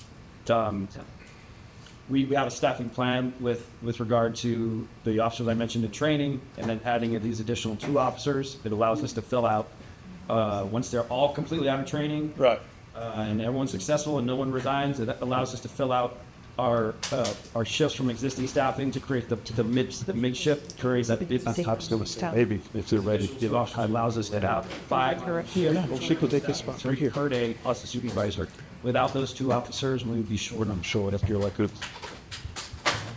So I I don't want to dismiss the need that police have, but if this is an executive team ranking, got other things that are further up this list that I think we need to talk about first. So, purchasing agent.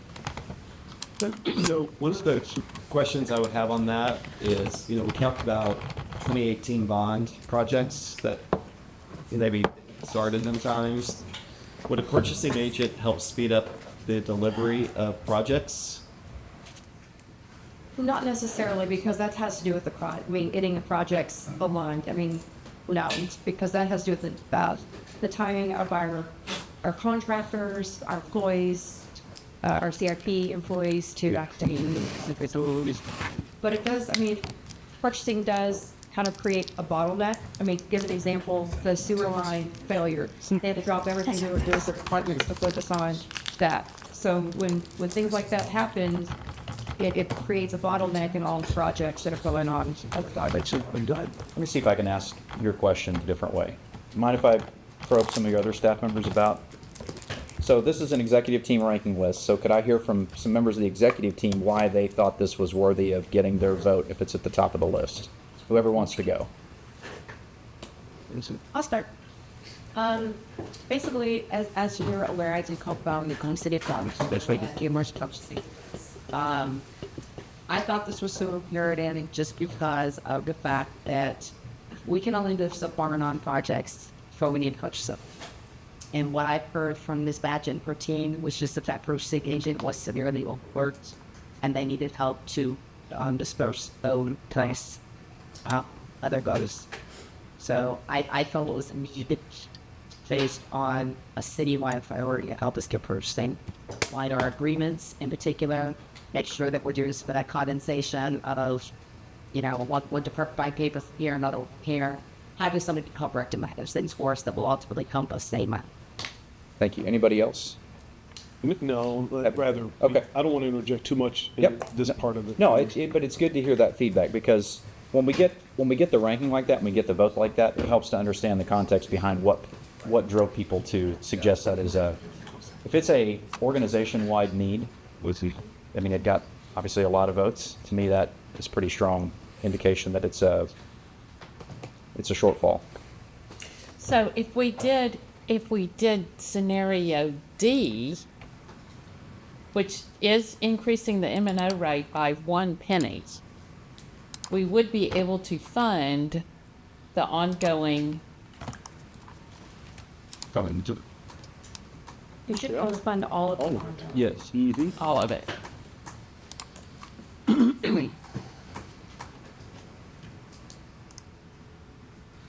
So with that in mind, Can I hear that restated again?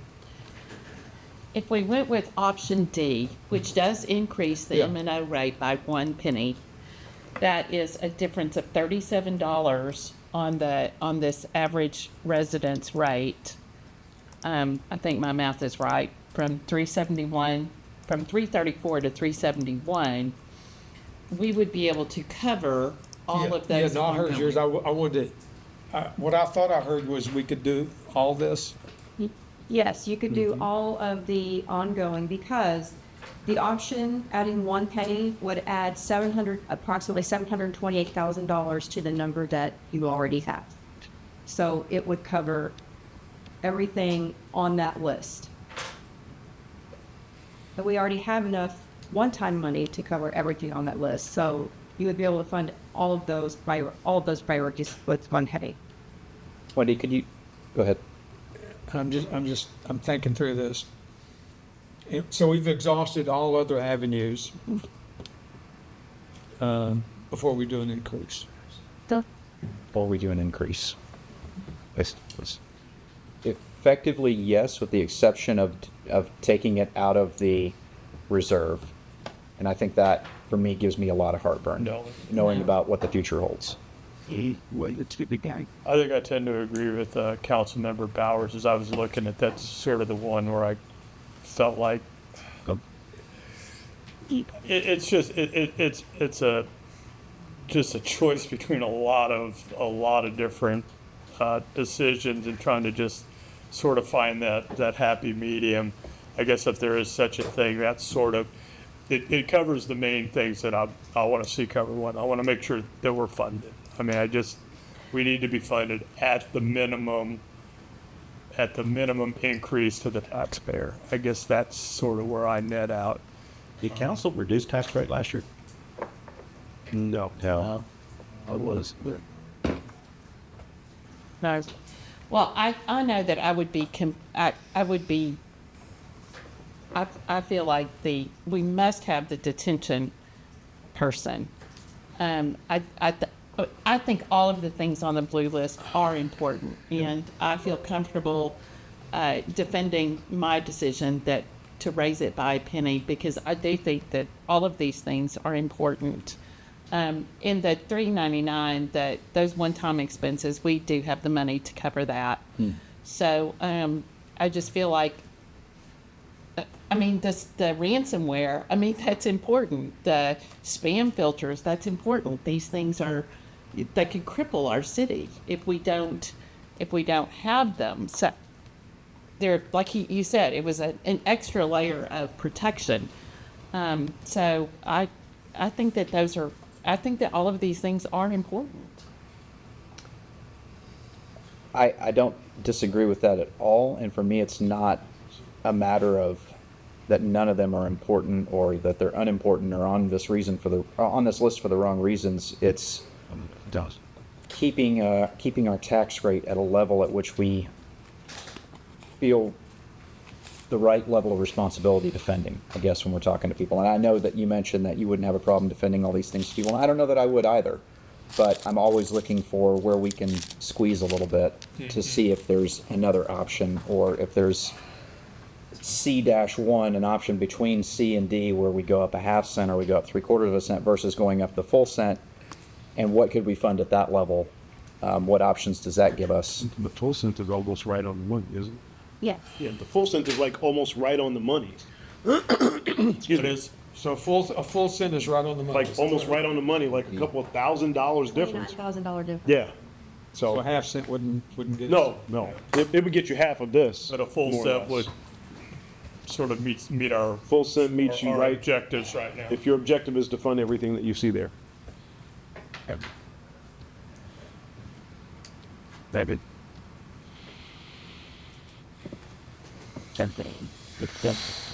So if we did go with D, we would go up to the INS voter approved rate plus a 1 cent increase on the M&O, and the average impact to a $372,000 property owner is $371 a year. Is that correct? Well, we're already going to go up 334 by increasing the INS rate according to. Got it. So you take there. So really going up a penny on the M&O is a difference of $37. Right. From 152 to 189. I want to point out one thing that you said, from the base voter approval rate up. That's not, it would be keeping the rate the same as the rate is today, but adding 1 cent to the M&O only. Right. That's all we're talking about is the M&O Right. rate. Yeah. It is But the less vote- than the voter approved. Yeah, it's less than the voter She's approval referring to the voter approved INS rate, and I think it's an important I see. distinction. I see. Sorry. Yeah, Okay. it's an important Sorry. distinction. Yes. But the M&O rate would go from 152 to 189 with that 1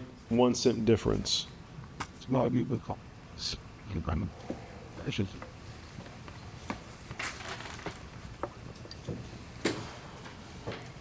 All right, I'm going to call a brief recess, give us a chance to kind of think about this, because I think that's important for people to have a chance to digest.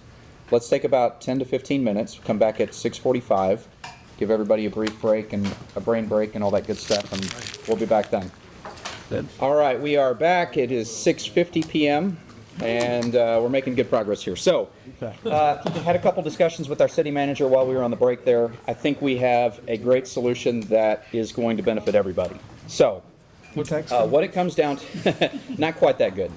What it comes down to is that we do have a method by which we can fulfill all the supplemental requests from the list, and this is the blue list that was up on the screen a minute ago, but it's the blue list. Basically to the right, Mayor. Yeah, that list to the right, which is the purchasing agent and everything below it.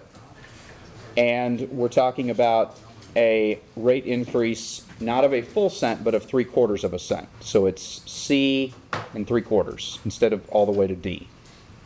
So that gives us the ability to fulfill those requests, which again is 2 police officers, it's a detention officer, it's a purchasing agent, it's a traffic operations technician, a fleet maintenance technician, replacement of inventory, spam filter, and the ransomware software. Yes. So it accomplishes all that with a 3/4 of a cent increase in the M&O rate for the next year. Thoughts on that? Well, I was going to throw this out. So, and I don't like to play the devil, but I'm going to play devil's advocate. Let's go back to the reserve. What are we projected to have as reserves? 3 to 4 million, approximately. Tell me the impacts if we took that out of the reserves without doing a tax increase. In my mind, I would not want to continue to fund that out of the reserve after 1 year. So in a year, I'd be either having to then raise the tax rate, commensurate with all those positions that we just paid for out of the reserve, or we'd be laying those people off. To me, that's what I would do. There may be another option, which is probably, You could kick the can down the road and continue to dip into fund balance until such time as certain developments come online as to really boost your values, but you don't know when or if that could happen. Could you do it? You could do it, in quotes, because there's enough money there for probably 2 to 3 more years to do that. Should you do it is probably not, but you could. And that's a question for you. So you're talking almost $700,000 in ongoing costs, probably more like 500,000, because we do have 200 that we're carrying over. And we've got some other personnel costs scheduled to come online in 28 to the tune of $1 million straight away. So you could do it, but you're going to quickly deplete your fund balance. Yeah. I don't, in my opinion, I don't think that's the responsible way to budget, because I feel like we do. We just kind of kick the can down the road and say, and that's exactly what happened when we look at the utility fund. We kicked the can by saying we don't want to absorb that rate this year. We want to help our residents out, and I appreciate that sentiment. But we ended up in the boat that we're in now, where we have to absorb a large rate increase because we're at a threat of, bad things happening. That's a similar situation here. I also think it's really important that our residents see that this list is not the list that I've seen in years past, where it's been, multiple pages long and there's been tons of requests on there. This is a very pared down list, and there's nothing on here that is frivolous or unnecessary. And I wouldn't want to burden a future council, which for the next couple of years will at least be some of us, with the decision of saying we need to fund that out of our reserves, or we're going to have to then jack up the tax rate because we've committed to these individuals that we're going to have them on as staff. If that makes sense. It makes sense. I'm still not happy with an income increase. So you said a 3/4? 3/4 of a cent would accomplish So that. what I heard before we took the break is the penny took us right at where do we make up that difference? We did some recalculations. We failed to recognize that 150,000 surplus you have wasn't really factored in, and so that's what allows us to reduce approximately that 1/4 of a penny. Each penny being approximately $180,000 plus or minus. So each quarter. Yes. Each quarter. Thank you. Each penny is almost 7 and change. Other comments on that idea? I just wanted to make sure I was clear. This does include like the training for the P&Z and all of that kind of stuff. So that's not outstanding, because Yes, I ma'am. think that some of those things. That is included. In a council member written, I really do feel like some of this stuff, by funding it at that 3/4 of a penny, could potentially save us millions of dollars because of the ransomware risk, the risk to the detention officers. I feel, I would not want to fund any ongoing costs like that out of our reserves. Yeah, and don't get me wrong, I'm not saying that because I said any of those things are not worthy. They are, I see them as critical essential. I'm just trying to stick to that line of no increases. So the boards and commissions requests, the grant funding, all to the full is all included in that? And we'll talk about those requests here in just a moment. We might be able to, there might be an opportunity to save a little bit of money there, but at a high level. And keep in mind, council, this is all somewhat preliminary in nature. Final valuations still have to come back. Right. There's a lot of work that DCAD has to provide us, RCAD has to provide us before Wendy can settle on what all those final numbers look like. We'll obviously be presented with a proposed budget from our city manager. He'll go over that in a work session. Work session as well. Right. So that will be a very in-depth thing. We'll all go home with a budget book from that we'll have a chance to look over. Nothing we decide today is stamping final on any of this. It's just attempting to set a rough idea and get a clear vision of where we want the tax rate to go to fund the objectives that we Let have. me ask you this, is this our only work session, or will we have a follow-on work? No, you'll have other work sessions or meetings on this topic. Let's stop quick. So 13 hours long. For you, it will be. Can we not go by Jonathan's schedule instead? So- 3/4 of a cent's where I'm at. I agree. I agree. I'm gonna give it. I agree. Well, you got your 4. All right. I do believe You don't need my that. agreement. No, well, no. Well, so yes and no. I think it's important that we as a council at least have some semblance of understanding of how we arrived at this, and that none of us walk away from this going, man, I feel like I really got screwed in that discussion, because I don't think that's healthy. And I appreciate that. I started off at kind of a half of a cent. And we had a couple people that were feeling like 1 cent was the only place we could be to be able to hit that mark and get everything done. A couple people were at kind of the no increase, you being one of them, right?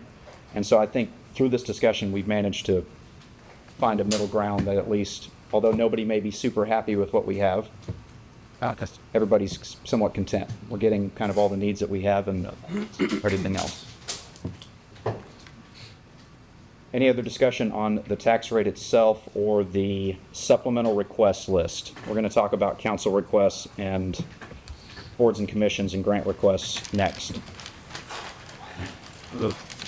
All right, seeing none, let's go on to council requests real quick. So, is it possible to get that bullet pointed list back up? Yeah. Or perhaps we can just maybe go around the room. If there's anything you guys can't live without off the list of what you submitted, David, that you don't think has been fulfilled yet. Councilmember Gibbs, you mentioned one thing in particular, which was police compensation. So let's start with that. Let's touch on that one. Talk to us about when you said you wanted them to get, you said more, I think? I was going to add, it's not a lot, it's going to help give what I believe, and having conversations, another 15,000 to it. Oh, no. Go back. No, yeah, okay. To pay compensation. I'm in agreement with that. You may have to raise the rates, we'll see. Again, when I say this, this is fluid, to the point you made, Mayor. We're gonna take this down when we get more values. I don't think we're gonna resolve this today Yeah. as tempering expectations. If I get enough nods, we'll put it on our work list, and as we start to get more information from the CADs and other things, when we come back to you with our next work session, if this dramatically changes everything, we will of course let you know.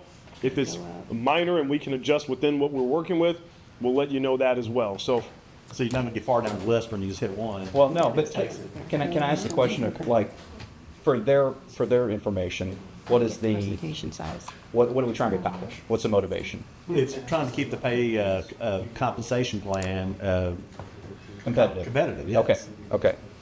So he said that the goal is to keep the pay compensation plan competitive. That would make the difference in doing that. I feel we are, but again, this is a council decision. Well, I worked with staff, we developed a plan, the association, we all are content. Would any employee take more money? Yes. Are we at a very competitive rate based on our analysis? Yes. This is simply up to you and your discretion.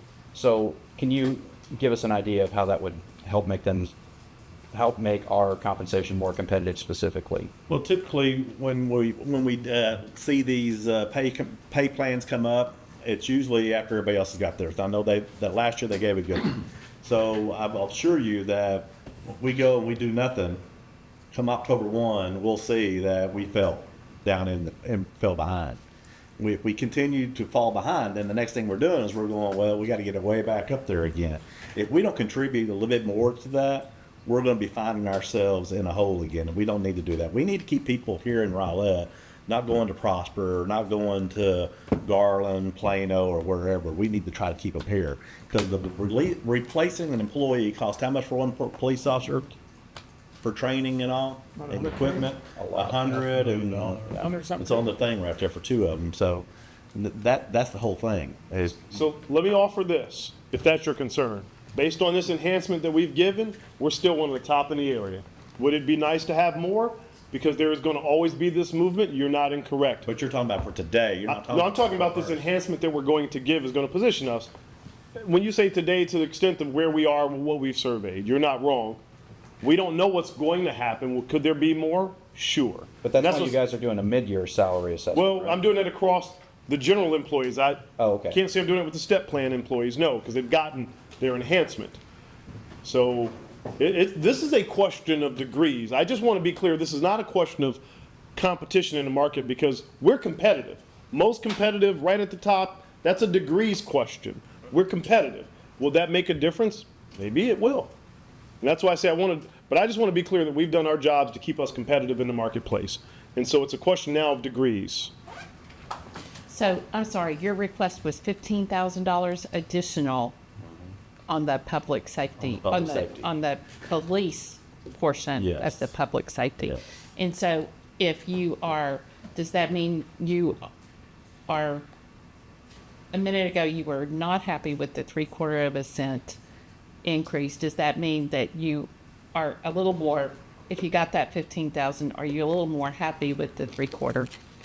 Yeah, if we're going to raise it, which was a 4%, then I felt like we could go ahead and get to that, yes. I would, Jay. And I don't disagree with you at all. We are going to face some challenging times ahead, I would imagine, and I don't know if you've already experienced this or not, but you know, Dallas voters changed their charter to require that all of their positions be staffed, and it is requiring and necessitating their department to have a massive hiring frenzy to try to fill all those positions to the tune of 1,000 police officers.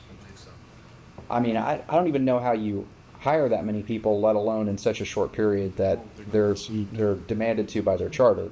But that's just going to further squeeze the market. So I'm in agreement with you. I just kind of wanted to get out like how that, what benefit that provides above the increase that's already been agreed to by the chief. I think we will see a benefit, and I believe that it's going to keep us competitive. And it's not much. I'm not asking for much. It's just a little bit, and to help it out with. So, I mean, council, if everybody agrees or don't agree, but I can see and have seen in the past that when officers leave, it costs money, and it's time and consuming for training people, because you'll get them trained, and then they move on to another department, and that is expensive. And I, for one, definitely appreciate your perspective on that, having been in RPD for so long, so thank you. That helps. Okay, any objection to that? Council asked. What's the total cost on that? $15,000. $15,000 total? Yeah. Yes. Oh, when you say total, are you talking about, that's the ask above what they've already. Yeah, above where we are. Gotcha. So across the board. And he also asked 15. Okay. What's the total net cost of that bid? I don't know. We presented the amount. You'd like to add additional 15K. I think we did 119, 120, right? It was 120. Yeah. So 135. 135 total. And they're getting some additional compensation that they're getting an additional $10,000 almost from other sources as well. So. Okay, so I'm not hearing any objections to that, so let's add that to the list and move on. Thank you. Council, what other items are there from this list that you think you can't live without? I'd like to jump in. More informationally, up here was asking for $60,000 for the Waterview driving range, which we've discussed. When that number was originally thrown out, we didn't realize American Golf has put forth 1820. That's where we, if you recall earlier, we talked about the 40. But I guess the big question I have now, as it relates to these supplemental requests, we identified that $107,000 that is apparently available funds. So if we can take that 60,000 that's up here, maybe, I mean, this may be an opportunity. That was an absolute bare cut. You know, how hard can we squeeze this thing kind of number? Or even 50, if we can take it out of that. But doesn't that then remove it from the list of supplemental? I mean, that's a different bucket. How's that? Yeah. I'm not an accountant, so that basically drops out of this. So my golf board's request for the driving range, did you count that in that? It was on their request today about counts. So what I'm saying, if we fund it through that overage in the account, so we can do it. I hesitate with due respect to council to start doing some of the arithmetic because it's so small. Yeah. Okay. Can we? Are we all agreed that we want to do the driving range upgrade? That's really it. You know, Yes, you are. okay. We'll go back Can and we make the arithmetic. At 50,000, And we we'll take agreed it that from we the want to golf do the fund driving range upgrade. and make Okay, it I'm happen. seeing 4 nods, so yes, we want to do that. So the driving range makes the list. What else from this list is a priority? 57. I had a couple. 50. 1 second, sorry. Yeah. We're good. It's on Yes, sir. yes, okay. It's on the list. Up to 50. It's 50,000 from the golf fund. Go ahead. Okay. So I had a couple of things that are on a wish list, and of course, at the pleasure of the council. A strategic plan update and a comprehensive plan update. It's a capital expense. But I talked to the city manager, and he said that those are one-time expenses, so maybe we don't. Ma'am. the strategic plan and the comprehensive plan, so we Yes. don't need to budget for that. No, ma'am. In fact, the strategic plan is already budgeted for in fiscal year '25. Ms. Wade's working through an RFP. If we need additional funding, we've got that in one-time funding. Those are one-time funding opportunities that we can very easily fund. There are operational questions, but certainly we can afford to fund them. Awesome. I also asked for the Rowlett High School logo to go on the water tower that overlooks the high school. Maybe that is something we could look at a different time, but it is something I would like to get on the radar. Again, I'm going back to the idea of a small town. People like the small town feel, and the high school logo is on the water towns in most small towns. Saxy's got it. Saxy's there. Saxy's got it. So I don't know if there is a time. When the water tower gets repainted. I don't know if we could do some sort of fund matching funds, but that was something that I just wanted to talk about because I do think that that would be a real morale booster for the high school. And then the other thing I wanted to look at was an intern for council. And my understanding is that this would have to be funded, but it could be a one-time. It may not be an ongoing.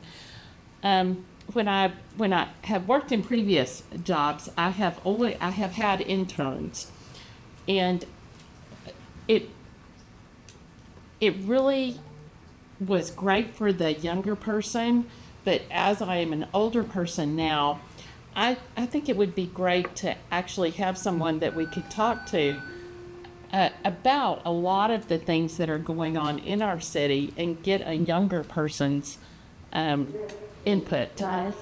So that was, I think we could get more kids involved. So those were my 3 things. And I'll add to Councilwoman Bowers about the Rowlett High School logo on the water tower, not as an alum of the high school, but also just to the point of revitalizing trust, that our city is thinking about the school in general. Because to Councilmember Gibbs' point, Saxy's has it on there. They have it on their water tower.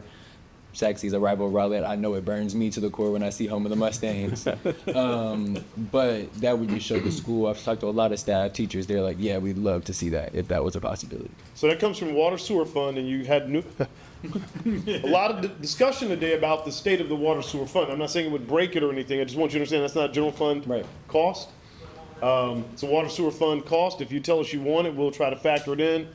And that's that. Yeah, I think I don't know how much it is. Nor do we at this time. Would GISD be willing to? I don't know any of that. But if you tell us you want it, we'll do the work and find out. I think that's something we totally consider when we get to the point of refurbing the water tower. I don't think that's a conversation for today, and I think we're talking specifically the water tower over by Stevens along PGBT. So whenever that one's up, let's have this conversation again.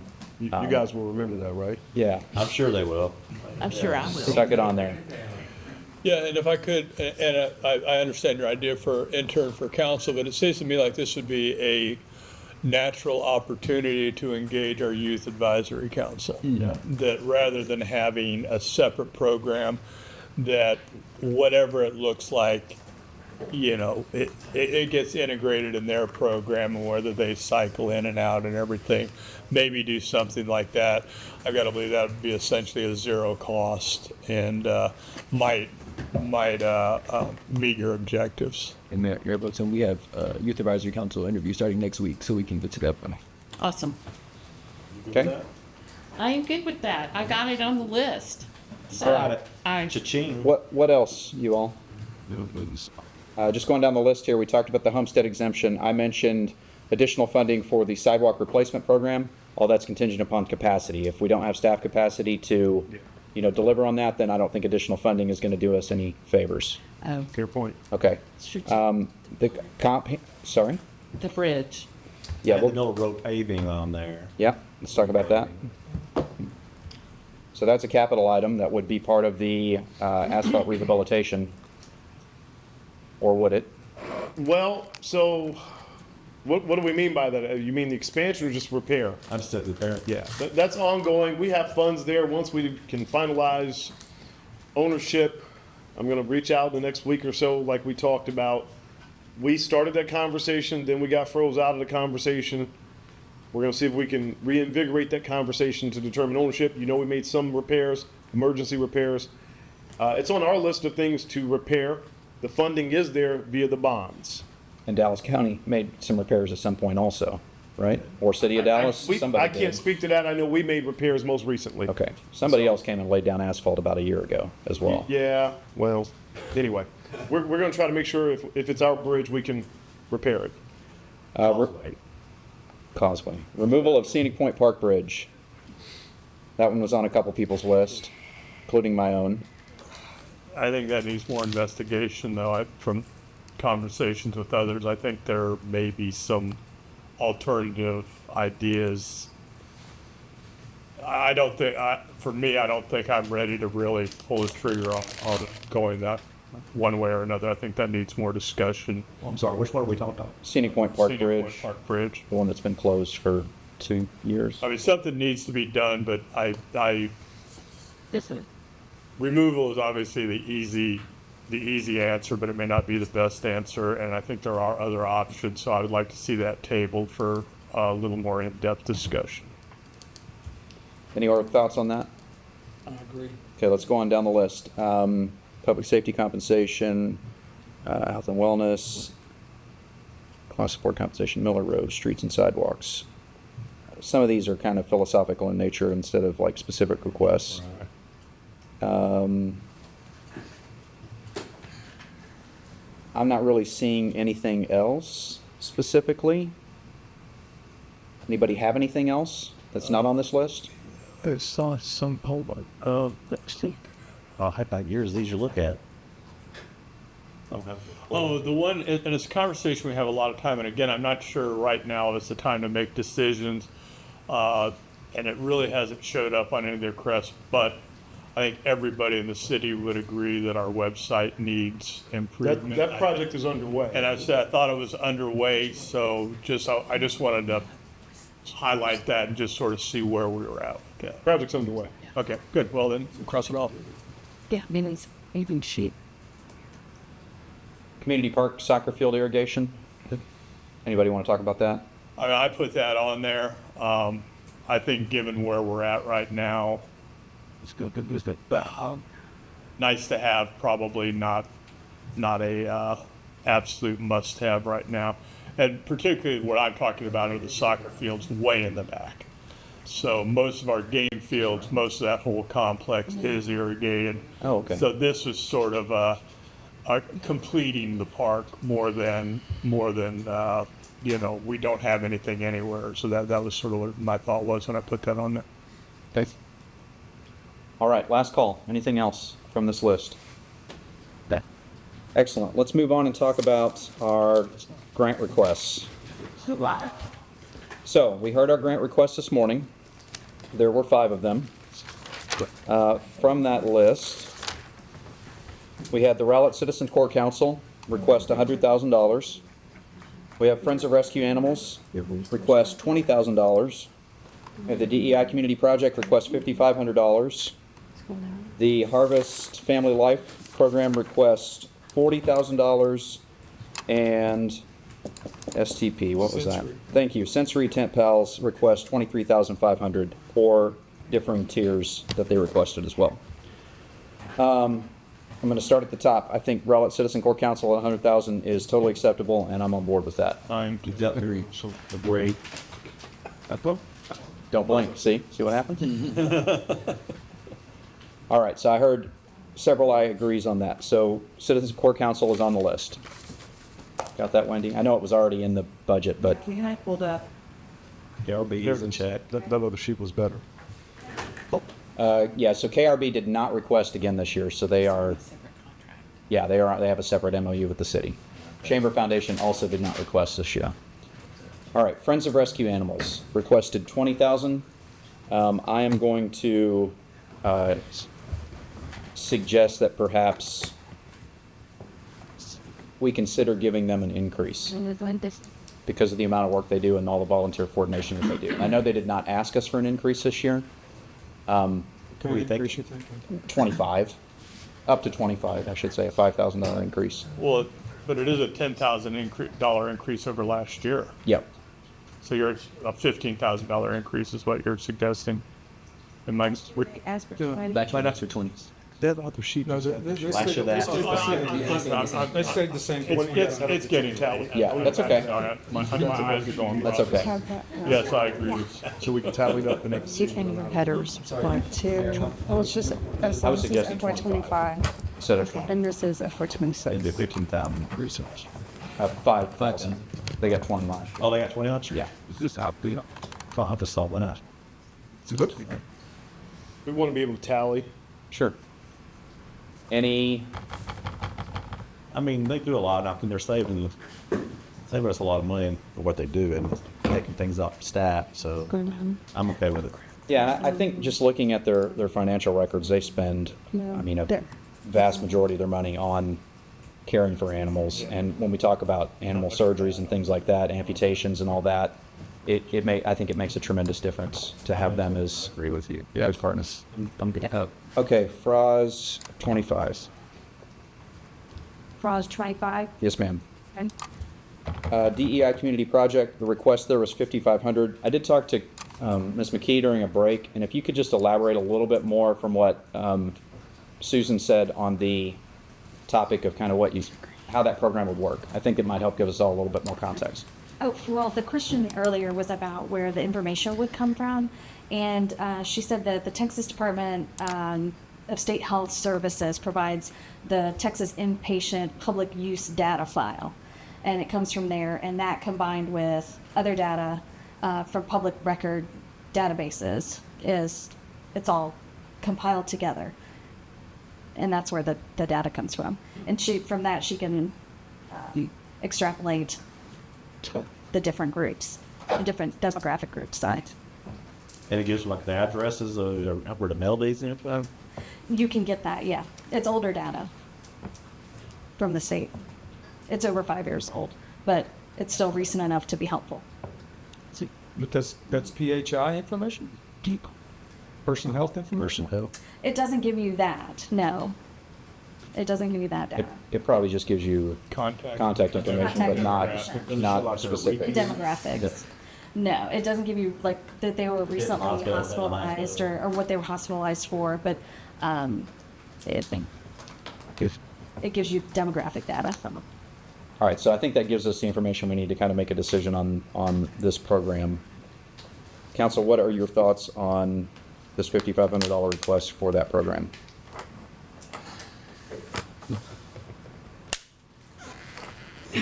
I'm going to say, I think, given the modest ask, it does, kind of where I net out on all of these things is it measurable, right?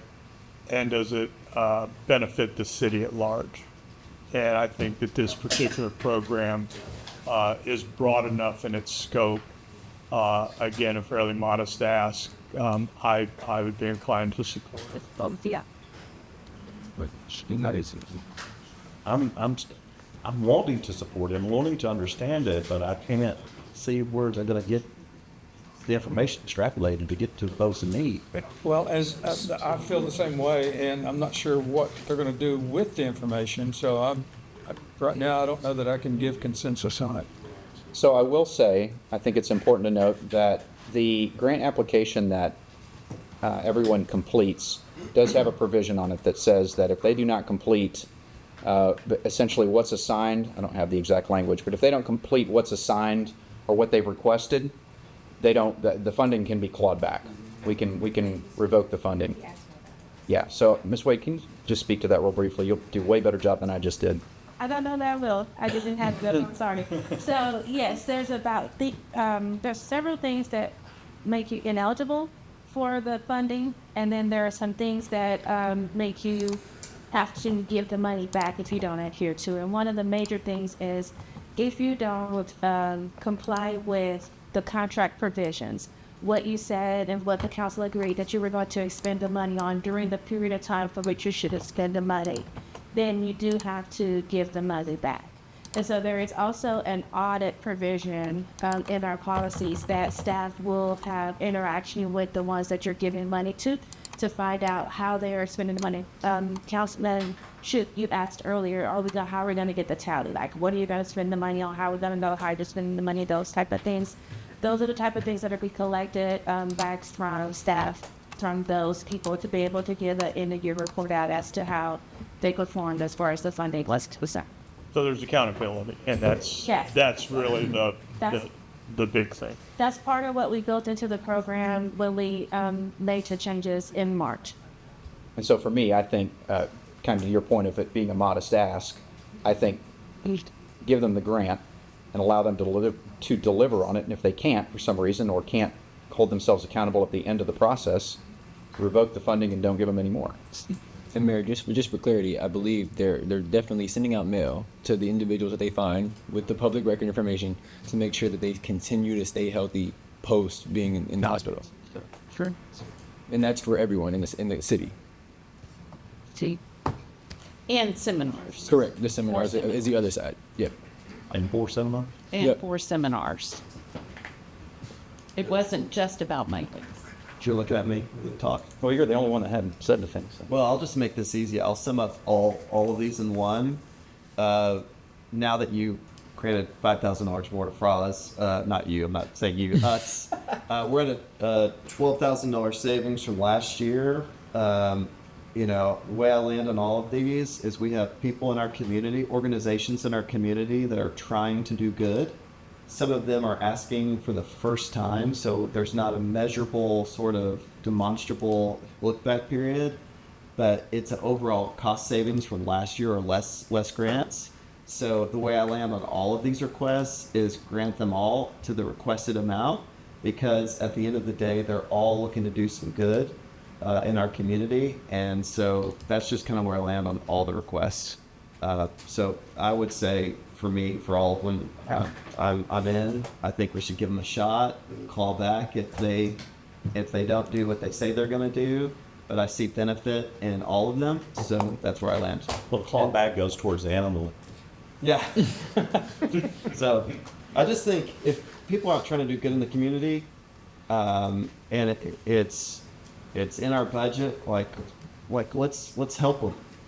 And at the end of the day, if they do what they are going to set out to do, then it's a net win for everybody.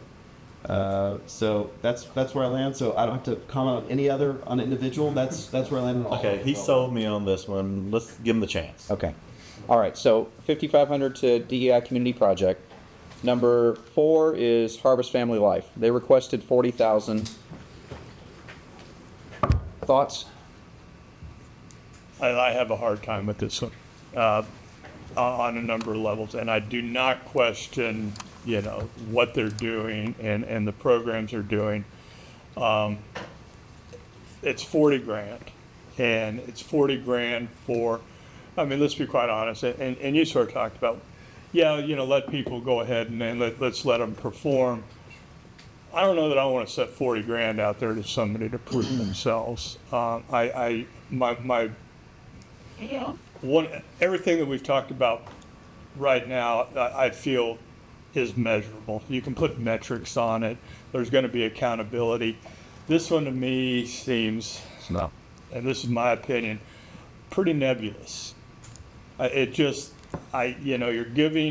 giving $40,000 to an entity that isn't even based in Rowlett, with the promise expectation that it will come back. The amount that they were paying in salaries, although they said it would only be 5% of ours, but I'm just not comfortable with it. And maybe if it was a much lower number. What about 30? So what about 10? Hold on. Let me interject for just a second. So, I agree with what you're saying. I want to point out that to be eligible, their funds have to benefit Rowlett residents. So that is another one of those requirements that's put in place.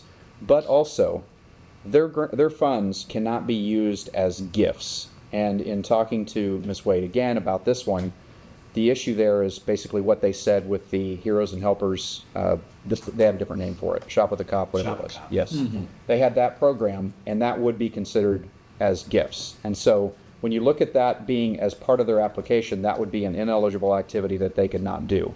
Does that mean that they wouldn't use all 40,000? Who knows? But it does mean that at least part of that, based on what the information he provided and the information that's in the application, would not be eligible to be used under the grant program as it's written with the policy.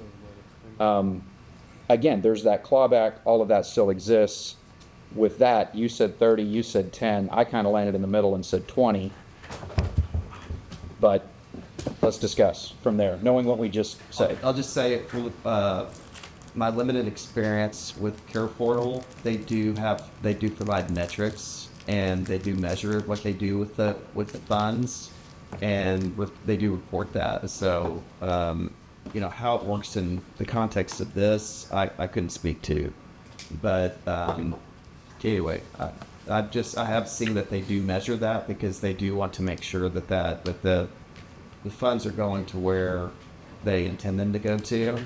And I don't think it's all, to your point, it's not all just taking kids on a shopping spree. It is legitimate, on the ground, absolute needs of daily life.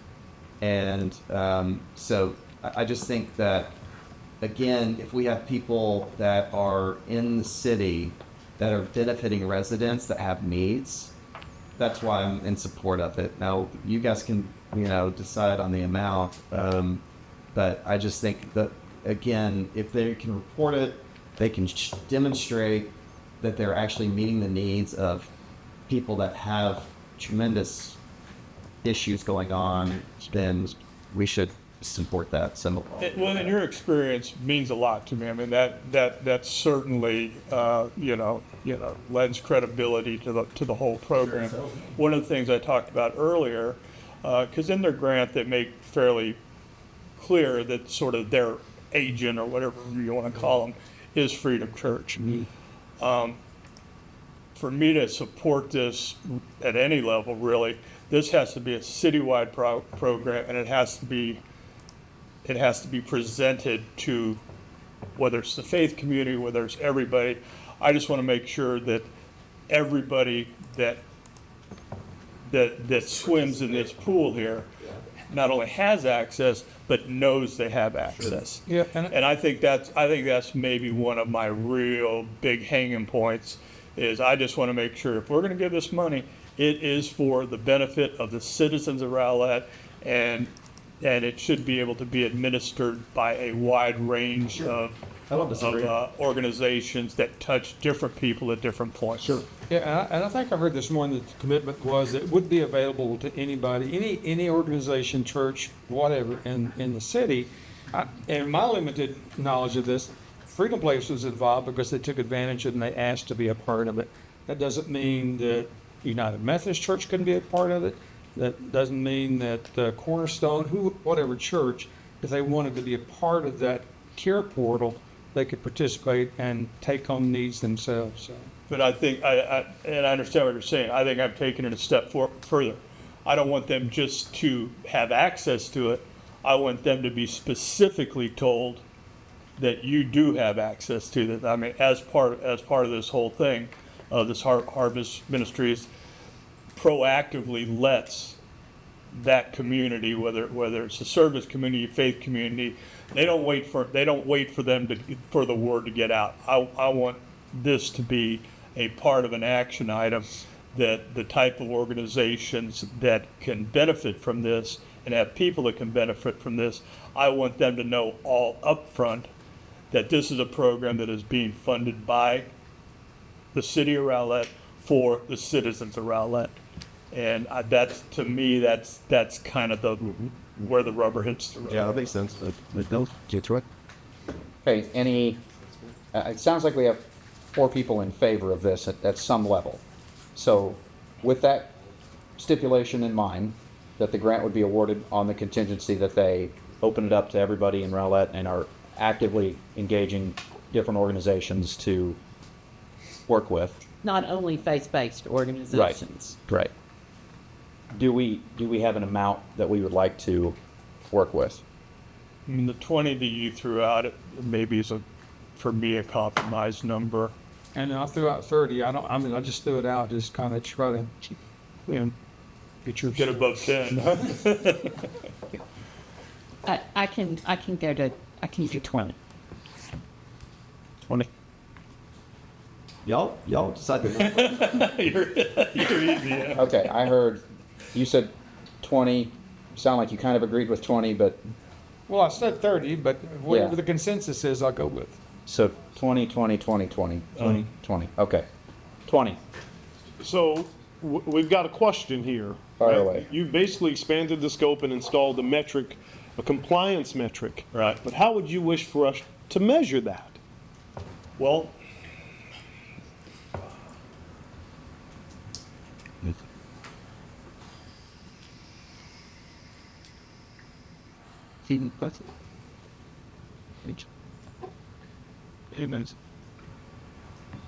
What's the metric again? That they reach out to community. yeah, who have they reached out, and maybe as the beginning, before any funds are distributed, that I don't, it's a good question. And that's why I'm asking, because we're not in the, I think if they provide what's it called, the portal? Provides the metric, not the metric, provides the Care portal. care portal, but provides us with a monthly report or staff, what that is. it's quarterly, isn't it? Is it quarterly? Report to us Yes. over the program. Then we can review it. You know what, perhaps what we need to do, and, because we're not making final decisions right now, we put it on them. Okay, we say, here are the parameters we want to work with. We want to know that you have reached out to, a wide range of organizations. You tell us who you've reached out to and when you've reached out to them. So, let me make sure I understand. Contingency, does that help? Not us. Not you? It doesn't help us at all, because you would effectively be asking a potential grantee Yeah. to do some work before you give in the money and then for us to verify. What I'm looking for is, if you decide to give this award, how then do we verify compliance? And so if you want to wait and bring that applicant in front of you, that's all up to you. But if you decide to go forward with this award, in quotes, and then you've added this stipulation, I don't want some arbitrary standard that she's got to discern. It needs to be something that's clear cut and very cut and dry. Let's do that at our next budget workshop Yeah. meeting. Let's have them come back. That's fair, that's fair. Well, the only thing I would say, are we going to levy this same kind of requirement on everybody that gets a grant? I think We kind of are. I think everyone else has made their services available to everybody in the community in a more indirect way, I guess. Because if you look at what the RCCC does, their programming is generally for everybody. Same thing with FRAS. DEI Community Project, I guess, is somewhat specific, but they're not working through another organization to get their information. They're doing seminars that are open to the public and mailers that are going to go out to targeted people. I guess I would ask, how are they not accomplishing that? Or how are they similar to Harvest Life and what they're doing? Because Harvest Life has a particular affiliate, which is Freedom Place Church. And Freedom Place Church has a lot of connections. Absolutely. They're networked in with GISD, and they're networked in with the Kiwanis Group and lots of other organizations. So I think they're doing really good work with some other entities that exist. I'm surprised that we don't have other churches that are already partnered with this group. And I think it's out of choice of the church not to do it, or to do it. That's fair. Well, he said, the bishop said that they are targeting Rowlett, and that's to be Rowlett residents. Nobody else, even in the grant, it says they have to do Rowlett. So I'm going to go back and I'm going to say, give them the 20,000. The onus is on them at the end to report. If they don't report, claw back the funds, or at least work to claw back the funds. Report what, sir? Report the work that they're doing. At Okay. the end of the grant period. Outside of this notification. No, not talking about that at all. Just talking about Their work. The program of work that they stated in their application. Correct. Just take that, I'm going to say, take that stipulation out because it seems impossible Well, we to. take the stipulation out, but we can still make that a very obvious request of them. We can set an expectation But you can't hold it to. without necessarily codifying. And we say, our expectation of you is you do this. Yeah, you're a faith-based organization, we're going to trust, Yeah. we're going to trust that you're going to do this. But I think that message needs to be very clear. Sure. It's, you know, But maybe instead of an expectation, we communicate a desire for them to make this as available as possible.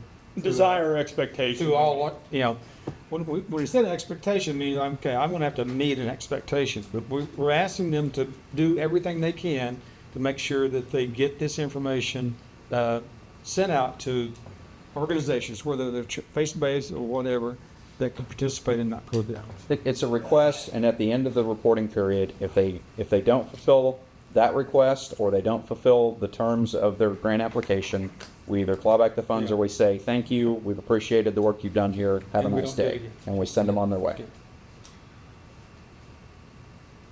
So are you okay? You've got 4. I mean, I understand. I understand. I mean, I'm just trying to get us over this I hurdle am because philosophically just generally opposed to this type of thing, and I'm trying to work within the parameters of the council and the will of the council. But I mean, just if I was a vote of 1, I would say no. I'm not a vote of 1, and I think it's important for council to be aligned on these type of things as much as possible. And so, I guess I'm just trying to find that where is my pain point that I can get up to that point, but I can't get above it, and that's probably about where I'm at. And I think barring the administrative burden that we would place on staff to try to fulfill that requirement, I would be on board with what you're saying. It's just too much on staff's end, over $20,000. And at the end of the day, you want to invest $5,000 worth of Ms. Wade's time trying to solve this problem and turn this into a bigger issue than it potentially is right now. If that makes sense. And Chris, I mean, just one of the things that my thoughts were is that it's another tool for the police officers out there. When they're out there and they go to a house, they find somebody that's really struggling or in need or whatever, they can refer them to the program too. So it's just. But then again, that requires their outreach to the police department to know that that's a resource that they can use. Well, hopefully our police department will now know. But just for broad discussion. I mean, there's a trusted world, and we do that. It's just what do they provide? What can once they show that, we know, and he'll know. He can tell the guys, hey, if you see anybody, we have this option. We have trusted world option if they need this, and new beginnings if they need this. So there's options for family violence and neglected children and stuff for these officers to use as a tool to try to help somebody. Sometimes the officers go and do this, pull out their wallet and do stuff, And so I think we should do that first, and not the officer in back pocket. Okay. And those of us who have community relationships, we can go talk to different pastors of churches, we can talk to the members of the school district, we can talk to our police chief and ask them the impact that this is having. So I think that for us is also a litmus test to make sure that this is having the intended impact that we're asking. Even FD goes out on calls and they can see the conditions and stuff, what's going on in the house too. He's there, so he helps out around. Well, and we do, in our CBDG funding, we do also fund the Salvation Army. So if they do a good job, maybe we could include them in our CDBG, or I do think that I do believe that that is giving them an opportunity. That's a good point. I can support that. I can support giving them an opportunity. You just gave them an idea. No, it's just good point. I mean, So are you generally good point. kind of somewhat okay with that? Yeah. Like I said, we've reached the threshold of what I would go along with. But sure, I mean, it seems to be the will of the rest of the council, and I don't feel strongly enough that I'm going to sit here and throw a fit over it. Chief I don't want to cloud anything before you guys, but Hunter Smith, the first orchestrator is our chaplain. He's actually looking into his program right now. She's and what it looks like to implement and be a part of as an assistance for fire and people input. So the information is out there, and it's something that even the First Baptist Church are out. Okay. All right. I think we've landed that plane for Harvest Family Life, 20,000.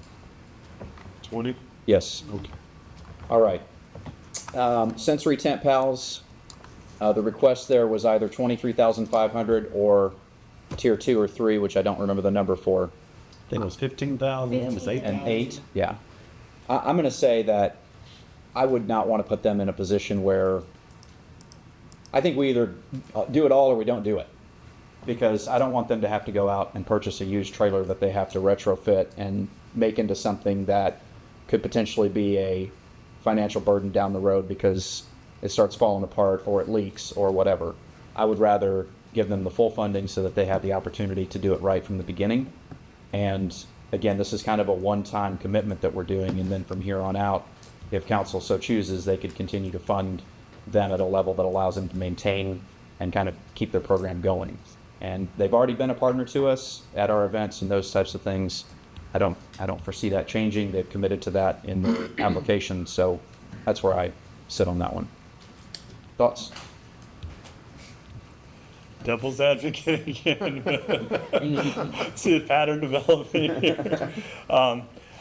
Yes, I think it's worthwhile. I guess my question would be, if we're going to spend $25,000 for a trailer, a nice facility that's primarily used at our events, then would it make more sense if as a group we say, yes, this is a need and we recognize it as a need, that the city buys it and it's part of our Parks Department set up for events?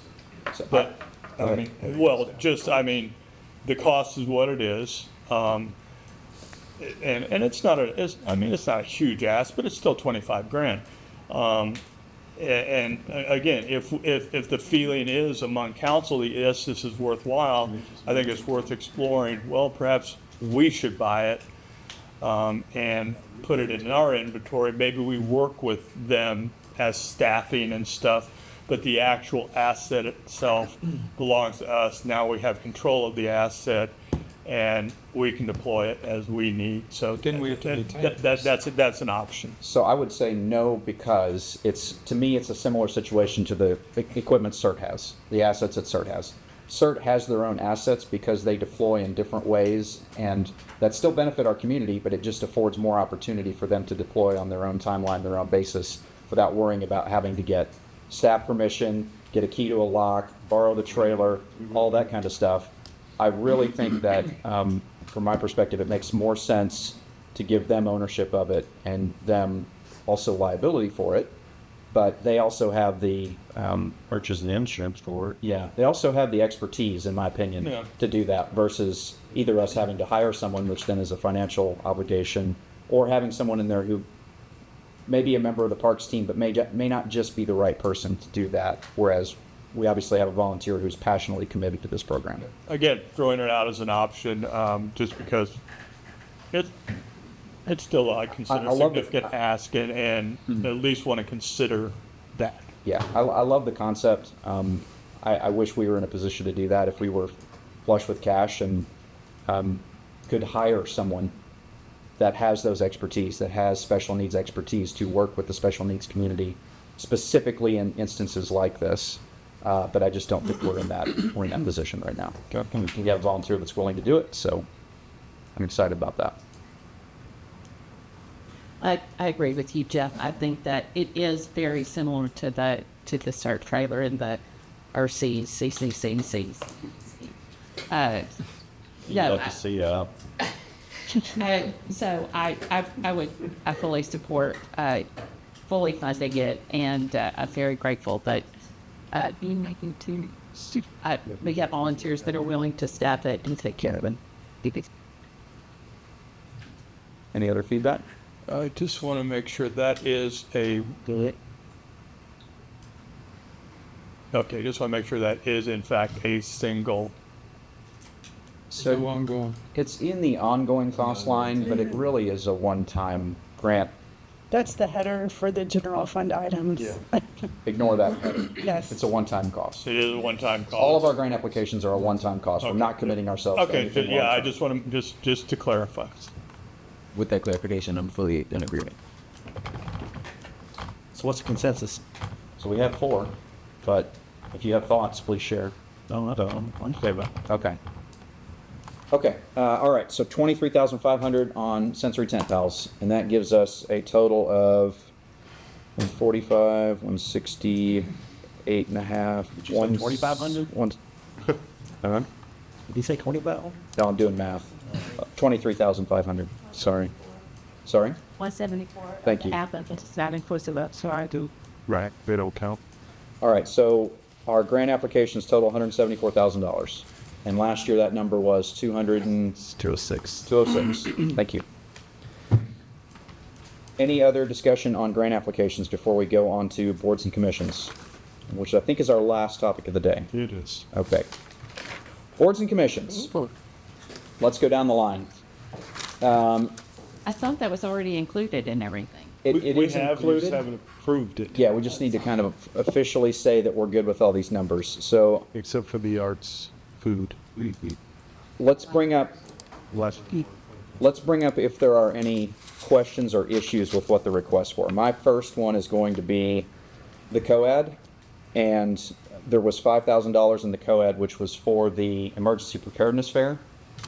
To me, that's not a COAD event. That's a city event. We bring out city staff, we bring out city equipment, we show off all of our cool stuff. We bring our police chief, our fire chief, all kinds of good stuff out there. To me, that's a city event, not a COAD event. Let's not fund the COAD with $5,000 to put on an event that the city can likely do. Well, so before you overcommit community engagement team, that was an effort planned, coordinated, etc. I'm not talking the money piece. So when you say it's a city event, then that means he's going to still have to do it. And then where are we funding it from is the next question that I would ask. So you're going to give it to us? Give it if you want. The question is, do you have the event? And I don't know that we're answering that today. Well, So are sounds you like the safer money that we're allocating that money, and at some point we make an operational decision that we're happy to discuss with you if you want about the event? I think put it back in staff's hands to either recommend the event or say we don't think it's been worth it. Sure, because I don't have to spend the money even if you allocate it. Right. So can I ask your emergency management Not coordinator? at this point in time, no, sir. But if you allocate the money, we'll have a decision when we sit down and put our heads together and happily update the council at that time. Okay. I just think it would be premature to answer at this point in time.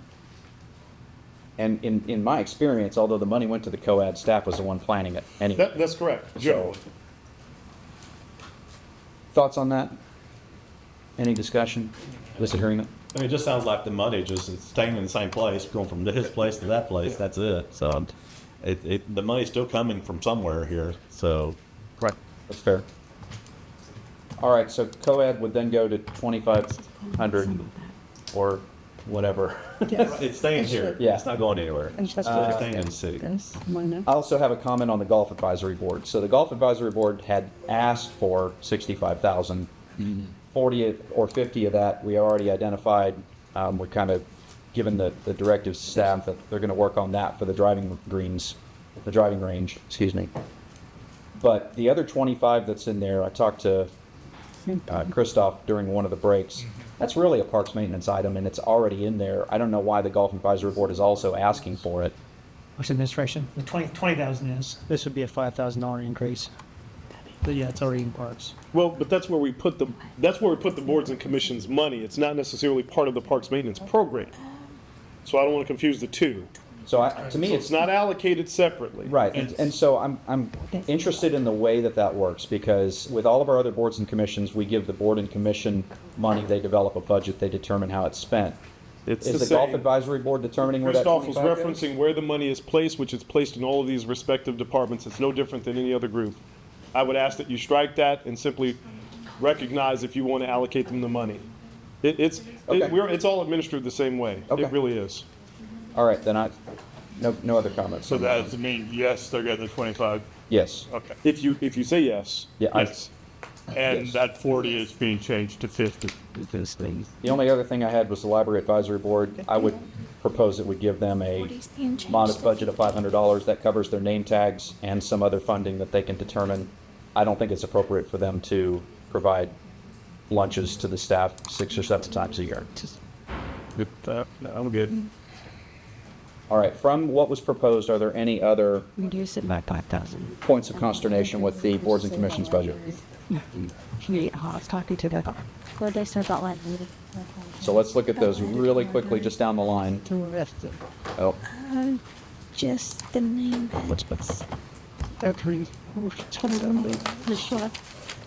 Allison, as soon as you get settled, How much did y'all decide on the library? I apologize. that's okay. 500. Okay. Just wanted to take one quick look down the list and just be sure we got everything. Which bay? Mayor, the 50,000 for the golf, that's coming out of the golf fund, correct? Yeah. Yes. Yes. Let's just say for golf, we are agreeing to fund whatever their request was, and our city manager is going to figure that They out. wanna do it, they Yes. just do it. I just Yes. make sure I was. So let's just kind of skip over that one. So Animal Shelter Advisory Board, they requested 2250. We're good with that. COAD requested, no, let's go in order. Board of Adjustment requested 1,000. Everybody's good with that. So, EDAB 635. I didn't hear any disagreement with that. Ignore golf, please. Parks 4,000. Everybody good with that one? Yeah. Okay. Planning and zoning 15,000. An emphatic yes. The one thing I would add, not to this list in any way, shape, or form, and I think we may already have it in the council education budget, would be to provide us the same level of training that they're doing. So we've got that on the radar, and Debbie, if you can help us get that, that would be appreciated. Going on a road trip. The COAD, 2,500. If you reduce the funding, we can't hold the event. There's no allocated funding source, Okay, 7,500. which I'm okay with, but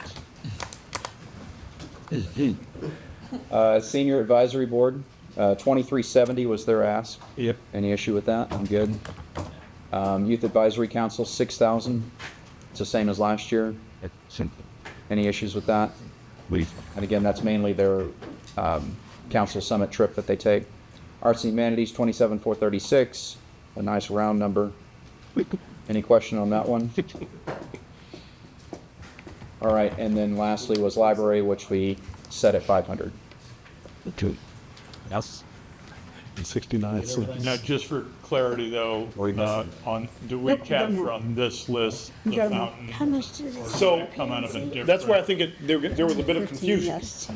The fountain is a separate request than the improvements to the driving range. Oh, shit, right. The driving range is what we're going to try to capitalize out of the golf fund. We still, if you desire, want to give them money for the maintenance of the fountains. You need to allocate that, and that's where it got confused. Yes, and so everybody's on board with the fountain and continuing to improve the fountains. Which was approximately 25. 25. Yeah. Okay, so we could capture Okay, that up sorry. wherever you want to capture it. That 40 drops down to 25.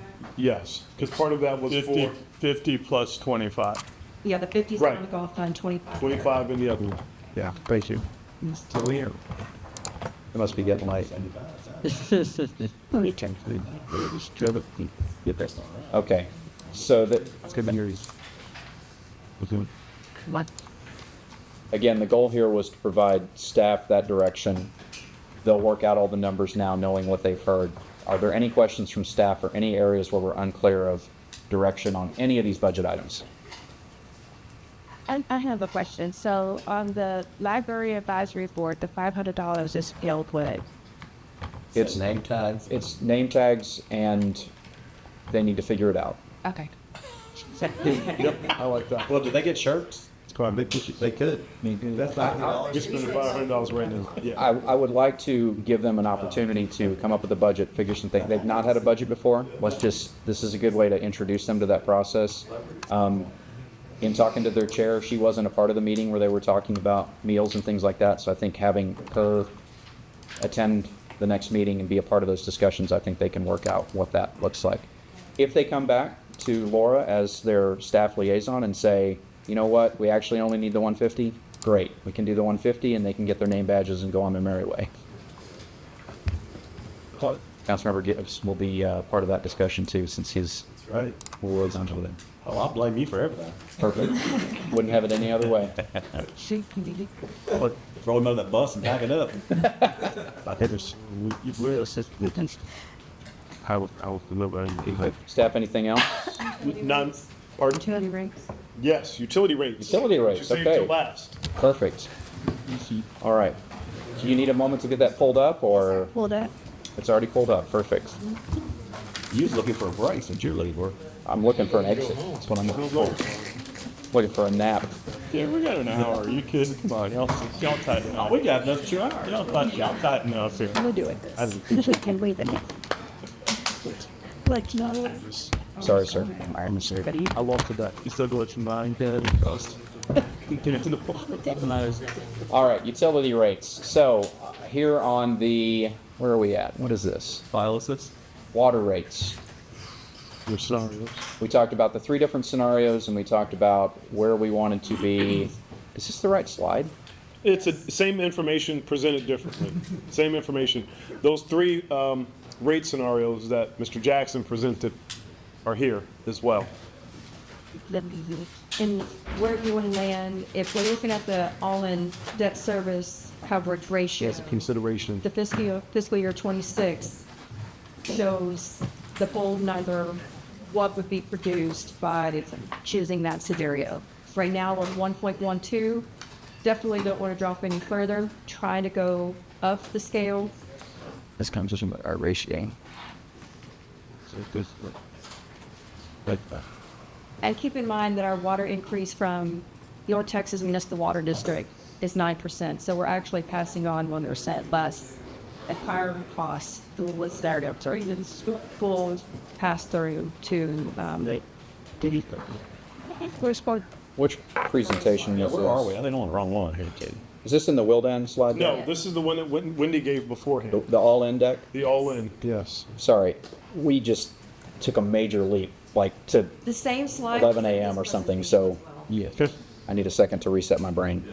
I don't remember what we agreed. You know, the Debbie scenario. No, it was this from this. Mike sent this one. Is it like that Mike said? That was part of it. Yeah. And I think we netted out. It's not refuse rate. To, All in. no, Mike sent a link, a OneDrive link earlier, or that was all in. Right, it's all in. It's WS all in debt ratio. Yes. Thank you. Thank you, Deb. When we were talking about that, I wrote down scenario 3 is my selected, but I don't remember why. Since it was like 10 hours. Scenario 3 is the only one that funds us at a all-in ratio that keeps us aboard where we need to be. Doesn't mean you have to do it. It's just that that's a significant factor of why we brought this before you in this manner. Well, I agree with Councilmember Reeves for scenario 3. So that's. I can't hear, man. What I saw. I haven't found. I just found lost. Here. I was also in agreement with scenario 3. Work session. So I heard 3 that say they're in favor of scenario 3. I would like us to maybe just take a beat and ensure that we Same. know what we're agreeing to here. Okay. So that would be, scenario 3 would be an increase of approximately how much for our customers? Is it just a 82%? Well, yeah. It's not the practice line. No, that was refuse. This is where you calculated a 7.5%. You can see Wendy showed a rounded 8% increase, even though the district gave us a 9% increase. Okay. To her point, we're still subsidizing the 1% rate increase. So scenario 3 would take us up to 142.46 for a 7,500 gallon user, whereas today that's, or under scenario 1, which would have been 136.20. What is that today? It's thinking there. It's on the screen now. And I apologize, is that the S&P part of it, that takes us to the 1.14? That is the S&P part. Okay, that I just, Okay.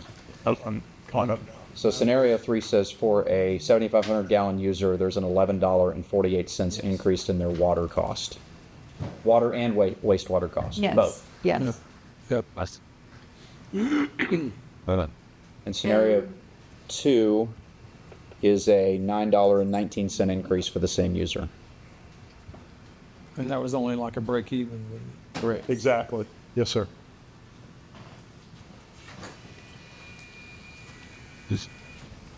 Somebody taking Polaroid?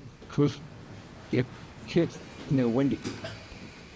Yeah, I'm okay with scenario 3, and I'll tell you why.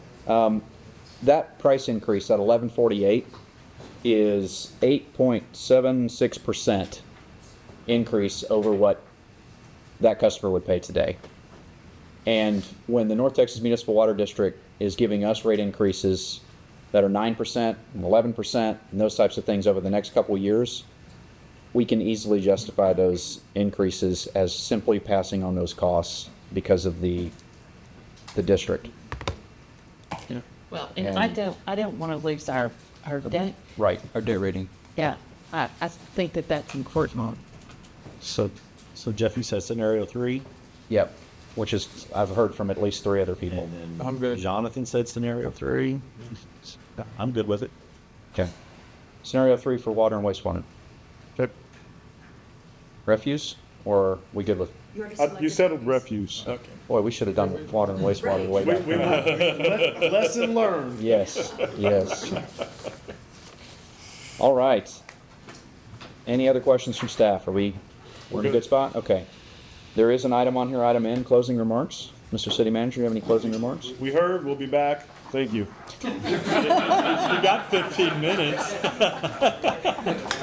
Okay, time out.